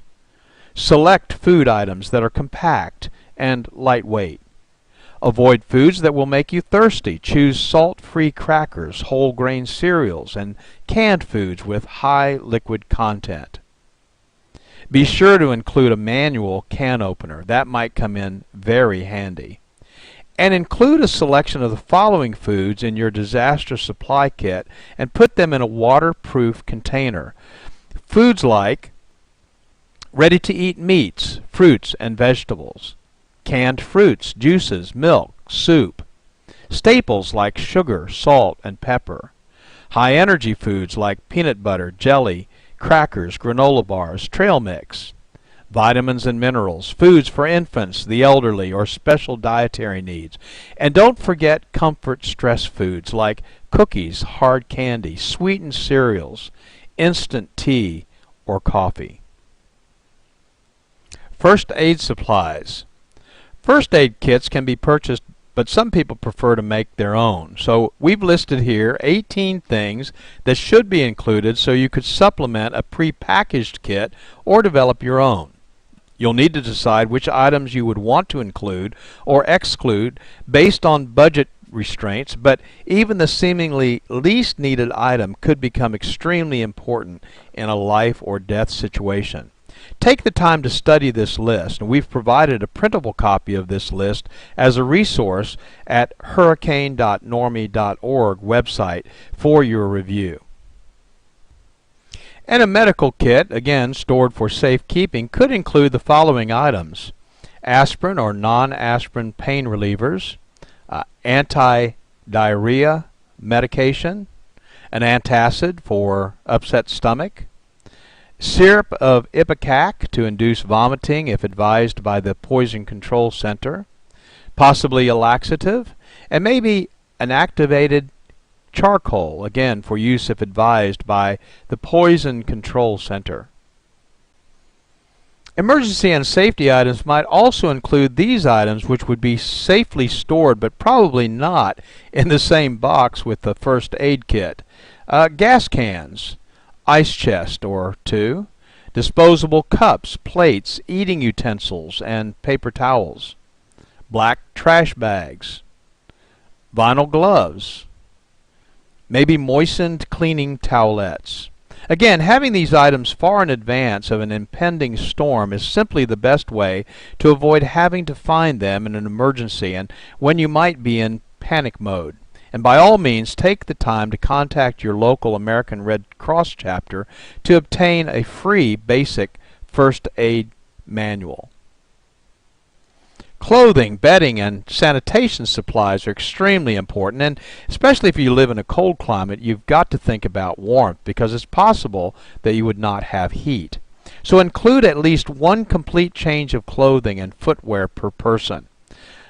A light jacket or coat, long pants, a long sleeve shirt, sturdy shoes or work boots, and of course waterproof would be preferred. Hat, gloves, and scarf, rain gear, thermal underwear, blankets or sleeping bags, and sunglasses. And on the sanitation side, don't forget the toilet paper, soap, liquid detergent, feminine supplies, personal hygiene items, plastic garbage bags with ties for personal sanitization use, plastic bucket with a tight lid, and disinfectant. Maybe even a little bit of household bleach for sanitization. Next on our list is tools, and there are a lot of tools that people don't think about needing until they need them. Mess kits or paper cups, plates, and plastic utensils. An emergency preparedness manual. There's some good ones out there. Portable battery-operated radio or television and extra batteries. Flashlights and extra batteries. Cash or traveler's checks and some change. Non-electric can opener. A utility knife. Fire extinguisher, small canister, ABC type. A tube tent. Pliers. Tape. Compass. Matches in a waterproof container, aluminum foil, plastic storage containers, rabbit ears for your TV, signal flare, paper, pencil, needles, thread, a medicine dropper, a shut-off wrench to turn off household gas and water, a whistle, an axe, plastic sheeting, and a map of the area for locating shelters. And finally, specialty items. Remember family members with special needs such as infants and elderly or disabled persons. For baby, formula, diapers and wipes, baby food, bottles, powdered milk, pacifiers, and maybe medications. And don't forget the adults. Heart and high blood pressure medication, insulin, prescription drugs, denture needs, contact lenses and supplies, extra eyeglasses, hearing aid batteries. That's a lot of stuff to remember. And you can make this a special project, taking the important family documents and putting them together in a place where they're safe. Photocopies of credit and identification cards, maybe in a Ziploc bag, plastic container. But you want to keep these records in a waterproof, portable container. Your will and insurance policies, contracts, deeds, stocks, and bonds. Photo IDs, passports, social security cards, immunization records, bank account numbers, credit card account numbers and companies, inventory of valuable household goods or important telephone numbers, family records like birth and marriage and death certificates, your checkbook, cash and coins, and then of course some entertainment, games, and books that you might need while you're away. So, what's the target? The goal? The goal during a tropical event is to not need the items and procedures that we discussed in this presentation. However, being prepared is a good alternative and may make the difference between being a victim and being a survivor. On a personal note, from those who have been there, during the aftermath of Katrina, many suffered intense wind damage with trees through their roof and rain pouring through. Your prized possessions, though not as important as your very life, of course, should be taken with you. If you evacuate, and you can do so without compromising the essentials, take the things that are important with you. I want to personally thank you for taking the time to watch this video. It's our hope that you will never be in a situation where you will have to consider all the things we've discussed. But if you are, now you're prepared to be prepared and survive. For more information, go to normie.org or normieproetf.org or email us at support@normie.org. We're here to serve you. Thank you very much.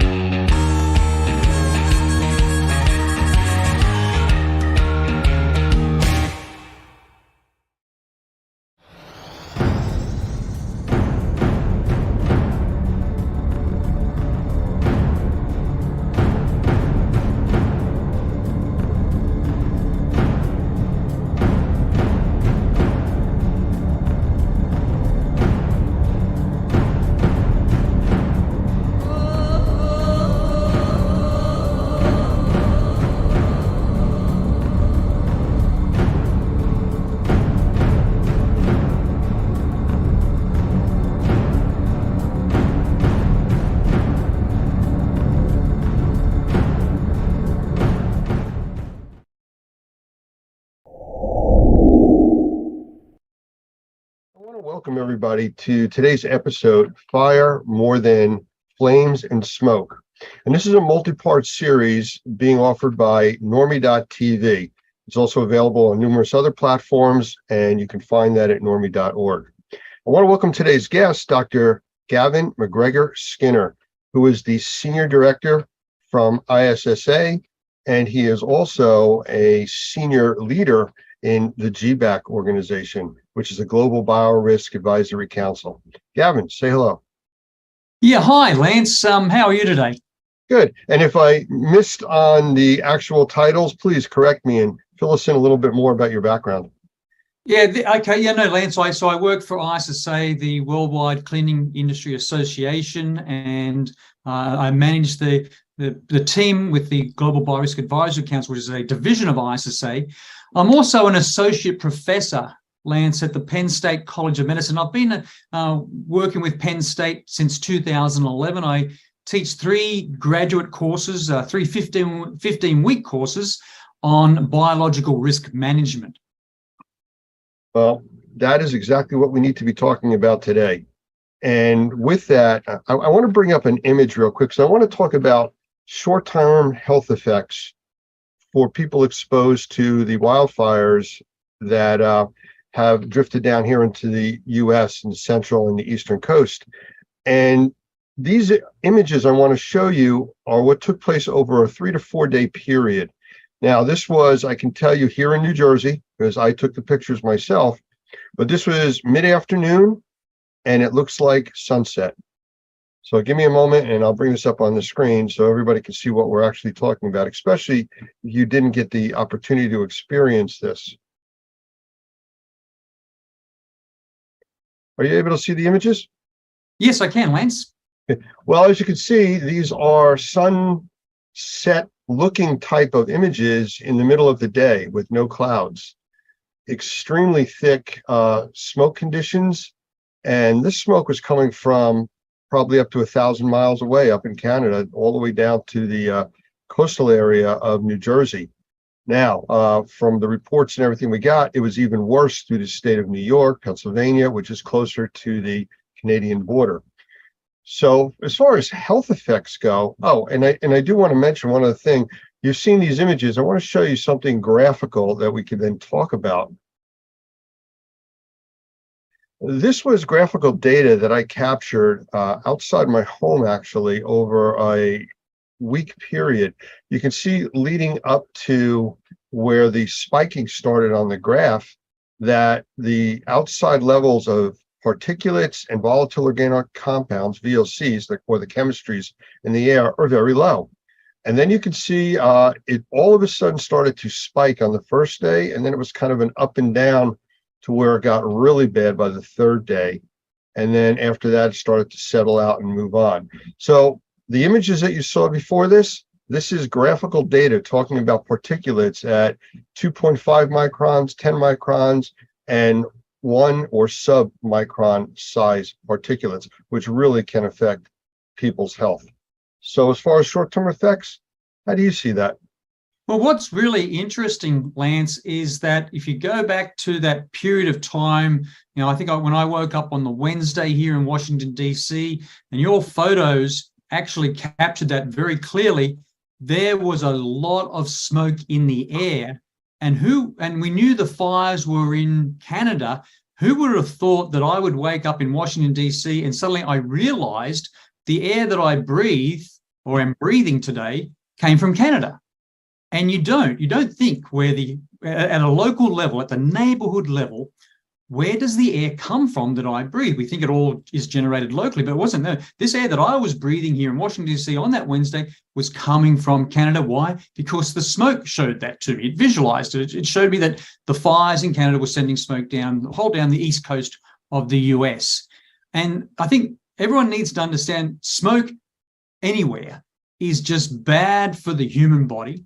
It also affects animals, no matter how healthy a person is or how long they're exposed to. Smoke exposure is just bad. And we need to understand, what does that bad mean?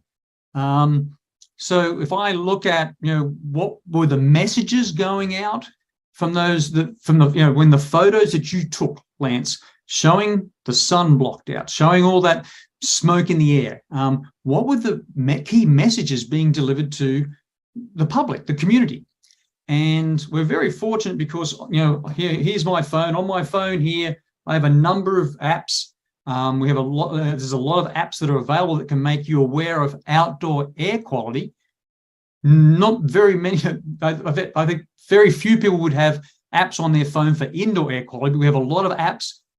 for outdoor air quality. And on my phone, I use the weather app. It's free. And if I click on the weather app for Washington, D.C., I can see what the air quality is, and it's monitored, and it's called the Air Quality Index, or AQI. So again, the weather app has it. It's online. Many other apps use the Air Quality Index.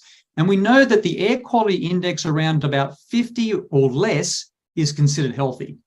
We also know that sensitive and vulnerable people might notice ill effects to their health at levels as low as 51.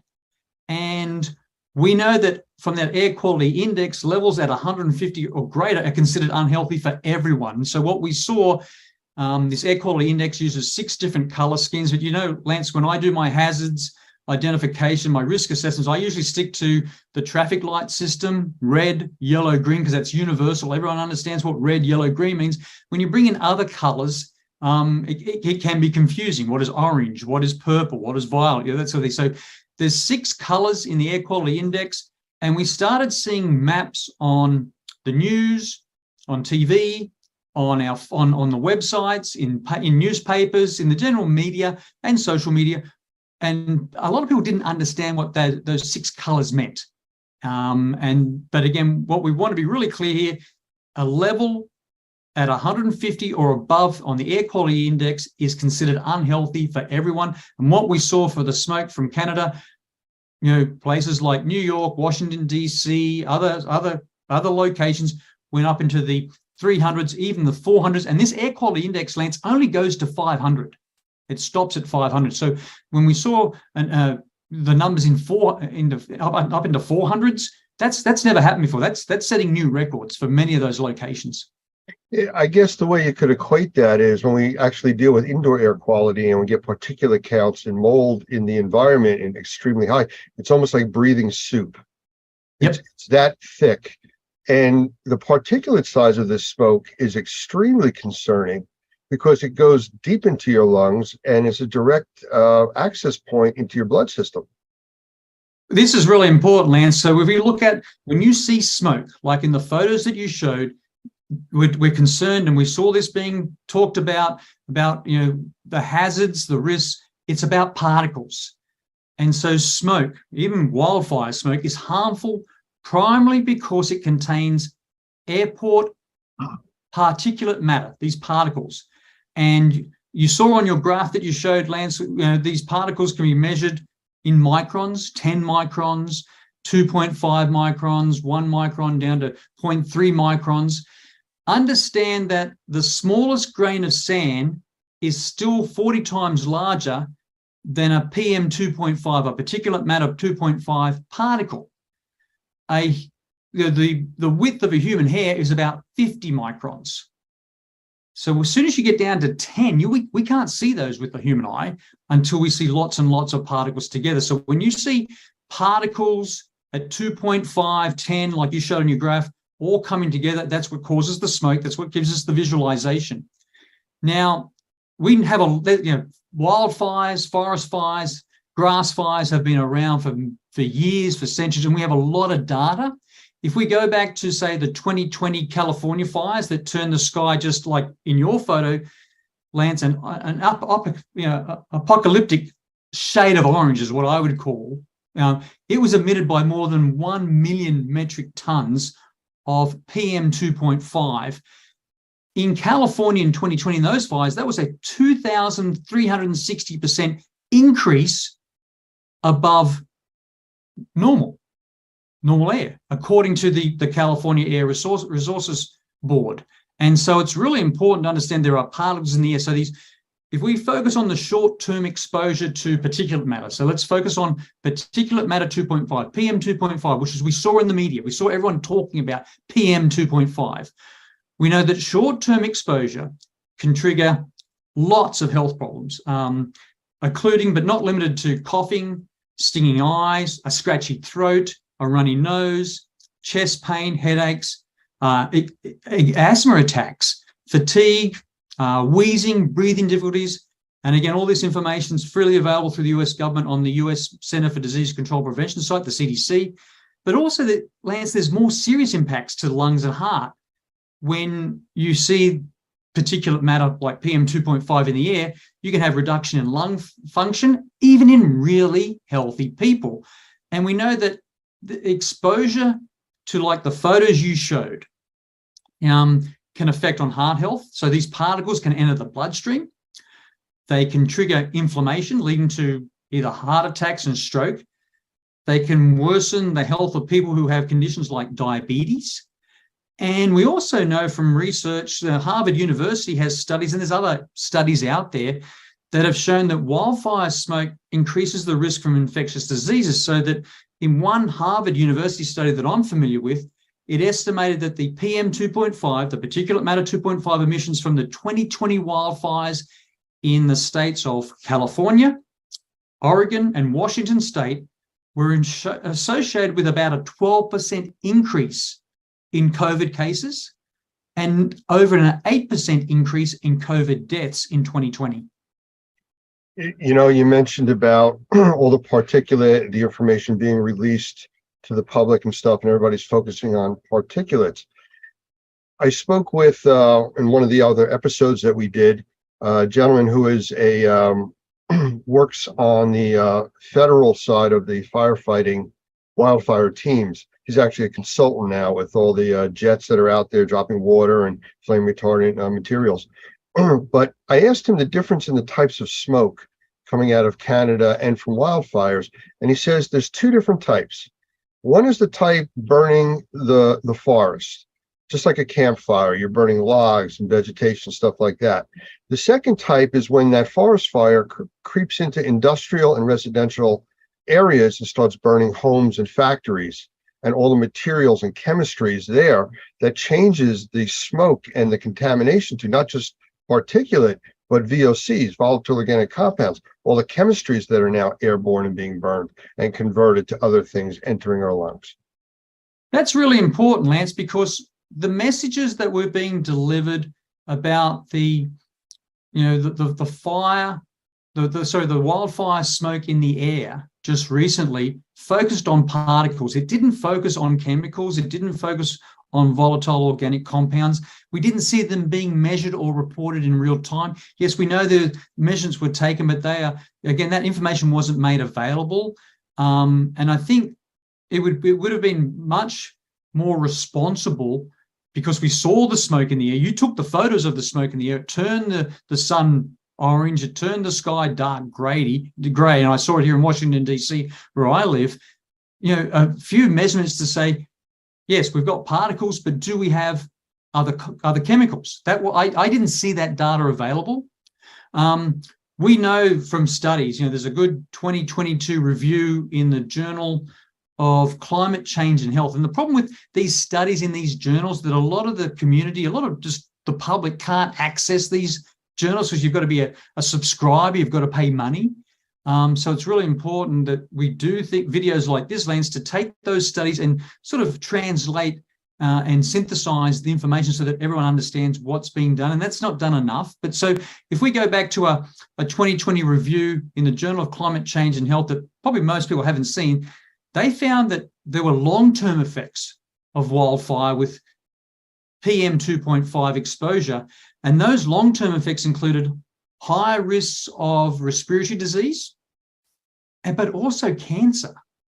And so it's really interesting that we now look at, okay, so again, the air where I am now in Washington, D.C., Lance, today is pretty clear. I don't know what the measurements are. I haven't measured it, but I don't see any smoke in the air. And what we've seen from, wildfires in Canada, Australia, California, we've seen the week after that smoke, like in your photos, we've seen an increase in emergency room visits. We've seen an increase in people visiting the physician or the doctor. We've seen an increase in prescription of medications for, say, respiratory complications or respiratory problems, difficulties.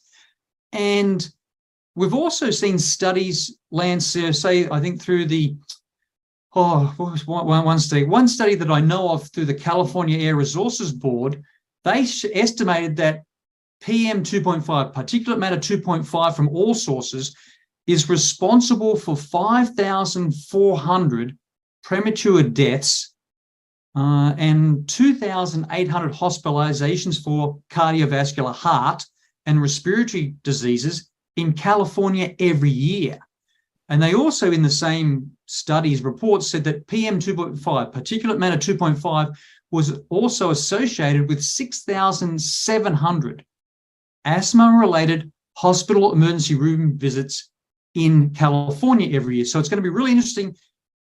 A week after what your photos show, the week after the smoke coming from Canada, how many visits were made by people, we haven't got that data yet, to emergency rooms, how many people went to see the physician or the doctor, and what was the number of prescriptions and medications given to people that are now reporting with maybe breathing difficulties and asthma and other problems.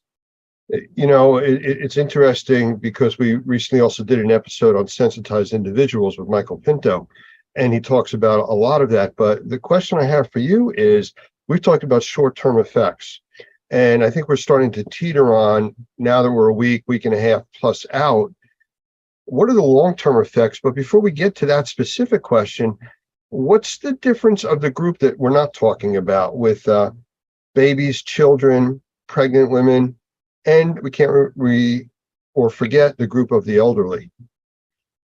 Oh, yeah. So the elderly will have a lot of underlying conditions, that again make them prone to particulate matter PM 2.5 and less particles, smaller particles, which do exist in smoke in general. But if you focus on that real critical, you've identified that critical cohort, that critical group, Lance, of pregnant people, babies, young children, they really need to avoid smoke exposure as much as possible. And so it's really important that we get those warnings out in time.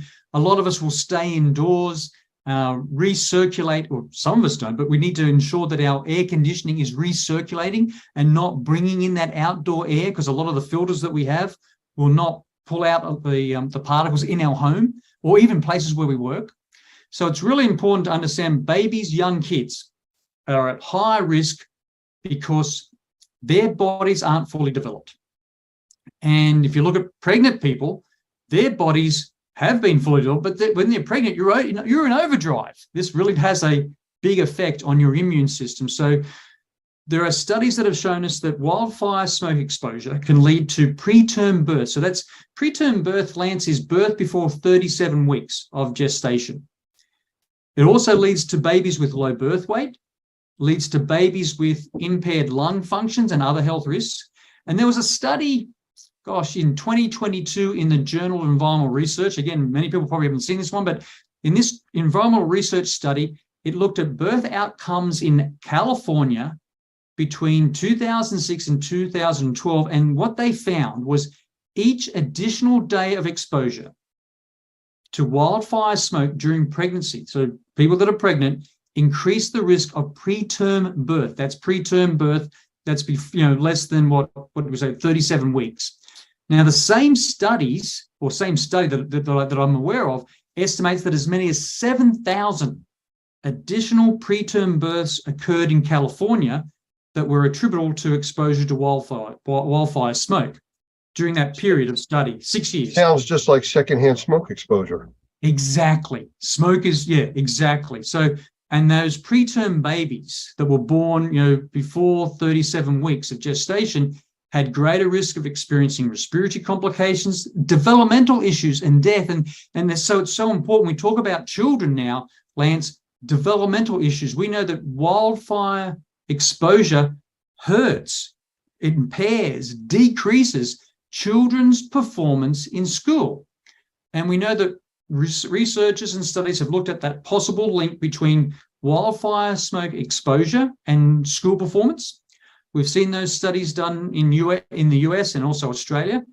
And so a study that I'm aware of in the US used standardized test scores from 2009 and 2016 for nearly 12,000 school districts. And they compared to a school year with no smoke to a school year with wildfire smoke.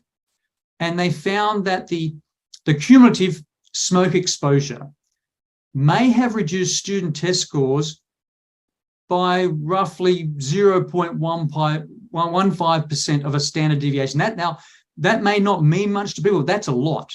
And that information was published in the Journal of Nature in 2022. That is a significant decrease in people's ability to learn, to understand, to think.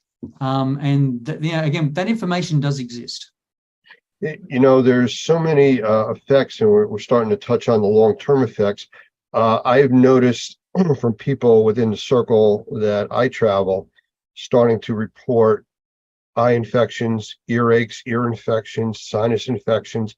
And this is all a week after. I was kind of predicting out 2 weeks for people to start to have issues. But as far as the long-term effects, because the smoke cleared out, didn't do anything with all the debris left behind, all the ash that's dropped out of the air. I know the cars here had a grayish color to them, for days. And we haven't had rain for almost 4 weeks. We finally got some rain to wash some of it out of the atmosphere. But this is just something that is continual, and these particulates don't just vanish. Oh, no, you're right, Lance. And so we always say, dirty air leads to dirty surfaces. That those particles in the air will eventually come down and land on surfaces. So if I look at my car parked in the street over that course of the smoke in Washington, D.C. last week, I can see the particles on my car. It's a black car, and I can see how dirty the windscreen got and how dirty the surface of the car became just from that smoke. It's really interesting that when we start to talk about, it wasn't that bad, or it didn't really affect me, I only had the short-term effects of, particulate matter 2.5 or less could be, a coughing, stinging eye, scratchy throat, runny nose, chest pain, headaches, fatigue, wheezing.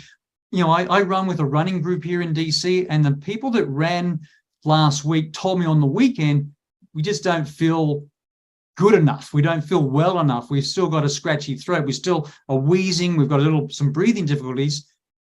We can't run with you, Gavin, on the weekend. And would they make official data, official statistics? No, they wouldn't.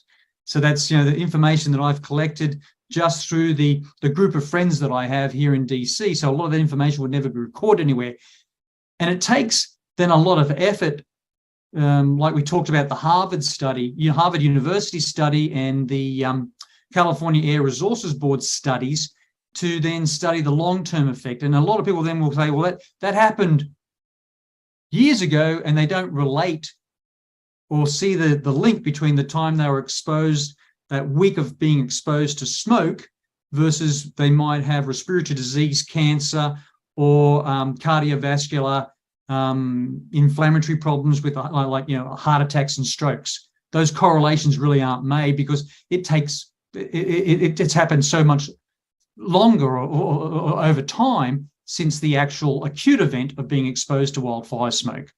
That's always a challenge for us, Lance. It's hard to tell people you've got to, there's a hazard, there's a risk, you've got to take precautions, you've got to do this, when they don't initially feel the really significant bad effects either that day or the next day.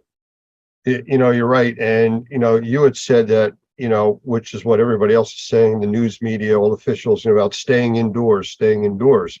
But it's the same agencies like the EPA that are saying that in normal conditions, your indoor air quality is 5 to 10 times more polluted than the outside air.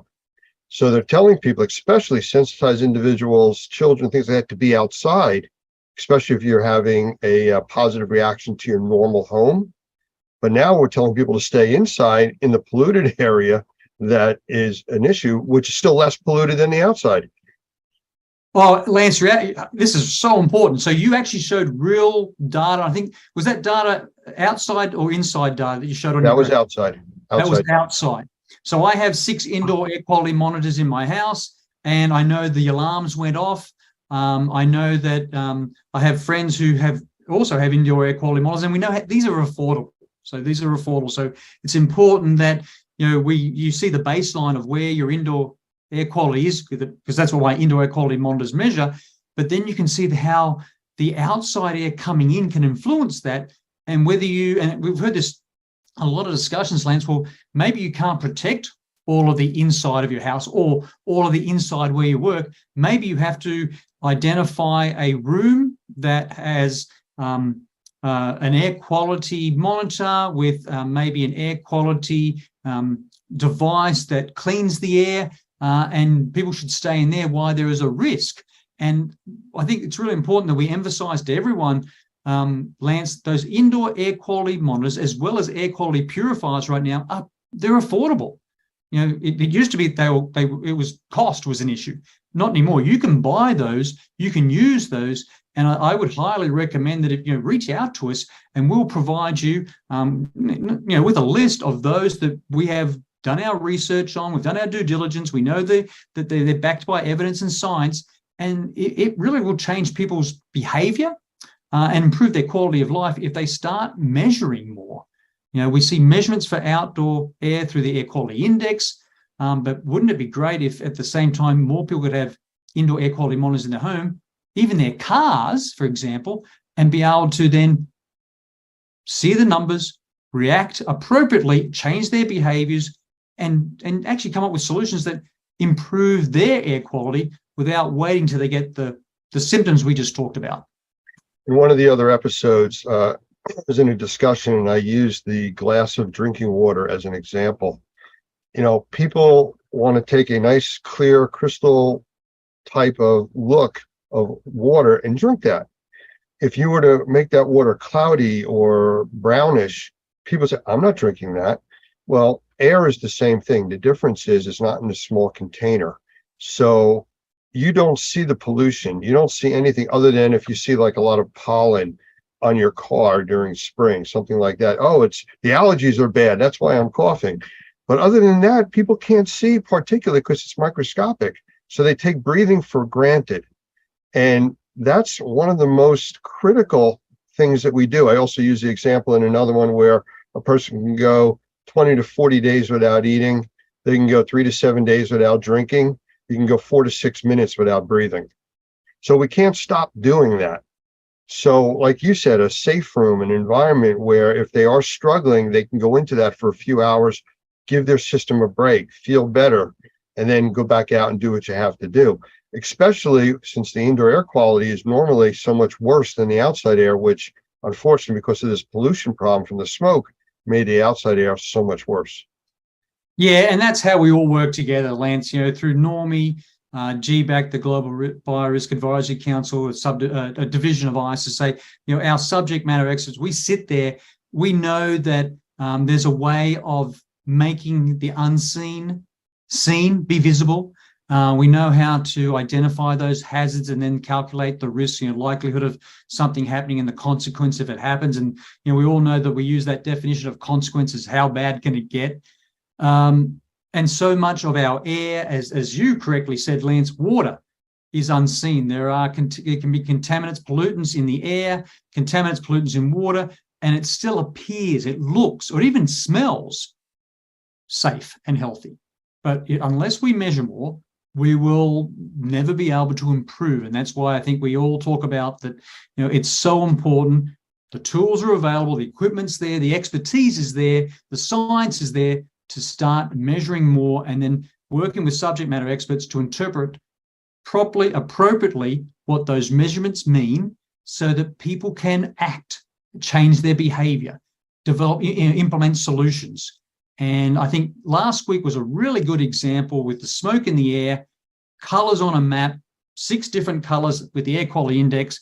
And in my own personal opinion, maybe 6 colors is too much. Maybe it's confusing. Maybe people didn't understand what the colors. And then when we had the colors, we also got numbers.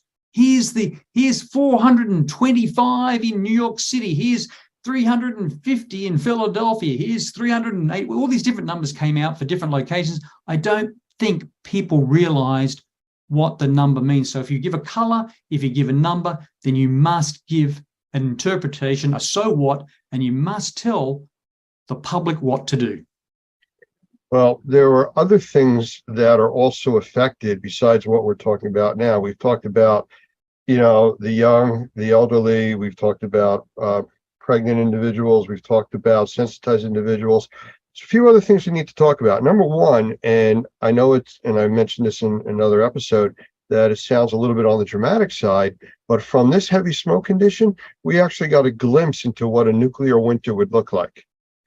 The temperatures that are normally 80, 85 degrees in New Jersey this time of the year were barely able to get out of the 60s. It dropped the ambient temperature almost 20 degrees every day while there was smoke. Once the smoke cleared out, the temperature went back up to normal. Now that affects plant growth. It affects our food source. And speaking of food sources, it affects livestock with breathing. They're outside creatures. And we can't forget our pets, especially the ones that either have, like doggy doors that go in and out, or outside pets. So how does it affect them? Yeah, really important, Lance. We knew in Washington, D.C., the National Zoo was closed to all people, closed to visitors, because they had brought the animals indoors away from the smoke. Now, are all the enclosures at the National Zoo on air conditioning that recirculates? No, it's not, but at least that would decrease to some level, some degree, their exposure to the smoke that was outside. Again, in horses, equine asthma is real. And we know from fires in Australia, information and data from fires in California, horses can suffer inflammatory diseases. We see equine asthma increase after forest fires or wildfire fires. That data is available. That's known. That's been studied. Less so in companion animals like dogs and cats. But yes, we do know that, again, those animals are breathing the same air that we're seeing, that we would breathe. Really interesting, just a couple of anecdotal reports that I've received from colleagues and friends here in DC. They had to let their cat or their dog out to go to the bathroom, the toilet, or just get some exposure outside so they wouldn't go mad inside when they run around. Opening and closing that door very briefly to let us say a dog out. And the people that had indoor air quality monitors saw that by just opening that door very briefly to let the pet out, changed their indoor air quality on their monitors significantly. And what I mean by that, if they were sitting at like a 95 to 98%, it dropped down in some of the photos that I received down to 70, 73% in that very brief period. So it's not like it takes a long time for the smoke to rush into the house. When you open the door, that smoke came in, and that indoor air quality monitor then measured it, and you saw in real time, right there and then, a change in your indoor air quality, by a number.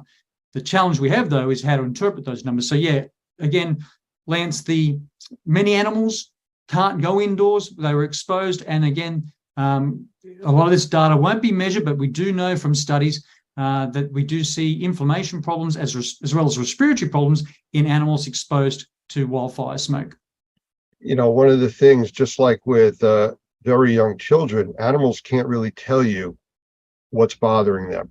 You might see the animal acting up or different or lethargic, but you won't know what's really going on, just like with children. So it's something you need to pay attention to. Don't forget about the pet that was outside all day during that smoke. They may start to have issues going forward. Yes, I'm a pet lover, can't help it. Oh, but very important, Lance, my dog Buddy did not want to go outside last week when we had all the smoke in the air. Now he has to.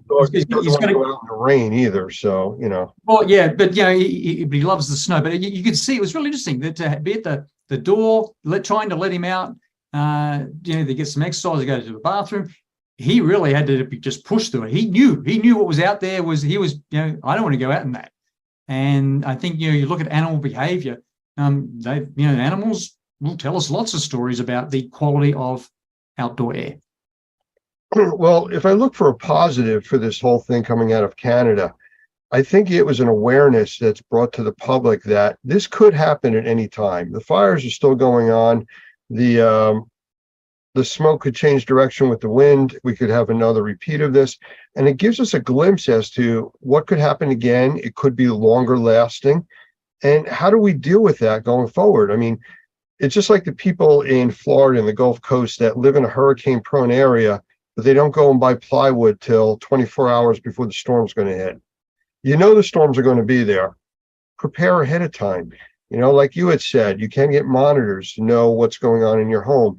You can get air purification. You can get better filters. I mean, the term we use is you either have a good filter or you are one.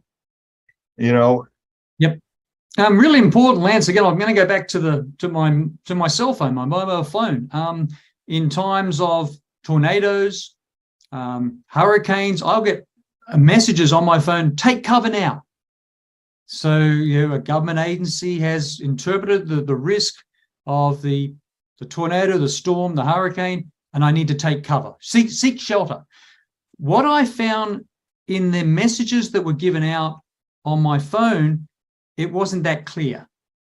Yes, your photos show clearly there was lots of smoke, lots of particles, and maybe other substances in the air during when you took those photos. But the messages I got on my phone, in the media, on TV, social media, in the newspaper wasn't clear enough to say, and then it wasn't just some groups that were going to be affected, it was going to be everyone.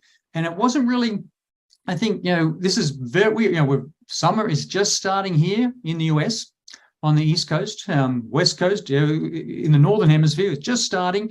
We're very early in the wildfire season. And I think we've got the air quality index with numbers and colors. We've got messages that went out, warnings, but I think this is the time to be clear on what actions, what do you need to really, really do to protect the health of you, your family, your loved ones, and your pets and your animals. And I think this is a good opportunity. What happened last week, learn from that and say, right, how do we do better in giving very clear, actionable advice? Tell people what to do and how to do it using what everyone's carrying right now, Lance, one of these, the cell phone. Well, I think education is the important part, and the public education is really important, whether it's through PSAs, public service announcements, or just making it available for people to call, reach out to the ISSA group, to Normie or Normie.tv. We can help guide people, to where to get more information that's factual, not just somebody selling a widget and, here's the best thing. I mean, I saw people walking around with paper towel masks because they knew wearing a mask was going to help with particulate. The paper towel mask was useless, but, somebody said, well, use a paper towel, it'll help. Well, does it help? Yes. It's like emptying a swimming pool using a tablespoon. Yeah, you are emptying it, but your effect is really, really limited. And that's a good point, Lance, because we've gone through the 3 years or so of a COVID-19, pandemic. People have masks. Or they know where to buy masks or have accessibility to masks. The challenge we have, Lance, is there's so many people in our neighborhoods, our community, in our cities, our towns where we work, that they have to work outdoors. We saw when the photos you took, the smoke in the air, we saw the schools cancel all outdoor activities. We saw professional sporting bodies like the Major League Baseball cancel games. But again, that's for the population that was going to go watch a game. That's for the kids at school that wanted to play outside. What about the people that have to work outside? Where was the actionable solutions, the information there to say, you work outside, we need you to work outside, this is what you do. I really professionally and honestly believe, Lance, a lot of that information was missing, and a lot of people in our towns, in our communities, our neighborhoods have to work outside. They have no choice. I just read an article of the lawsuits that came out of 9/11, and Christy Whitman was one of the named individuals in that. I think director of EPA at the time, or one of those large organizations, where she came out and said that the air quality a week later was okay for people to go and work there and return to New York City. And 15 years later, she was found guilty of all this misleading information and stuff, because the data showed it was unhealthy. I mean, we're 20 plus years out. There's still debris from them in the walls, in drop ceilings, in buildings all around New York. So this isn't a short-term effect. Oh, it was there, it's gone, the air looks clear, it's nice out today. All of this affects us going forward. Oh, so important that everyone understands dirty air leads to dirty surfaces. Lance, I did 12 years in the military. When all the deployments I did around the world, we don't want to leave waste in a footprint in a foreign country, so we burn it. And so you can easily see, there's books written about, there's movies about the exposure of soldiers and the military to smoke pits.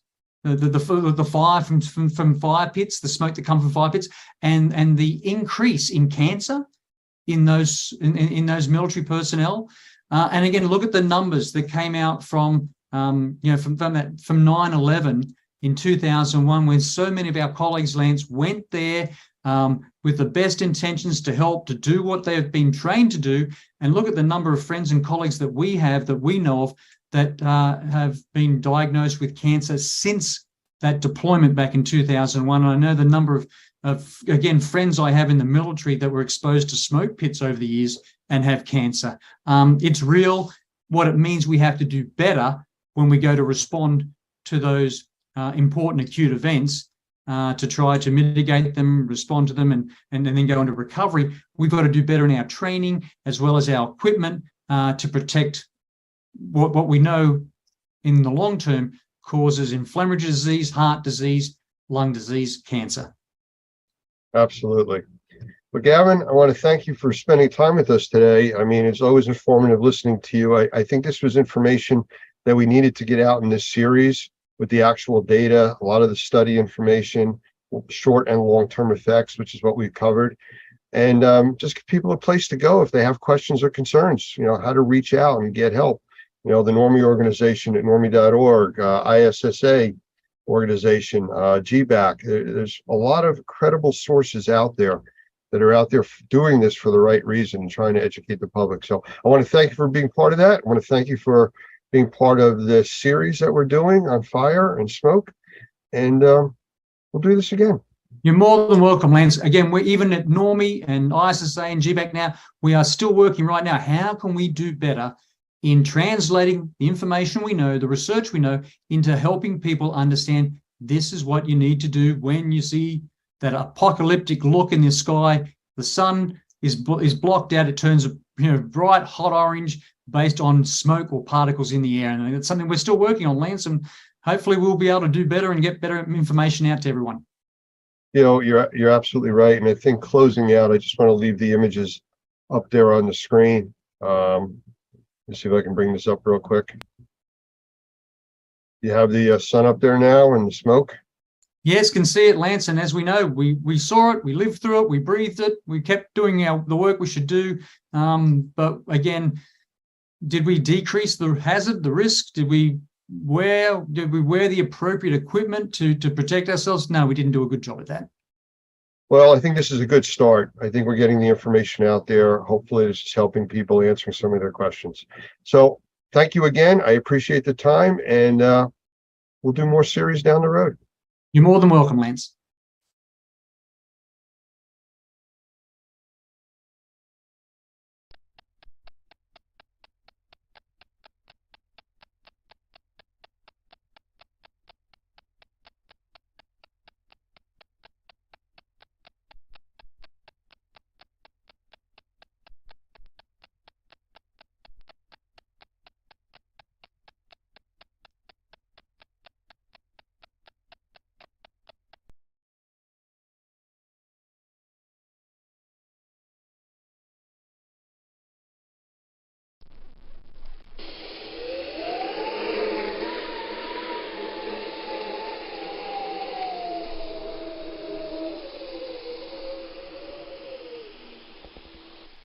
Hurricanes. If you didn't know any differently, they'd seem at the beginning like any other storm. And that's the deceptive part, the devastation, the flooding, the loss of life, the imprint of the loss of heartfelt memories, all occur after the storm has passed. The latest technology gives us the opportunity to be prepared way in advance of impending danger, and yet we wait. Or worse yet, we decide to stay. We risk so much when the effects of these devastating events could be so easily diminished if we had only listened. As the storm approaches, it very quickly becomes too late to gather the important possessions and memories, too late to batten down the hatches, too late to protect our property or sometimes our very lives. With the aftermath of Katrina, I can assure you I have changed my game plan for the next Katrina, and I hope you have or will change yours. My name is Doug Hoffman, the Executive Director of NORMI, the National Organization of Remediators and Mold Inspectors. We train mold professionals to assess, evaluate, and solve the problems associated with water events, both major and minor, as those events result in mold damage to property, and in conjunction with the NORMI Pro Environmental Task Force are ready to help when disaster hits. Check our resources at normi.org and normiproetf.org for current ways you can help yourself and others when disaster hits. Sometimes an event is so horrific that it results in massive flooding and wind damage. We lived through Hurricane Katrina right here in Louisiana and have been privileged to help hundreds, maybe thousands of Katrina victims rebuild their lives after one of the most devastating natural events ever to hit the Gulf coasts of Texas, Louisiana, Mississippi, Alabama, and Florida. We learned some very important lessons, and we're hoping this short video will help you prepare for the next major event that may hit your community. With thermal imaging and from a satellite, the images are staggeringly beautiful, but closer to Earth, in the midst of the rampage, frightening doesn't begin to tell the story. Being prepared for what might be coming and then managing the recovery will help you keep your mind on the important task ahead. The unpredictable nature of the season simply requires it. The dates of the North American hurricane season span from June 1st to November 30th. By no means will these dates prevent the forming or sustaining of a tropical event in the Gulf of Mexico, the Atlantic Ocean, the Caribbean Sea, or the Pacific, but these dates are a guide or a timeline based on previous storms over the last century. Dropping your guard or dismissing weather events outside of these dates could result in being caught off guard for an approaching storm. But these dates, in particular, are a time to be specially aware of the news and weather reports. 26 named storms churned in the Atlantic in 2005, and many of them hit land. Following their paths shows the unpredictable nature of nature. Because of the fickle nature and path of many tropical storms, a large part of the general population hesitates or fails to take precautions until the last minute. In the year 2005, an unprecedented number of named storms developed in the eastern and Gulf Coast, exceeding even the English alphabet, and many of those storms made landfall. And when that occurs, especially in densely populated areas, the results are mass evacuations, highway gridlock, and supply shortages. In simple terms, everyone that waited until the last minute is scrambling to prepare or leave. The following information is provided as part of the Community Awareness Program, CAP, from NORMI, the National Organization of Remediators and Mold Inspectors. Additional CAP programs can be found at normi.org or at flood.normi.org and include realtors awareness, first responders awareness, and other information targeted to specific groups. These are presented in an effort to fulfill our mission and fill a void in accurate and timely trainings.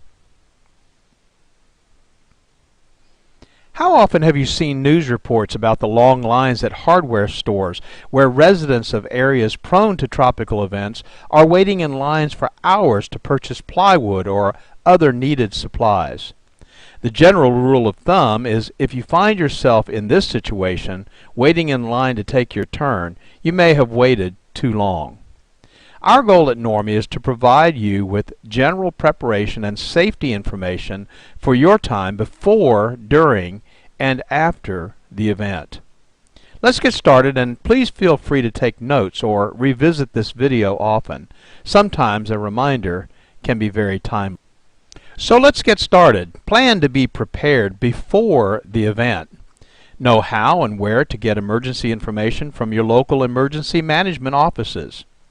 Follow instructions for evacuations if you are advised to leave, and leave.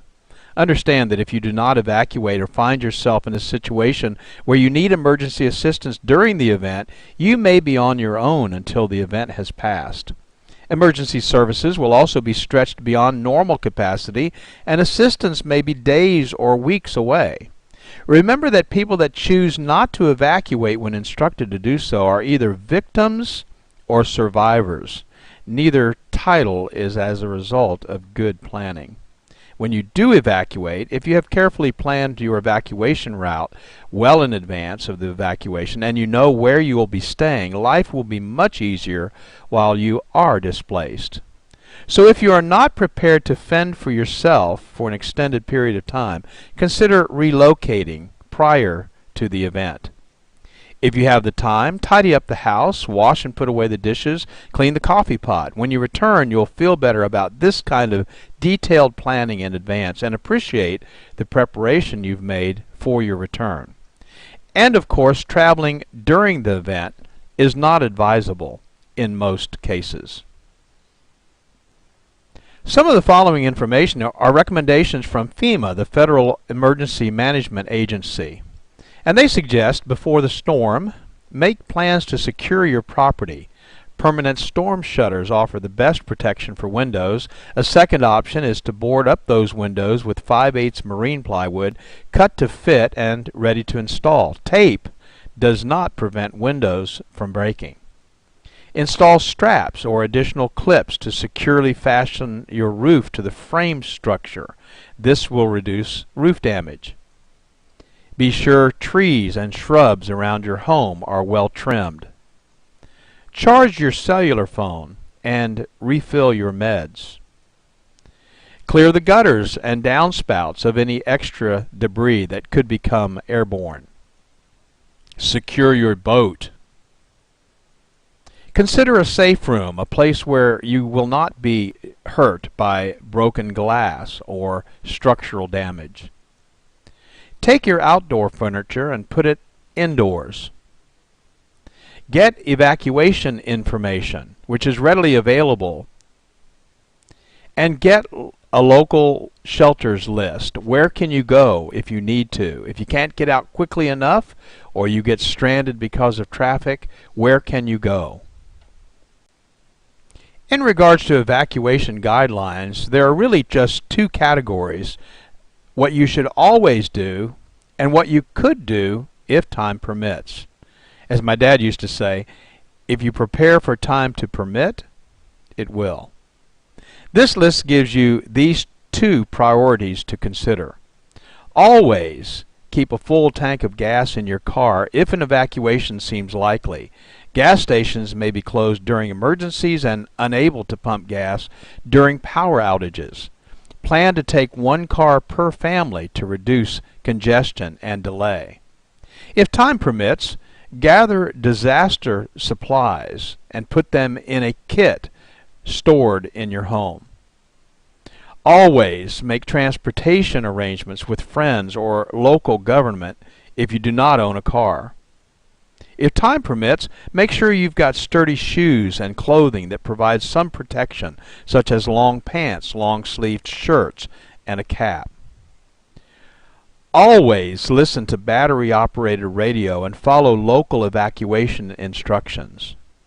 And if time permits, let others know where you're going.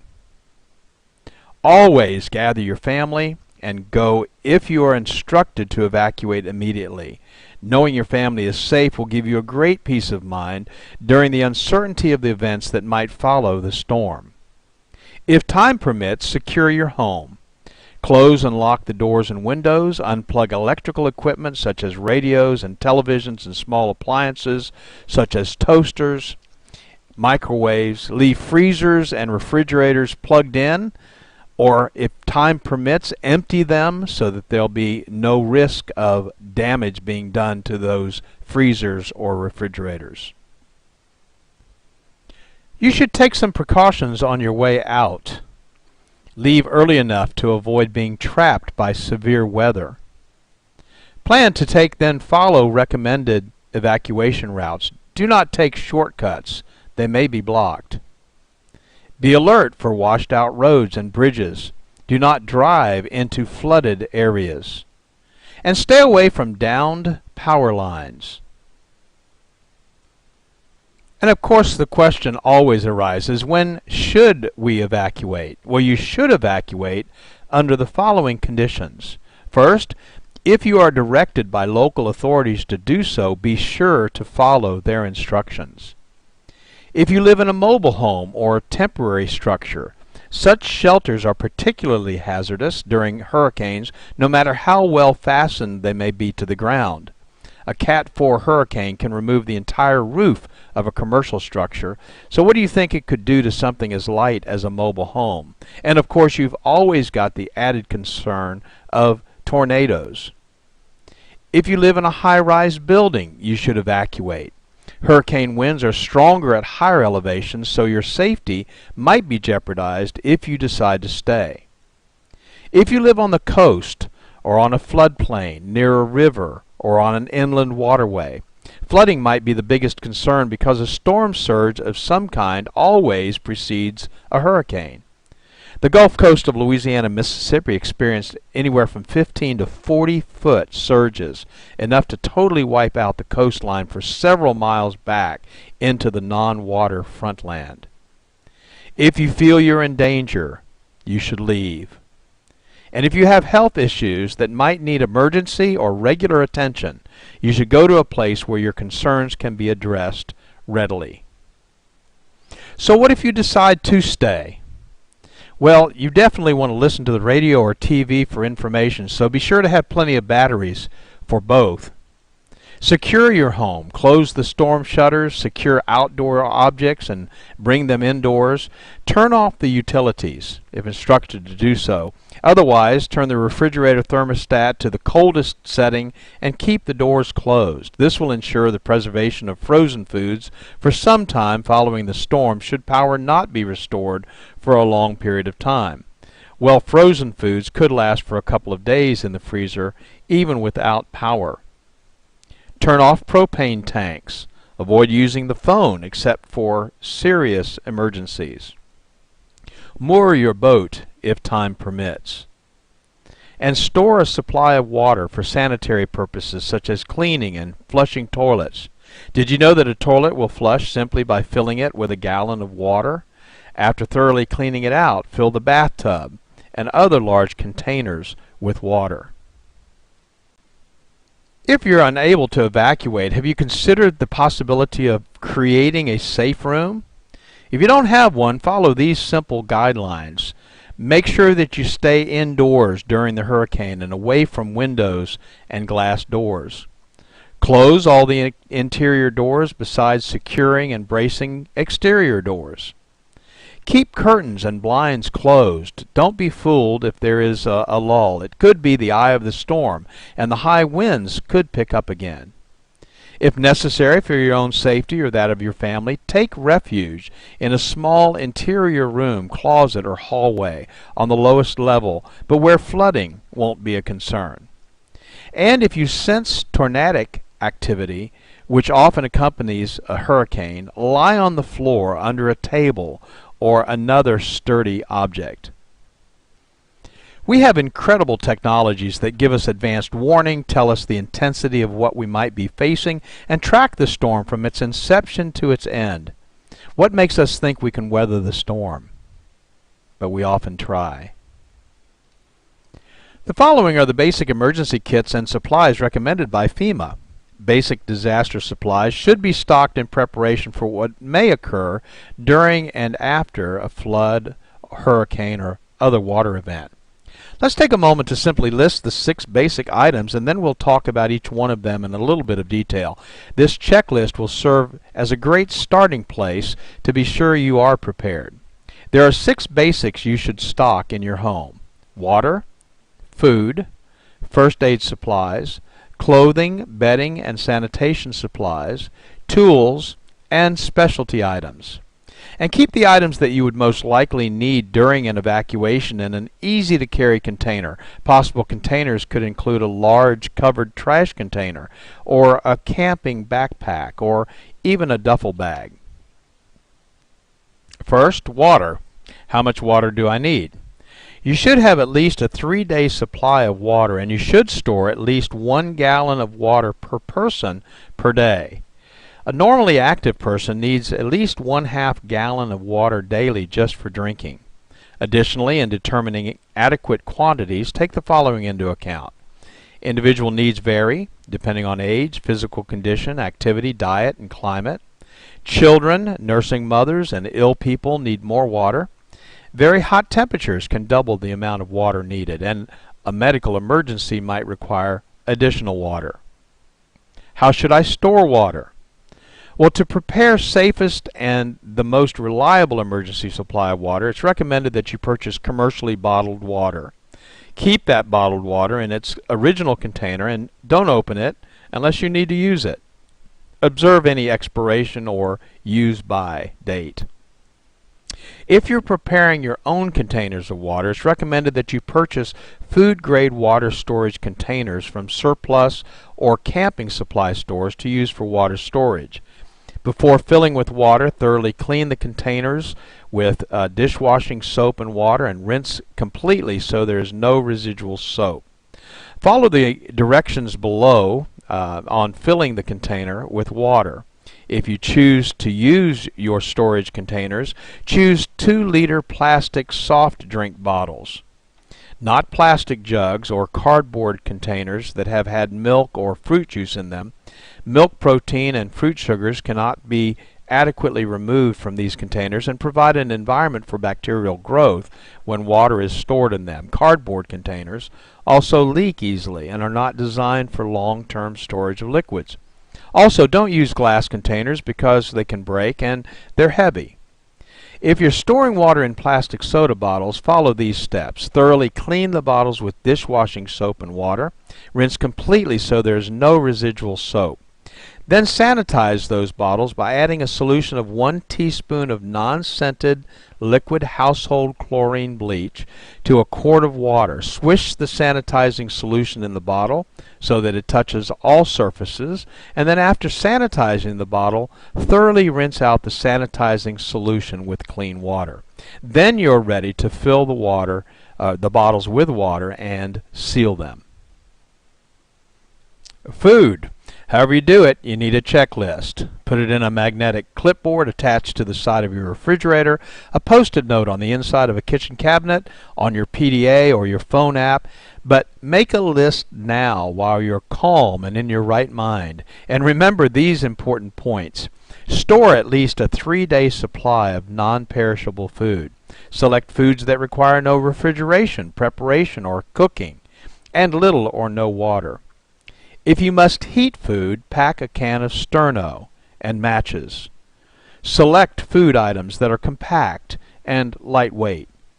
Avoid foods that will make you thirsty. Choose salt-free crackers, whole grain cereals, and canned foods with high liquid content. Be sure to include a manual can opener. That might come in very handy. And include a selection of the following foods in your disaster supply kit and put them in a waterproof container. Foods like ready-to-eat meats, fruits, and vegetables, canned fruits, juices, milk, soup, staples like sugar, salt, and pepper, high-energy foods like peanut butter, jelly, crackers, granola bars, trail mix, vitamins and minerals, foods for infants, the elderly, or special dietary needs. And don't forget comfort stress foods like cookies, hard candy, sweetened cereals, instant tea, or coffee. First aid supplies. First aid kits can be purchased, but some people prefer to make their own. So we've listed here 18 things that should be included so you could supplement a pre-packaged kit or develop your own. You'll need to decide which items you would want to include or exclude based on budget restraints, but even the seemingly least needed item could become extremely important in a life or death situation. Take the time to study this list, and we've provided a printable copy of this list as a resource at hurricane.normie.org website for your review. And a medical kit, again stored for safekeeping, could include the following items: aspirin or non-aspirin pain relievers, anti-diarrhea medication, an antacid for upset stomach, syrup of ipecac to induce vomiting if advised by the Poison Control Center, possibly a laxative, and maybe an activated charcoal, again for use if advised by the Poison Control Center. Emergency and safety items might also include these items, which would be safely stored but probably not in the same box with the first aid kit. Gas cans, ice chest or two, disposable cups, plates, eating utensils, and paper towels, black trash bags, vinyl gloves, maybe moistened cleaning towelettes. Again, having these items far in advance of an impending storm is simply the best way to avoid having to find them in an emergency and when you might be in panic mode. And by all means, take the time to contact your local American Red Cross chapter to obtain a free basic first aid manual. Clothing, bedding, and sanitation supplies are extremely important, and especially if you live in a cold climate, you've got to think about warmth because it's possible that you would not have heat. So include at least one complete change of clothing and footwear per person. A light jacket or coat, long pants, a long sleeve shirt, sturdy shoes or work boots, and of course waterproof would be preferred. Hat, gloves, and scarf, rain gear, thermal underwear, blankets or sleeping bags, and sunglasses. And on the sanitation side, don't forget the toilet paper, soap, liquid detergent, feminine supplies, personal hygiene items, plastic garbage bags with ties for personal sanitization use, plastic bucket with a tight lid, and disinfectant. Maybe even a little bit of household bleach for sanitization. Next on our list is tools, and there are a lot of tools that people don't think about needing until they need them. Mess kits or paper cups, plates, and plastic utensils. An emergency preparedness manual, and there's some good ones out there. Portable battery-operated radio or television and extra batteries. Flashlights and extra batteries. Cash or traveler's checks and some change. Non-electric can opener, a utility knife. Fire extinguisher, small canister, ABC type. A tube tent. Pliers. Tape. Compass. Matches in a waterproof container, aluminum foil, plastic storage containers, rabbit ears for your TV, signal flare, paper, pencil, needles, thread, a medicine dropper, a shut-off wrench to turn off household gas and water, a whistle, an axe, plastic sheeting, and a map of the area for locating shelters.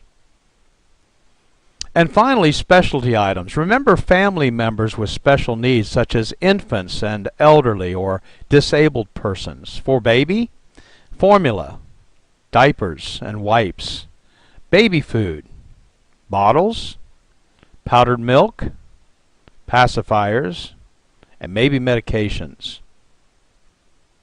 And don't forget the adults.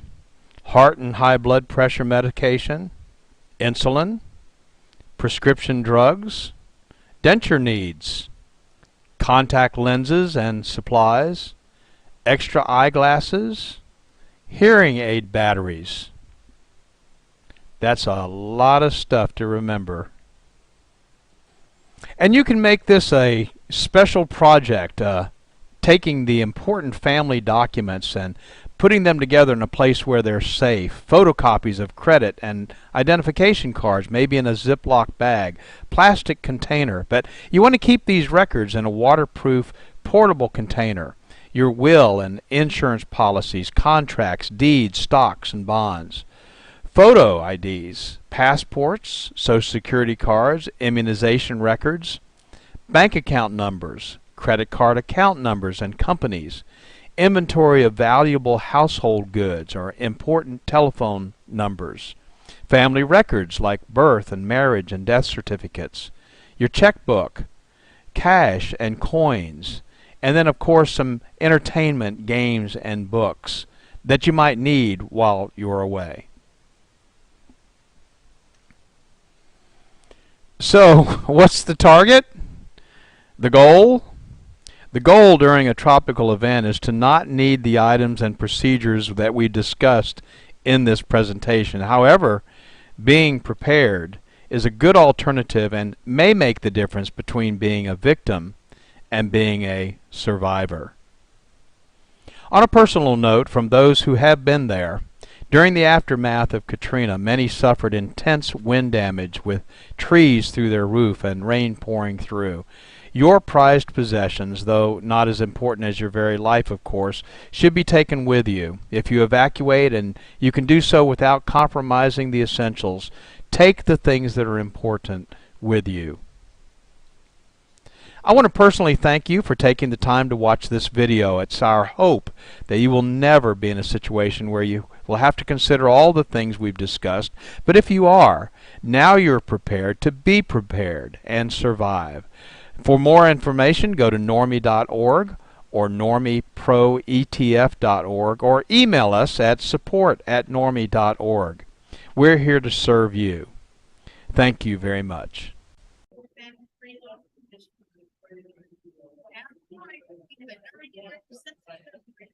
Okay, everybody, we're back here live again at the expedition. I have another interview to do, and we're going to be talking with Mark from Respiratory Labs, correct? Did I get that? That is correct. All right. What was your last name? Ratako. Yeah, I knew what it was. I wasn't going to try to say it, so bear with me on that. So tell us about the company. So I always think it's helpful to give a little background information about myself. I had a mold remediation business up in Portland, Oregon. Started that in 2011. Very fortunate enough to sell that in 2022. And at the time, we were doing about 4,000 mold remediation and assessment jobs a year. And one of the frustrating parts for me was, as an owner, we had individuals that no matter what we did, there's something in that space that was making them sick. And we couldn't determine what that was. It didn't matter whether we did, indoor air quality, VOC canisters, brought in industrial hygienists. There is something they couldn't go back in. Looking back at it now, there's probably mycotoxins left behind after the remediation. And that's something new to this industry, at least mainstream. It absolutely is. I mean, a lot of individuals, especially with remediators, don't even know what mycotoxins are. We haven't been really trained on it. We don't know how to assess for it, and we certainly don't know how to remediate it. And that's where this lab comes in. Now we can verify whether they're in the indoor air, and then verify if the remediation protocols for these mycotoxins are actually removing them. Okay, and I've heard that some of these mycotoxins almost act like tar balls. They're sticky. They're hard to get off of surfaces. Yeah, they're very sticky. And, one of the things, because now that we're able to test the indoor air, we were able to determine actually how they're becoming airborne. And a couple of ways that we saw was, one, through the evaporation process, we're drying down these structures. Most of the mycotoxins are hydrophobic. They're going to sit on that water molecule, and they're being released into the air through that evaporation process. We also tested a lot of, HEPA scrubbers. Most of the ones that we tested, we didn't find one that were actually removing the mycotoxins. They're actually increasing it. I'm sure there's something out there that actually works. We just haven't been able to find that and verify it. And then the interesting thing is, in order to get them out of the indoor air, what we did find that works was actually dehumidification. So dehumidifying the environment, actually removes it from the indoor air. So there are methods to actually, test if it's there, and then also see if it can be removed, down to acceptable levels. Well, that seems like an entirely new path for training, because that's contra, I guess, everybody air scrubbing. Like I said, there may be some air scrubbers out there that actually work. We just haven't been able to validate them yet. And I'm hopeful that there are. The more methods we have to remediate these mycotoxins, the better the industry is going to be. I really think the industry has to start looking at mold and mycotoxin remediation, not only on the testing side, but also on the remediation side. Otherwise, we're potentially opening up ourselves to liability. So do you still do remediation work now? No, thank goodness I no longer have to do remediation. No more. Just consulting at this point? Or are you trying to avoid that too? No, trying to avoid that too. Our goal is just to be a lab, but because we're a lab and we're actually the only lab here that is actually testing using our system for airborne mycotoxins. I get a lot of questions on how to, remove them from protocols, things of that nature, products. We don't want to be in that position. That's why we're excited about our partnership. We're working with Normie to help get protocols down that everybody can have some success. Well, it's an exciting new field, the way I look at it. I mean, I've been doing remediation for about 20 years, or assessment and remediation work. And this is something new that's come up, and it's become part of the vocabulary that even the customers are using. It certainly is. I mean, right now we're getting a lot of people who are actually, going to functional medicine doctors. They're doing a urine or blood sample, and they're coming back with elevated levels of mycotoxins. And they really need to determine whether it's the environment that's causing the issue, whether it's something they're ingesting, or maybe it's at their workplace. And this test allows them to help make those determinations. Well, that's exciting stuff. I mean, it's something that's needed. We know that even the sensitized individual population has grown 5-fold from what it was, just 10 years ago. So it's the way we build, the way we live, the things that we do. And this is all stuff that's needed, and it's exciting. We're right on the edge of this new stuff. Absolutely. So, Mark, thank you for joining us. Well, thank you for having me on. Appreciate it. All right. Thanks. Take care.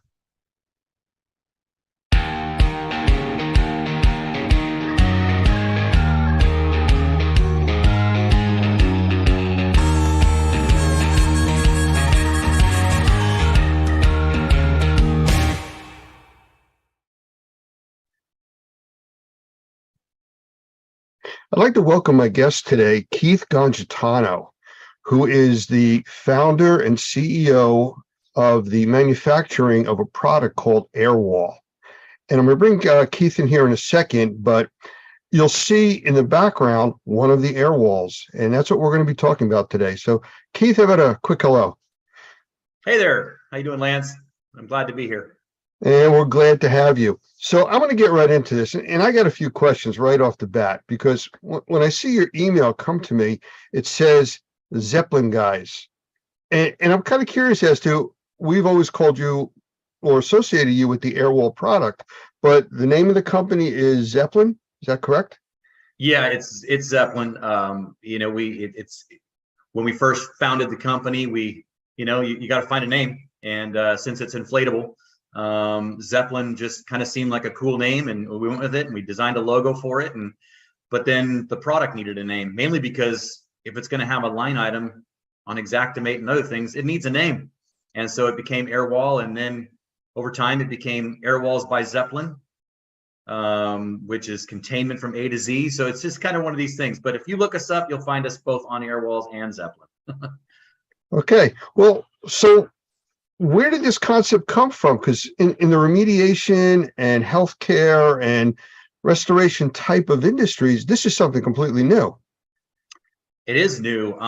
It evolved, is what it did. It started with me helping a friend with his restoration company back in the summer of 2017, and I was in a crawl space. It was a miserable experience. I spent 3 hours trying to build a chamber so that we could get the subfloor dry, and among other things, I got bit by a spider and bruised and battered, and managed to only build marginal containment, a chamber. It was terrible. And so I invented the crawl space tool. It was just kind of one of those fully formed ideas in my head. I just knew how it had to work. Convinced a friend who's now a part of the company, and pretty much has been since the beginning, because without him, a lot of this stuff wouldn't exist, just because he's the one that knew how to build it. His name is Cole, and I convinced him to build our first prototype for crawl spaces. And one thing led to another. We started thinking, what about a doorway? I wonder if we could use this very tool in the doorway. And so I repurposed it, and it was very ugly. And we thought, well, the concept works. It's just not going to work, in the sense that it's really gross and ugly looking. So we designed something for that. And then we moved on to windows. And then we realized at some point that, because we met a fine gentleman by the name of Mark Cornelius, he's among other things, he's a member of the board on the IICRC. He's a trainer for years. He's been in the industry for almost 40 years. And he loved our product and just asked me a very simple question. That he was looking at the doorway unit, our X, and he said, so how do you get out? And I looked at him with a very kind of lost look, and he goes, "How do you get out? Where's your doffing chamber? You know, when you're doing a mold job, you got to have a doffing chamber." And it just never occurred to me. And so that's, you know, kind of what started my wheels spinning. And we went round and round and round. And the other question was always about power failure as well. What do you do about a power failure? Because the crawl space unit and the Airwall X, which is built for doorways, and the window units as well, they're all constant air kind of appliances. They require air from your air movers or your HEPA filters and things like that. And if the power goes out, well, then they deflate and they stop functioning. And so we went around for a long time before we settled on what we ended up with. And you'll actually see that behind me. You can actually see that's the full system. That's 2 Airwall Nexus on either side of me, and behind me is the front of the. Let me interrupt you real quick, yeah. Because we'll talk about all the different types of configurations and products and stuff that you've come up with, because I know your mind just works continuously on this stuff. But I mean, the simple question is, how do these work? I mean, air. Okay. Yeah, they inflate. You know, and you're right. I tend to get, you know, I love my stuff and I think about it all the time, so I go fast. The 2 that I talked about first, they require constant air. You connect them to your air movers, your negative air machine, and you do what we call pre-cycle the air. You capture the air coming out of the machine directly, and then you take that air and do what you want with it, whether it's to exhaust it from the structure and create negative pressure, or to create a manifold where you're actually directing the air to a subfloor or maybe the perimeter of the building. But these are different. This is different. That's behind you now, right? Yeah. So this is the latest. This is very different. In fact, what you'll notice again to either side of me is the Nexus, and the Nexus consists of 5 separate inflatable air bladders. And if you look at the bottom, you'll see those little round. Those are valves. And so you inflate each of these chambers separately. The idea being that if there is a power failure, first of all, these are inflated and they don't require any more air. But if there was any kind of damage done to one of those bladders, although we